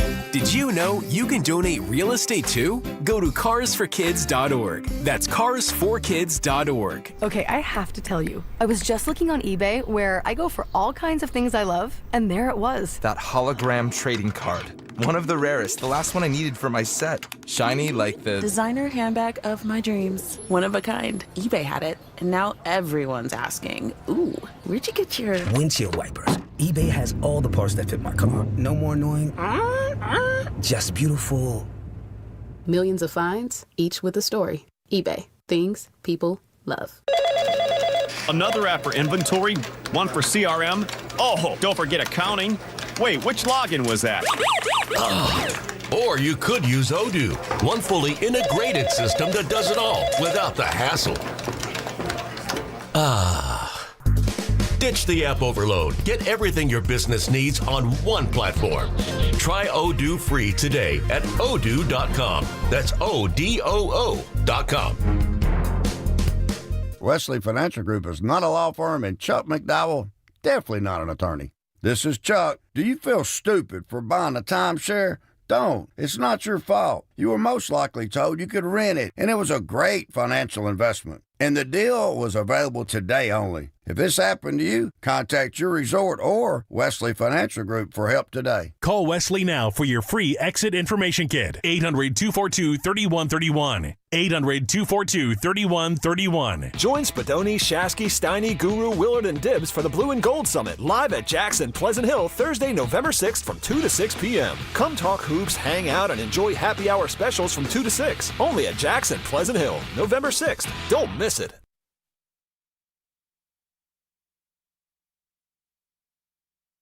Robinson in for McCaffrey. Jones wants to go deep, floating it out for Jawan Jennings, and Jennings had it hit his hands, and he couldn't pull it in. Oh. Jennings had a step. Jones floated it out there, and he just couldn't snare it. Now, back to Steiny and Guru on 95.7 The Game. All right, Fox Sports had the call.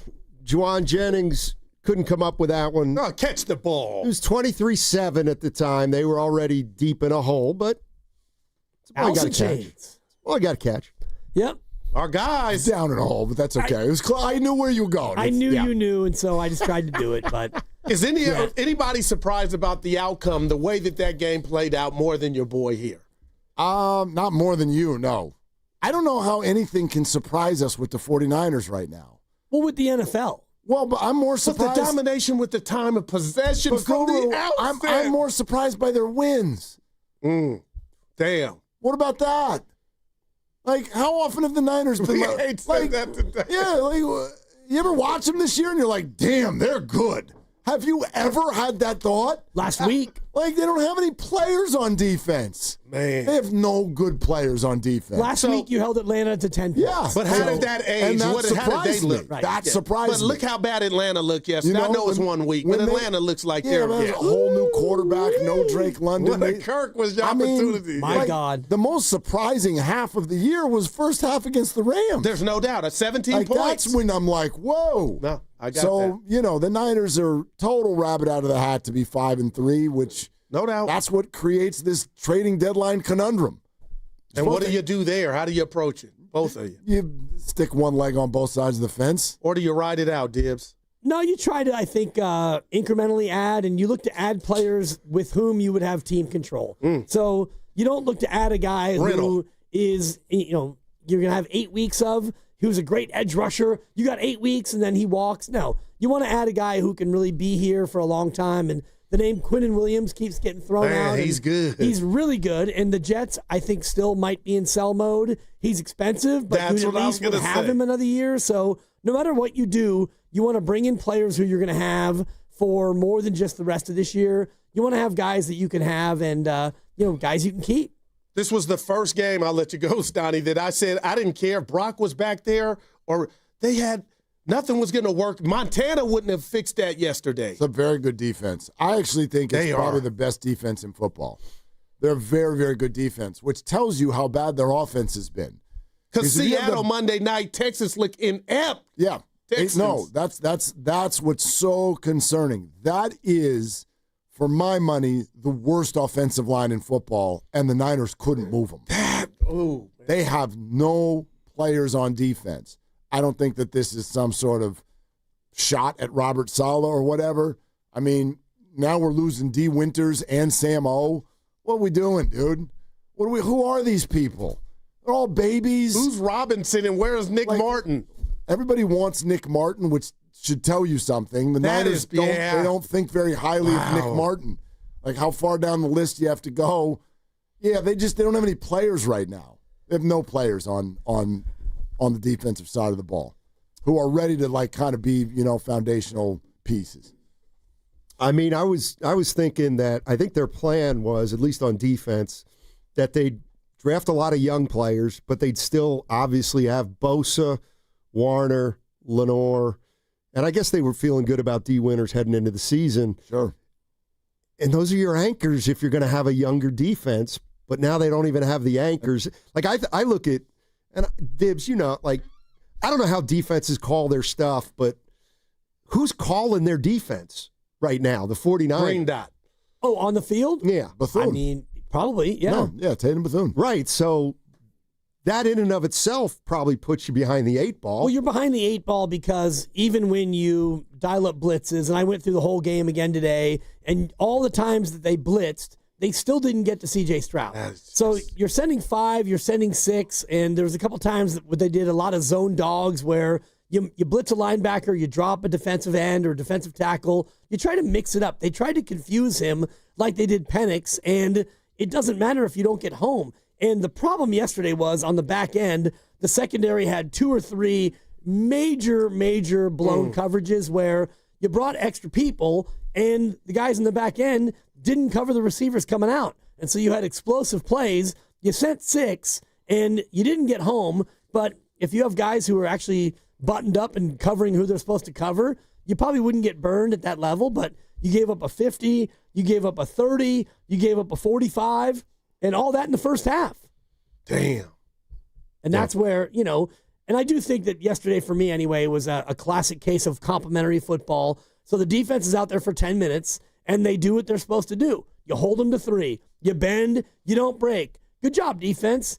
Have some water. Oh, you better drink up because you're going to be back out there in about 90 seconds because the offense, they had 6 possessions where they did not get a first down. First 6 and 9 possessions. When you get an illegal shift on the first play of the game, that's when either, and probably both, either Kyle Shanahan deserves kind of a whack on the side of the head, or Kyle Shanahan probably feels like he needs to whack somebody on the side of the head. Like, you have a script, and then you had 11 minutes to think about it. And then you walked out there and immediately, seemingly 3 plays in a row, just kept shoving your offense backward. And then their first, I was listening to you guys talk about the first few drives. Their first down in the game was a couple minutes to go until halftime. Think about that. You want to talk about a game plan wrecker. How the hell are you going to run the ball? How are you going to execute anything if you don't get a first down for an hour and a half? So when you say that D is that good, it's that good. I believe. I was sleeping on them a little bit, but man. Oh, they're fantastic. And they're as good as the And NFL they kept playing against Seattle. They wouldn't quit. I mean, the 49ers give up these long drives, and it was just, it's one of those games where they're hitting all their threes, you're missing layups, and I don't know who to blame yesterday, whether the offense was worse than the defense or vice versa, because complementary football works both ways. If the defense could have gotten a stop and the offense could have gotten something going, then the defense rests and maybe things change, but it was incredible how they just held the ball, and it was 1st and 10, 2nd and 5, 3rd and 2, first down. First down. It was unbelievable. And you come out of half 3 and out, and then they go 12 plays or whatever for just that's it. Damn. Well, it really wasn't it, because you scored, you got the 2, and you're down 8, and then, all right, defense, we put you in a bad spot all day. Yeah, but I hear you, Dibs. Even at that, they held him to 3 again. I'm like, so maybe the ball will come out. Maybe there'll be a fumble. By then, 3 is that's a death knell. Right. Yeah, any score is deuces. Yes and no. You're down 11, and you get the ball back with 9:40 to go. You're down 11. All right, go down there and do something, offense. And it was 1, 2, 3. You're out. Damn. So another 3 and out, and including your guy Watkins. My God. His first target of the year, and you got to catch that. I'm afraid you got to catch that. You got to catch that. Absolutely. And Jawan too. Well, for sure. You ended up scoring on that drive, but I mean, for me, if he catches that, it's a 55, 60-yard play. Now you can score that touchdown earlier. Instead, you had to grind all the way down. You got a problem with that being his first pass, using them like Jerry Rice. Or no, you're a receiver, go catch it. Catch the ball. That's what you're paid to do.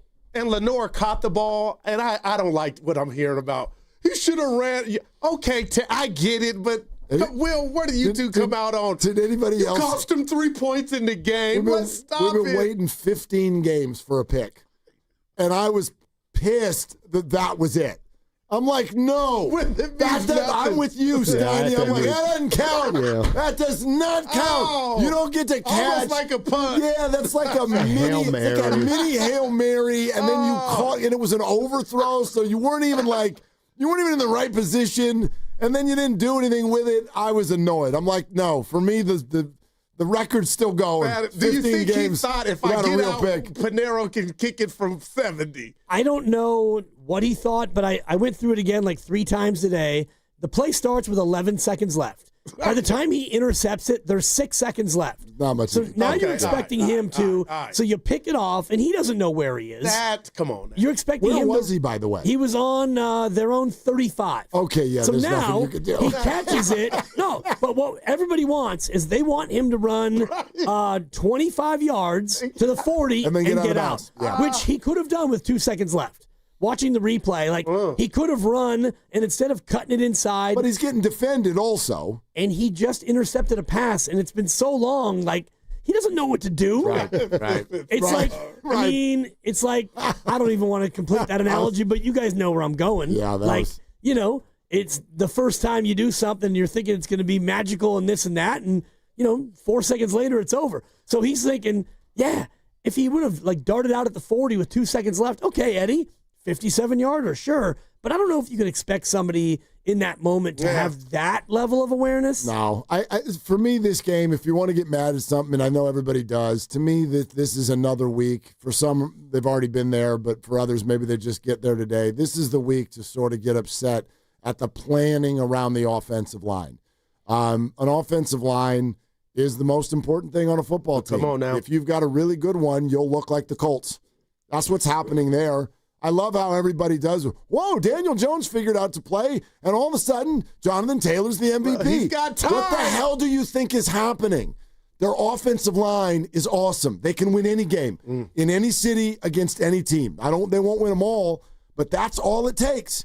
Poof, offensive line. And yes, Trent Williams is getting older. Pooney's having a bad year. Is he hurt? Whatever. McKivitz is just kind of a so-so. Anderson was giving him the business. Medium plus. Anderson's a great player, but like there's not enough depth there. There's not enough going on there.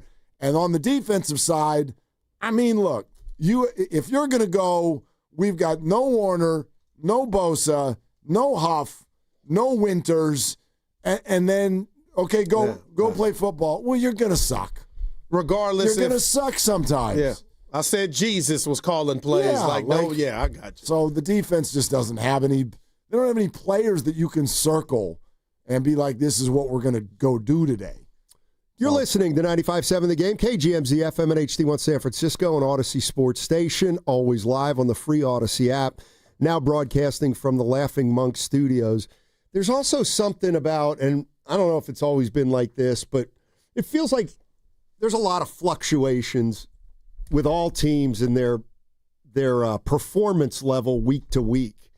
And I just think every team's going to have a bunch of bad losses during the year. And I was saying, who's been good all year? Well, there's only really been one team, right? Your team, the Colts. Colts have been fantastic. I mean, the Eagles had a 2-3 week period where they weren't doing it. The Bills were in, they were saying we stink going into the bye week. So you flush it until it starts happening consistently. And they haven't lost 2 games in a row, and the defense has been pretty good for the most part, but it's going to be an uphill slog all year now, particularly on defense. And New York, the Giants, Snotty and I've been fighting, but I'm not telling you they're the old Lawrence Taylor, Phil Simms Giants, but if you look at their log, they've been in games, and they like this is not. I will never feel the way I did after yesterday's game, not giving Houston a chance. So I'm gonna say the Giants got action. That Monday night game, Dibs, had me thinking Houston might be the worst offense, and to do what they did and keep the Niners to 18 minutes, 10 rush attempts, is incredible to me. There's probably only maybe 1, maybe 2 teams where you could just assume the Niners will beat them. Like they play the Titans later this year, and it's here. You better win that game. That's silly. There's a bunch of other teams where they're better than, but you can't. Like Chicago won't be a walk in the park. The Giants have been really good at home. They've been good at home since Jackson Dart can play. Yeah, he can run around a little bit. Now they lost their guy Scatterboom. This sucks. And they give up points in buckets. So. Yeah, who's on the Niners offense? Is it Brock Purdy and Ricky Pearsall? How y'all feeling about that? I mean, same as I've felt all along. So Steiny made a good point. If he's going to come back on turf, he shouldn't play at all. If you're having that thought, or does it matter? Because he re-aggravated it on grass. It don't. Sure, if he's healthy enough to play, I don't care if you're playing at the old blacktop at Oak Manor School where we used to play. If the toe is fine, you play. You're not going to worry about the surface, and that's just the way it goes. And the MetLife turf we know is a house of horrors. Yeah. If the toe is good, then he plays. But I look at yesterday, and it wouldn't have mattered. And this is one of my big takeaways from yesterday is at some point, as we all go through this on a victory Monday or a losing Monday, at some point you have to step back and say the Texans were better. Like the Texans yesterday were great. Their defense was better than your offense. Their offense was better than your defense. We could talk about injuries, Pearsall, Purdy, coaching, whatever you want to talk about. The Texans came out yesterday, and they put the smash on the Niners, and that's the way it goes in football, Steiny. You were just saying it. Like, there's only one team who's been consistently, mostly really good all year. The Niners were not good yesterday. The Texans were awesome, and you lose. That's football. I thought there was actually a similarity between the Niners' loss yesterday and the Warriors' loss Friday, and that is it was the Warriors' first back-to-back, so, the age thing might have, but Kerr was don't think about this as a game we lost because of age. They just drilled us, the Blazers. Right. Yeah. Like we could have been not on a back-to-back, and they would have taken it to us. And I think that's the way Shanahan's looking at this game. Like, don't talk to me about injuries. That was not – we got to be better than that regardless of our personnel. Yeah, the Texans were awesome. Yeah. Their defense was like they owned your offensive line, and their offensive line, who, as Mark was saying earlier, is not very good. Well, your defense is a bunch of retreads and cast-offs, and your defense right now, your defensive front especially, is not great. And so that offensive line was able to look pretty good because of that. And then your secondary had a couple of blown coverages, and you fell behind. And we know that when Shanahan falls behind, he has a really hard time winning games because they're not built that way. Especially with this group, especially with what they have right now. I mean, they're never built for it. Like, you want to start doing the whole, offensive line's not playing well, got a backup quarterback in there. We have some of the receivers that we normally like are dropping balls this year. I mean, yeah. Juwan Jennings, I tell you what, this feels like the end. Well, first of all, ever since whatever happened in August, it felt like he wasn't going to be on the team after this year. But I don't know, how many more messages do players need to see that messing around with July and August really bleeds over, dudes? It really does. So I get it. I'm not saying that the team is always right by any stretch. This is a brutal game, and the contracts don't have full guarantees, so you have to get your money. But when you mess around and play hardball all the way up until week 1, just look what happens from Trent Williams. I'm not saying that's why IU got hurt, but I think about it. From Trent Williams to Brandon Ayuk to Juwan. Debo. You never, ever seem to come back and play the same. And so I don't know if it's your feelings or the lack of getting ready for the season or a combination of all these factors, but you're not the same player. Juwan Jennings hasn't even been close to the same player so far this year. I know he's dealing with injuries too. When we look at the schedule, I agree, there are no sure victories, but I kind of look at it the other way, where the Niners are right now. I think there could be games on their schedule that are unwinnable. If they were going to Philly or if they were going to Buffalo or if they had the Ravens in week 12 or something like that. That's why I still give them a chance. It's not because they got easy games on their schedule. They have every game on their schedule. What's going to be their toughest game? The Rams? You got them at home at least. And they're 5-3 still, so that's going well for you. So they got to go to Indy. That's true. Well, and get their ass no doubt. There. And that'll why is the bye in week 14? That looks like a non-winnable game today. Right now, yeah. But look, the NFL's so I got it. Funny, man. If they beat the Giants next week, I get it. We still might not think we're going to go on a big run, but you just want to hang around. Here's the total conundrum. I say all of this annoyance with the way they've built the offensive line and no good players on defense, and I'll still sit here today and say they're one of the 7 playoff teams. Well, yeah. If you look at the standing, who's going to leapfrog them? Well, the Chiefs can help them out a lot tonight. Okay. So I'll root for you two tonight. What's Washington's record? Right now it's 3-4, and they play with no Daniels tonight. Dallas is 3-4-1. They're going the other way. Dallas's defense is junk. Yeah. Washington can fall to 3-5 tonight. Carolina's 4-4. I mean, right, and you get to play them. You get to play the Bears. I think the Bears are who we thought they were. They showed that yesterday. Nice.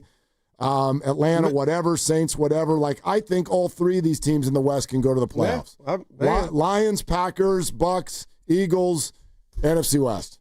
So that's the successful season, right? Forget even the first round, whoever you play. It's that this Niner team, with all this stuff that's happened and who you lost, you guys galvanized or came together and made it. Even forget all the stuff that's happened and all the stuff you've lost. And I was just thinking about earlier, Mark, where you had played the soundbite of Kyle Shanahan from August, and you've played it a bunch, where Shanahan basically says, to paraphrase, he's like, yeah, this is kind of the year before the year. We're going to do what we can to make the tournament, and then who knows what happens from there. So I do think as we get closer to the deadline, that's going to be at the forefront of their thought, which is we're not going to sacrifice the future. If we can make small moves, like I know the Rams today picked up a cornerback. Not too bad. They traded a fifth, and they got a sixth, and they got a player. So they moved about 30 spots back in the draft, whatever, and they added a piece. That's the kind of move I think the Niners will make. Not a big mortgage of the future, but can you bring in other fresh bodies to help this thing out and maybe get in the tournament? Absolutely. Wow. Yeah, I mean, I see, this is where, to me, a front office knows exactly where their team is. And I don't think the 49ers are going to give up any high draft picks unless it's a guy that is going to be here multiple years.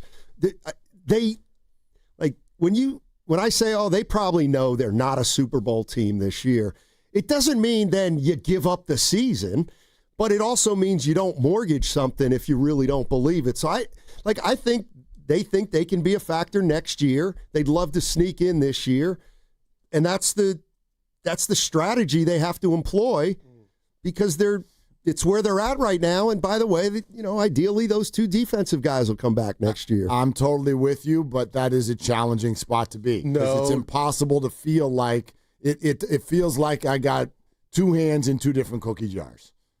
Is what it feels like. What do you mean? Well, you want to help this year. Oh, right. Okay. But you don't want to help too much. No. So are we going for this year? Well, the answer is kinda. But you got a big project awaiting you. Yeah, and you don't want to spend all your bread. They're going to sit on a fence right in the uncomfortable spot. Yeah, I guess if you're asking me what I would do, definitively, no, I would not make a trade. Yeah. Because I guess one or two guys around the edges could help you, but for what? All right, so I'm Trent Williams. Okay. You win in New York. You're 6-3. Yes. I'm 37 years old, and I'm going to look at the front office and be like, you don't want to help us? You don't want to help us next Tuesday? Trent, you've been in the league long enough. It's not that we don't want to help you. It's that we can't give up too much to help you. All you right. know that. Then Trent, you're a veteran in this league. George Kittle and Christian McCaffrey then walk into the room. Yeah. They go, we're with him.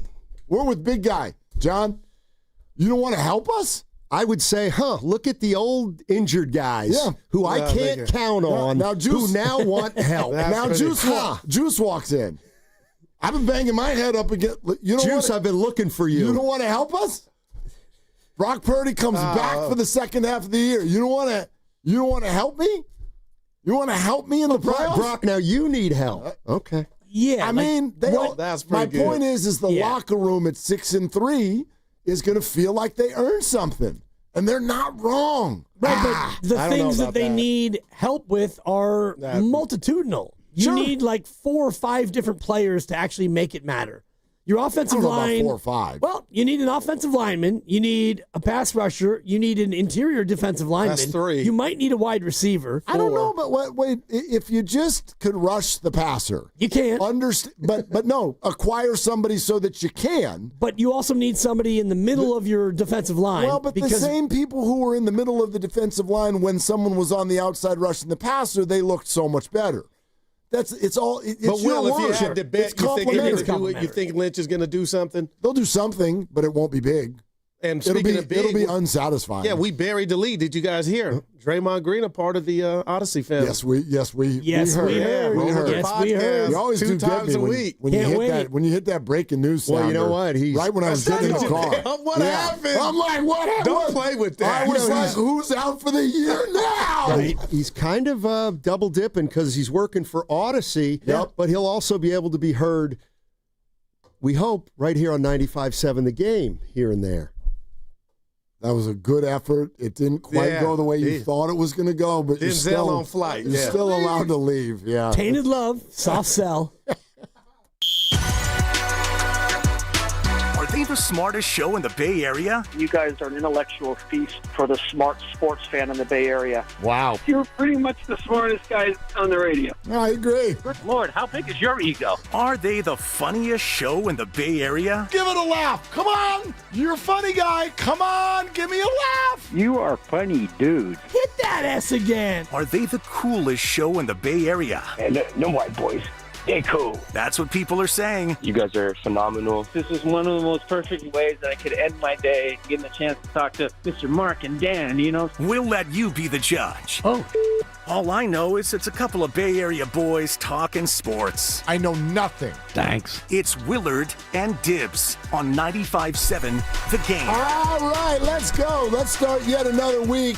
And this one's going to come at you fast now, too. I know everybody's kind of in the doldrums today. It's one of them Mondays. Yeah, Now, I know. The Warriors were all stupid and just barely played on Friday night. And that wasn't even just the worst Niner game of the year. That was the worst NFL Sunday of the year. Why? I thought. Just the games weren't very good. Did you lose again in fantasy? Well, of course. Okay. But you know that I'm rooting for that now. That didn't break my stride. Don't beat me in week 14. Of course that's what's happening. Of course that's what's going to happen. You know those old 1980s and 90s Giants-Dodgers series where someone would, like Joe Morgan, Brian Johnson, you would knock someone else out, but even though you had nothing to play for, and you'd celebrate like you had just won the World Series? That's what I'm going to do. I'm going to knock you out. Don't do it. At 0-13. Can't do it. Dude, the beautiful thing is it's yet another week where I don't even need, it's not even close. It's not even close. Whoever I'm playing. At least you actually started a defense, right? Boy, that gets controversial when people do stuff like that. It sure does. Yeah, that was funny. Steiny started empty as his defense. But you're missing the bigger part. He has a defense on his roster. Right.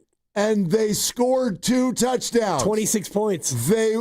Anyway, exactly. Yeah, it happens. But no, it was I thought it was just what was the game yesterday where you were like, damn, that was fun? The Jets game. I mean, right, but the Jets and Bengals. That was fun. Yeah, but whatever. Like two awful teams. Maybe it's because I've got a friend on the staff, but good for you, Jets. Go out there and get a win. They won a game. 2 bad teams, but that game was at least kind of like fun and drunk and silly and crazy. And the Jets completely drunk, 39-38, and the Jets won. Exactly. So, but to your point, like if that's the high watermark, you had a bunch of beatdowns and you had a Niner egg that got laid, but it wasn't really a thrilling weekend. Like Miami took Kirk Cousins apart, Buffalo throttled Carolina like you thought they would, and other than that, it was kind of an ordinary.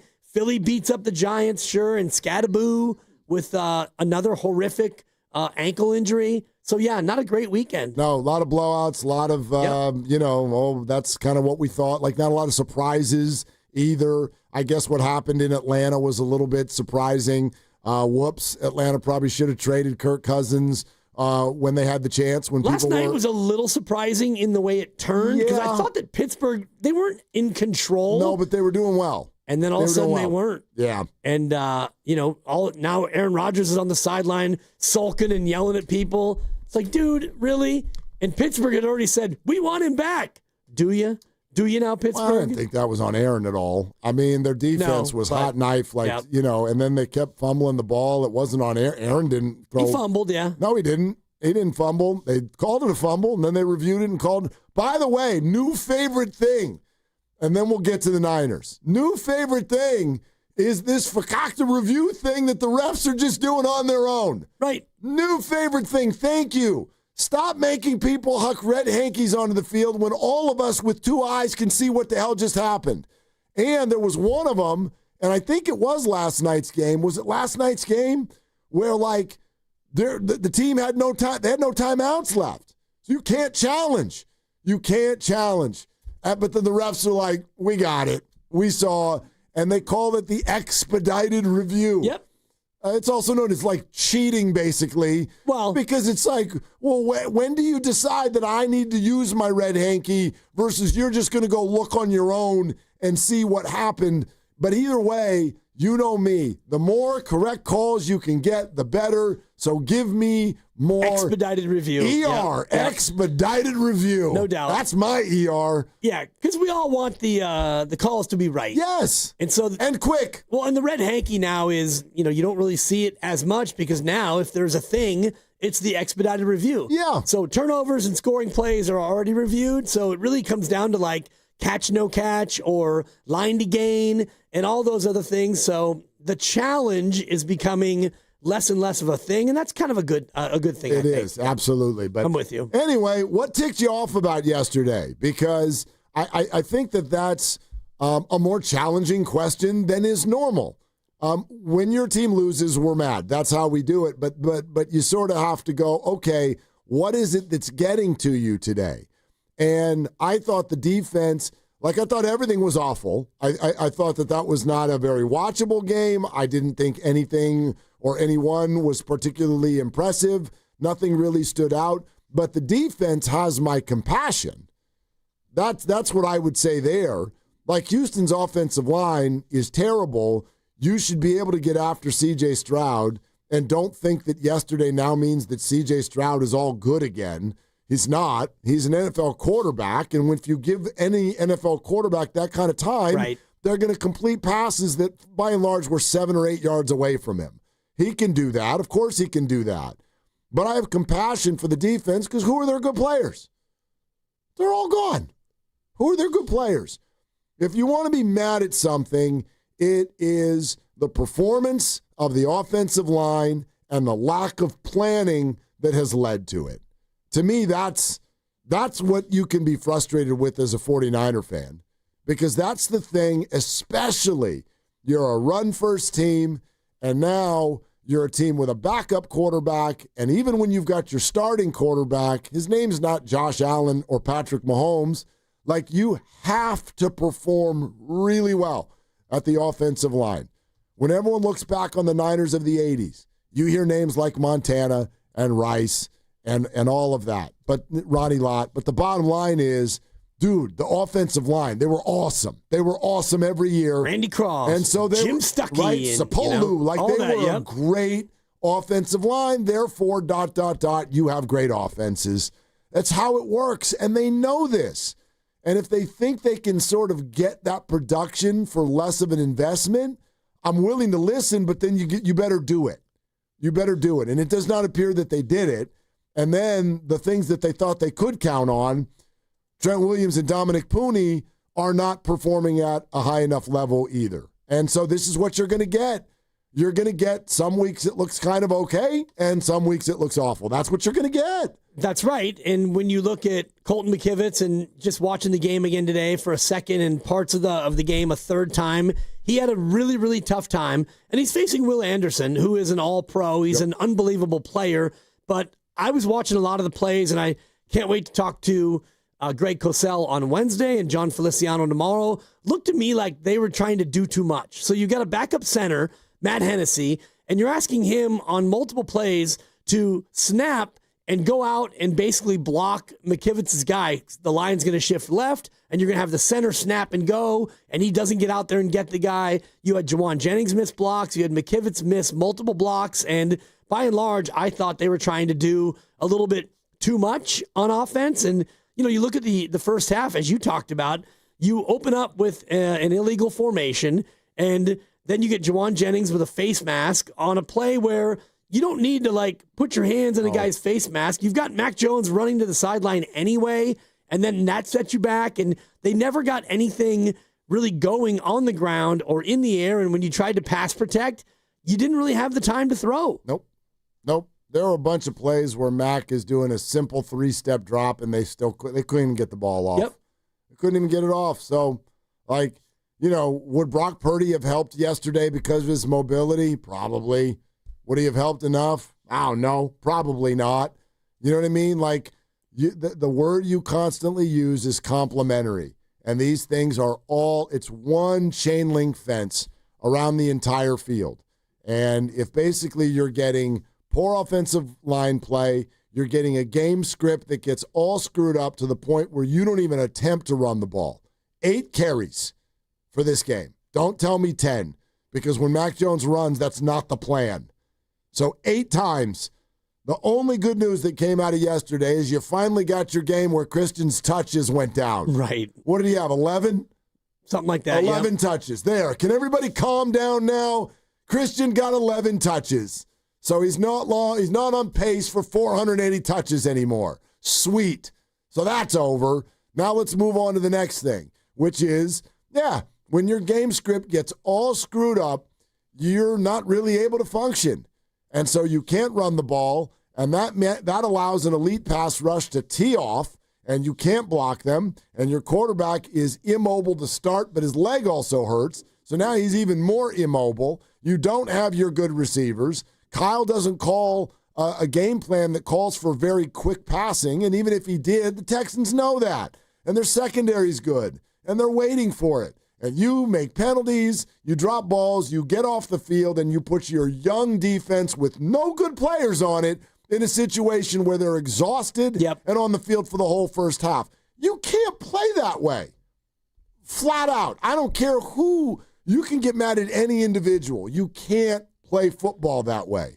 So that's why yesterday went the way that it went. Well, yet and still, you score a touchdown to cut it to 8, late third, and you're in a spot where you could still somehow find a way to steal this thing, and you hold the Texans to 3, and now you've got a possession where, okay, you're down 26-15, you've got about 10 minutes left, go down there and do something, and this game still is live, and then it's the toss, and we'll get into it more with Grandy's grades tomorrow because of all the plays. They threw that backward pass to McCaffrey, and he loses 5 on first down, and then you check it down to Juice, and then your boy Watkins with the drop, and then now you're punting 3 and out. Like you're down 11, and you got to go 3 and out. That to me was maybe the biggest blow. The other one was on the deep throw to Juwan. If you look back at that play, they did what they call max protect, where you kept everybody in. You had 7 guys blocking and your quarterback, so you have 3 guys in the pattern. That way you can give him time. Mac Jones has time. Juwan is open, and he throws it deep, and it's a beautiful ball. Yep. And Juwan doesn't catch it. He drops it. And I know you eventually scored in that drive, but that to me is like the point of frustration where you finally built it up to where you could protect Jones. You did, and Juwan got open on the deep go route down the middle, and the throw was there, and you still couldn't convert it. All right, 888-957-9570. What kind of is the focus of your ire today? We'll take your phone calls throughout the afternoon. You know how we do Mondays. We leave it pretty much open for you. 888-957-9570. We'll also get you ready for the Warrior game tonight. Warriors back in action. The Grizzlies are in town, so we'll head toward that as well. And in fact, in a moment, we'll unleash our engaging Dub Nation Twitter poll for the day, which is coming up around the bend. But your calls coming up next. The Warriors Summit is Thursday, November 6th, live from Jack's Restaurant and Bar in Pleasant Hill. All the hosts together again discussing the Warriors season, but this time we'll do it a little different. We're going to let some games happen, so we got something to react to. It'll be 9 games into the year by the time we get to next Thursday. Me and Dibs from 2 to 4. The whole group, all the hosts from 4 to 6, Jack's Restaurant and Bar. Great prizes to give away. Drink specials at Jack's. Your chance to meet all of us and all of us. You, Jack's Restaurant and Bar in Pleasant Hill on Thursday, November 6th. We'll see you there. I'd also like to, coming up next, I want to make a statement about what I think the front office is trying to tell us with their behavior. So all of that coming up. This is Willard and Dibs. This game day traffic report brought to you by Crystal Geyser Alpine Spring Water. Northbound 280 still jammed from Mariposa getting into the Oracle Park Chase Center area. I've got northbound 101 jam from well before 280 all the way to the Bay Bridge. Bay Bridge, yes, the metering lights are on. What makes Crystal Geyser Alpine Spring Water different? We always bottle our Alpine Spring Water less than 1.5 miles from the spring source, and all our bottles are made with 50% recycled plastic from our own recycling plants. Crystal Geyser, bottled at the spring source. Deadlines move fast. So should your takeoffs. With Lowe's Blueprint Takeoff, you can turn blueprints into competitive quotes. Bring us your plans, and we'll generate itemized material lists to make quoting faster and easier. And when you're ready, we'll deliver everything you need straight to the job site. Visit the Pro Desk today to get started. Lowe's, we help, you save. Nobody had to tell your grandparents not to drive while using their typewriters. Why should it be any different for us kids and our cell phones? Distracted driving was the cause of more than 3,000 deaths in 2022. Come on, we're smarter than this. Let's put down the phones and focus on the roads. Drive safe, everybody. Don't drive distracted. A message brought to you by the National Highway Traffic Safety Administration, Project Yellow Light, and the Ad Council. Toyota, the MVP of MPG. With class-leading MPG and more hybrid models than any other brand. Toyota, let's go places. Injured at work? Don't wait. Every day you delay can mean lost wages, delayed medical care, and more stress for your family. At Boxer & Gerson, we fight for people just like you. Construction workers, delivery drivers, factory workers, restaurant staff, hardworking folks who get hurt just trying to earn a living. We won't back down. We get results. You work hard, you deserve real help. Call Boxer & Gerson now at 510-835-8870 or visit boxerlaw.com. The consultation is free, but waiting could cost you. Boxer & Gerson. Justice for workers. Looking for lifelong financial guidance? Look no further than Pettinelli Financial Partners, your dedicated financial coaches for every stage of life's journey. Whether you're planning for retirement, starting a family, or buying a home, we're here for you every step of the way. Visit PettinelliFP.com. The financial consultants at Pettinelli Financial Partners are registered representatives with and securities offered through LPL Financial. Member FINRA SIPC. Investment advice offered through Stratos Wealth Partners, a registered investment advisor. Stratos and Pettinelli are separate entities from LPL Financial. He's the best interview in the Bay Area. He looked like Steph Curry always has, so he's still got it. I mean, I think the biggest thing when you're 37 is maintaining the level over the course of 82 games. And he joins Willard and Dibbs every week during the NBA season. We have a blueprint that everybody's feeling confident with. Steve Kerr is presented by Great Clips. In sports, success is about team effort, and the same is true for your hair. Great Clips. It's gonna be great. Hey, it's Mark Willard from 95.7 The Game. Look, when life hits you hard, and it happens, could be an accident, an injury, you need to hit back harder. You need a fierce team that knows the insurance game and refuses to back down. That's why I trust Omar Habas and the entire Habas Law team. For over 40 years, Habas Law has gone head-to-head with insurance companies, winning medical care, financial support, and real justice, and Habas doesn't get paid unless you do. Visit habaslaw.com. Habas Law, they'll fight to make it right. When back to the office means back in traffic. Tying up at least two of the right lanes. Turn to the traffic leader, KCBS. Has multiple lanes closed. Brought to you by your Northern California Honda dealers, where now's a great time to trade for the best. A new Honda. Get more for your trade and into an affordable HRV at your NorCal Honda dealers. Nationwide is so much more than a great insurance company. They're one of America's largest financial services companies. Like how I'm more than just Peyton Manning. I'm also motivating Manning. When I say insurance, you say financial services. Insurance. Financial services. Insurance. Financial services. Now when I say nationwide, you say is both. Nationwide. Is both. Nationwide. Is both. For your insurance and financial needs, Nationwide is on your side. Nationwide Investment Services Corporation, member FINRA, Columbus, Ohio. Makita's built for the pros who show up early, who don't do shortcuts, only precise cuts. With tools built to last, job after job, year after year. Performance that pays off, because when the job calls for the best, you answer. And when you need the best, you call on Makita. Built to be the best. Available at the Home Depot. If you're 55 or older and into that whole saving money thing, T-Mobile has an exclusive phone and internet bundle just for you. Right now, get 2 unlimited phone lines plus 5G home internet for just $30 each per month with AutoPay, plus taxes and fees. And with 5G home internet, setup is easy with just one cord and no technician needed, which is great if you're also into that whole keeping it simple thing. Switch now and experience the best mobile network in the U.S. Visit your local store to start saving. T-Mobile, it's better over here. Based on analysis by Ookla of speed test intelligence data Q4 2024 to Q1 2025, Ookla trademarks used under license. Unlimited on our network. Customers on voice plan may notice speeds lower than other customers and further reduction if using more than 50 gigs a month due to data prioritization. Video streams and SD on this plan. Home internet pricing after $20 a monthly bill credit plus $5 per line without autopay. Debit or bank account required. See 5G device coverage and access details at T-Mobile.com.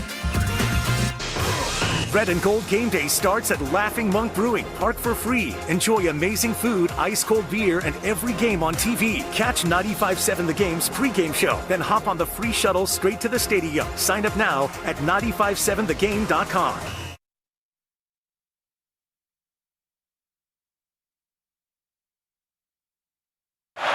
Four-man pressure, Jones for Kittle in the end zone, and it is caught! George Kittle, surrounded by Texans, snares the touchdown, and the 49ers are on the board late first half. Now, back to Dillard and Wibbs on 95.7 The Game. You start your guy, I did. That's what you do. Yeah. You don't mess with the world. But I love Cade Otton. You start your guy.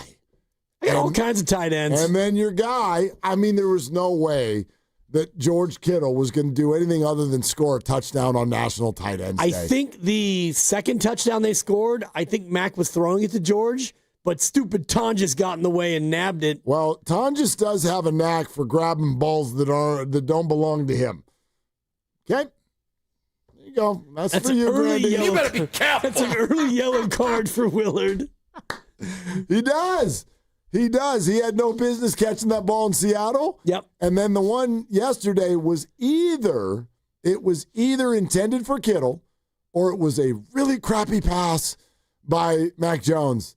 And actually, I kind of think it was probably a really crappy pass either way, because if it was intended for Kittle, it was a bad decision because Tonjes was way more open than Kittle. Right. And I don't know that it would have been completed to Kittle if Tonjes hadn't grabbed a ball that didn't belong to him. Just based on the heat that was on that pass, it didn't feel like it was a touch pass to the front of the end zone. I agree Felt with like he was going back pylon. But whatever, George got his and Tonjes got his. And, through it all, that's a game that they could have lost by 30. So I don't know about I'm not trying Houston's to not dynamic enough for that. Well, you know what I mean? Houston was 1 for 5 in the red zone. They went That's what I mean. And down the field ad nauseum. That's taken from somebody who's got their kicker. Like the reason I have their kicker. Yeah. Fairbairn. Kaimi Fairbairn? Yeah, exactly. Kaimi. It's fun to say. Fairbairn. You sound like Cheryl Bosa when you do that. No, not Fairbairn. Yes, Fairbairn. And he's very good in fantasy. Why? Because they don't score touchdowns. They score field goals. They get there, and then they don't score the touchdown. Pretty much. That's who they are. So, anyway, let's go to the phones. But first, Dub Nation, let's get engaged, okay?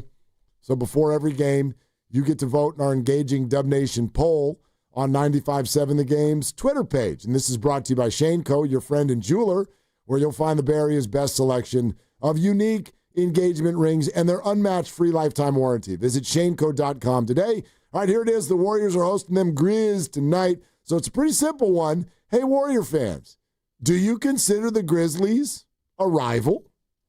Yes or no? Do you? Not anymore. To me, that's the correct answer. Yeah, and maybe it's because of Dylan Brooks, but maybe for me, definitely the Dylan factor, like Ja, absolutely, like that makes it a rival. But if you look at their team this year, Cedric Coward and Triple J's, KCP, like these are really good players, but you don't have that same blood-boiling response as you did with Dylan the Villain. Yeah, not at all. Like two things. Dylan's gone, and the Grizzlies aren't that good. That's it. I mean, I don't know what they'll do this year, but, they're just not – it does not get any hair stood up when the Grizzlies come to town. I would say, as far as rivalries right now, I would put Houston ahead of them. The Lakers would be ahead of them. Sure. And maybe even the Clippers, just based on their old guys against your old guys. But, as far as what gets you, what gets under your skin. Right. I don't know. Even Denver gets under the skin for sure.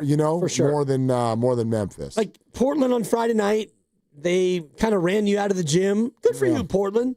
That's a nice young team. Yeah. Good for you. I like your comment. That was a scheduled loss. No doubt. 3 games in 4 nights. Which is, I don't feel bad for you at the beginning of the year, but when a lot of teams had only played 1, they played 1, and the Warriors had played 3. I'm like, oh, that's a little interesting. And overtime. And an overtime, and then a back-to-back that was not in the same city. It was a lot. It was a lot to deal with there at the beginning. So, anyway, Steph still played great. And no excuses tonight. I mean, you've been off Saturday, off Sunday. You come back home and, go out there and handle Memphis. You should be better than Memphis. You should be. They're 8.5-point favorite tonight, I think. Yeah. Speaking of favorites, we will be doing the Dibbers. Oh, boy. At 4:50, the pick. And, yes, my man's cooled off. Yeah. Just a little bit. That's an 0-2 weekend. As you had the Steelers last night, you had the Niners in Houston. Steelers, Aaron Rodgers. That's a couple of whiffs. Still a very impressive 22-12 record. Just not as eye-popping and sparkling as it used to be. Yeah, 16-4. It used to be 16-4, and now you're 22-12. Which means I've lost 8 of 14. So I've gone 6-8 in the last 14. Even 6-8, like that's not like the worst thing I've ever heard. I think you've lost like 6 of 8. Yeah, I think Grandy I'm doing has that by memory. Yeah, we'll check the spreadsheet later, but it's not been great. Yeah. Not great, Bob. Anyway, all you can do in those situations is take advantage of your next opportunity. Yeah. Dibbs, that's in the past. There's nothing you could do about it. Not a thing. So I don't believe in regret. Yeah. Regret is for the weak. Well, you got a game tonight. And the pick is in. Okay, Chiefs and Commanders. And you and I have a bet with Steiny and Goo where we would be rooting against the Chiefs, but I will not be rooting against the Chiefs tonight. This is not anything about the spread, but the Chiefs, quite frankly, can help the 49ers tonight. The Washington Commanders are one of the sort of wild card-ish contenders that you want to see lose. So a 49er fan should root for the Chiefs tonight, as hard as that may be. Impossible. Yeah. Impossible. Well, you're rooting for the tie. Unless you're laying the 11.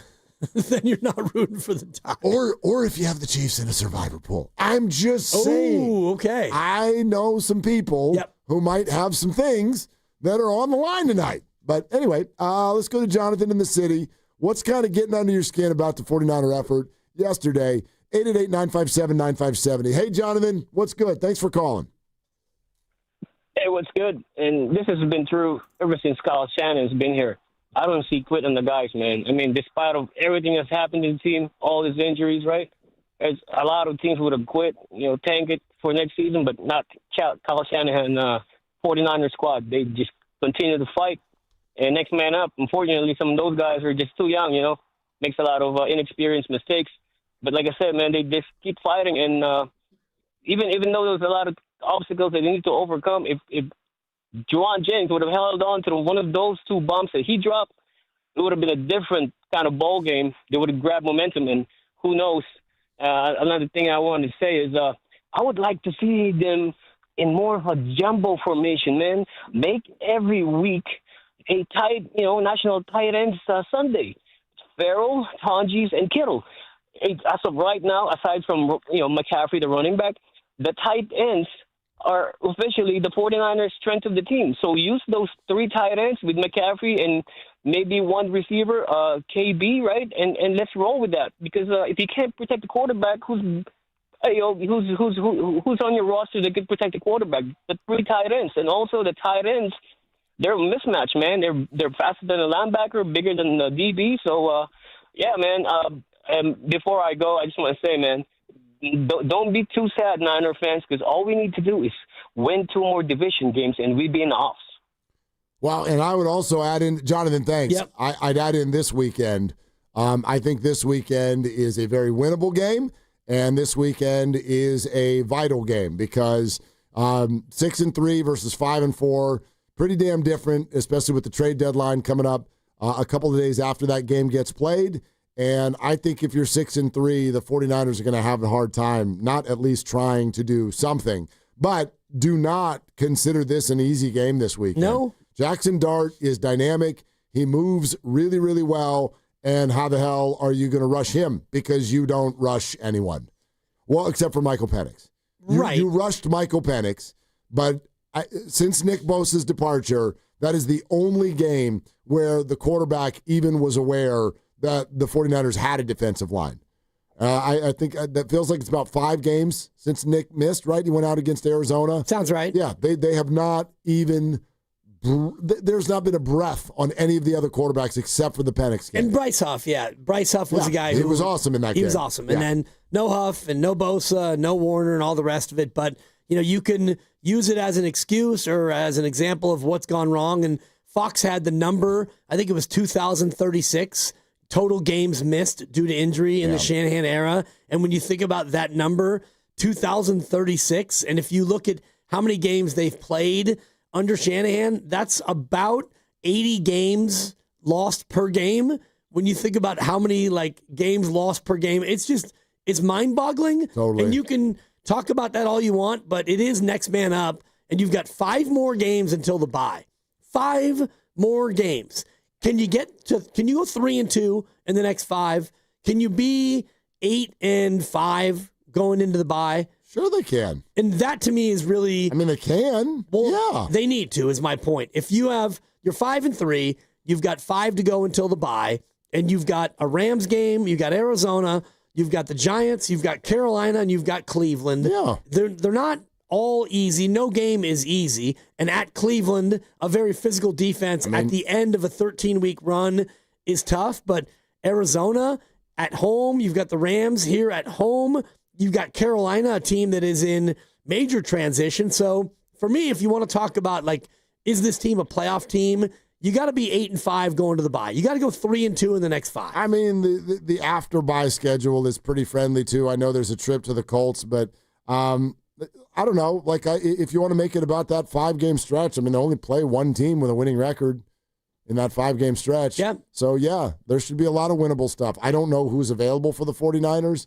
Kyle Shanahan's going to talk here, I think, in about 30, 40 minutes. It's always scheduled for 3:30, but the Niners sort of do it whenever the hell they want. Like they do the Monday thing as if they are a star musician, and you just show up when you freaking show up, and that's it. And apparently everyone's just supposed to be ready. But yeah, about 30, 40 minutes probably, they're going to talk, and we'll get the injury update on all of these guys. We'll get the injury update on D. Winters and Diamador Lenore and Sam O, and the updates on the guys who have already been on the shelf. You know, does he say something different with regard to Brock Purdy and Ricky Pearsall? Does he say something different this time around? Or is he just going to, Wednesday, well, you know. Totally. Evaluation sensation. Okay, like all that's going to happen here pretty soon. So we'll get that whole thing figured out. Jonathan said one other thing, though, that I want to respond to. He's not wrong. It's totally okay to be excited about this. I just am not one to get excited about it. You don't, in my book, you don't get brownie points for trying. I don't, like, you're a professional football team, and y'all are making wonderful salaries, and you've got a great life, and football is hard, and I know it hurts, and all of these things. You do not get my respect because, man, they're playing hard, and they didn't give up.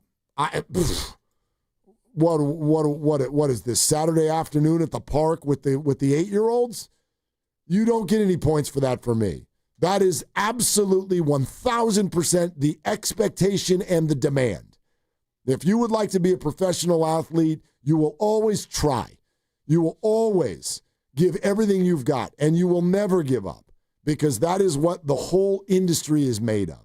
So, yes, the 49ers I've never felt, other than Chase Young in that game against the Lions in the playoffs, when he decided to just stand there and watch the whole thing unfold. Or Devondre Campbell, who absolutely quit in the middle of the game. He wasn't even on the field, but yes, he literally quit. He left the team and never came back. Mid-game. And never played in the NFL ever again. And so far, it probably won't. Probably won't. So, yeah, that's, other than stuff like that, I've never felt like that was something I even needed to think about, and I don't think fans should have to think about that. No. And if you have a situation where your team is not trying or individuals have decided that they're going to check out, well, then you have a real problem with the coach, and you're going to look to make a change almost immediately. And this team has never undergone that. The other thing that Jonathan said, and I've been going over my notes all day today and yesterday, and I totally agree with Jonathan, they did not do, in my opinion, enough to mix it up.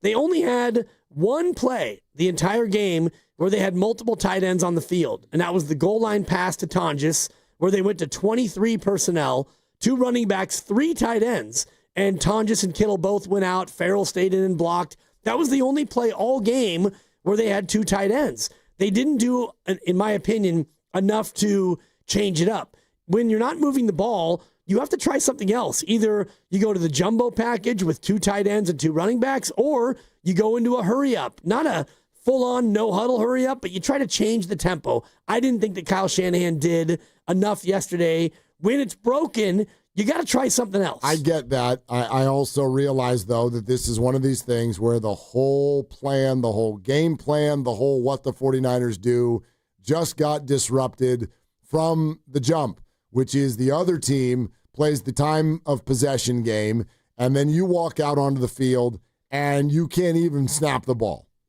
Like that, to me, if I'm a coach, that's the equivalent of the kid that won't go to bed when it's bedtime. Oh, yeah. Like, that's what that is. I'm sorry. Like you sit here and install a game plan for an entire week, okay? You come in on Monday, you get treatment. You take your off day on Tuesday. You practice hard Wednesday. You practice hard Thursday. You have a glorified practice / walkthrough on Friday. Then you pack bags. You fly to Houston. You try to get a good night's sleep. You show up. You go through all of your warm-ups. And then kickoff comes on. And C.J. Stroud and his team run 11 minutes of action and then kick a field goal. And you walk out there onto the field and just start running the wrong way and stepping in the wrong spot. Formation is incorrect. Motion is incorrect. And you just start going backwards for 3 plays. 3 plays straight. Get off the field. What are we doing? What on earth is that? And to me, that's like some people will get mad at the coaches. Some people get mad at the players. I don't really care. It's a failure of the whole deal. That is a complete breakdown when you can't even walk out onto the field and conduct a play. The first play after all that work. That can't happen. And it was, to me, it was a signal of what was to come because the whole game plan was in shambles the whole time. You're playing from behind. You can't run. You don't run. The Houston defense is really good. You were immediately in a spot where they knew what you were going to do, and they were going to stop you from doing it. And then that's where your point for me comes in, which is Kyle Shanahan's bugaboo. He often struggles to have a plan B. A curveball. Yep. Yeah, absolutely. And there was no curveball. And, the opening possession, as you said, you're on the script and it's illegal formation right away. And then penalty on them, penalty on you. And it was disjointed and you eventually punted away. And then they took another, almost 4 minutes off the clock when they got the ball back. And they get another field goal on the board. And so now you have another chance and you go 3 and out again. You never got into a rhythm. And I understand that. But even in the second half, when you started to get a little bit of a rhythm, not the first possession where you went 3 and out again, which happened 6 times, but the next possession, you actually were able to get some things happening. You get the ball back after that. Let's mix it up. Let's go up tempo. Let's go, big package. Let's go small package. Let's do something different because what they were trying to just straight up do was not working. No, it was not. But again, you put whatever package on the field you want. If your offensive line is underperforming the way they are right now, you're not going to have a great chance of getting a whole lot done. You just aren't. Yeah, you can try to help them out. That weakens your weapons, all of the stuff. So I get it. I'm with you. Try something different. Not terribly confident in the way that matchup particularly went. The Niner offensive line against the Houston Texans defensive line was a complete mismatch in this football game. That much was abundantly clear. So here's kind of where I've arrived today. And I wonder what you think about this, what you all think about this. We'll take your calls all day long on it's almost like doing a fan version of what's bugging you. What's bugging you about the 49ers? Yeah, 888-957-9570, Atco Pest Control, blah, blah, blah. What's bugging you? 888-957-9570. And here's where I've arrived. I think the 49er front office is showing a lack of urgency at a level that suggests to me they clearly don't believe that this is the year. But that doesn't tick me off because they're right. They're right. This isn't the year.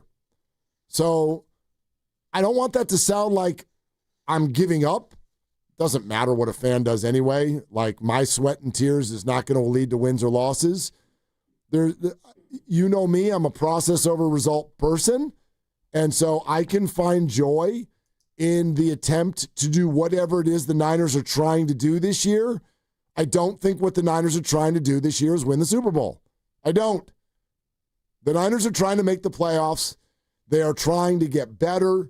They are trying to put duct tape on all of the holes that have been poked, and they are trying to build up some of these young players so that they become better players who maybe could win a Super Bowl down the road. Could they have been a Super Bowl team if they didn't have these major injuries? Maybe. Even then it was doubtful.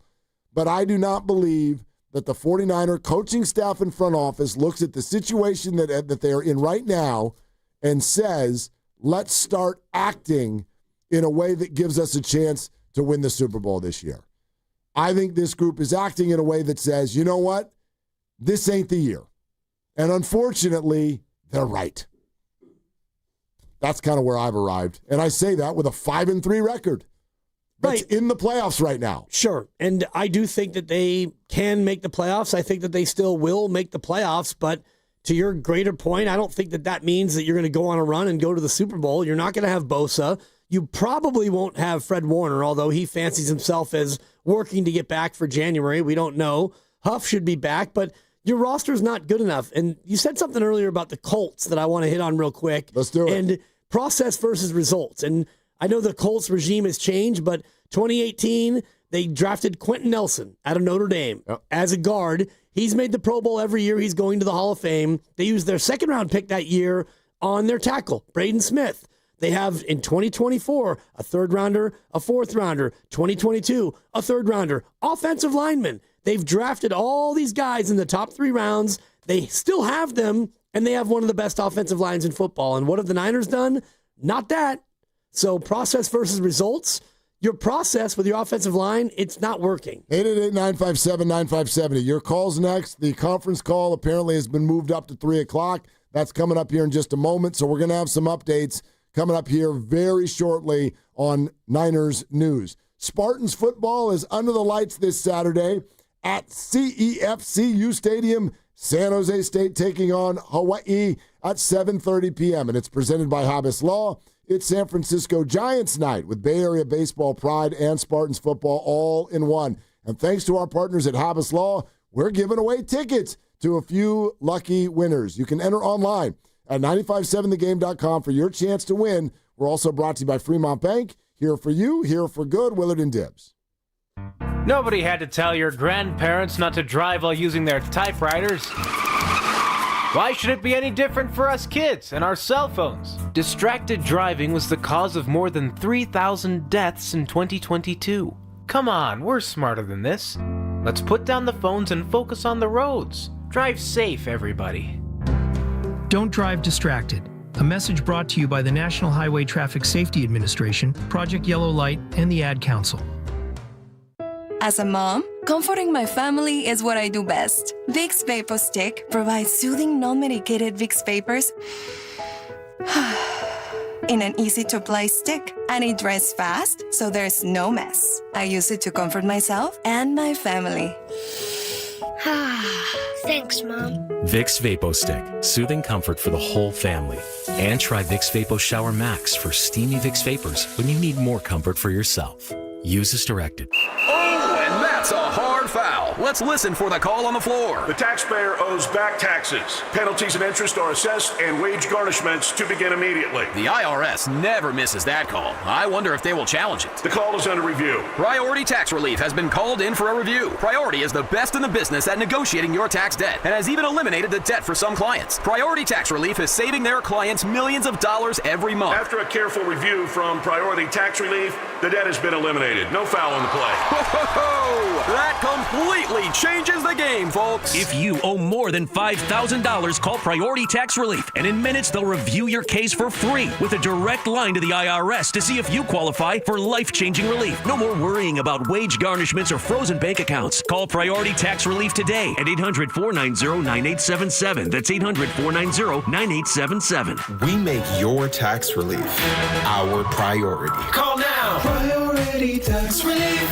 $5,000. That's the average amount of money people in the U.S. are now spending on gas in a year. $5,000. That's crazy. If you drive, you have to download Upside, the free app that gives you cash back every time you get gas. That's right. You can earn real cash back with Upside just by buying the gas you're already buying. You can literally start earning cash back today. I use Upside every time I fill up, and I've already made around $200-300. You're putting gas in your car car anyway. Why not get real cash back? If you like free money, download Upside. I'm saving the cash I earn from using Upside to help pay for a vacation later this year. Download the free Upside app now to earn cash back every time you buy gas. Use promo code FRESH to get an extra 35 cents per gallon on your first tank. You can cash out anytime right to your bank, PayPal, or a gift card for Amazon and other brands. Just download the free Upside app and use promo code FRESH for a 35 cents per gallon bonus on your first tank. That's code FRESH for a 35 cents per gallon bonus. Hey, Bay Area, slam dunk and save lives with Stanford Blood Center. Donate blood during October, and you'll be automatically entered to win tickets to the Golden State Warriors game on Christmas Day. Every time you donate, you could help up to 3 people, bringing strength and support to individuals and families when they need it most. This is our way of saying thank you for being a hero in your community. Visit StanfordBloodCenter.org to learn more and schedule your donation today. That's StanfordBloodCenter.org. What if you had the smartest Wi-Fi? If you did, it'd be Xfinity and it'd come with their best state-of-the-art equipment. It would boost speeds to the devices that needed them most, whether you were streaming, gaming, or gaming while pretending to work. It would even power your mobile connection so you could bring faster, secure Wi-Fi speeds with you where you use it most. If you had the smartest Wi-Fi, everything would work together seamlessly to keep you connected. Xfinity. Imagine that. Restrictions apply. Honey, that flu keeping you up? Did you take NyQuil Intense Flu? Nah, I got this. Okay, I don't got this. Yeah, you need NyQuil Intense Flu. Undo your flu with NyQuil Intense Flu. NyQuil Intense Flu provides powerful relief of your flu symptoms so you can sleep. You do got this. NyQuil Intense Flu. The nighttime sniffling, aching fever. Best sleep with the flu medicine. Use as directed. Keep out of reach of children. This sandwich, it's a complete game changer. Hello, this is Mike, and a little thing I love about the Chick-fil-A Pretzel Cheddar Club is that juicy chicken with that toasty pretzel bun. That bun, it's crispy, cozy, just amazing. With the pretzel bun, the Dijon mustard, and the chicken, it makes that sweet, savory kind of combination. It's everything that you love about food rolled into one. It looks phenomenal. It tastes great. It's delicious. Order the Pretzel Cheddar Club with Cherry Berry and Sprite for a limited time on the Chick-fil-A app. Real guests paid for their testimonial. We finally switched to T-Mobile because with them, we can be connected here and there. ¡Listos todos! Estas son las mañanas. Now we just need to harmonize. Switch today. Get 4 Samsung Galaxy S25 phones with Galaxy AI. Plus, get 4 lines for just $25 per line. Visit a store, T-Mobile.com, or call 1-800-T-Mobile. 1-800-T-Mobile. For well-qualified customers with autopay plus taxes and fees and $35 per line connection charge. Minimum 4 lines on plan. Contact us if canceling lines. Plus $5 per line without autopay. Debit or bank account required. Visit T-Mobile.com. When you own your own business, you own every decision. Catch the red eye or take the 6 a.m. Make a new hire or promote internally. Celebrate a win with a toast at the gate or unwind at the lounge. Big props to this team. Some decisions are a win-win. Like earning 8 times points on Chase Travel. Introducing Chase Sapphire Reserve for Business. With $2,500 in annual value, it's the business card that gives back all you put in. Visit chase.com/reserve business to learn more. Cards issued by JPMorgan Chase Bank and a member of FDIC, subject to credit approval. Terms apply. You're listening to 95.7 The Game, KGMZ-FM in HD1 San Francisco, on Odyssey Sports Station and the home of the Golden State Warriors and Valkyries. Always live on the free Odyssey app and now coming to you live from the Laughing Monk Studios.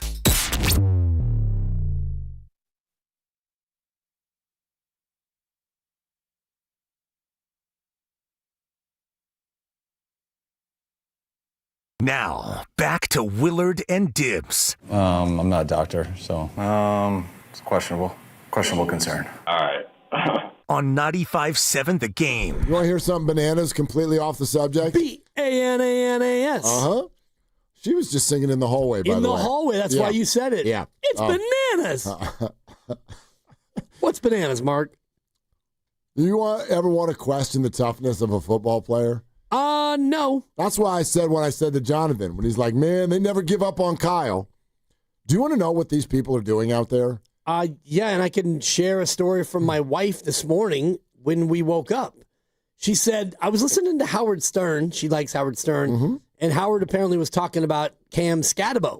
Yes. And so my wife looked up the injury, and she's like, this guy's foot was going the wrong way. And he's like, oh, no big deal. Yeah, he's like, can I keep playing?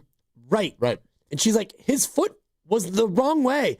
And I said, I haven't seen it yet. I'm not going to see it, but I know what the injury was. And my wife's takeaway, though, was like, yeah, it was like no big deal. And it's like, yeah, I got the flu shot on Saturday, and I've been crying ever since. My arm hurts, Mark. Seriously.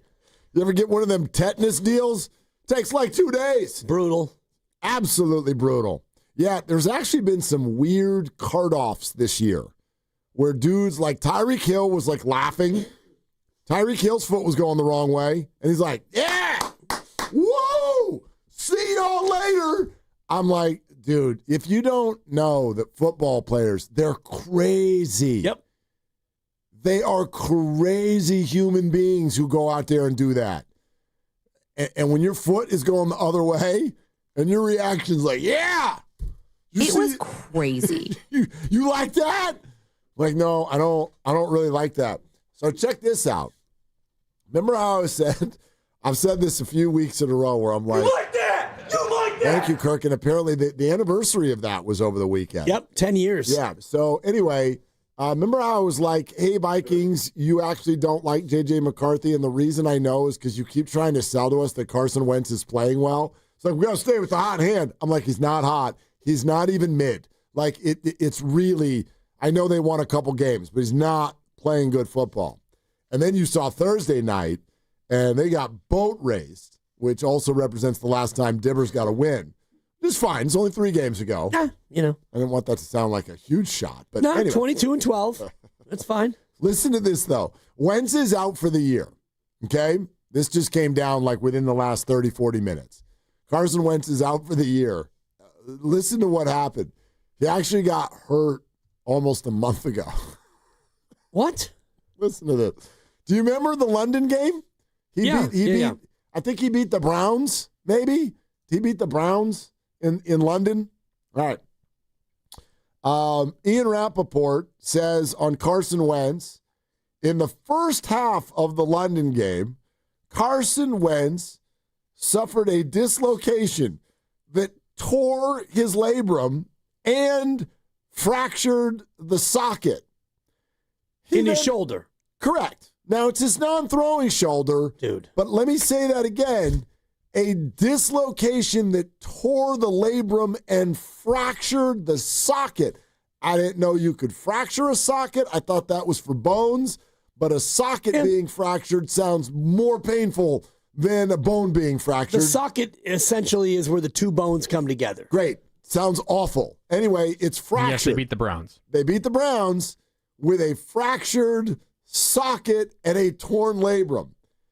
Carson then proceeded to play 2.5 more football games with a dislocation, a torn labrum, and a fractured socket. And you saw him the other night on Thursday. Every time anybody breathed on him, he was in horrible pain.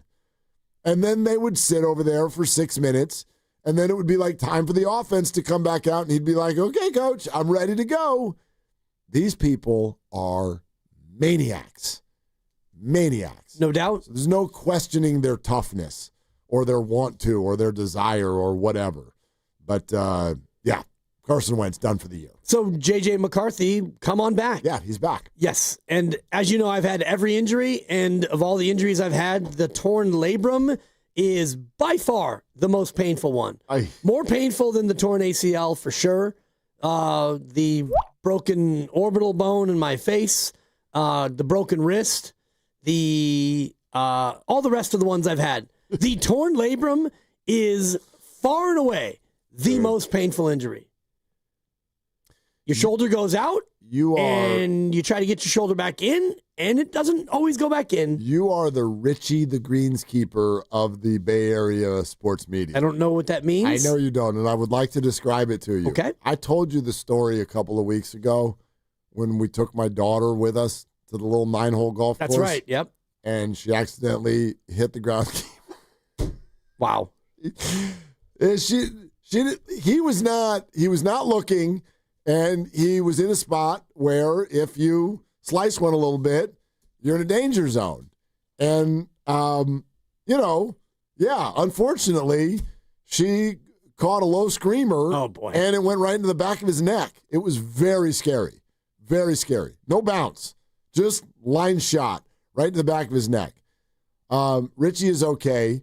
He's very good friends with my son, who works there also, and we stayed long and took care of him, and everything was fine. But the reason I bring it up is because the guilt that overcomes you in situations like that is overwhelming. I didn't hit the ball, nor, I called for. Like, we did all the things right. In fact, I even used his name when I called for. Richie, four, get down. Too late. Whack. So the guilt is unbelievable, and you want to do everything. You want him like, do you need a ride to the emergency room? I bought him beer a few weeks later. Like, you just want to do things for the man. And then you come to find out that I believe that this is Richie's 8th time being hit by a golf ball. 8th time. 8th time. Now, yes, he works at a golf course. Yeah, occupational hazard. At the same time, one might argue that Richie has a propensity to be in the wrong spot and not worry too much about it. Yep. You could argue that. And so you're the Richie of the sports media with your list of injuries. Well, That's I get it. That's unbelievable. Well, it just happens when you are a guy who likes to play a lot of sports and is woefully under-talented, yet you want to compete at the highest level, so you go max effort all the time. And when you do that and you are not strong, fit, or, in a spot to do that, you're going to be more susceptible to injury. I got hit by a golf ball once. You did? Yeah, Danny Graneri. He had a golf ball and he hit. Who are you? He was my neighbor, and I used to kind of pick on him, and he took a golf ball with a baseball bat, and he just crushed it. One hopped me right in the thigh. Was he trying to hit you? Oh, you're damn right he was. Oh, he was trying. Well, that's different. I'm just saying it hurts. Doesn't hurt any less because, With a baseball bat? Yeah, and I'd argue that hurts less than when, like, you're going to generate more speed with a golf club than you would a baseball bat. An aluminum bat from about 17 yards away? Unless it's Aaron Judge hitting it, yes. Like the whip of that shaft. We're talking about your teenage daughter. Relax. Can we give him a second yellow, or do we go straight to red? He's done. Yeah, we're done. That's it. Fine. Dibs and Grandy coming up next. I'll leave. You're in the sin bin. Your mind doesn't need to go there. When Mine I use actually the word, didn't this time. I'm talking about a golf club, and I use the word shaft. If your mind goes there, that's you. I didn't do that. He's a bad mother. Shut your mouth. That's your potty mouth. We talk about shaft. The whip and nay-nay and the shaft. That's your problem. I think about a 70s blaxploitation actor when I hear shaft. I don't think about golf clubs. Shut your mouth. Thank you. Yeah. Anyway, I would argue that the whip of the shaft is going to generate more speed and therefore hurt more with that kind of a line drive than you would with a baseball bat. We're talking about your 15-year-old daughter. I'm not sure she's generating a lot of ball speed. No doubt. Good athlete. Yeah. Listen, just look. How far are you going to hit a golf ball with a golf club versus a baseball bat? Depends Hell of a lot farther with a golf club. Well, it just depends on how close you are when you get hit by said projectile. I mean, if Richie the greenskeeper is 71 yards away as opposed to 12 yards away, it's going to hurt a little bit less. I guess, but yeah. Anyway, no bounce either. Yeah. So you had a little bit of help from Earth. There you go. Yeah, the street, that really slowed that golf ball down. Yeah. Well, you're from the streets, so you and the streets, they are one. The Warriors are hosting the Grizzlies at 7 p.m. That means Warriors Live with, hey, Grandy's got the assignment tonight. Way to go, Grandy. Thanks. 6 o'clock, presented by Xfinity. Your home court advantage brought to you by Xfinity. Watch all your favorite teams all in one place. Xfinity, imagine that. Still waiting on Kyle. So it was supposed to be 3:30. Then they said it's 3, and now it's 3:13, and it hasn't happened yet. Divas. Such divas. Come out and talk, Kyle. He's like, possibly. But anyway, we'll get you those updates coming up in a sec. And I'd like to get into the fact that both of us think the 49ers are going to make the playoffs, but both of us also think that the 49ers, aren't really set up to do a whole lot with it. But let's go through the NFC. We can do the AFC too. I actually think it's very clear who the 14 teams should be. We'll do that next on Willard and Dibs. This game day traffic report is brought to you by Crystal Geyser Alpine Spring Water. In San Francisco, if you're taking 280 northbound to the Chase Center, your ride is looking good. Until you hit 6th Street, that's when traffic's going to be bunched up getting onto King Street. I'm Abby Curlette with traffic. What makes Crystal Geyser Alpine Spring Water different? We always bottle our Alpine Spring Water less than 1.5 miles from the spring source, and all our bottles are made with 50% recycled plastic from our own recycling plants. Crystal Geyser, bottled at the spring source. Hey everybody, Dan Dibley here to talk about Fremont Bank. Happy Monday, if there is such a thing, and there is actually such a thing when you're a Fremont Bank customer. Every day is a happy day because you know that your money is right here. It's local. We had direct deposit on Friday. My money goes in and it gets reinvested right here in the Bay Area. It's not a big box bank. It's a local bank that reinvests the money locally, and they put it right into businesses and philanthropy and home ownership and so many other things that make our Bay Area tick and make our Bay Area the best place to live in the world. Fremont Bank's been doing it since 1964. When they built it 61 years ago, it started right there, Fremont Boulevard, Capitol Avenue, in what will soon be downtown Fremont. And if you get a chance to go down there, look at the Fremont Bank building. It's a gorgeous building. It's an architectural marvel. It actually won awards from architectural magazines for the kind of building that it is. And it's perfectly befitting of a bank that should win awards itself. It's a great local bank supported by great local people. They went from 1 branch to 21 branches, and you should go out into your community and see exactly for yourself what full service banking with no compromises looks like. Fremont Bank is the bank you want to be a part of. It's all about the Bay Area. It's Fremont Bank, here for you and here for good. Hey, football fans, tune in this week to kick off with Boomer and Valenti, where the guys break down the biggest headlines and storylines from across the NFL. Kickoff with Boomer and Valenti is brought to you by the Home Depot. When the job calls for the best, call on Makita, available at the Home Depot. How pros get more done. McDonald's has classics, but then there's the classic. 2 beef patties, sesame seed bun, made perfect with iconic Big Mac sauce. And now I can snag one with fries and a soft drink with a $9 Big Mac Extra Value Meal. That's a Big Mac, medium fries, and an ice-cold Coke, all for $9. Score the classics at Mickey D's. They're classics for a reason. Ba-da-ba-ba-ba. Prices and participation may vary. Cannot be combined with any other offer or combo meal. Promotion pricing may be lower than meal pricing. Coca-Cola is a registered trademark of the Coca-Cola Company. Hi, I'm Dustin, your friend and jeweler at Shane Company. I know finding a dream engagement ring can be overwhelming, but don't worry, we got you. As director of diamond sourcing, it's my job to make sure every single diamond at Shane Company is truly the best of the best. Our team travels the world to see diamonds up close, in person. We handpick each one for its unique fire, brilliance, and scintillation. Diamond buying is an art. Of course, we look at cut, color, clarity, and carat, known as the 4 C's, but that's not all. We also look at how each diamond looks on a hand, where it will be worn, how it makes you feel, and if it's worthy of a Shane Company customer. That type of expertise only comes from working for a company that's been a family business since 1929. We also think about your budget. We only pick the best in each grade in all shapes and sizes. Your diamond is guaranteed to be the most beautiful because a friend wants you to pick from only the best. Drop by your store or shaneco.com and see for yourself. Shane Company, your friend and jeweler. Nobody had to tell your grandparents not to drive while using their typewriters. Why should it be any different for us kids and our cell phones? Distracted driving was the cause of more than 3,000 deaths in 2022. Come on, we're smarter than this. Let's put down the phones and focus on the roads. Drive safe, everybody. Don't drive distracted. A message brought to you by the National Highway Traffic Safety Administration, Project Yellow Light, and the Ad Council. As a mom, comforting my family is what I do best. Vicks Vapor Stick provides soothing, non-medicated Vicks Vapors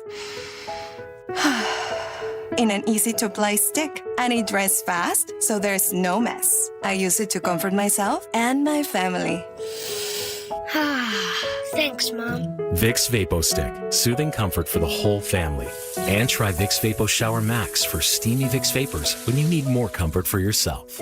Use as directed. Ready to get rid of that old car? Donate it to Cars for Kids. Call 1-877-CARS-FOR-KIDS to reach a friendly live agent. Donation is super easy and your car can be picked up as soon as tomorrow. Call now, 877-CARS-FOR-KIDS, or go to carsforkids.com. That's cars with a K. I'm Piera Palazzolo, VP of Digital Marketing for the American Management Association, a company focused on the management training skills needed to enhance the careers of business professionals. We did our research when it came to the best companies for website development and chose AmericanEagle.com. And we couldn't be happier. AmericanEagle.com worked closely with us to understand the front and back end requirements needed to launch an e-commerce website that could handle the complexities of running thousands of seminars nationwide. Our robust new website and improved SEO saw immediate increases in site traffic and web revenue. If you're in need of managerial effectiveness and success, visit our website at amanet.org. If you're in need of a website that provides an unparalleled consumer experience, I highly recommend AmericanEagle.com.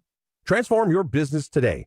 Dial 877-WebNow1 for a free digital consultation with AmericanEagle.com. Let's go! You still got it, but your immune system weakens as you age, making it harder to fight flu, pneumococcal pneumonia, RSV, and COVID-19. Ask your doctor or pharmacist which vaccines you need. Sponsored by Pfizer. We asked parents to share their journey of adopting teens. They changed who I am because I can't see life without them in it. Visit adoptuskids.org to learn more. Brought to you by Adopt US Kids, the U.S. Department of Health and Human Services, and the Ad Council.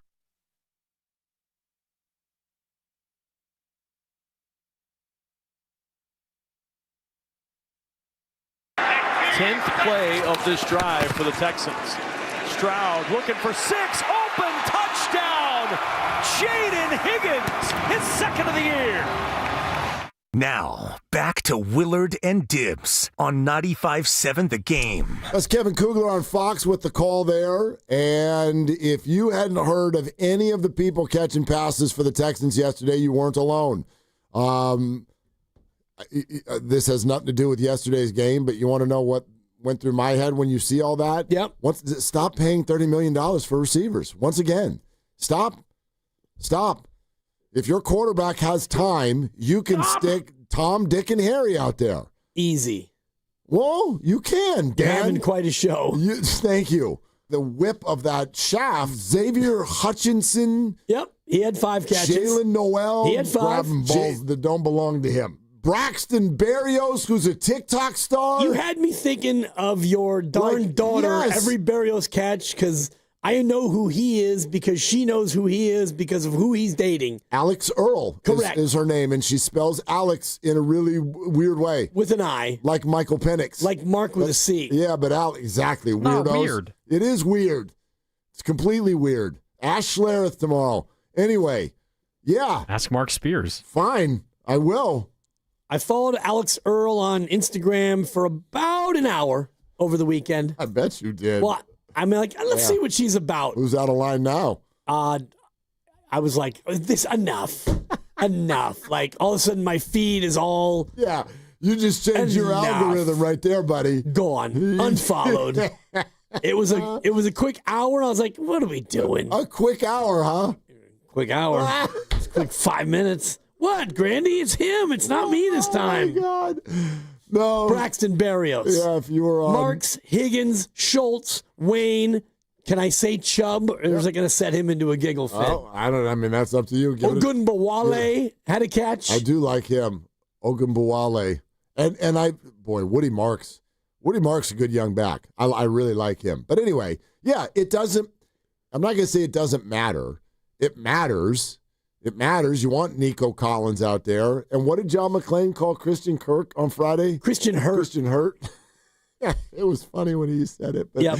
Anyway. He got a 4. Anyway. No, but think about Justin Jefferson. What kind of year are you having, son? Not a great one because your quarterback got hurt and then the backup was hurt for a month and now the other guy's coming back and you can't be a dominant receiver if you don't have a decent quarterback and a good line. Oh. Yeah, and then again, the Niners have had 3 times in the last 4 years they've had a receiver hold out for more money, and then that receiver has come back and suddenly been a way less version of himself. So I just think the whole thing is crazy. I would, people want their football team to draw this hard line stance against paying the quarterback. You're doing it at the wrong position. The 49ers problem is not $53 million for Brock Purdy. if there are salary constraints. The problem is $30 million for Brandon Ayuk. That is a problem. Anyway, more on that in a sec. Let's go to Grandy. We got Shanahan updates. What do we got? Yeah, what do you guys want to hear? Do you want to hear, I'll get to all of it, but what do you want to hear first? Injuries from the game. Okay. Updates on players who might soon be coming off of IR. Or IR. Updates on Brock Purdy and Ricky Pearsall. I'd like to save Purdy and Pearsall for the end. Yep. Okay. Let's do it. Let's go in order. In order that you Updates presented from it. the game All right. first. Sam Okawanu has an ankle injury. Jordan Elliott also has an ankle injury. D. Winters with a knee. Alfred Collins, a shoulder. Mac Jones, a knee contusion. All of those guys are day-to-day. Those are the injuries from the game. Okay, that's a good update. The Okawanu, you could see he's coming around the outside and it just boop, boop. That was like, yeah. That's a classic ankle roll. Just an ankle sprain, lower ankle sprain. Yeah, and I mean, you hope that he can come back, but like, how many of those guys you just listed are defensive linemen? 3? If not 4, you had Collins, you had Jordan Elliott, and Alfred Collins. I mean, Winters and Mac Jones, the others, all day today. Yeah. D actually came back, and I wrote in my notes, he got hurt. He missed about 3 plays. Day-to-day is all you want to hear. When somebody leaves the game on Monday, you just want to hear that they're day-to-day. Kyle has been pretty honest, I think, this year with the ones on Monday where he's like, they're going to miss some time. Yep. They're going to miss some time. So if everybody's day-to-day, doesn't mean that they're in this weekend, but I think that's as good as we could have hoped. Yeah, because we got Huff, and that was like, it's going to be a couple weeks. It's going to be a couple weeks, right away on the Monday report. Yeah, and I did not hear any update on Huff. Meanwhile, he was asked about players currently on IR that might soon be coming off. They might open their practice window. If they open the practice window, they have 21 days to add them to the active roster. Are you cowing? What do we got? So he said they expect to open the practice window for Ben Barch, who started left guard week 1. That would help. Hasn't played since. Connor Colby's been starting since then, so he's expected to get his practice window opened on Wednesday, and he said that's it. So no Ayuk, no anybody else, at least not expected to open their practice windows this week. Okay. And then Ricky Pearsall asked if he's closer to coming back than last week. He said, I hope so, but still haven't been told anything new. He said he'll evaluate on Wednesday, Ricky Pearsall. And then Brock Purdy asked basically the same question. He said, quote, it's too early to say. I don't think it's a long shot. I know he's doing better, but again, they'll see how he's doing on Wednesday. I don't think it's a long shot is the opposite of what he said basically the last 2 weeks. So that's a maybe. Right. I don't know. For me, it's a number of things. One, your offensive line has not been great. He does give you more mobility when healthy. You're going to a place where the turf is really bad. And as I said in the crossover earlier, I don't think it matters. You're not going to make your decision based on that. But if the toe is not all the way back and your O-line's been shaky and you go to a bad field, it might have you lean in the direction of give him another week. And I don't know. I don't know either, Mark. I don't know if another week gets him from 91% to 100%. You know what I mean? If the toe's probably going to be a thing all year, no matter what. It might be. To me, I look at it differently because it's the National Football League. And I think you said this earlier, and I'm in full agreement, and I think Kyle is too. He's already answered this when they asked him, is the fact that you're on turf these next 2 weeks, is that a factor? And he said no. And he's right. It shouldn't be. If turf is a factor, then you're not ready. Then you're not ready, period. If you're ready to play football, then you're ready to play football. And that means whether you're on turf, grass, concrete, or the moon. If your body's ready, you're ready. If it's not ready, then even it being on grass would not be okay because you're still going to have to pivot and move, and people will chase you. Big, large guys, they're going to chase you now, and right? They're going to get you sometimes. And so if you're ready, you're ready. And I don't even know if the MetLife surface, they did redo it. I don't know that the data from years ago is the same, so I don't even want to call it a terrible surface. I don't know that it is anymore. I've heard that it's much better now, but I don't know that for sure either. But anyway, like if he's ready to go, he's ready to go. And your offensive line not performing well, I really can't take that into account because that's going to be that way all year. So I'm not like, that's almost like disrespectful to Mac Jones or anybody else. Like, well, we'll stick you behind this line, But not Brock. Not him. Not Brock. No, like you got it, dude. Everybody's going to be out there making mistakes, including the quarterbacks. Offensive linemen, too. If you're ready to play, you're ready to play. And I'm excited that those guys might be ready to play. The Pearsall thing is more of an eye roll than the Purdy thing because it sounded like he's more positive. I mean, Grandy, you tell me, like the way you passed that along sounded like he felt a little bit better about Brock than he did about Ricky. That was my understanding. Yeah, the Ricky thing is just starting to feel really mysterious and uncomfortable. And I think he's an incredibly important player. It sounded to me on Pearsall that it's just the same way he's answered that question for 2 or 3 weeks now. We'll see on Wednesday. Yeah, basically. And I know, again, I stand by my statement that I'm not giving $30 million to receivers, but yes, I do want there are some that certainly provide you something more than others. I wouldn't do $30 million, but it would be nice if Ricky was out there. I do think that changes the dynamic a little bit. It does, and right now you look at yesterday and you can't run the ball, and part of the reason why you can't run the ball is because you can't throw the ball. And so the defense, if you watch all the plays that the Niners had on offense, which weren't that many, by the way. I think they had 45 snaps on offense the entire game versus 80 for the Texans, but Houston doesn't have to respect your deep passing game. The one time you took a shot, you went max protect, you had 7 guys block, and you sent Juwan deep, and he was open, and he didn't catch the football. That was it. That was your only deep shot. So for Houston, you don't have to really respect the passing game. You rally up for the dink and dunk, which is what they did, and you have 8 guys near the line of scrimmage to crowd the run, and you dare the Niner pass game to beat you. And they weren't able to do that because you don't have Pearsall, you don't have Ayuk, and Juwan actually had a great catch on that 3rd and long that set up the touchdown to Tonjes, but other than that, you didn't really have that many deep throws that you were able to complete. No, well, the whole thing is, the timing of the whole thing is off. And this is one thing that I just think we've always felt this way, but it's really crystallized this year. It's crystallized for me this year because of certain examples around the league. Baker Mayfield, Daniel Jones, to a degree Mac Jones, because even though he hasn't been sparkly the last couple of weeks, he is 4-2 as a backup, and that's pretty damn good.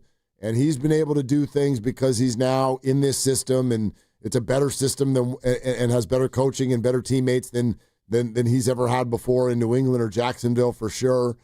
And I'm just starting to realize that we individualize sports too much, particularly in the NFL.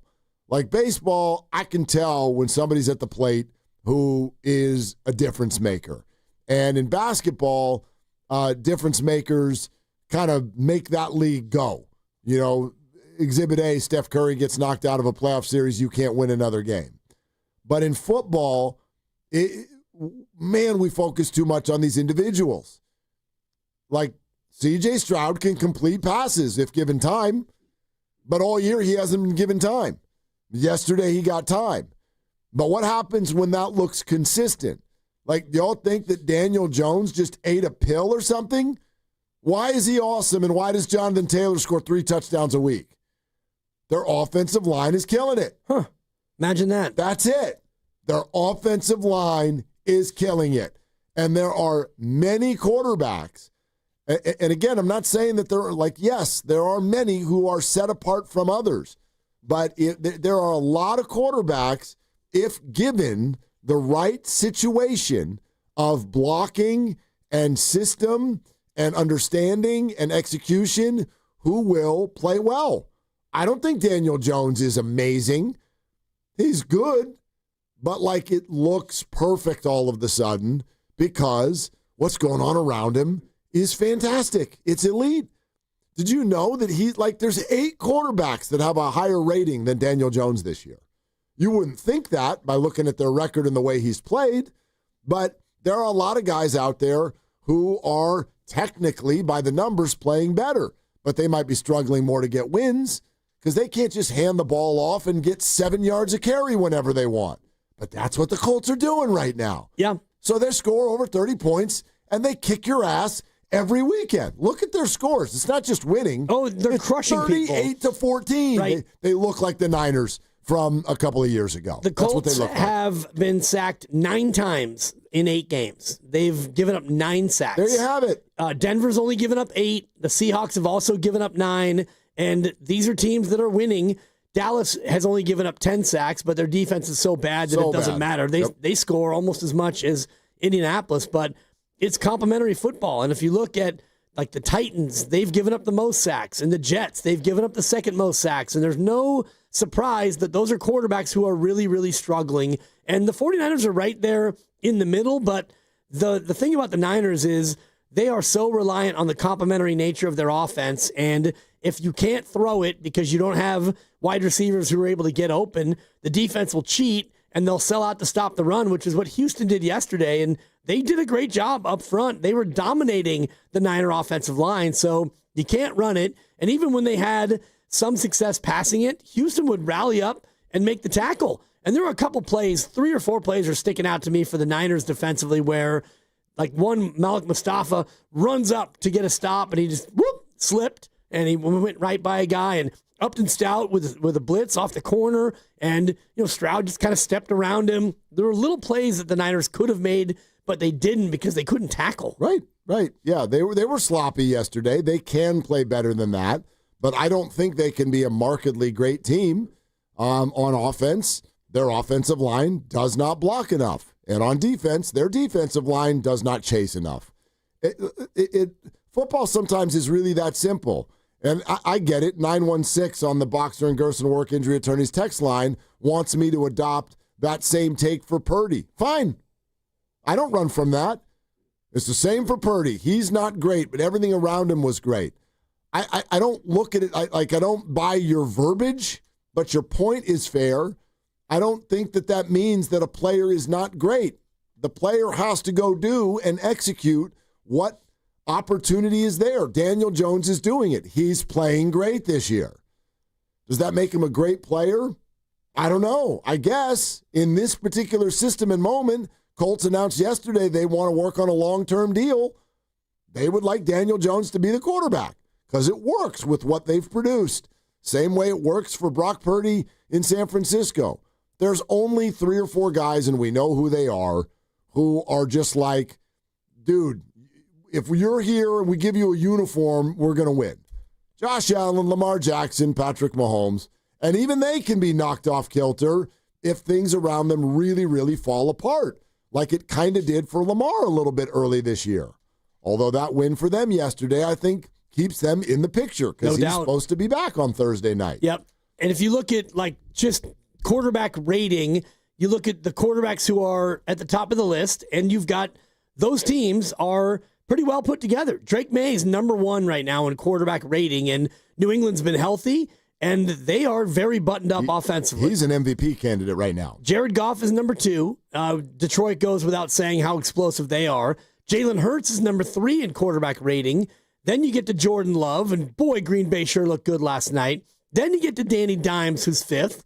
Matthew Stafford is 6th. And again, that's another team that's very, very good offensively, and they're all buttoned up. And then it's Seattle, and even Aaron Rodgers in Pittsburgh. Josh Allen is 9. Mahomes is 10. I mean, Dak Prescott's 11, and their offense is actually really, really good and fun to watch, but they have to win games 40-39. But you get the point. You go to Baker Mayfield and all the rest of it. These are offenses with good offensive lines and good skill guys and a good scheme. And as a result, they're able to succeed. Yeah. It's not, it's not that Drake May suddenly is the best quarterback in football. He's not, but he is thriving in a system. Yeah. He's thriving in a system that suits him, and they have a schedule that is pretty friendly. When you look at, who New England is playing, they're not out there playing a first-place schedule, and that, I think, is certainly part of it. No question about it. Yeah, so like those things, to me, that's fine. That's fine. If you find a mix that works, then you stick with that mix. But right now, whether it be last year, to a degree this year, I mean, I know if you just flip on the radio today, any of the shows, it's not going to sound and feel like the Niners are 5-3, but they are. They are, which is such an unbelievable opportunity because it also feels to a degree like nothing has worked so far. Nothing has really worked so far. It's worked in doses. It's worked in moments. It's worked in pieces. I can look at the defense in Seattle, and I'm like, well, okay, that worked. And then in New Orleans, I'm like, ooh, Mac Jones actually, that worked really well in that game. I think that was still the only touchdown a wide receiver has scored this year. Mac to Jawan Jennings in New Orleans. Wide receivers have not scored another touchdown for the 49ers this year. The run game worked last Sunday night against Atlanta. George Kittle returns, etc. So you can pull these these areas of the field on certain weeks, but I've never felt like the Niners put it all together for a game. And more often than not, if I look at any one group, more often than not this year, it has not been good. Yet they're 5-3. So it's like, do you get Purdy and Pearsall back and some people back from IR and make some sort of a mid-level trade for a fifth-round draft pick or whatever to get somebody to rush the passer, and Bryce Huff returns? Could you be good in the second half of the year? You could be good. You could be. And again, someone hit us on the YouTube chat, and I lost it, so I can't give credit for who it was, but they just said, if you're going to be the 7 seed, I'd rather miss the playoffs entirely. See, now with that, I completely disagree. I do too. I totally disagree. What's the point of that? Like, your draft position, I think, it's already settled based on regular season record. 100% it is. So even if you're the 7th seed and you win the Super Bowl, it doesn't mean you pick 32nd. You're slotted in based on... Oh, no. That does actually run through the playoffs. But the point is like, if you miss the playoffs, let's say you're the 8 or the 9 seed, we're only going to be like 2-3 picks ahead of what you would be if you make the playoffs. But right. No, make the playoffs. Get experience for these young players. Even if they lose. Like, that's the whole point. Like, make the playoffs. And by the way, wouldn't you pick the Niners to do so right now if I asked you today? Yeah. Yeah. I mean, if I had to make a bet, if you gave me $1,000 of your money to bet and you said, I got to make a bet, I would bet yes to make the playoffs, and it's probably minus 250 still. They're probably still, I would say, somewhat heavily favored to make the playoffs. Minus 320. Yeah, minus thank 320. you. More than 250. So see, instead of thinking about it like, ooh, are they a playoff team? Ask yourself this. This is the list. Yeah. Somebody needs to beat the Niners on this list. Needs to finish ahead of them for the Niners to miss the playoffs. Dallas, Washington, the Giants, the Bears, the Vikings, the Panthers, the Falcons, the Saints, and the Cardinals. One of those teams needs to finish ahead of the Niners or the Niners are going to the playoffs. Yeah. I mean, Bears and Panthers, you play them both. Yeah. Those are the teams. And the Panthers at 4-4, it's like, they're 4-4? Yeah. And the Bears are an interesting one because with every passing game, Caleb Williams gets more comfortable in a new system again. They can be a dangerous team. You play Carolina still. You still play Chicago. So those to me would be the two most likely. I don't see Dallas defensively. They just don't have enough, I think, to and Washington with the injury they've had, their quarterback's been out. Tonight's a big game for them with Marcus Mariota, my fantasy quarterback. We'll see how he looks as a starter. You had to pick him up? Sure. Yeah. I'm going to win anyway, but I got fancy. Sam Darnold on a bye. Okay, yeah. It's and I had Jaden Daniels hurt. So Armageddon, that's what they call him this week. Yeah. All right. We're brought to you by Fremont Bank, here for you, here for good. We could actually, it'd be interesting to kind of throw that out there. 888-957-9570. The Niners right now, they would be in the playoffs if the season ended today. It doesn't. But that list that we just gave you, does anybody on there sound better than the Niners? Do you see the Niners as a playoff team? We're almost at the halfway point-ish, 8 games in. We'll take your calls on that right now. Do you see them as a playoff team right now? 888-957-9570. Brought to you by Fremont Bank, here for you, here for good. Willard and Dibbs.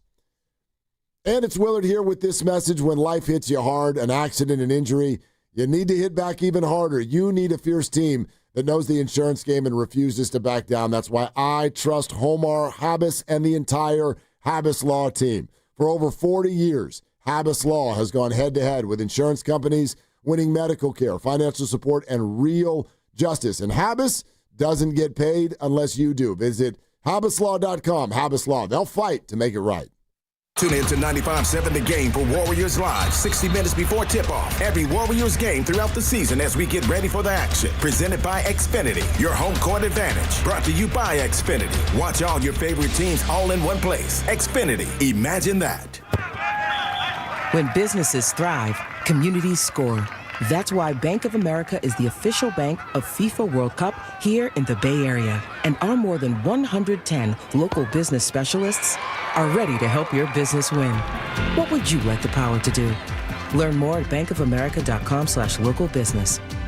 Bank of America, official bank of FIFA World Cup 2026. Bank of America Corporation, all rights reserved.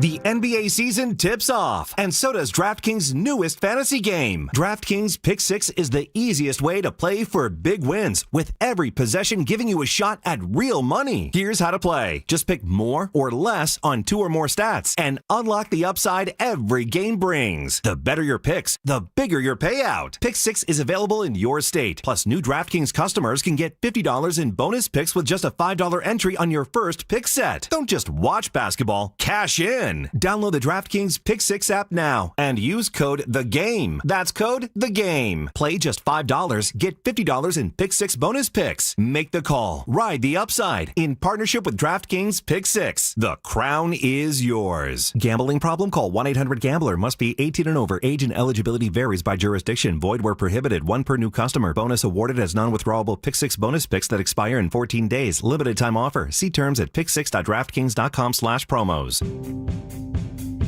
Visit Friedman's Appliance in Pleasant Hill to see the full selection of Thermador appliances. Thermador provides a range of possibilities, from refrigeration to dishwashers or cooking with steam or convection. Come into Friedman's Appliance, and right now, you can receive up to 3 complimentary gifts with qualifying purchase. See all Thermador appliances displayed beautifully in live working vignettes at Friedman's Appliance in Pleasant Hill and at friedmansappliance.com.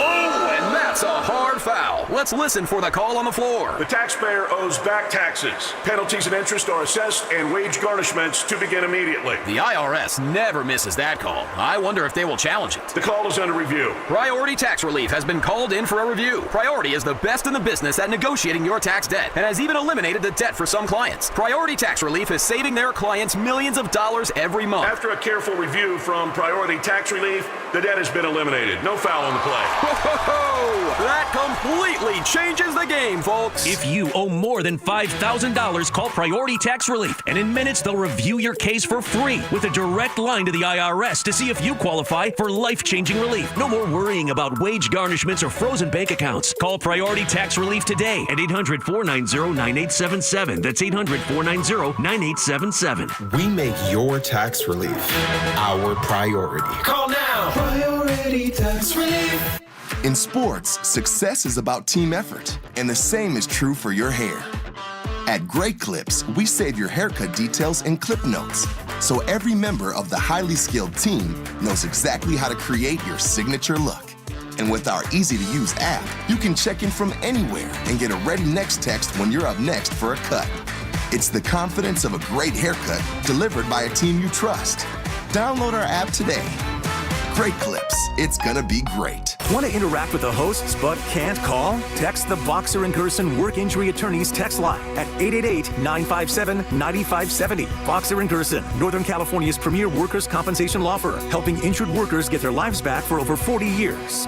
We know there's a lot that can go on during one night of baseball. Long home runs, epic pitching performances, catches that defy space, time, and gravity. Climbing the wall, did he catch it? He did! But what if you could get all of that summarized in a quick, concise, and at least we think, funny podcast that's under 10 minutes? Check out MLB.com's Morning Lineup. It runs Monday through Friday mornings on Spotify, Apple, or wherever you love listening most. Natural disasters happen every year. Fires, hurricanes, tornadoes. And with that, your most important moments recorded on VHS, camcorder tapes, and 8mm could all be gone in an instant. Cherished moments like your wedding, baby's first steps, family trips to Yellowstone, lost. Enter Legacy Box. Digitizing your old media with Legacy Box protects your irreplaceable memories from the threat of natural disaster by digitally preserving them onto thumb drive, DVD, or the cloud, so they're safe forever. Legacy Box is the safest and easiest way to preserve your past, which is why it's been trusted by over 1 million families. Send Legacy Box your home movies, photos, and film. Their team of trained professionals will do the rest right here in the U.S. For a limited time, Legacy Box is offering radio listeners an incredible 50% off. Go to legacybox.com/value and save 50% when you digitize your memories. That's legacybox.com/value.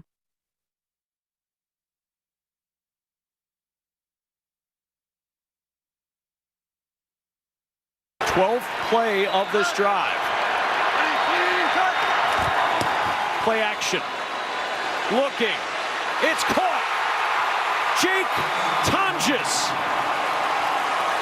National Tight End Day has 2 in the end zone for San Francisco. And the Niners very much alive deep in the heart of Texas. Now, back to Dillard and Wibbs on 95.7 The Game. All right, a few things to throw at you before we continue the discussion. That was Kevin Kugler on Fox. That was part of the Niners' crappy day yesterday in Houston. Although I did enjoy watching D'Amico Ryan's postgame locker room speech. I like D'Amico. Yeah, tough not to like him. And D'Amico needed a win.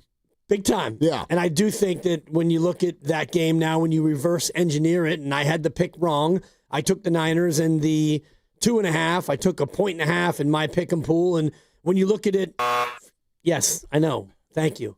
22-12. I'm still fairly happy with that part of it. Impressive. But when you look back, but cold. When you look back on the game, you realize that not that the Texans wanted it more, the Texans needed it more for sure. If they lose that game and they're 2-5, yes, their season is not all the way over, but they're in real trouble. And at 3-4, you're probably not going to catch the Colts. I get it, but 3-4, you can still think about, going on a little bit of a run, sure, and still think about a wild card and all the rest of it. Yeah, absolutely. Like the AFC to me, because we're sort of ish at the halfway point. I know next week is a little bit more like the halfway point because most teams will have had their bye, and so then some teams will have played 8 and some teams will have played 9, and that's. But anyway, we're kind of close to there, and I think it's taking shape. Like the Bills and Patriots to me are both going to the playoffs, and then obviously the Colts are going to win the South. And then the North is now, especially with Pittsburgh losing last night, not as clear as people think. This is going to be crazy to say, I still favor the Ravens to win that division. They're 2-5. Well, the odds, I was telling you during the break, the Ravens are -122. The Steelers are +118. Yep. So the Ravens are still favored to win the division. Yes, according to FanDuel, they're favoring the Ravens. And just the Houston Texans are +260 to make the playoffs. Right. And the Colts are -2,500. So you'd have to lay $2,500 to win 100. So the expectation is Colts, you win the AFC South. Sure. Way to go. And so if you're the Texans now, you're having to worry about either the Patriots or the Bills, the Chiefs, the Broncos, or the Chargers. Two of those teams. Right. So, and then the South, Jacksonville is another team that is forget about them. Yeah, in the mix. They're 4-3, no doubt. So let's say, let's pretend, because the Ravens have a really favorable schedule for the next 5 weeks, and they do have Lamar. Officially, John Harbaugh just said Lamar Jackson is expected to play on Thursday night. Full participant in practice today, and Lamar is going to play on Thursday night against the Dolphins. Pretty winnable game. Favored by 7.5. There you go. On the road. All right, so let's say the Ravens make their move, and they end up still winning the AFC North. Colts in the South. Bills and Patriots are both a division winner, and one of them is a wild card. And then that leaves the division winner for the AFC West, and then that group going for the other 2 wild card games. You mentioned Jacksonville and Houston. There's Pittsburgh also at 4-3. There's the Chargers at 5-3. There's the Chiefs at 4-3 with a game later on tonight. So that's a big group, and basically 2 of those maybe 5 teams will get in. And Houston right now is at the bottom of the group, even with their win yesterday. Yes, and if you look at NFC, AFC, what's it going to take kind of a conversation, in the AFC, 11 wins might not be enough. You might lose a tiebreaker at 11-6 because, as you mentioned, like the Chargers, Chiefs, and Broncos, those are all going to be 10 or 11 win teams, I'm afraid. And our Chiefs bet with the midday show not looking good. No, don't stress. Well, I'm not stressing. I'm just telling you what the odds makers have it right now. Well, the Chiefs are minus 800 to make the playoffs. Right, but that's heavy favorites. Fan perception. I get it, but and they're very good. But like, I'm not gonna. Okay, they whipped the Raiders. That's fun. First of all, play the game tonight. I expect them to win, but play the game. How will you feel if they were to lose tonight? Depends on what the pick is. I mean, the pick is in. No, I know, but understand that. For sure. Let's say they ended up at 4-4 tonight. Have you all looked at the next 3 games for the Chiefs? Not easy. Buffalo, Denver, Indy. Yeah. Yep. All right, go ahead and tell me that they're a lock. No, they're no lock. And my point is that I think 11-6 is no guarantee in the AFC because Buffalo at 5-2, they're in second place, and you mentioned the Chargers at 5-3. There's a lot of teams I think in the AFC that are going to win 11 games and not win their division. Like Jacksonville could be an 11-win team. I don't know if those are 11-win teams. The Chargers could win 11. Yeah, they could. They're allowed to. Yeah, they a lot of them feel more like Jacksonville feels more like a 9-win team, maybe Buffalo, a 10-win New team. England. Yeah, those teams are both going. They're going. Right. They're going to go. But if you look at like how they're going to go, you're probably going to have Buffalo and New England. They're both going to win 11, you would guess. And at least. Right. And then I think Denver and the Chargers are both going to win 11. And if the Chiefs get thrown in there, I'm just thinking that in the AFC, the bar to make the playoffs is going to be higher than the NFC. No doubt. And this goes to your earlier conversation about the Niners. I do think that they could go 10-7 and be the 7 seed. I think 11 wins in the NFC absolutely guarantees you a spot, whereas the AFC, I think it'd be tougher. 10 might even do it. And again, that's why if you're a Niner fan, I'm sorry to say it, but you're rooting for the Chiefs tonight. Knock Washington down to 3-5. The Cowboys are 3-4-1. They've given up the most points in the conference, and it's not even close. And then the other contenders, the Bears are 4-3, the Vikings are 3-4, the Panthers are 4-4, the Falcons are 3-4. You have a game in hand against them. Like, I truly believe if this goes the way I think it'll go, and I'm going to assume relative health for all of these teams, and I mean that from this as a starting point. Like the Niners are not going to have relative health this year. Their 2 best players on defense are gone. But relative health from this point going forward, which means no earth-shattering, season-ending injuries.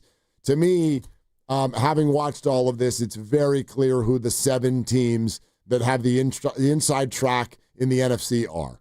And it's Philadelphia, Green Bay, Detroit, Tampa, Seattle, the Rams, and the Niners. Those are the teams. And that's who I think is going to go to the playoffs. And the Niners may well be the 7 seed. And yes, you want that.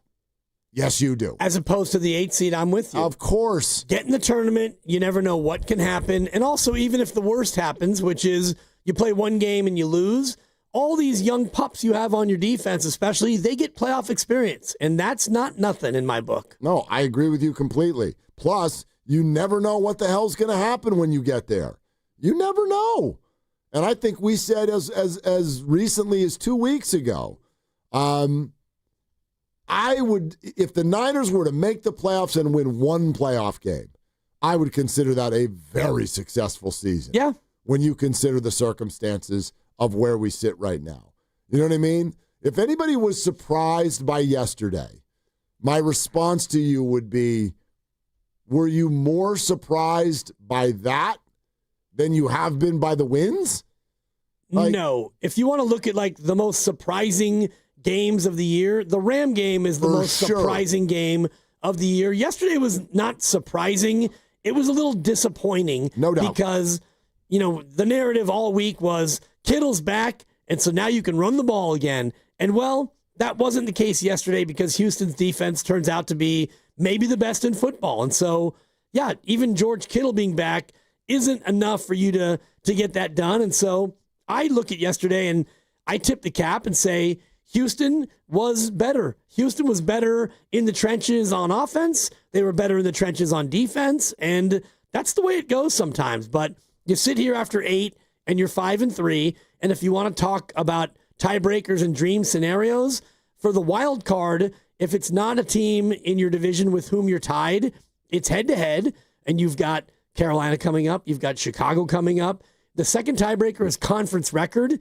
You have the best record in the conference. You and Philadelphia are 5-1 in the conference. So that's crazy. Even as you get down the road, if you wind up 10-7 in a tiebreaker, you're probably in a good spot tiebreaker-wise. And even if it's a team in your division head-to-head, let's just say you lose to Seattle and you're tied with them for the final playoff spot. Well, then it goes to conference record, and as I mentioned, you've got a better conference record. Yeah, Seattle's already got 2 losses, and they've only played 4 games in the conference. They're 2-2. Yeah, don't forget that 3-0 division record. That 3-0 division record, I see no way that that's not going to come in big-time handy down the road here at the end of the season. I go back and forth right now about how the 49ers should handle the next 8 days.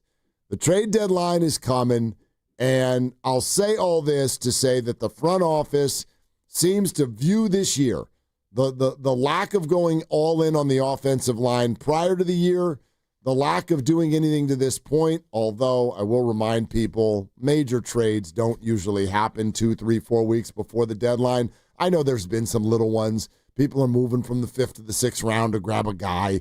But, whatever. If the Niners had done that, would you be all excited? Probably not. The real deals are going to start here in the next 7 days. And I think the Niners will be involved, and I do think they should be involved, but I think they should take a very, very measured approach.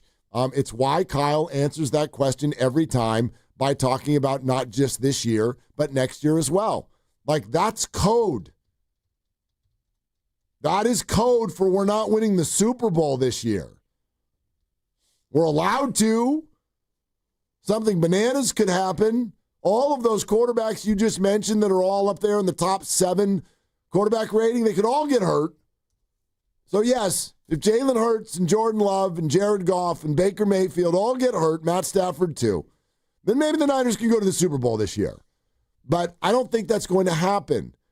That's why they keep saying we will try to help this group out, provided that it helps us next year too. Exactly. That is code for next year's the year. We're hoping. Right. It should be. The year. It's not the year. It still can be the year. And if you get in the tournament and stuff, you never know. But you talked about trades, and just looking back at the Niners' significant trades of the past, Jimmy Garoppolo, October 31st. Yep. Emmanuel Sanders, October 20th. Christian McCaffrey, October 22nd. So we are in that window of now being a time where you can make those deals. And as you were talking about, trades that are going to help you now and in the future. McCaffrey's still here. Garoppolo, you got him and you signed him to a huge deal, a record-breaking deal. And Emmanuel Sanders was not a rental. He was here for a couple seasons. So I think that you're looking at something more along those lines. But then, like you're talking about, if you were to make a trade right now for one player, whatever player you think that you would want to go out there and get, even if it's Quinnen Williams. So you get Quinnen Williams and you think we can afford him and we're going to keep him, great. You plug him right there in the middle. Are you now a Super Bowl team? No. You're better. You're deeper. Your defense got a lot better. But I think that if you wanted to go from where you are to being a legitimate Super Bowl type team, you're talking about adding 4 players or 5 players. Yeah, and gutting your draft picks. And 2 of them better be Fred Warner and Nick Bosa, by the way. Type players, sure. Right. But no, I don't think type players like that exist. There's no Fred Warner. He's 1-1. Oh, for sure. That's part of what I'm saying. I'm sorry. This is not their year. We can still have a blast, okay? They can still go to the playoffs. I will still sit down with red and gold on and root my ass off. You should too. I think there's value in all of that. I've never been a Super Bowl or bust mentality. I don't even understand it. Does that literally mean you're only happy at the end of a year when your team wins it all? Are you pissed 98% of the time? Oh, more than that. What are we doing here? So there's tremendous value in trying to be a good team and running a good program. But this is not a Super Bowl year. I don't even think it necessarily was prior to the injuries. But that's not a crazy opinion, is it? I don't think they can win it all without Fred Warner. I just don't think that. Well, just go back to where before Fred and Nick got hurt. If you had them healthy all year, you would think differently about whether or not you could still be a Super Bowl team. And you get into the soft underbelly of the schedule, as you and I have talked about. You come out of the bye and you've got Indy, and that's about it. You do have Seattle last week, but by and large, you've got some easier opponents. And if you had those guys, you would feel better about what we saw yesterday, which is no pass rush, a lack of tackling, as my old buddy Whitey Gleason used to say, lackling. Yeah. There was a lot of lackling yesterday, lack of tackling, and your young secondary got exposed because you're asking them to do more than you want them to do. So there's a ripple effect to it. I do believe if they hadn't lost Bosa and Warner, you'd feel a little bit differently about at 5-3 what this team could still be. For sure. Absolutely. I would still call it kind of an outside chance type thing, but none of us ever want to admit this. Going to the Super Bowl is always kind of an outside chance thing. That's just the way the Super Bowl Unless operates. you're Kansas City. Then it's expected because you go every year. Not this year. Hope not. But I said that last year, too. You're listening to 95.7 The Game, KGMZ FM and HD1 San Francisco and Odyssey Sports Station, and the home of the Golden State Warriors and Valkyries. Always live on the free Odyssey app, coming to you live from the Laughing Monk Studios. Listen, I think Kyle Shanahan and John Lynch tend to be pretty honest with everybody. They're not going to tell you, like, that doesn't mean they're forthcoming. Those are two different words. Forthcoming is like, dude, is Brock playing this week? Yes. That's forthcoming. They're always going to be like, well, we'll see. We'll see. But the other things that they will do, if you're really listening, I believe, they will tell you what's going on. And that's what I hear when I listen to this. Kyle has been trying to tell us that this is not the year. Nothing changes anything. It has to do with what's available out there, and does it help us this year? Does it help us next year? So usually as things get closer, you get a little more idea on who's real and who's not, and we'll evaluate that for the short term and long term.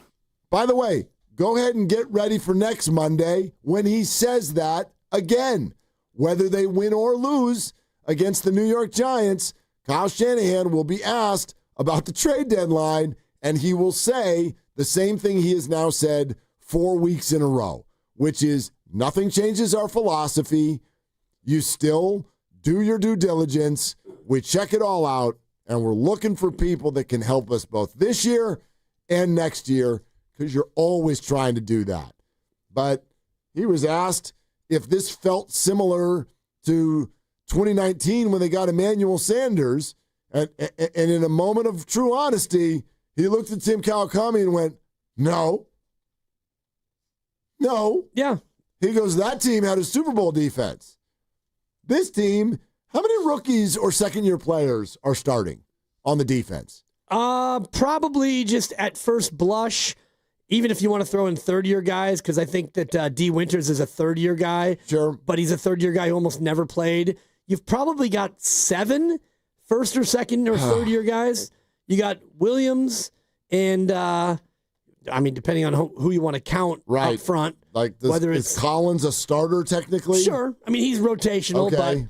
And then you go to Bethune and the aforementioned D. Winters. And the secondary, you've got Green and Brown and Mustafa. Upton Stout. Yep. I mean, that's a quick 7 right there. What the hell are we thinking is going to happen? Well, we're thinking that these are the 1981 49ers, Mark. That's the hope. When they started 4 rookies in the secondary, including a guy named Ronnie Lott. Right. And they won the whole damn thing. Who are the other rookies? Carlton Williamson. Dwight Hicks. Was Eric Wright one of them? I think that's the 4th, yeah. Yeah, those are great players. Well, then these guys should be that great. What's wrong with you? Great players. And how much easier is it to be a rookie or a second-year player and perform great if you have some veterans who are kind of holding it down and allowing you to do your thing? Like, that's the issue here. Like, who do these guys even look to? They're looking at the green dot. The green dot's a second-year player who's a 7th-round draft pick. What are we doing? You know? So, I don't know, man. The more I sit here and talk to you, I'm like not bugged by yesterday's loss at all. They're actually in a fantastic position.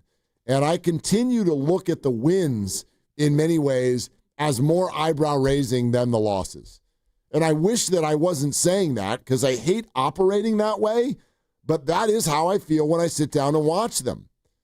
there is so little expectation, and I don't really know how it could be any other way.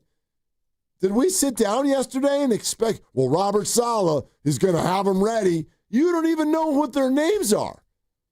How's he going to have them ready? What does that mean? Well, it means you don't allow C.J. Stroud to just chill, Netflix and chill, and pick you apart. No, that's exactly what it means. That's not what I expected. They don't. Why? Dwight Hicks, by the way, third-year player on that team, before somebody calls in and blows me up. How would we expect, again, be pleasantly surprised, but why would you expect anything?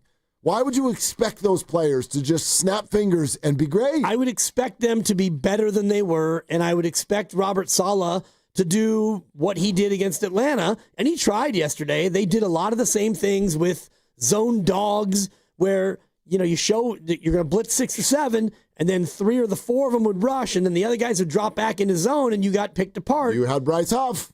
For part of the game, right? All of it. Yeah. Got hurt with a minute and a half left to go. But you have high draft capital. And these guys are more than halfway through your rookie year. Like Mykel Williams, you're a first round pick. Yeah. Go ahead and get in there and wreck the game a little bit. And I didn't really see him making too many game wrecking plays. So he's in his 8th game. You're going up against an offense with wide receivers that nobody's ever heard of, including D'Amico Ryans. Yeah. You've got a run game that's just okay. You've been down on Nick Chubb the whole year. Totally. Saying, he's washed. Yeah. And, Marks had a couple of nice plays. Woody Marks completely outplayed him yesterday. Well, and Woody Marks had a couple plays that were absolute breakdowns. One in the ground game where you had 2 Niner safeties and corners who just absolutely got sucked up. Neither one of them contained the edge, and Marks just bounced it out. Quick 25 on the ground. There was just some fundamental mistakes that I was surprised by yesterday. I get that. I'm not going to argue whether they played well yesterday. They clearly did not. But again, even when rookies and second-year guys perform at a high level, it's usually because they might be, next to somebody. I felt that way most of the year about D. Winters, didn't you? It's why is D. Winters performing really well? Well, he's kind of next to Fred Warner. So it's easy or easier to go do your thing. And I don't think D's been terrible when Fred went out, but he hasn't been as good. And that's not surprising. That's their life. I'm not going to ask Mykel Williams, you were a first-round draft pick, so now you get to wreck the game week 8 by yourself with no other good pass rushers around you at all. It just... I'm not trying to be a wet blanket, but to think that this team in this particular situation is set up in a good spot to go win football games on the road, they're not. They're just not right now. They have got to get some people back, and whether that's Huff or whether that is acquiring people through trade or whatever it is, they're going to keep looking like this. I think they'll look like this again on Sunday. Jackson Dart will not get touched unless something in this mixture is different. Right. Well, make it be different. And by scheming things up a little bit differently, Mykel Williams had 3 tackles. And I'm sorry, you're a first-round pick. You need to be more impactful than that. Yeah, by yourself. Not by yourself. I'm using your word. Complimentary football. Absolutely. The defense yesterday, they were on the field a ton, but early in the game, they were bend but don't break, and eventually they did break. Warriors Summit is next Thursday, so get your takes ready. Oh, they're ready. Thursday, November 6th, live from Jack's Restaurant and Bar in Pleasant Hill. All the hosts together again. You know how we do this, and it's so much fun. If you've never done one, you got to come out and see us. We'd love to meet you. Discussing another Warriors season. We will do it a little differently. Often it's in the preseason. Now it's going to be 9 games into the season. A little bit of a different flavor, more of a reaction type of a feel. Me and Dibs from 2 to 4, then the whole group, Spadoni, Shasky, Steiny, Guru, 4 to 6, live, Jack's Restaurant and Bar. Great prizes to give away, drink specials at Jack's. Your chance to meet all of us and us, you. Jack's Restaurant and Bar in Pleasant Hill on Thursday, November 6th. We'll see you there. Yes, indeed, there is a Warrior game tonight. We'll get to a little bit of that. We'll keep talking this Niner thing out. Do you feel like this is a playoff team? Take your calls right now, 888-957-9570, the number on Willard and Dibs.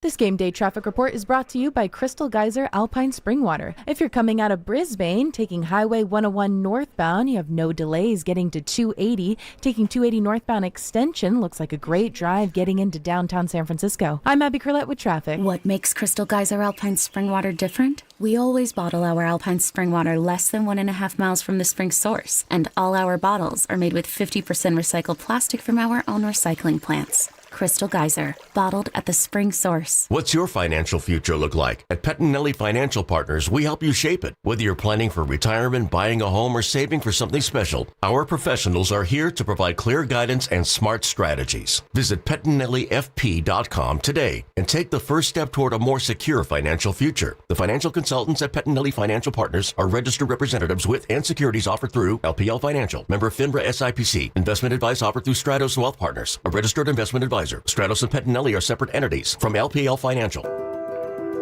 What if you had the smartest Wi-Fi? If you did, it'd be Xfinity, of course, and it'd come with their best state-of-the-art equipment. It would boost speeds to the devices that needed them most, prioritizing your most important connections, whether you were streaming, gaming, or gaming while pretending to work. And it would let you stream 4. That's right, 4 games on one screen. It would even power your mobile connection so you could bring faster, secure Wi-Fi speeds with you where you use it most. It would be proactive and fix problems before you knew you had them. Impressive, right? And it would have security features that protect you from threats at home and online. Kinda like a force field for your life. If you had the smartest Wi-Fi, well, everything would work together seamlessly to keep you connected, no matter what. Xfinity. Imagine that. Restrictions apply. McDonald's has classics, but then there's the classic. 2 beef patties, sesame seed bun, made perfect with iconic Big Mac sauce. And now I can snag one with fries and a soft drink with a $9 Big Mac Extra Value Meal. That's a Big Mac, medium fries, and an ice-cold Coke, all for $9. Score the classics at Mickey D's. They're classics for a reason. Ba-da-ba-ba-ba. Prices and participation may vary. Cannot be combined with any other offer or combo meal. Promotion pricing may be lower than meal pricing. Coca-Cola is a registered trademark of the Coca-Cola Company. The holidays are here, full of joy, family, friends, and yes, a little hustle and bustle. That's why you need Aleve. Between cooking, shopping, and all those extra errands, aches and pains can sneak in. Aleve is here to help with long-lasting body pain relief. Don't let body pain slow you down. With up to 12 hours of body pain relief per dose, you can keep up with the season's magic and all that awaits. Pick up Aleve and get back to what really matters, making memories. Use as directed. With the new IHOP value menu, $6 is all it takes to go to your happy place, where stacks of pancakes with bacon and eggs are just $6 every day. French toast, sausage, and eggs are, you guessed it, $6. And fluffy omelets come with a side of pancakes and only cost $6. Go to your happy plates every day at IHOP. $7 in some locations. Available every day for a limited time at participating restaurants in the U.S. Hours may vary. No substitutions. Not valid with other discounts or promotions. Prices may vary. Calling all basketball fans. Make your game day experience unforgettable with a stay at Hotel Via, just steps away from the action. Enjoy chic accommodations, stunning rooftop views, and the ultimate convenience for catching all the action. Skip the traffic and relax in style before and after the game. Whether you're celebrating a big win or just want a perfect night out in San Francisco, Hotel Via is your MVP choice. Book now at hotelviasf.com and make your game day a slam dunk at Hotel Via. Ready to get rid of that old car? Donate it to Cars for Kids. Call 1-877-CARS-FOR-KIDS to reach a friendly live agent. Donation is super easy and your car can be picked up as soon as tomorrow. Call now, 877-CARS-FOR-KIDS, or go to carsforkids.com. That's cars with a K. When you own your own business, you need to keep things moving. Need to book a last-minute flight? Earn a $300 travel credit to cover that. Need to take a meeting before takeoff? Do it from the comfort of the Chase Sapphire Lounge by the club. Need to catch your breath before you board? Done. With $2,500 in annual value, the new Chase Sapphire Reserve for Business is the card that gives back all you put in. Visit chase.com/reserve business to learn more. Cards issued by JPMorgan Chase Bank, N.A. member FDIC, subject to credit approval. Terms apply. I love a day on the water with friends, but my moderate to severe plaque psoriasis sometimes holds me back. Now I'm all in with clearer skin thanks to Skyrizzy. Risankizumab Riza, a prescription-only 150 milligram injection for adults who are candidates for systemic or phototherapy. Teaching music is my passion, but my active psoriatic arthritis can limit me at times. Now I'm treating my joint symptoms with Skyrizzy. With Skyrizzy, most people with plaque psoriasis saw 90% clearer skin at 4 months. Or if you are an adult with active psoriatic arthritis, Skyrizzy helps you move with less joint pain, stiffness, swelling, and fatigue. Don't use if allergic to Skyrizzy. Serious allergic reactions, increased infections, or lower ability to fight them may occur. Before treatment, get checked for infections and tuberculosis. Tell your doctor about any flu-like symptoms or vaccines. There's nothing like clearer skin. There's nothing like better movement, and that means everything. Ask your doctor about Skyrizzy. Visit Skyrizzy.com or call 1-866-SKY-RIZZY to learn more.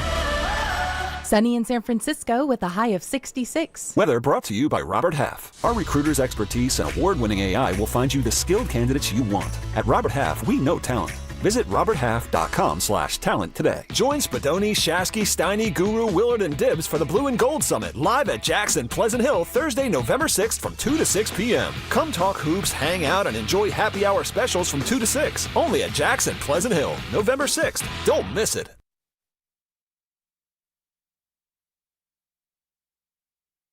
Robinson in for McCaffrey. Jones wants to go deep, floating it out for Jawan Jennings, and Jennings had it hit his hands, and he couldn't pull it in. Jennings had a step. Jones floated it out there, and he just couldn't snare it. Now, back to Dillard and Wibbs on 95.7 The Game. All right, Kugler, that's about enough out of you on Fox. Really? Well, I actually said this to one of my kids last night. They've got a whole thing about food. They got a whole thing about food at the house. Okay. Like they like to eat it? They do. I wonder where they get that from. From their old man who I'm gonna eat it. He constantly is eating. No, you're right. No, that's not what I mean. I mean, I've never met a skinnier guy who eats more often than you. And you're not super skinny, but for being 50, you're looking good. And you eat constantly. Well, thanks, Dan. I mean, I'm just keeping it a buck. No, they have a thing. I got body envy. They got a thing. I'm a fat red pumpkin. I was going with the guru drop. It is that time of year. Yep. Happy pumpkin patching, everybody. What are you going to be Friday? I'm going to be a sports talk radio host. Atta babe. I'm going to be a guy who wears shorts even when it's rainy and cold. One year, I literally just went as a dad. And there is a costume. You have to be carrying all the crap about the costume that the kids don't want anymore. Right. I'm going to put this headdress on. No, you're not. That's going to last 3 houses. Hand it to me. And by 11 houses in, my arms, yep. I got cape, nothing. And I can't even hold my beer anymore. Yeah, I got stuff all over the place. I can't even hold my beer. Well, come on. What are we doing if you're not? I know. If you're not 50 yards away and drinking, then what are we doing? A couple years ago, the neighbors had a wagon, and in the wagon weren't children. It was a cooler. Of course it was. Trick or treat. Yeah, baby. I'm having the bag. No, anyway, let's drink. The kids have this thing, and they're all watching what each other's eating because they're worried that the stuff that they want's going to run out. Don't eat all of those chips. I want some of those chips. I'm always like, do you all have a complex that I'm going to lose directions to the grocery store? I'll see you in the aisle. Exactly. Don't they listen? I'll just go, right? We do all right around here. I'm supporting you, right? Do you go to bed hungry? Ever? It's stop screaming because someone else got a bowl of ice cream. We can go get more ice cream. It's okay. So I told one of them, I got really mad. And they're like, why do you get so mad? I go, because this is triggering me. This is triggering me because you guys do this every single night. So I have a trigger with regard to you bickering with one another about what someone else is eating. My rule is this. If the food's in the house and you live in the house, you can eat the food. And if you get there first, you eat the food. Like, be a person, check with others. Yeah. Let's see if they want a bowl too. Like, don't eat it all. Right. Sure. Like, not on purpose. Like, I'm going to sit there and lick it so that you can't have it. Like, don't be an idiot. But, like, it's here for you, so eat it. All right. I tell you all that to tell you that I now have another trigger. Okay. Wide receiver holdouts. Totally triggered. Watching Juwan Jennings play football this year, he now cannot catch. He now cannot block. These are the things, and I know that's an overstatement. Yeah, but not, he did 3rd and 17. That was a terrific catch down to the 2-yard line. Absolutely. I'm not saying all the time, but go with me on this. He had not been as good this year. No, I'm with you. Okay. A little Ayukian from last year. Right. Before he got hurt. And Debo in 3 years ago. Yep. Like, when I see the wide receiver holdout, and this is not fair, but my immediate, like, Pavlovian response is now going to be, you're gone. You're gone. You're here by August 15th or we're trading you. Because why? Why am I giving you more money to come in here and suck? Why? Why? C.J. Stroud's winning football games with Xavier Hutchinson and Braxton Berrios from TikTok. Like, why? Why are we doing this? So the next time a wide receiver holds out, I hope it's not Ricky Pearsall, because I really, really dig that kid. But it probably will be. 2 more years. If he gets back and puts up numbers, here comes Ricky. He wants $58 million a year, or else he's not showing up. Well, then goodbye. Yeah. Well, I mean, goodbye. You're assuming that Ricky Pearsall will be healthy? I'm not assuming anything. Right. And I was having this discussion with my father-in-law, Pop, last night, Sunday night dinner, as we went through his yellow legal pad sheet of Shanahan draft picks, and he just is, he's flummoxed by Pearsall and his inability to stay on the field and be healthy. And no, this injury is frustrating. Big time. Because they didn't, even when it happened, they're like, hey, probably back in a week or two. Yeah. Knee instability. Yeah. And it's the same injury that McCaffrey had, essentially, the PCL, the posterior cruciate ligament. And so, yeah, if it's that bad, then have surgery and go on IR. But it wasn't that bad, and yet he's unable to get on the field. We want to play what Shanahan said about Pearsall, but I want to respond to this real quick. It just came in the Boxer and Gerson Work Injury Attorneys text line from 707. You don't have some empathy about them holding out so they have some security if they get hurt or lower their performance? I completely do. That's why I said it's a trigger. It's not necessarily rational or correct. It's not. I mean, we've had these conversations in the middle. Now, yes, Brandon, at that point, with what we saw, I wanted to see him get traded. I thought that was the right move to do. I did not in the Debo situation, and it doesn't have to be a wide receiver. We can talk about Trent Williams or McCaffrey or Bosa or whatever. McCaffrey didn't really hold out, but you get what I'm saying. No, I completely have tons of empathy for football players because of the salary structure, non-guarantees in a brutally physical sport. But all I can tell you as a fan is I see what I see, and I'm now triggered. I'm triggered by the wide receiver for 2 reasons. One, the Niners have had now 3 in a row, hold out, and then underperform. And number 2, I do think the wide receiver market is completely out of whack to begin with. Totally out of whack. I mean, Exhibit A is the same every time we talk about this. Look how moronic the Cincinnati Bengals are. That is a moronic operation. Well, it's because they lost their quarterback. It's not because they It is because then they had Jake Browning, and now they've got the ghost of Joe Flacco. That's what you're dealing with? They had Joe Burrow last year, and they missed the playoffs because their defense is so horrific because they spent all of their money on Joe Burrow and his 2 fantasy football players. They are a moronic operation. They won't even trade Trey Hendrickson to get more draft capital right now, which is totally what they should do. Last Thursday night, they beat the Steelers, and everybody's all hunky-dory and happy. How you doing now? You just lost to the Jets at home after winning by 14 with 6 minutes to go. Like, they're a moronic operation. $77 million into 2 receivers or whatever the hell they ended up paying. Just ridiculous. So that's why it triggers me. That market is out of whack. It just depends on what you value and how you go about navigating it. And if you look at the receivers in football and the leaders by catches, it's a mixed bag of rookie contracts and high-paid guys. Jamar Chase is number one. He's got one of those big fancy contracts. Puka Nacua is number two among wide receivers, and he's about to get one of those big old bags when his rookie contract is up. Then you go to Chris Olave. Then you've got Jackson Smith-Njigba, another guy who's going to get the big bag when he comes up. Love him. Amon-Ra is a top 5 guy. He's next on the list. Keenan Allen, Devontae Smith. Wait, Keenan Allen? He's got 48 catches. Oh, I'm sorry. I'm I thought you were doing financial stuff. No. Okay. What I'm saying is the list of the leaders in catches, and I left out McCaffrey and Jake Ferguson. They're not wide receivers, and Trey McBride, same thing. But it's a mixed bag of the big money guys who are earning it, rookie contract guys, some veterans like Keenan Allen, he's 33. So it really becomes, it's almost more important that you have the structure around them than it is to pay these guys. But is Seattle going to let JSN go? No, they won't. Are the Rams going to let Puka go? They won't, but they're both on rookie deals now, and look at the production they get. Like, what did Seattle do? They got rid of DK Metcalf and Tyler Lockett, and they're like, let's do this for right now. And what are they going to do in 2 years? I don't know yet.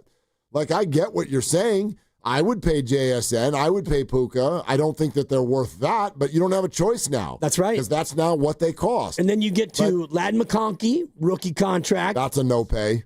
George Pickens in Dallas is having a monster year. That's a hell no pay. Michael Pittman Jr. is a guy who quietly makes about $25 million a year. He's having a great year. He is? Well, yeah. I mean, their team's 7-1. Yeah. And he is he's 13th in catches among all receivers. Like, does he have more catches than his tight end? He's got 6 touchdowns. Okay. And they're 7-1. So I would say that's a great year. Yeah, I would argue that there are a bunch of receivers on that team. And he does have more catches than his tight end. Okay. I mean, yeah. I look at by the way, he may have more catches than his tight end. He's got fewer yards. He got 6 touchdowns. Think about that. Only 2 players have more receiving touchdowns in football. Understood. Yeah. But I don't, Michael Pittman right now is barely on pace to get 1,000 yards. Which is, so he's having a good year. Sure. But I would not give him $30 million. Well, they're giving him like 25 22, or something I think it's like about that. 22, 23, whatever it is. It just becomes interesting when you look at the future, like Emeka Egbuka and what he's doing as a rookie. Well, luckily, you got 3 to 4 years before you even need to think about that. Right, but I mean, you get into that spot, Roman Dunze in Chicago and all these other rookies who are, they're looking good, and not that they're going to reset the market, all these guys, but they're going to be getting 25 or so million. I agree with you that the market is wildly out of whack, but you get into that spot and it's like, what are you going to do, hot shot? There are certain exceptions. You know what I mean? Like, I'm not bothered by what Amon-Ra makes, and if I were the Rams, like Puka to your offense is actually worth that. He does so many things, and he is a very special player. JSN is on that track. I'm not saying that it should never happen. I certainly would never do it for 2 of them, like the Bengals have. Like, no. Like Philly has. Right. And did anyone notice that for the first time in a month, Philly looked like themselves yesterday and blew somebody out? So I decided to dive on that game a little bit. I'm like, what happened? Oh, look at that. AJ must have gone off. Oh, look at that. They handed the ball to Saquon again. And, read me A.J. Brown's stat line from yesterday. What was it? I have to scroll down. Philadelphia defense, kick returns, I don't think he played, Mark. Oh, that's right. He was out. And the Eagles suddenly played great. Fascinating. If you think A.J. Brown, what's he make? 30? 30-ish. He's up there. If you think he's worth $30 million to the Eagles, you're nuts. He makes double-digit $1 million more than Saquon Barkley. How is that not out of whack? Who's more important to that team? Well, it's all not out even of whack. close. They ran it almost 200 more times than they passed it last year, and they won the Super Bowl. Yeah. So that's why A.J. Brown is so upset. Even though you got the bag, you also want the ball. And yesterday, Devontae Smith just goes about his business, 6 for 84. Dallas Goedert scored a couple of touchdowns, and Philadelphia, of all the teams that don't need two of these high-priced, fancy schmancy receivers, they're probably the epitome of the team that doesn't. Dude, you tabbed this at least a year ago, and you were spot on. The team that does this right, actually there's two of them. It's the Green Bay Packers and the Buffalo Bills. The Packers are 5-1-1. Yep. And the Bills are 5-2. And both of them have really good quarterbacks. One of them has an elite quarterback. The other one has a really good quarterback. And they have a bunch of receivers. Sorry, you can't rely on any of them on your fantasy team. Well, I got Khalil Shakir. Yep, they'll have a good game. Yeah, he did. And then they'll go for 2 catches and 6 yards the very next week. So you can Khalil Shakir and Keon Coleman and Dontavian Wicks and Matthew Golden and Christian Watson got activated, and poof, here he is for a couple of catches. And, Jaden Reed's on IR, but look at us. We're still 5-1-1. Just turn and burn, man. Turn and burn. We're going to find 3 new ones every year, and when your 4 years are up and you would like a contract, call the Bengals. Maybe they'll give it to you. That's how I would do it, except for in very rare cases. Very rare cases. People want to be super kind of budgetary about that quarterback. To me, that's not it. Amon-Ra, fine. Puka, sure, let's talk. Jaden Reed, pound sand, dude. He's got 3 catches. Yes, he does. Brandon Ayuk. You could be a Steeler, dude. Go be a Steeler. Too late now. Go be a Steeler. Christian Watson's got 4 catches. Savion Williams has 5. Dontavian Wicks, the aforementioned, has 13 catches in 6 games. Yeah. Matthew Golden's got 21. He's averaging 3 catches a game. By the way, thank you, text line. The Chiefs probably deserve a nod here, too. No doubt. They are the exact same thing. Turn and burn. Turn, burn. Let's see what you do with Rashee Rice here in a couple of years. I bet you he's on a new team. No doubt. Cincinnati. I like that. Seriously. They're like, call the Bengals? We need a third one. Pretty much. Yeah. Or the Dolphins. Dolphins will do it, too. Someone's got to they got to replace Tyreek. He's probably going to retire now at $30 million a year with feet going the wrong way. I wonder what the buyout is on that one. But I don't know. I mean, I think it's coming up soon. He already talked about it. He's like, I don't know if I'm playing anymore, which makes it all the more crazy that he was smiling, clapping, and waving as he got carted off. Cam Scatabo yesterday. Well, he's like, hey, everybody. Isn't this fun? Right. He's crazy. They're all crazy. Right, you said it earlier. But some of them more than others. Even Fred Warner, who was in obvious agony, by the time he got on the cart and he got air casted, they're waving and, they're thanking the fans and the rest of it. It's one thing to wave to the fans and also give your team like a, hey, man, go do your thing. It's another one if you appear to be having fun. If you look like you're having fun, I really am like, let's do less drugs. Like, Jesus, are you okay? Tyreek Hill, it was like unsettling. I'm like, what is happening? Are you you look like... I don't think they get him the morphine that quick. Oh my God. I was just like, are you having fun? Well, because normally, in an injury like that, you don't even ever make it to the blue tent. You get the cart, and they stabilize you, and off you go to the locker room. Yeah. So, when I had my shoulder go out the last time and it didn't go back in, they give you the morphine. And after about 3 little pops of the morphine, yeah, doc, what are you doing later? Yeah. But these guys don't get that. Yeah. And still, they're on the cart, and they're like, oh, this is awesome. How high are you right now? Dude, high, bro.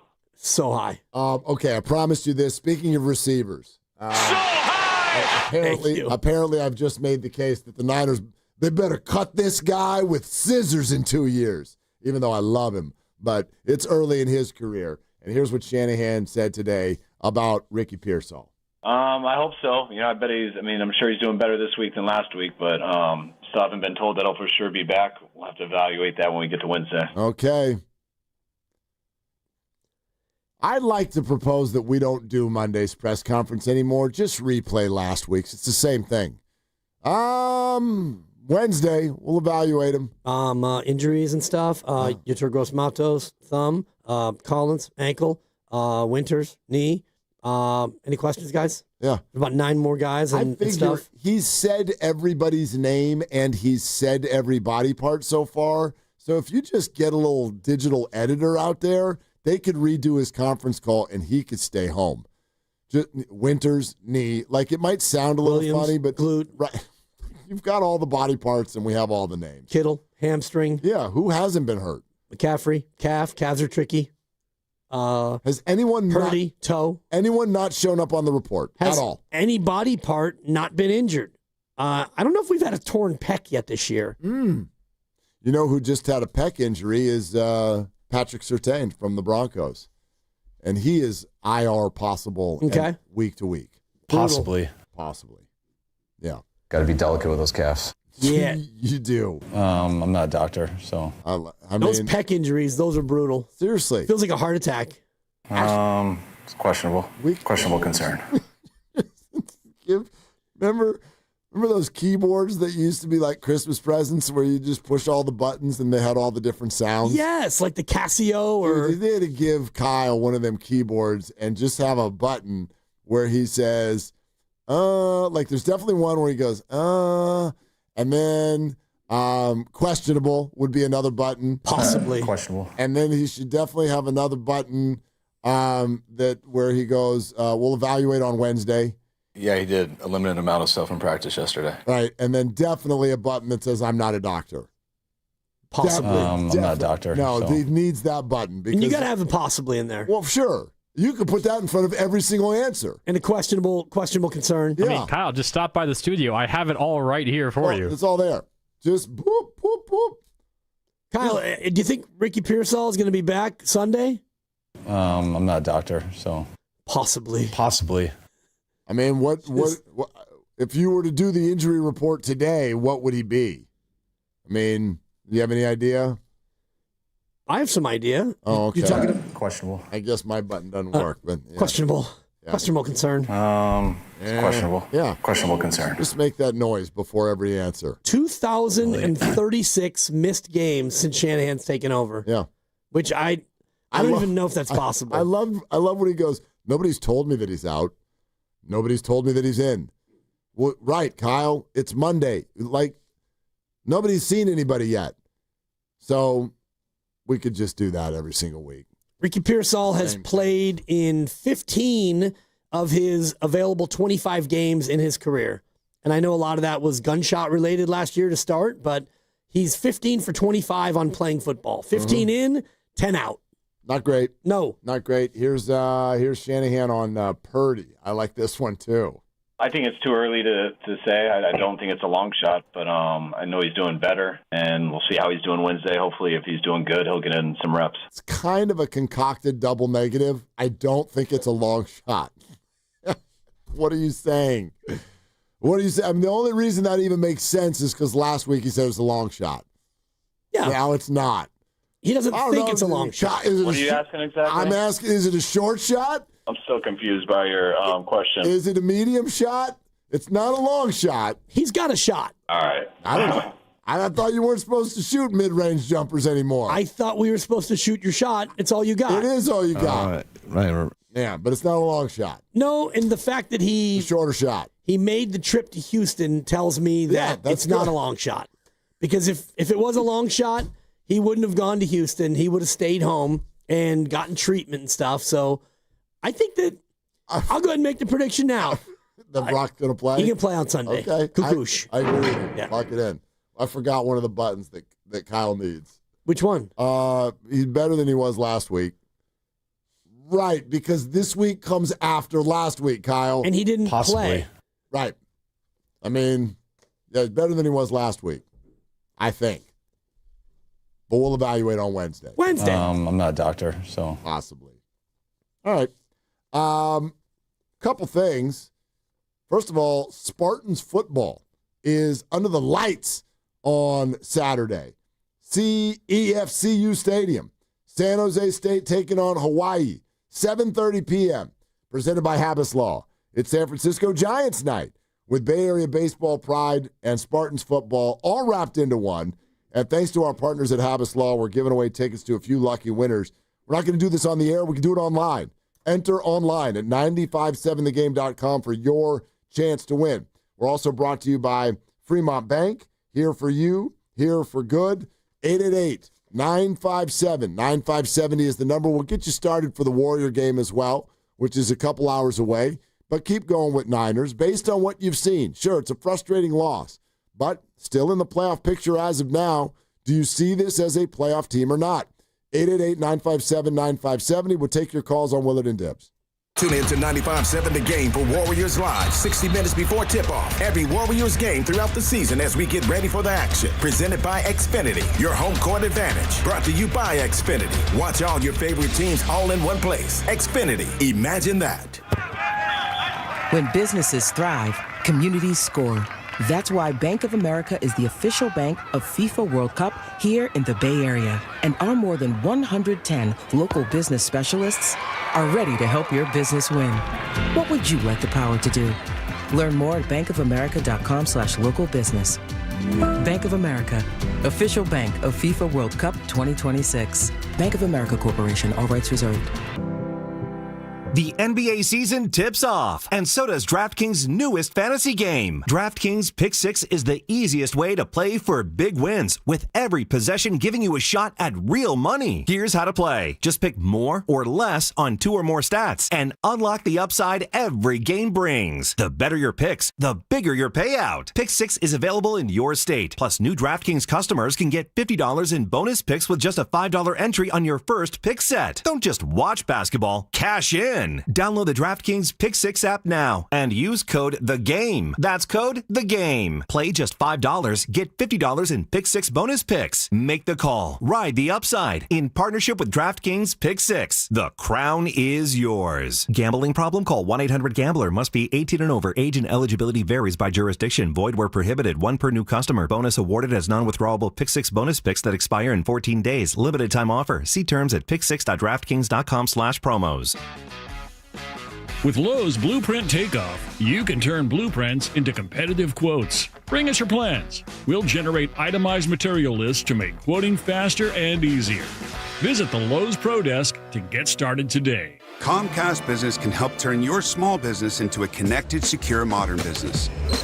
It's how restaurants become reliably up and running neighborhood favorites. How healthcare offices become the data-protecting caregivers that we all depend on. And how wealth management firms become cyber-securing guardians of your information. With reliable connectivity, enhanced cybersecurity, and Wi-Fi backup, your business can stay connected and get threat-ready with Comcast Business. Powering possibilities. Now through November 16th, new Comcast Business customers can get started with 150 megabit internet plus security for $59.99 a month for 12 months with a 2-year agreement. Plus, ask how to get a $500 prepaid card on a qualifying gig package. Call today. Restrictions apply. Requires enrollment in paperless billing and auto pay with bank account. Early termination fee applies. Equipment, taxes, and fees extra.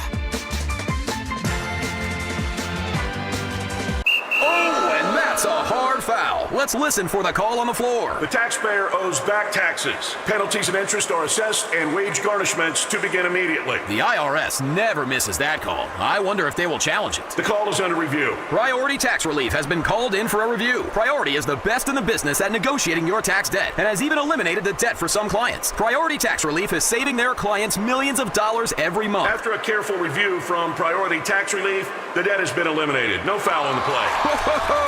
That completely changes the game, folks. If you owe more than $5,000, call Priority Tax Relief, and in minutes they'll review your case for free with a direct line to the IRS to see if you qualify for life-changing relief. No more worrying about wage garnishments or frozen bank accounts. Call Priority Tax Relief today at 800-490-9877. That's 800-490-9877. We make your tax relief our priority. Call now. Priority Tax Relief. Hey, listen to this. All I needed was a new starter. Got a great deal on eBay. Did it myself. Yeah, that's cool. But how about the soft purr of an upgraded exhaust when it fits just right? For me, it's the little things. Like these new windshield wipers from eBay I installed. From small fixes to big upgrades, eBay has all the parts you need at prices you'll love. Guaranteed to fit every time. eBay. Things people love. Eligible items only. Exclusions apply. Nobody had to tell your grandparents not to drive while using their typewriters. Why should it be any different for us kids and our cell phones? Distracted driving was the cause of more than 3,000 deaths in 2022. Come on, we're smarter than this. Let's put down the phones and focus on the roads. Drive safe, everybody. Don't drive distracted. A message brought to you by the National Highway Traffic Safety Administration, Project Yellow Light, and the Ad Council. House stealing.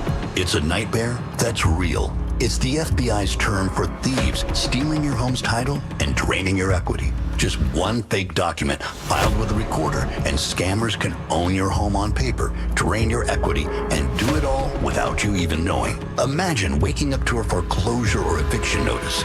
Listen to former title thief Matt Cox. What people don't realize is the ease in which this crime can happen. I can take the deed to your house and I can transfer that deed into my name.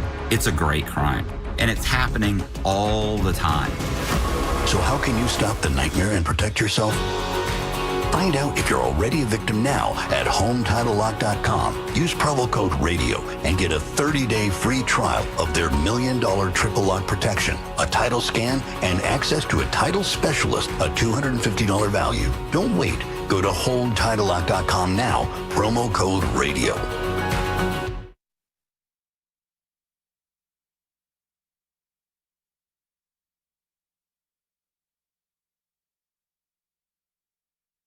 Dalton Schultz and Braxton Berrios back out there for Houston. 3rd down and 7. Pressure coming. Stroud stands in, finds the open man, down the sideline, into the end zone. Xavier Hutchinson with the touchdown. A march from the 6 ends in 6 for Houston. Now, back to Dillard and Wibbs on 95.7 The Game. Yeah. Kugler, Fox, I get it. Another wide receiver you've never heard of doing great things. Yeah. Against the 49ers' young and injured defense yesterday. Well, you're allowed to, cover receivers on the other team, even though you haven't heard of them.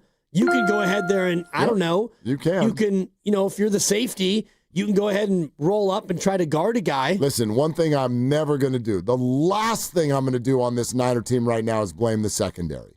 Period. Well, okay, why? Because they're young and their D-line does not penetrate the passer. Doesn't mean that you can't just, guard a guy. There's too many plays that were wide open, and you had Bernardo Green, you had Jair Brown, you had Malik Mustafa either taking terrible angles or not reading the play. Like I said, I do not believe in the NFL that you can leave a secondary on an island for 3, 4, 5 seconds and expect them to stay with receivers. It just, especially first and second year guys. Are you allowed to? Sure. That is about as difficult of an assignment as you could give, which is be young, go cover receivers, and oh, by the way, we won't rush the passer. We won't touch him all day. No sacks, no pressures, no nothing every week. So I get it. It's frustrating, but I'm not these safeties and Upton, Stout, and whoever you want to get mad at. I don't see them as the problem. I see them as the symptom of the problem. So anyway, we'll get back to that, and we got a lot more to get to as well with regard to the situation with the 49ers, the Warriors playing here in a couple hours, the Memphis Grizz are in town, but Monday Night Football will start in about a half hour or so, maybe even a little bit less. And my partner Dibs here had a tough weekend. He picked the Niners. They did not win. He picked the Steelers. They did not win. Neither of them covered. And so it is time to get off the schneid and fade the dippers.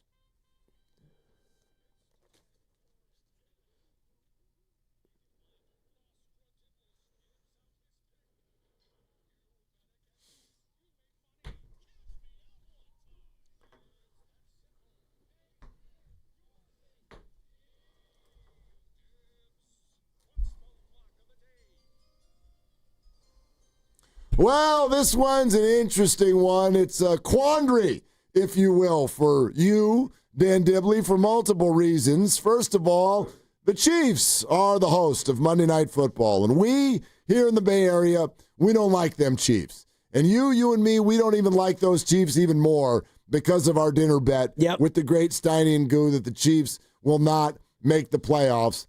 Tonight feels like one of their nights. They are a double-digit favorite. Now, here's the other side to it. They can do the Niners a favor with a win because the Washington Commanders are another NFC wild card chaser. So try to wipe all of those emotions out of it and see what you can do to get back on a winning track. The Chiefs are a big, heavy favorite. Jaden Daniels is not playing. The number is 10.5.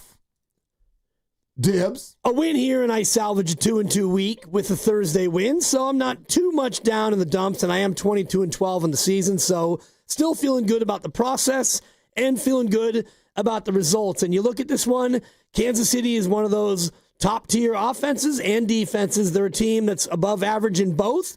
Washington slightly below average in defense. Their offense has been really good, and Jaden Daniels has not been able to play consistently. I do like Marcus Mariota coming in as a competent backup. I think Kansas City is going to win the game, but 10.5 for me is too many points to give. I like the Commanders able to keep it close. I know that they're getting a little bit healthier on offense, so we're going to hope for some backdoor activity, and we're going to take Washington in the 10.5.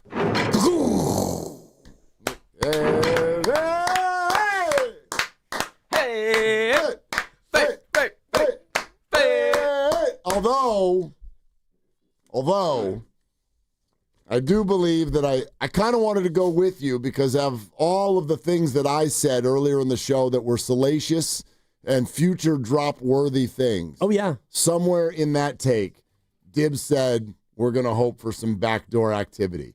And I feel like that just went right over your head, Grandy. And I don't appreciate that. The whip of that shaft. Exactly. That stuff earlier today. Grabbing balls that don't belong to him. Yeah, that was the one. It was all salacious and all, pushing the envelope and all that.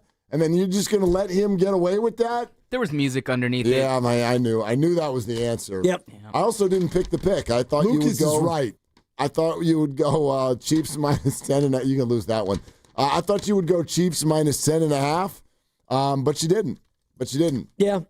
Commanders plus 10.5. We're taking the 10.5. It's a lot of points. It is a lot of points. It's a lot of points. And I just think that, Mariota, an experienced backup, funny because if you look at backups throughout the league this year, there have been 7 backup quarterback wins, not from Mac Jones.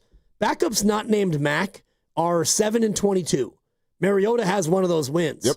Mac Jones is 4-2. Every other backup combined 7-22. So hard to win as a backup. I think Mariota's a little different because he's got a ton of experience. And, the Chiefs, to me, offensively, not a total juggernaut. So maybe a 24-14, which would be some nice late game action. Okay. Mm-hmm. Hoping to cover by a half. By the hook. I mean, no hope, Lucas. It's it's a tough the pick way to is live. in. It's a I'm tough 10 way to live. games above 500. Kukush. By the way, if you 3 and want 7 over your last 10. If I 22-12 over my last 34. Do you have a retort? Actually, 23-12 over my last 35 if you count the Super Bowl. Exactly. We can count the rest of the playoffs last year too if we want. We can go as far back as you want. Since we started doing this bit, I believe I'm above 500. This is always this is half of sports radio. This is what people have been doing to Purdy. Steiny loves If you go back to December 26th of 2023, why would I go back to December 26th? If you go back to Christmas against Baltimore. Yeah, why? How? Because that's when he stunk. Okay. So you go back there, and from then on, and then you start. He's been mediocre. Okay, well, I'm going to go back before that. Nah, you can't. You're 50. No, I did. You're 50, 48, and 1 in your last 99 picks. Hey. Got 99 picks, but tonight ain't one. Mr. Coin Flip. That's what I am. That's boring. Thank you. All right. This is your 100th pick of the bit. All right. Tonight. That's exciting. That's pretty cool. There should have been like a big noise Balloons that went off. Yeah. I didn't realize it until just now. 50, 48, and 1. You have just made your 100th pick. Totally. And you have won a free trip to the kitchen to get a coffee. Hey! 100th pick. Let's go. That's exciting. Well, good luck to you. Thank you. If I were a gambling man, this would be a no pick for me tonight. Probably. I don't like this game. Yeah. I don't like this game. Mariota on the road at Kansas City. They've been playing better. I still am not a believer that they look as good as people think they do. The Commanders or the Chiefs? No, the Chiefs. It's a good football team. They're the Chiefs. You know what I mean? Yep. Like, are they all fixed and better based on what ailed them earlier this year just because Rashee Rice is back? I don't believe that. But I'm not really a big believer in what the Commanders are doing right now. I think the Chiefs will win the football game. But 10.5 points in the NFL, I try to avoid laying double-digit points in NFL games. No doubt. That's really hard. Although this weekend you had, I think you had another one where, Tennessee. In my pick'em pool, I took Tennessee and the 2 touchdowns. Oh. And, boy, that thing got away from you early. Dude, the Colts are a runaway train right now. I'm a believer. Yeah. The Colts are a runaway train. Now, their schedule is about to get a little bit more interesting. So we're gonna get the whole deal here with the Colts about, like, they're good, but how good are we talking? Because they go to Pittsburgh this weekend. That's a little bit more tough. Then they're going to come home and get Atlanta. They'll whip the hell out of that team. But then they get a bye, and then they go to Kansas City and play these Chiefs. So with Pittsburgh and Kansas City both as road trips coming up, and then they've got their Houstons and their Jacksonvilles. They've got to go to Seattle. And obviously the Niners will go there. So the second half of their schedule is going to provide something. The last few weeks it's been a lot of Tennessees and Vegases and Arizonas and things like that. And Arizona gave them a good fight. So Anyway, we'll see. Hey, a couple things here. First and foremost, you're listening to 95.7 The Game. KGMZ FM and HD1 San Francisco on Odyssey Sports Station, home of the Golden State Warriors and Valkyries. Always live on the free Odyssey app, coming to you live from the Laughing Monk Studios. It's also time for Triples for Autism, brought to you by Pettinelli Financial Partners and the Autism Society, San Francisco Bay Area. Warriors made 16 threes in Portland despite the loss. Means another donation from Pettinelli to the Autism Society San Francisco. Steph with 7, Draymond had 3, 6 others chipped in with 1 apiece, and so we're 3 for 3. That's the 3rd donation of the year for Triples for Autism. If you'd like to make a donation yourself or get involved in any way, go to sfautismsociety.org. That was Triples for Autism, brought to you by Pettinelli Financial Partners and the Autism Society, San Francisco Bay Area. Pettinelli is here for you, offering financial guidance and support throughout life's milestones. Go to PettinelliFP.com. All right. I'm going to read something to you. Sure. Check this out. See what you think. Try this one on for size. Because I know this is always, anytime the Niners lose, here we go. Because is it me, or is my memory not serving me, that so far this year, when the Niners were 5-2, considering all of the injuries that they've had, have we or have we not heard a whole lot of, dude, Shanahan and Saleh, like, bang. In their bag, for sure. Jamming year for Shanahan and Saleh, right? Yep. A lot of that. All right. So now you lose in Houston. And now we're back to, and I've heard this all day long. Really? The word genius with air quotes around it. So I'll qualify the conversation we're about to have with the same thing I've done 1,000 times. I don't know where this whole genius thing came from. It pisses people off something awful, but I don't know where it came from. Like, Kyle Shanahan has not called himself a genius. It's kind of like the 2 timelines thing. Right. The Warriors never talked about 2 timelines, but it became a narrative. It became jargon, lexicon. So many of you are triggered by the boy genius, Kyle Shanahan, and I'm trying to figure out where that came from. And if it came from analysts in the NFL saying, man, Kyle Shanahan, like, right, did it come from Richard Sherman's podcast? Like, Kyle's a genius. Well, that's not Kyle's fault. That means that people around the NFL think very highly of Kyle Shanahan. And I think we should probably, I don't know, listen to that on some degree. Doesn't mean that we're not allowed to point to certain things. Whatever. Remember Juice and the play call a couple of weeks ago? Yeah. That one went over not so well. How about when they threw the ball 5 yards back to McCaffrey yesterday? How'd that go? That was a bad one. Bad one. Okay. So here we go. 925. At what point, because now it's our fault, at what point will you start talking about Shanahan's offense. For a genius, he's been averaging less than 24 points against a weak schedule, and the defense is again saving the team. What is your response to that comment? Well, in a small sample, the defense did not save the team yesterday. The defense gave up almost 500 yards of offense. So in a broader way to look at it, yeah, I think the defense this year has been better than the offense. And the thing that I look at most particularly is that you're 32nd in the league in yards per carry for a team that loves to run it. The Shanahan offense is predicated on running the ball. Now, is that a reflection of Shanahan and his coaching, or is it the personnel? Yesterday, I did not like the game that he called. I didn't think he mixed it up enough. You didn't go to multiple tight end sets, which I think is a great change up that they use that most teams don't see very often. They didn't do that. I thought that they were mostly milquetoast yesterday, but for the year, the defense has been slightly better, I think, but it doesn't mean that if the offense is not having a great year and you're not running the ball, passing-wise, they've been pretty good. They've been near the top in passing yardage because you have to be, but I don't think that it has to be a reflection on Shanahan and his relative genius. Listen, let's go a little bit deeper into this for a second because, I want to go game by game and you tell me who was better, the offense or the defense. That's number one. Number two, what other coach would you judge and ask for him to still be genius and average north of 25 points a game when he doesn't have his quarterback? Tell me that. Who is that in the league? I just want to know that. Whatever you think about Mac and Brock, that's your opinion. But what other coach in the NFL would you expect and demand 25 to 30 points a game when the backup quarterback is playing all the games? Does another one of those coaches exist? John Harbaugh's playing with his backup. They're 2-5. They suck. They have not even been able to function as a team. Who else? Who else are you demanding still looks good on offense when the quarterback is hurt? And that's not even to mention players like George Kittle, Ricky Pearsall, and multiple offensive linemen who were out yesterday.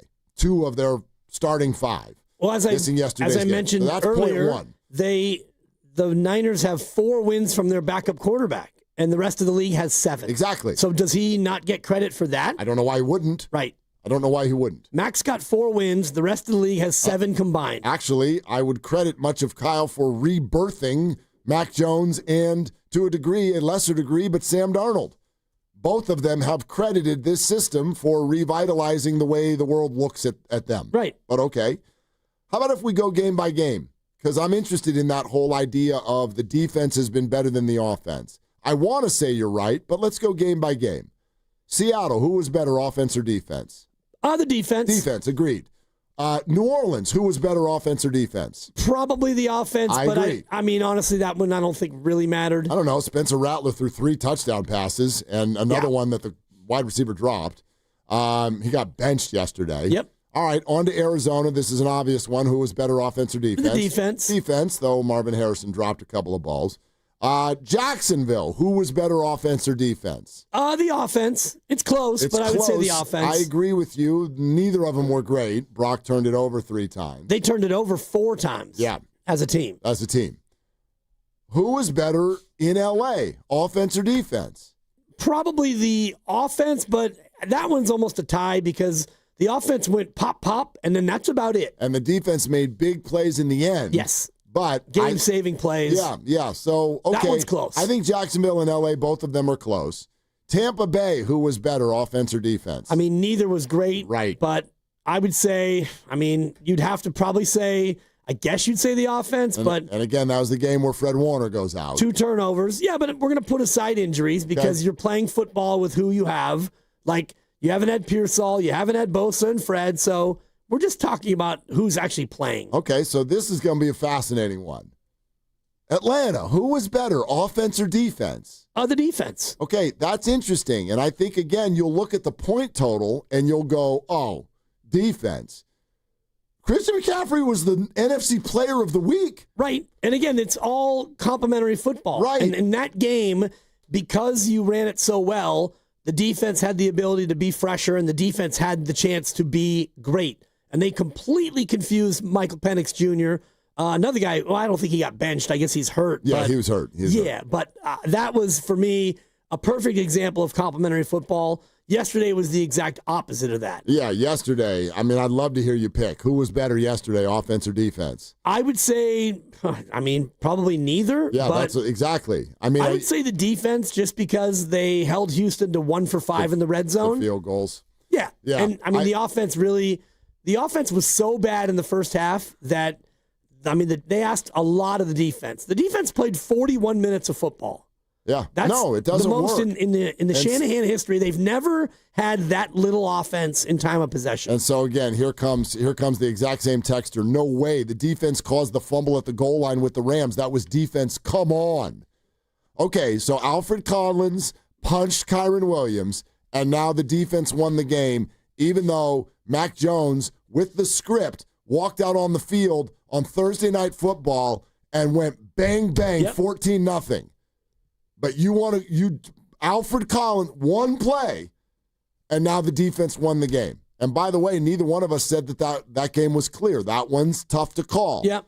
But whoever you are, and thank you for listening, you're clearly being too hard on the Niner offense. Clearly. And you're elevating a defense that, though understandable, which is what I've been saying all day, has not played great football.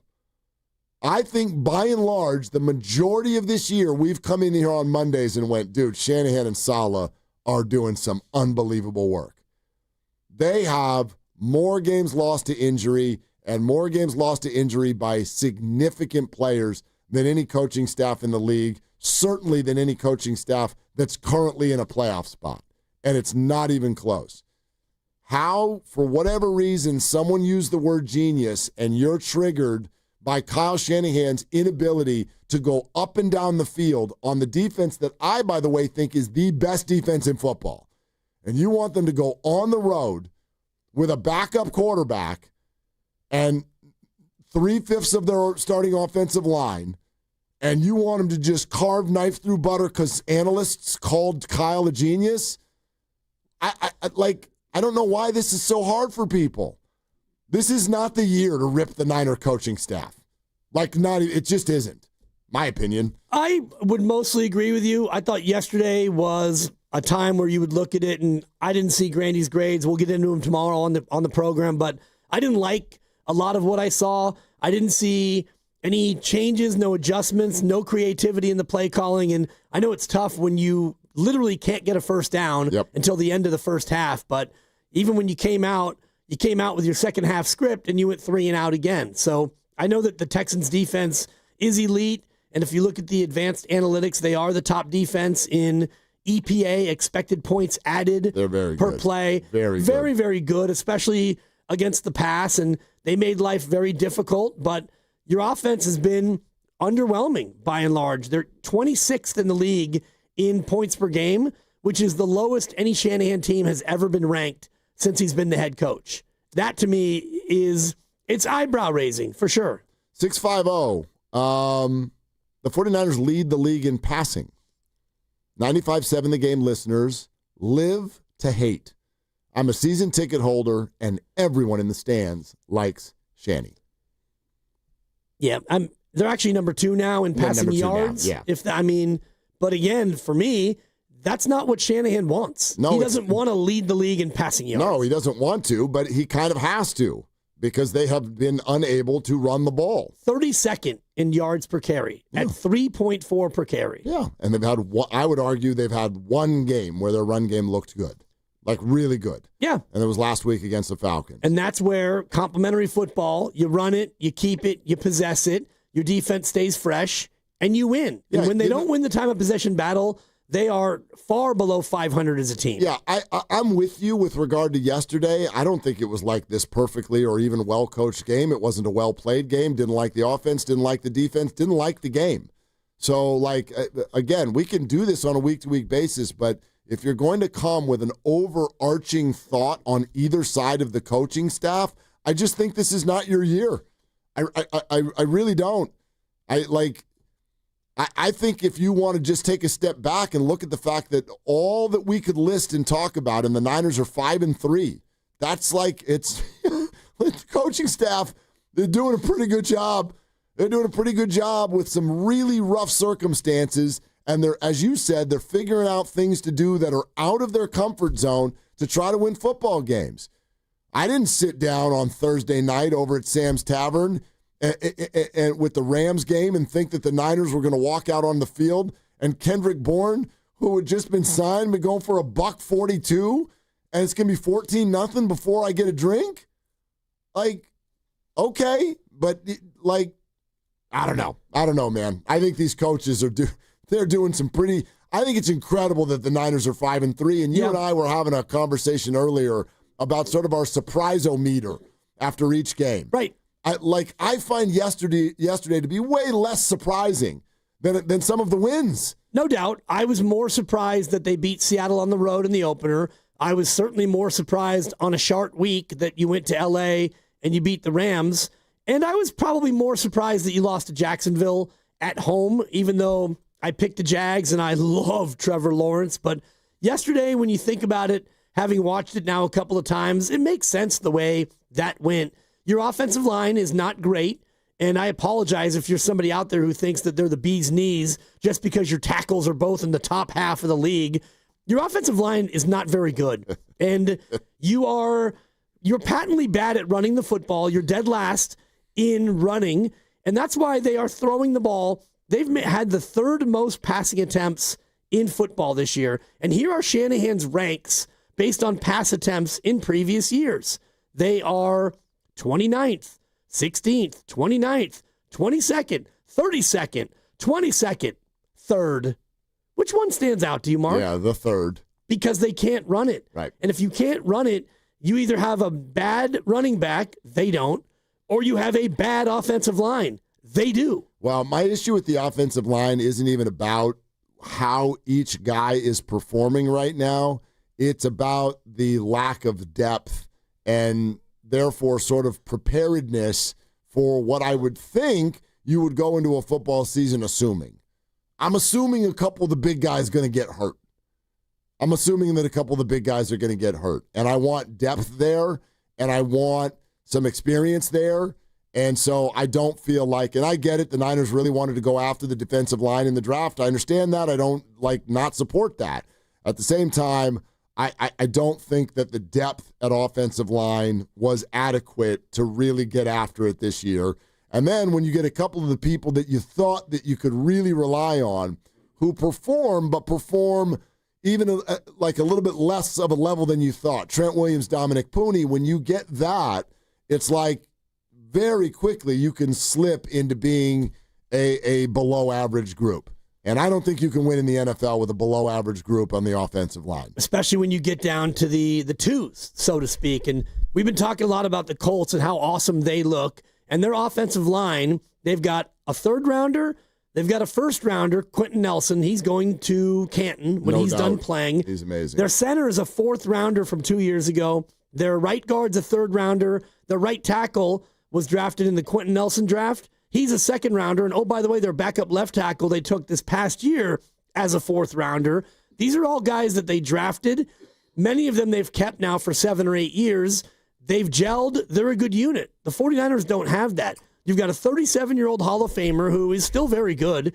Your right tackle, boy, he had a hard time yesterday. Understandable when you're going up against Will Anderson. Yeah, he's had a decent year. Decent. Your center's a backup who was making his second start of his career. Oh, of his career, yeah. Your right guard is having a down year. Don't take it from me. Take it from John Feliciano. Yeah, he's hurt. And your left guard is a 7th-round rookie who isn't supposed to be playing yet. Right. So I understand it, but you talk about process versus results. Time for their process to involve draft capital on the offensive line. I think you're right. I think that's fair. Dave in Pleasanton, as we get out to the phones. Thanks for holding. Dave, what's going on? You're on the air. Hey, fellas. So I got a couple of points. I'm not here to dog Shanahan. I do think he's a good coach. He does have his weaknesses. But those are certain things. Like last year, there was a stat that he has a horrible, if he's behind in the second half, he barely ever wins. He has to be ahead in the first half to complete that game as a win. But I called mainly because what's ridiculous is we have led the league since he's been a coach in injuries. It was posted right on the screen for everybody to see, and we have yet to fire our training staff.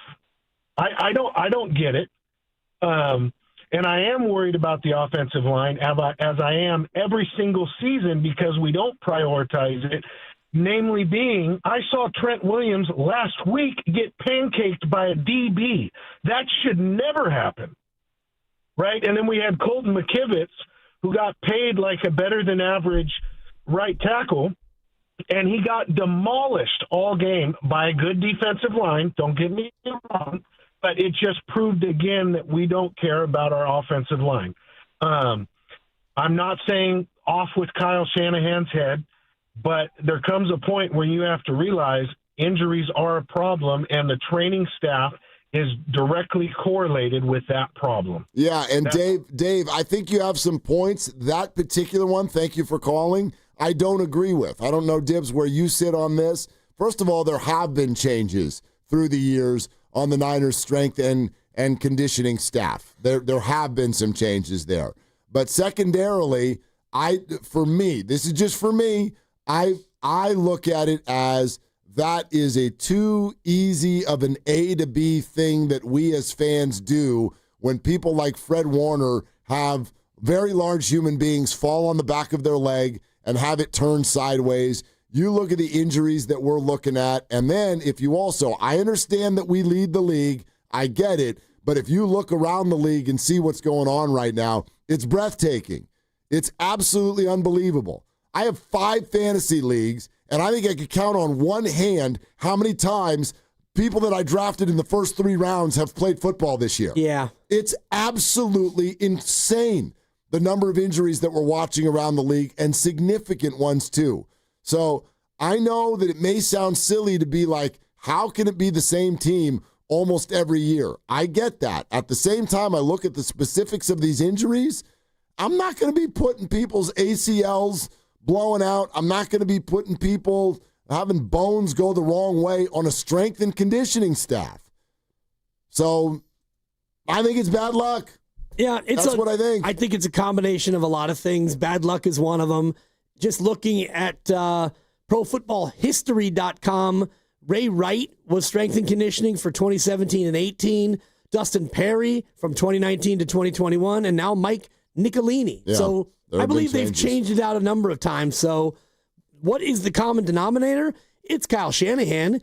Now, do the Niners go about things in a different, more violent way? That's hard to say. We do know that they like to play very physically, and when you play that way, you are going to sustain more injuries. So I think it's a combination of all the possible factors, but the bottom line reality is you got to deal with it. And you're 5-3, and now you're playing a bunch of backups, and you've got some guys who aren't going to be coming back. So next man up. Yeah, absolutely. We'll keep going on the phones. We're talking all this out after the Niner loss on 95.7 The Game, and it's presented by Paramount Plus.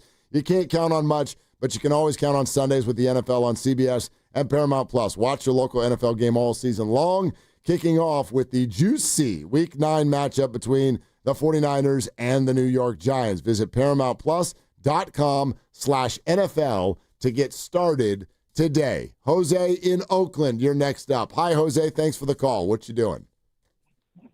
Good afternoon, guys. I'm commuting home. Marcus said that this is not a year where we have to take issue with the with the coaching stuff and the way they're coaching the game. I wouldn't. I think they're doing the best they can, but I do take an issue with the fact that the administration of this, in this case, Kyle, has taken the defensive line too lightly. It's something that it seems like they insist on having just lighter players and picking up guys on the 5th, 6th round, 7th round, to just plug them in with the offensive line. Okay, that is an issue that has caused quarterbacks to get injured. If we had a good offensive line, there's no reason why Kittle shouldn't be catching passes instead of catching injuries. That's my issue with the offensive line and the offensive play altogether. Now, going back to the defense, the injuries they're freak injuries. There's nothing much you can do, but their refusal to try to pursue an elite pass rusher put added pressure in the linebacking crew. You have Warner there to cover some of the faults. He's no longer there. Now, what do you do? I mean, Huff is not going to do it all by himself. And now he's out too. So even if you wanted to go after an elite pass rusher, it's going to cost you more than it would have cost you if they had acted right after Bosa went out. At this point, I'm not going to say it's all over, give up, but I see it very, very difficult for them to do anything other than just finishing somewhere in the middle of the pack. And that on itself is bad, too, because that means that their draft position is going to be somewhere in the middle of the draft for next year, too. So it's not even like they're going to be able to pick some of the top players there. It's a total debacle, if you ask me. Jose, thanks. I think those are some fair points in there. Yeah. And again, when we're talking about, for me, this is not the year to rip the coaching staff. I'm talking about the 8 games that we've talked about. Now, the construction of the roster from the beginning, did they leave the offensive line too thin? I think that's fair. Now, whether or not they could have acquired another pass rusher by now, I think that, I hear that a lot. And I've been interested in it at times as well, but I think we've got to give a little bit of room for the fact that, you don't make trades very often in early or mid-October. The Niners had a need, if you want to go back to the Arizona game when Bosa walks out of there, and sure, you could call someone week 4. You can do that. The premium that you would have to pay to make a trade at that time when no team has eliminated themselves because it's only week 4. That stuff doesn't happen until this week and early next week. So I get it. I get it why the 49ers have not pulled the trigger on a big deal, because you don't make them that early. And then right when you'd think about making those phone calls and talking it out, you lose Fred Warner for the season.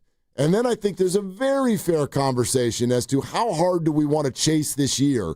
What kind of assets do we want to give up in order to go after a year where Bosa and Fred aren't going to play? You're not going to be a great defense this year, no matter what you do. And I also think that, and I said this earlier, I made the point of, if you want to go out and get to that caliber, you need 3 or 4, maybe 5 players at this point.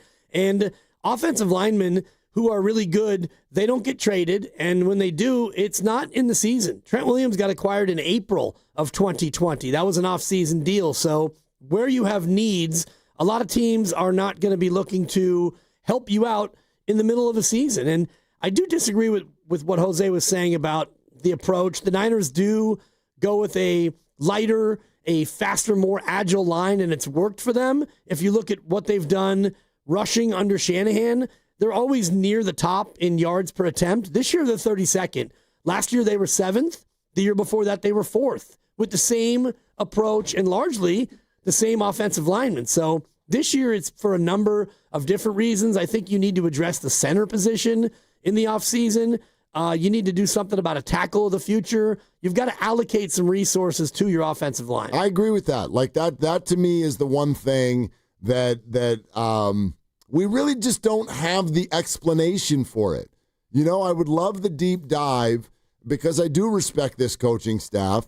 I'd love the deep dive on why they approach it the way they do, why they seem to think that, we can find diamonds in the rough, later rounds, undrafted free agents, kind of build the depth that way, and then get production. And for a lot of time during the Kyle Shanahan tenure, they have gotten that production. Obviously, they've had a good offensive line at times because they've been really good offenses and they've run the ball really, really well. Is it ever perfect? It's never been perfect. I don't think any offensive line is. But this year, it felt like there was a neon sign going into the year of, the interior offensive line is going to need some help. And the Niners kind of treated it like a teenager with a test tomorrow. Blow it off. It'll be fine. And I'm sure that's not how they actually dealt with it, but that's how it felt. That's how it felt to us fans. And then to now get this kind of production, you're going to have some upset fans. I get it. Right. And you let 2 guys go in the offseason to free agency, players who you had drafted, and you re-signed McKivitz to not a monster deal. It's a pretty good team-friendly deal, but you've got him now as your tackle, and your left tackle's 37. So I just look at not only this year, but you talked about this before, like this year is kind of setting you up for next year. Well, you can't come back next year with this same group of offensive linemen. You need to find a center. You need to find at least one guard, probably not two guards. I like Dominic Pooney, and he can bounce back, but you need to find a third tackle who can be your tackle in the future. And I mentioned Indianapolis earlier. They used a 4th-round pick this year on a tackle, and he doesn't play because they don't need him to play, but he's clearly going to be their tackle of the future, and that's what the Niners need to start thinking about. I mean, I don't even know how many offensive line they usually carry on the entire roster. And I know there's practice squad and people are getting picked up all the time or whatever. Usually, I think 7 or 8 in a game. Yeah, like I gotta think you want to go into the year, and I'm sure you do this at every position, and I'm sure it's hard. But I gotta think you go into every year going, all right, what do we do if that guy gets hurt? All right, go to the next position. What do we do if that guy gets hurt? And you got to do your best to have an answer there that you feel good about on the lines. I don't think you need to do that at wide receiver. I don't even know that you need to really, really do it at running back. You know what I mean? Like last year, it was like, well, what do we do if Christian McCaffrey gets hurt? I don't know. Jordan Mason can come in and lead the league in rushing. So there's different positions have sort of a different vibe at that. But as far as on the lines, both offensive and defensive line, I really would love to have a strategy in place for each guy and what happens if they get hurt. And maybe they do. Maybe they do. But the strategy so far this year on the interior offensive line has not worked. No, and you've gone from, Brendel at center to Matt Hennessy, and, it's been hit or miss, and you've had to go from Ben Barch, and then you go to Connor Colby, and you start to look at your depth pieces, as you're mentioning, and they're never going to be great because they're second-string guys. And so just by nature, you're not going to have 7 or 8 awesome offensive linemen, and the injury bug has hit them there too, where your center's been hurt and your left guard has been hurt as well. And so as you go forward, you realize that, yeah, you need to get better in your starters, but you also need to have, like you're talking about, better depth pieces. So when you lose a guy, and Connor Colby's doing his level best, and he's in there, he's played 80% of the snaps, and you didn't go into the year thinking he was going to play 80% of your offensive snaps. No. But because of injury, you had to throw him in there. Yeah, and he's had some moments. Like his first couple games in there, we were feeling pretty good about it. But all in all, the interior defensive line has not been what you're looking for. It has not been what you're looking for sure. And so, that's going to have to change. That said, I keep getting struck by this today, and it really was kind of last night when it was the first time that I was like, let's dive into the NFC and what it's looking like. And unless you feel like a second half run is really on the table for Dallas or Washington, I'm going to blow off the Giants, they're 2-6, or Chicago or Minnesota, who's handing things back over to J.J. McCarthy, Wentz out for the year, or Carolina or Atlanta, forget New Orleans, they're done. And even the Cardinals, but they're kind of done. They're 2-5. Unless you think one of those teams has a second half run in them, well, then the Niners are going to the playoffs this year. I mean, sure, one of these teams could get going, but it would surprise me. I will still say it that way. As of today, with yesterday's performance in my hip pocket, I would be surprised if the 49ers don't go to the playoffs this year. It really, for me, comes down to Chicago and Carolina, and you play both still. Chicago's a team that, they could pose problems. They're at Cincinnati this week, winnable game. Yeah. Carolina is at Green Bay. That's going to be tough for the Panthers, but it might come down to those two head-to-heads. If you win both of those, then, yeah, you start to think about tiebreakers for those teams. And I do agree with you mostly on the other teams, like New Orleans is out. Arizona, I don't think that they can go on that much of a run. Minnesota at 3-4 is interesting, but I don't know about J.J. McCarthy. I think that he's looked a little shaky early, so, I wouldn't count them in. And Washington's another team. They're, taking on Kansas City now. Right. An upset there makes them more of a threat, but no doubt. In general, I do think that you're looking at a 10-7 team will be the 7 seed, and the Niners at 5-3 have an inside track to be 10-7. Yeah, yep. I definitely still see it, especially looking at what we're looking at in terms of the schedule and the flow, and how many times have we all learned to not look too far ahead, because I don't know who's going to be available and whatnot. But if we do look at it through that glass of like relative health, I mean, I definitely think, and I know some of you don't agree with me on this, but why would I look at a 5-3 first half with optimism into the second half of the year? I don't know. Maybe the quarterback will play in the second half of the year. Maybe. What about that? Like, shouldn't that probably win you some games? I think the quarterback's going to play in the second half of the year. And it's awesome that the 49ers have a really good backup.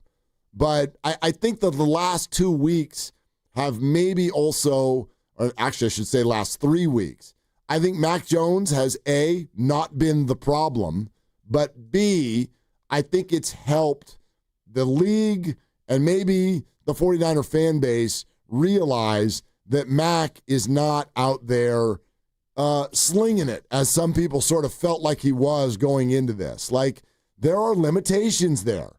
There have always been limitations there. Brock Purdy has some limitations. I think he's got fewer, certainly fewer with his legs. So if the Niners can get Brock Purdy back on the field going into this next set of games, as you put it, the 5 games heading for the bye week, I got to love their chances to do sort of what you asked them to do, which is go 3-2 in that stretch of 5 and be 8-5 and be in position to play the Final Four and go to the playoffs. 8-5, you head into the bye, and you split your last 4, and you're in my opinion. And 10-7 gets you in. And one of those last 4 is the Titans. So you should win that. Yeah, and you got Indy and you've got Seattle in that closing stretch. And Chicago. Which that could be the pivotal game, but could be. You just never know how all these teams are going to fare. I think about the next 5 games, and this past week, you had your 3 division rivals. They all got their bye. So they're all buyed up and rested and all the rest of it. And I think about the Niners right now, coming off the loss, not a good game, and deep breath. You got 5 more games before your bye. 5 more games. You got to hit the East Coast again. Right. And having the late bye is never good, but it's especially tough when you've got an injured team. Oh, it's good when it comes. Eventually. Yeah. It's funny. I'd rather, and we can ask John Feliciano about this tomorrow. Yeah. Would you rather have a super late bye or a super early bye? Because, you can have the week 4 bye or you can have the week 13 bye. What does a player prefer? The middle bye is the best. Of course, Mark, of course. But I definitely, to me, late is better than early, because if you get early, now you're running 11 straight weeks or whatever straight into the playoffs. I got to think that you're going to be exhausted and injuries are going to pile up as you get there. You want that break. I mean, mentally, isn't it great? I know that it's a late one, and maybe you don't love that it's a late one, but at least mentally you still have that to look forward to. It's a lot better than when it's in your rearview mirror and you're still dealing with new injuries. Yeah. True, but you sit here now and you lose a couple more guys yesterday. We don't know for how long, but guys are banged up. We know that, and you've already lost a couple stars, and your quarterback hasn't played in a month, and yet you take a deep breath and you get back to work on Wednesday. Tomorrow's the off day, so you chill, you ice up, and you get ready for Wednesday, and you get back Wednesday and you realize we got 5 more of these. Yep. We got a trip to New York. We got a trip to Cleveland in there as well. So some tough spots and 5 more games before we get a week off. That's a lot. Yeah, that's okay. These are football players. They like playing football, I think. Hey, engagement is everything on the court and in life. You can vote in our Engaging Dub Nation poll on 95.7 The Game's Twitter page before every game, including a night like tonight, where you got the Memphis Grizzlies in town. It's presented by Shane Coe, your friend and jeweler. We asked earlier, the Warriors are hosting the Grizzlies tonight, so an easy one. Hey, Warrior fans, do you consider the Grizzlies a rival of the Warriors? Well, here are the results. The answer that you and I gave was no. Yep. And the answer that Twitter gave was no.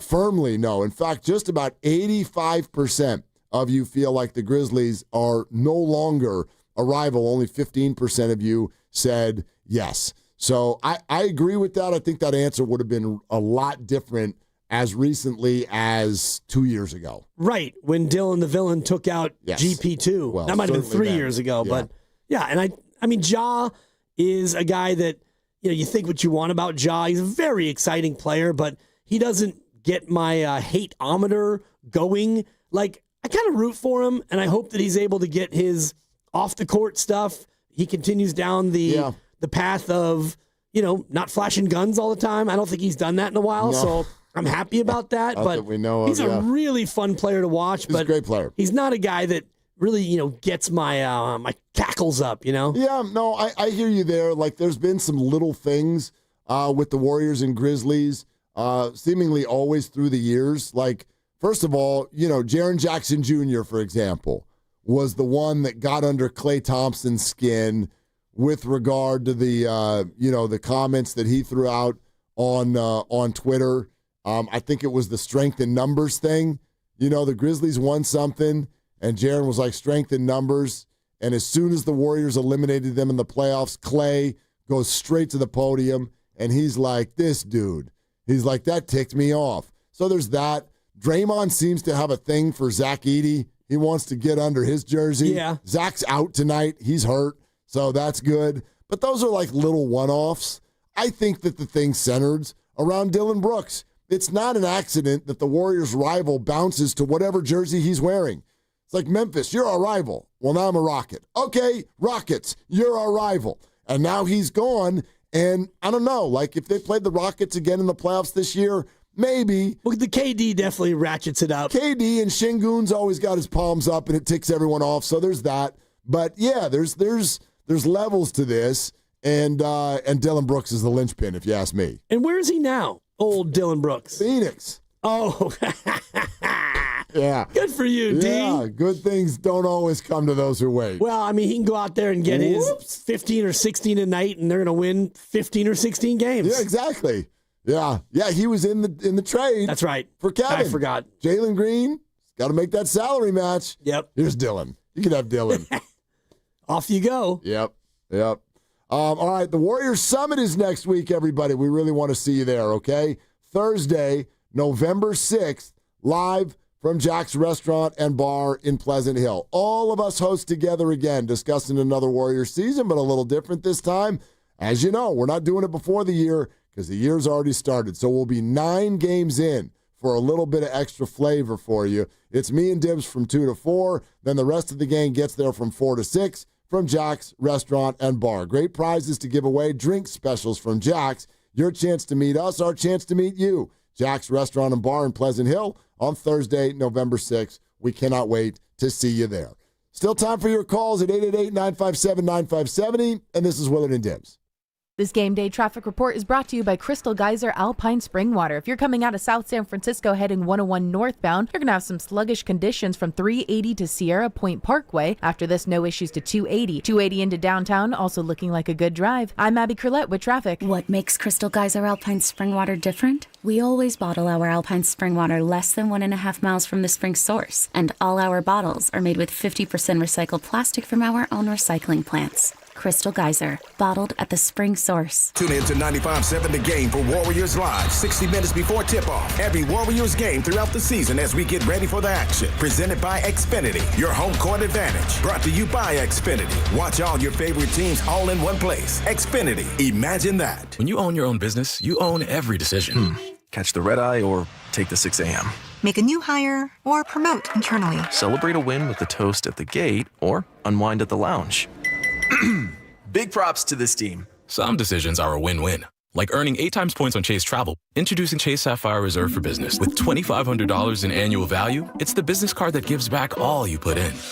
Visit chase.com/reservebusiness to learn more. Cards issued by JPMorgan Chase Bank, N.A. member FDIC, subject to credit approval. Terms apply. $5,000. That's the average amount of money people in the U.S. are now spending on gas in a year. $5,000. That's crazy. If you drive, you have to download Upside, the free app that gives you cash back every time you get gas. That's right. You can earn real cash back with Upside just by buying the gas you're already buying. You can literally start earning cash back today. I use Upside every time I fill up, and I've already made around $200-300. You're putting gas in your car anyway. Why not get real cash back? If you like free money, download Upside. I'm saving the cash I earn from using Upside to help pay for a vacation later this year. Download the free Upside app now to earn cash back every time you buy gas. Use promo code FRESH to get an extra 35 cents per gallon on your first tank. You can cash out anytime right to your bank, PayPal, or a gift card for Amazon and other brands. Just download the free Upside app and use promo code FRESH for a 35 cents per gallon bonus on your first tank. That's code FRESH for a 35 cents per gallon bonus. Want to interact with the hosts but can't call? Text the Boxer and Gerson Work Injury Attorneys text line at 888-957-9570. Boxer and Gerson, Northern California's premier workers' compensation law firm, helping injured workers get their lives back for over 40 years. Prescription products require completion of an online medication consultation with an independent healthcare provider through the LifeMD platform and are only available if prescribed. Subscription required. Individual results may vary. Additional restrictions apply at lifemd.com. Read all warnings before using GLP-1s. Side effects may include a risk of thyroid C-cell tumors. Do not use GLP-1s if you or your family have a history of thyroid cancer. Confused on where to start with weight loss medication? 95% of LifeMD patients said starting their weight loss journey was simple. Go to trylifemd.com now and see the best options with or without insurance for Wegovy, Zepbound, and more. Brian was approved for insurance coverage and lost 100 pounds. I love the fact that insurance covered almost everything because pharmaceutical prices are going through the roof. The first time I realized that LifeMD was working for me was when the hunger started going away. I never thought losing weight would be this easy. It's given me more energy. I would recommend LifeMD to anybody. Nearly 96% of patients said they would recommend the LifeMD program to anyone who wants to lose weight. Get started right now at trylifemd.com. That's TRYLIFEMD.com. Comcast Business can help turn your small business into a connected, secure, modern business. It's how restaurants become reliably up and running neighborhood favorites. How healthcare offices become the data-protecting caregivers that we all depend on. And how wealth management firms become cyber-securing guardians of your information.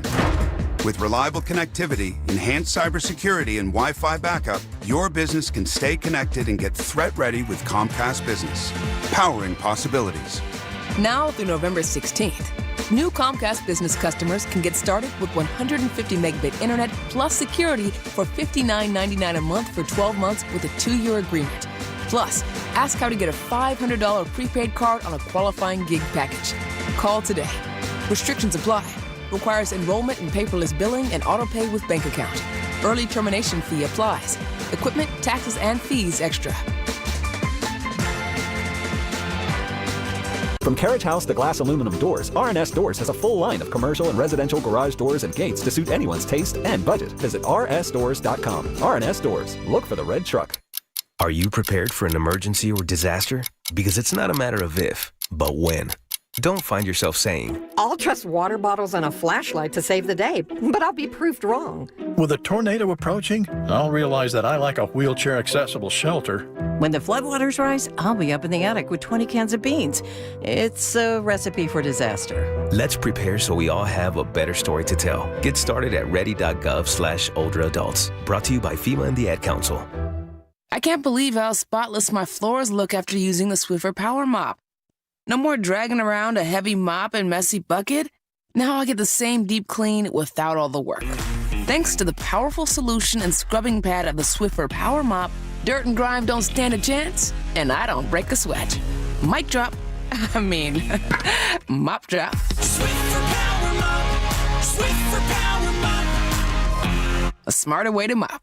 Try it or your money back. Hey, it's Brian Balding here. At the Home Depot, Makita tools are built for the pros who show up early, who don't do shortcuts, only precise cuts, who know the job's only done when it's done right. With tools built to last, job after job, year after year, performance that pays off.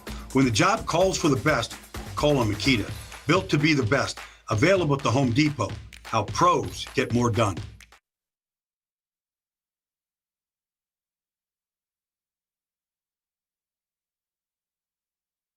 Grabbing balls that don't belong to him. The whip of that shaft. We're going to hope for some backdoor activity.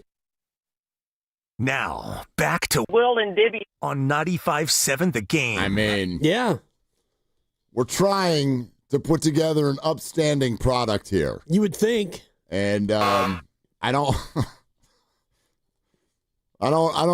feel like I don't know that we've been put in our best position to succeed today. No. You know what I mean? I agree with you, but need some better coaching. Sports is full of double entendre. Sports, man. Yeah, you can't, especially golf. Like, you can't really, golf. Well, a lot of things in golf that you... Sports, man. You talk about it and you get it taken out of context.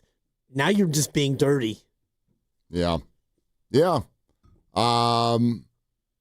Memphis, historically, when they come into town, that feels a little bit dirty. But you're right. It doesn't really feel that way anymore. I would like the Warriors to kind of get back on track. I understand what took place on Friday night. And, today is such a Niners reaction day that this has probably been undersold a little bit. I am excited to get my butt home and get multiple TVs going. And many apologies to the World Series. I'm sorry, you have finished third. Yep. You have finished third in my TV watching priorities tonight, and there are only 2 TVs in the Willard home that will be activated tonight. It's an activation sensation. Yep. And I am sorry, World Series. Let me know tomorrow morning how it worked out. Did you see what happened early in the World Series game? No, I did not. So, top of the second, Blue Jays have Bo Bichette on first base, 3-1 count to Dalton Varsho. Yes. No outs. Sorry, runner on first, no outs. Okay. And Glass now throws a pitch in on the 3-1 count. It misses the zone. It's high, but it's called a strike. Okay. Both the batter Varsho initially thinks it's a ball, starts to walk to first. Then he hears the call and starts to walk back. But Bichette on first thinks it's a walk, so he just starts walking on over to second base. And they quickly throw over and they get him out. He turned around and faced right field and started walking to second. Like, no, nothing. I mean, as much as I'd love to be mad at the umps, that's completely on Bichette. Oh, absolutely. That's completely in the World on him. Series. And Teoscar Hernandez has hit a home run. It's 1-0 Dodgers. Yep. That's fun. Teoscar Hernandez. Boy, I wish I had a third TV so that I could, give a rat's you-know-what about that tonight. But unfortunately, no room for the old World Series. I'd like to thank the Golden State Warriors for playing tonight. Yep, and tomorrow. Right, and Thursday. Although they don't play till midnight tomorrow, so that'll be an interesting one tomorrow night. Is that a Grandy special? I think Evan's doing tomorrow. Who's doing the post-game show tomorrow? 8 o'clock start. Probably more like, 8:15? Like, what if you are a Warrior fan who moved to Virginia or something, and they're starting the game because the game doesn't start like like a 7 o'clock game starts at like 7:12 or whatever. Tomorrow's game is going to start at 10 minutes after 11 o'clock at night on the East Coast. Yeah. Well, it's just the way that goes.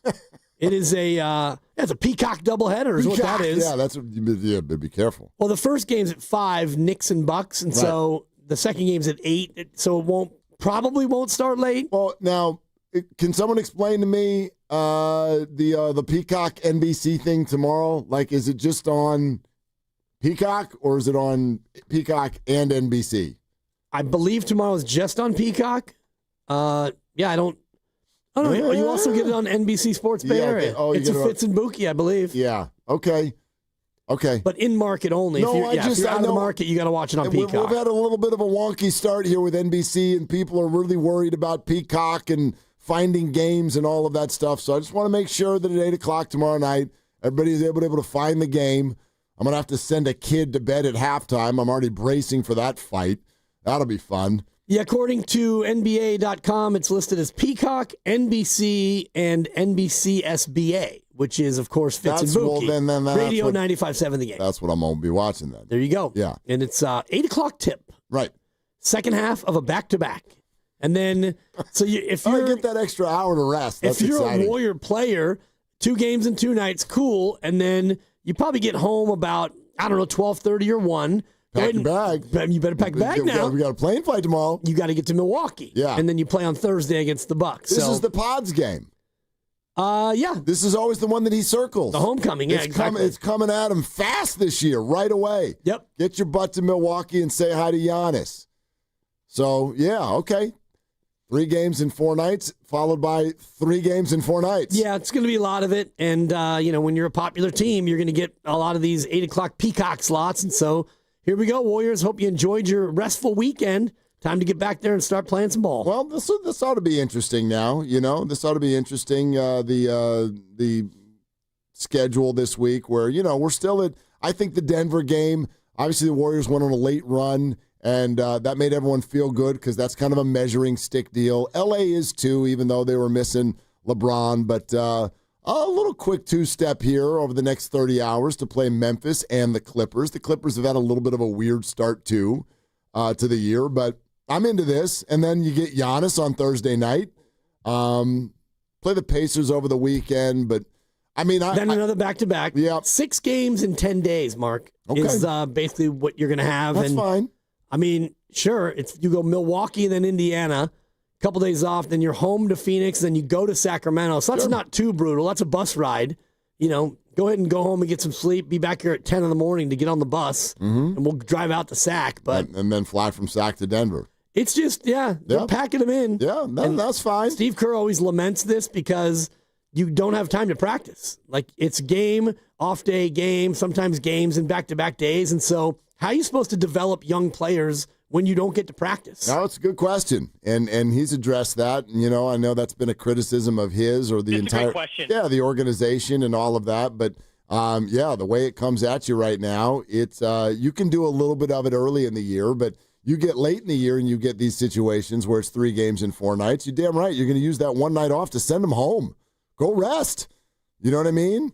Go get your feet in a bucket, something like that. But anyway, from a fan standpoint, we love it, right? We get a lot of action coming at us here, pretty fast and furious. So that'll be fun.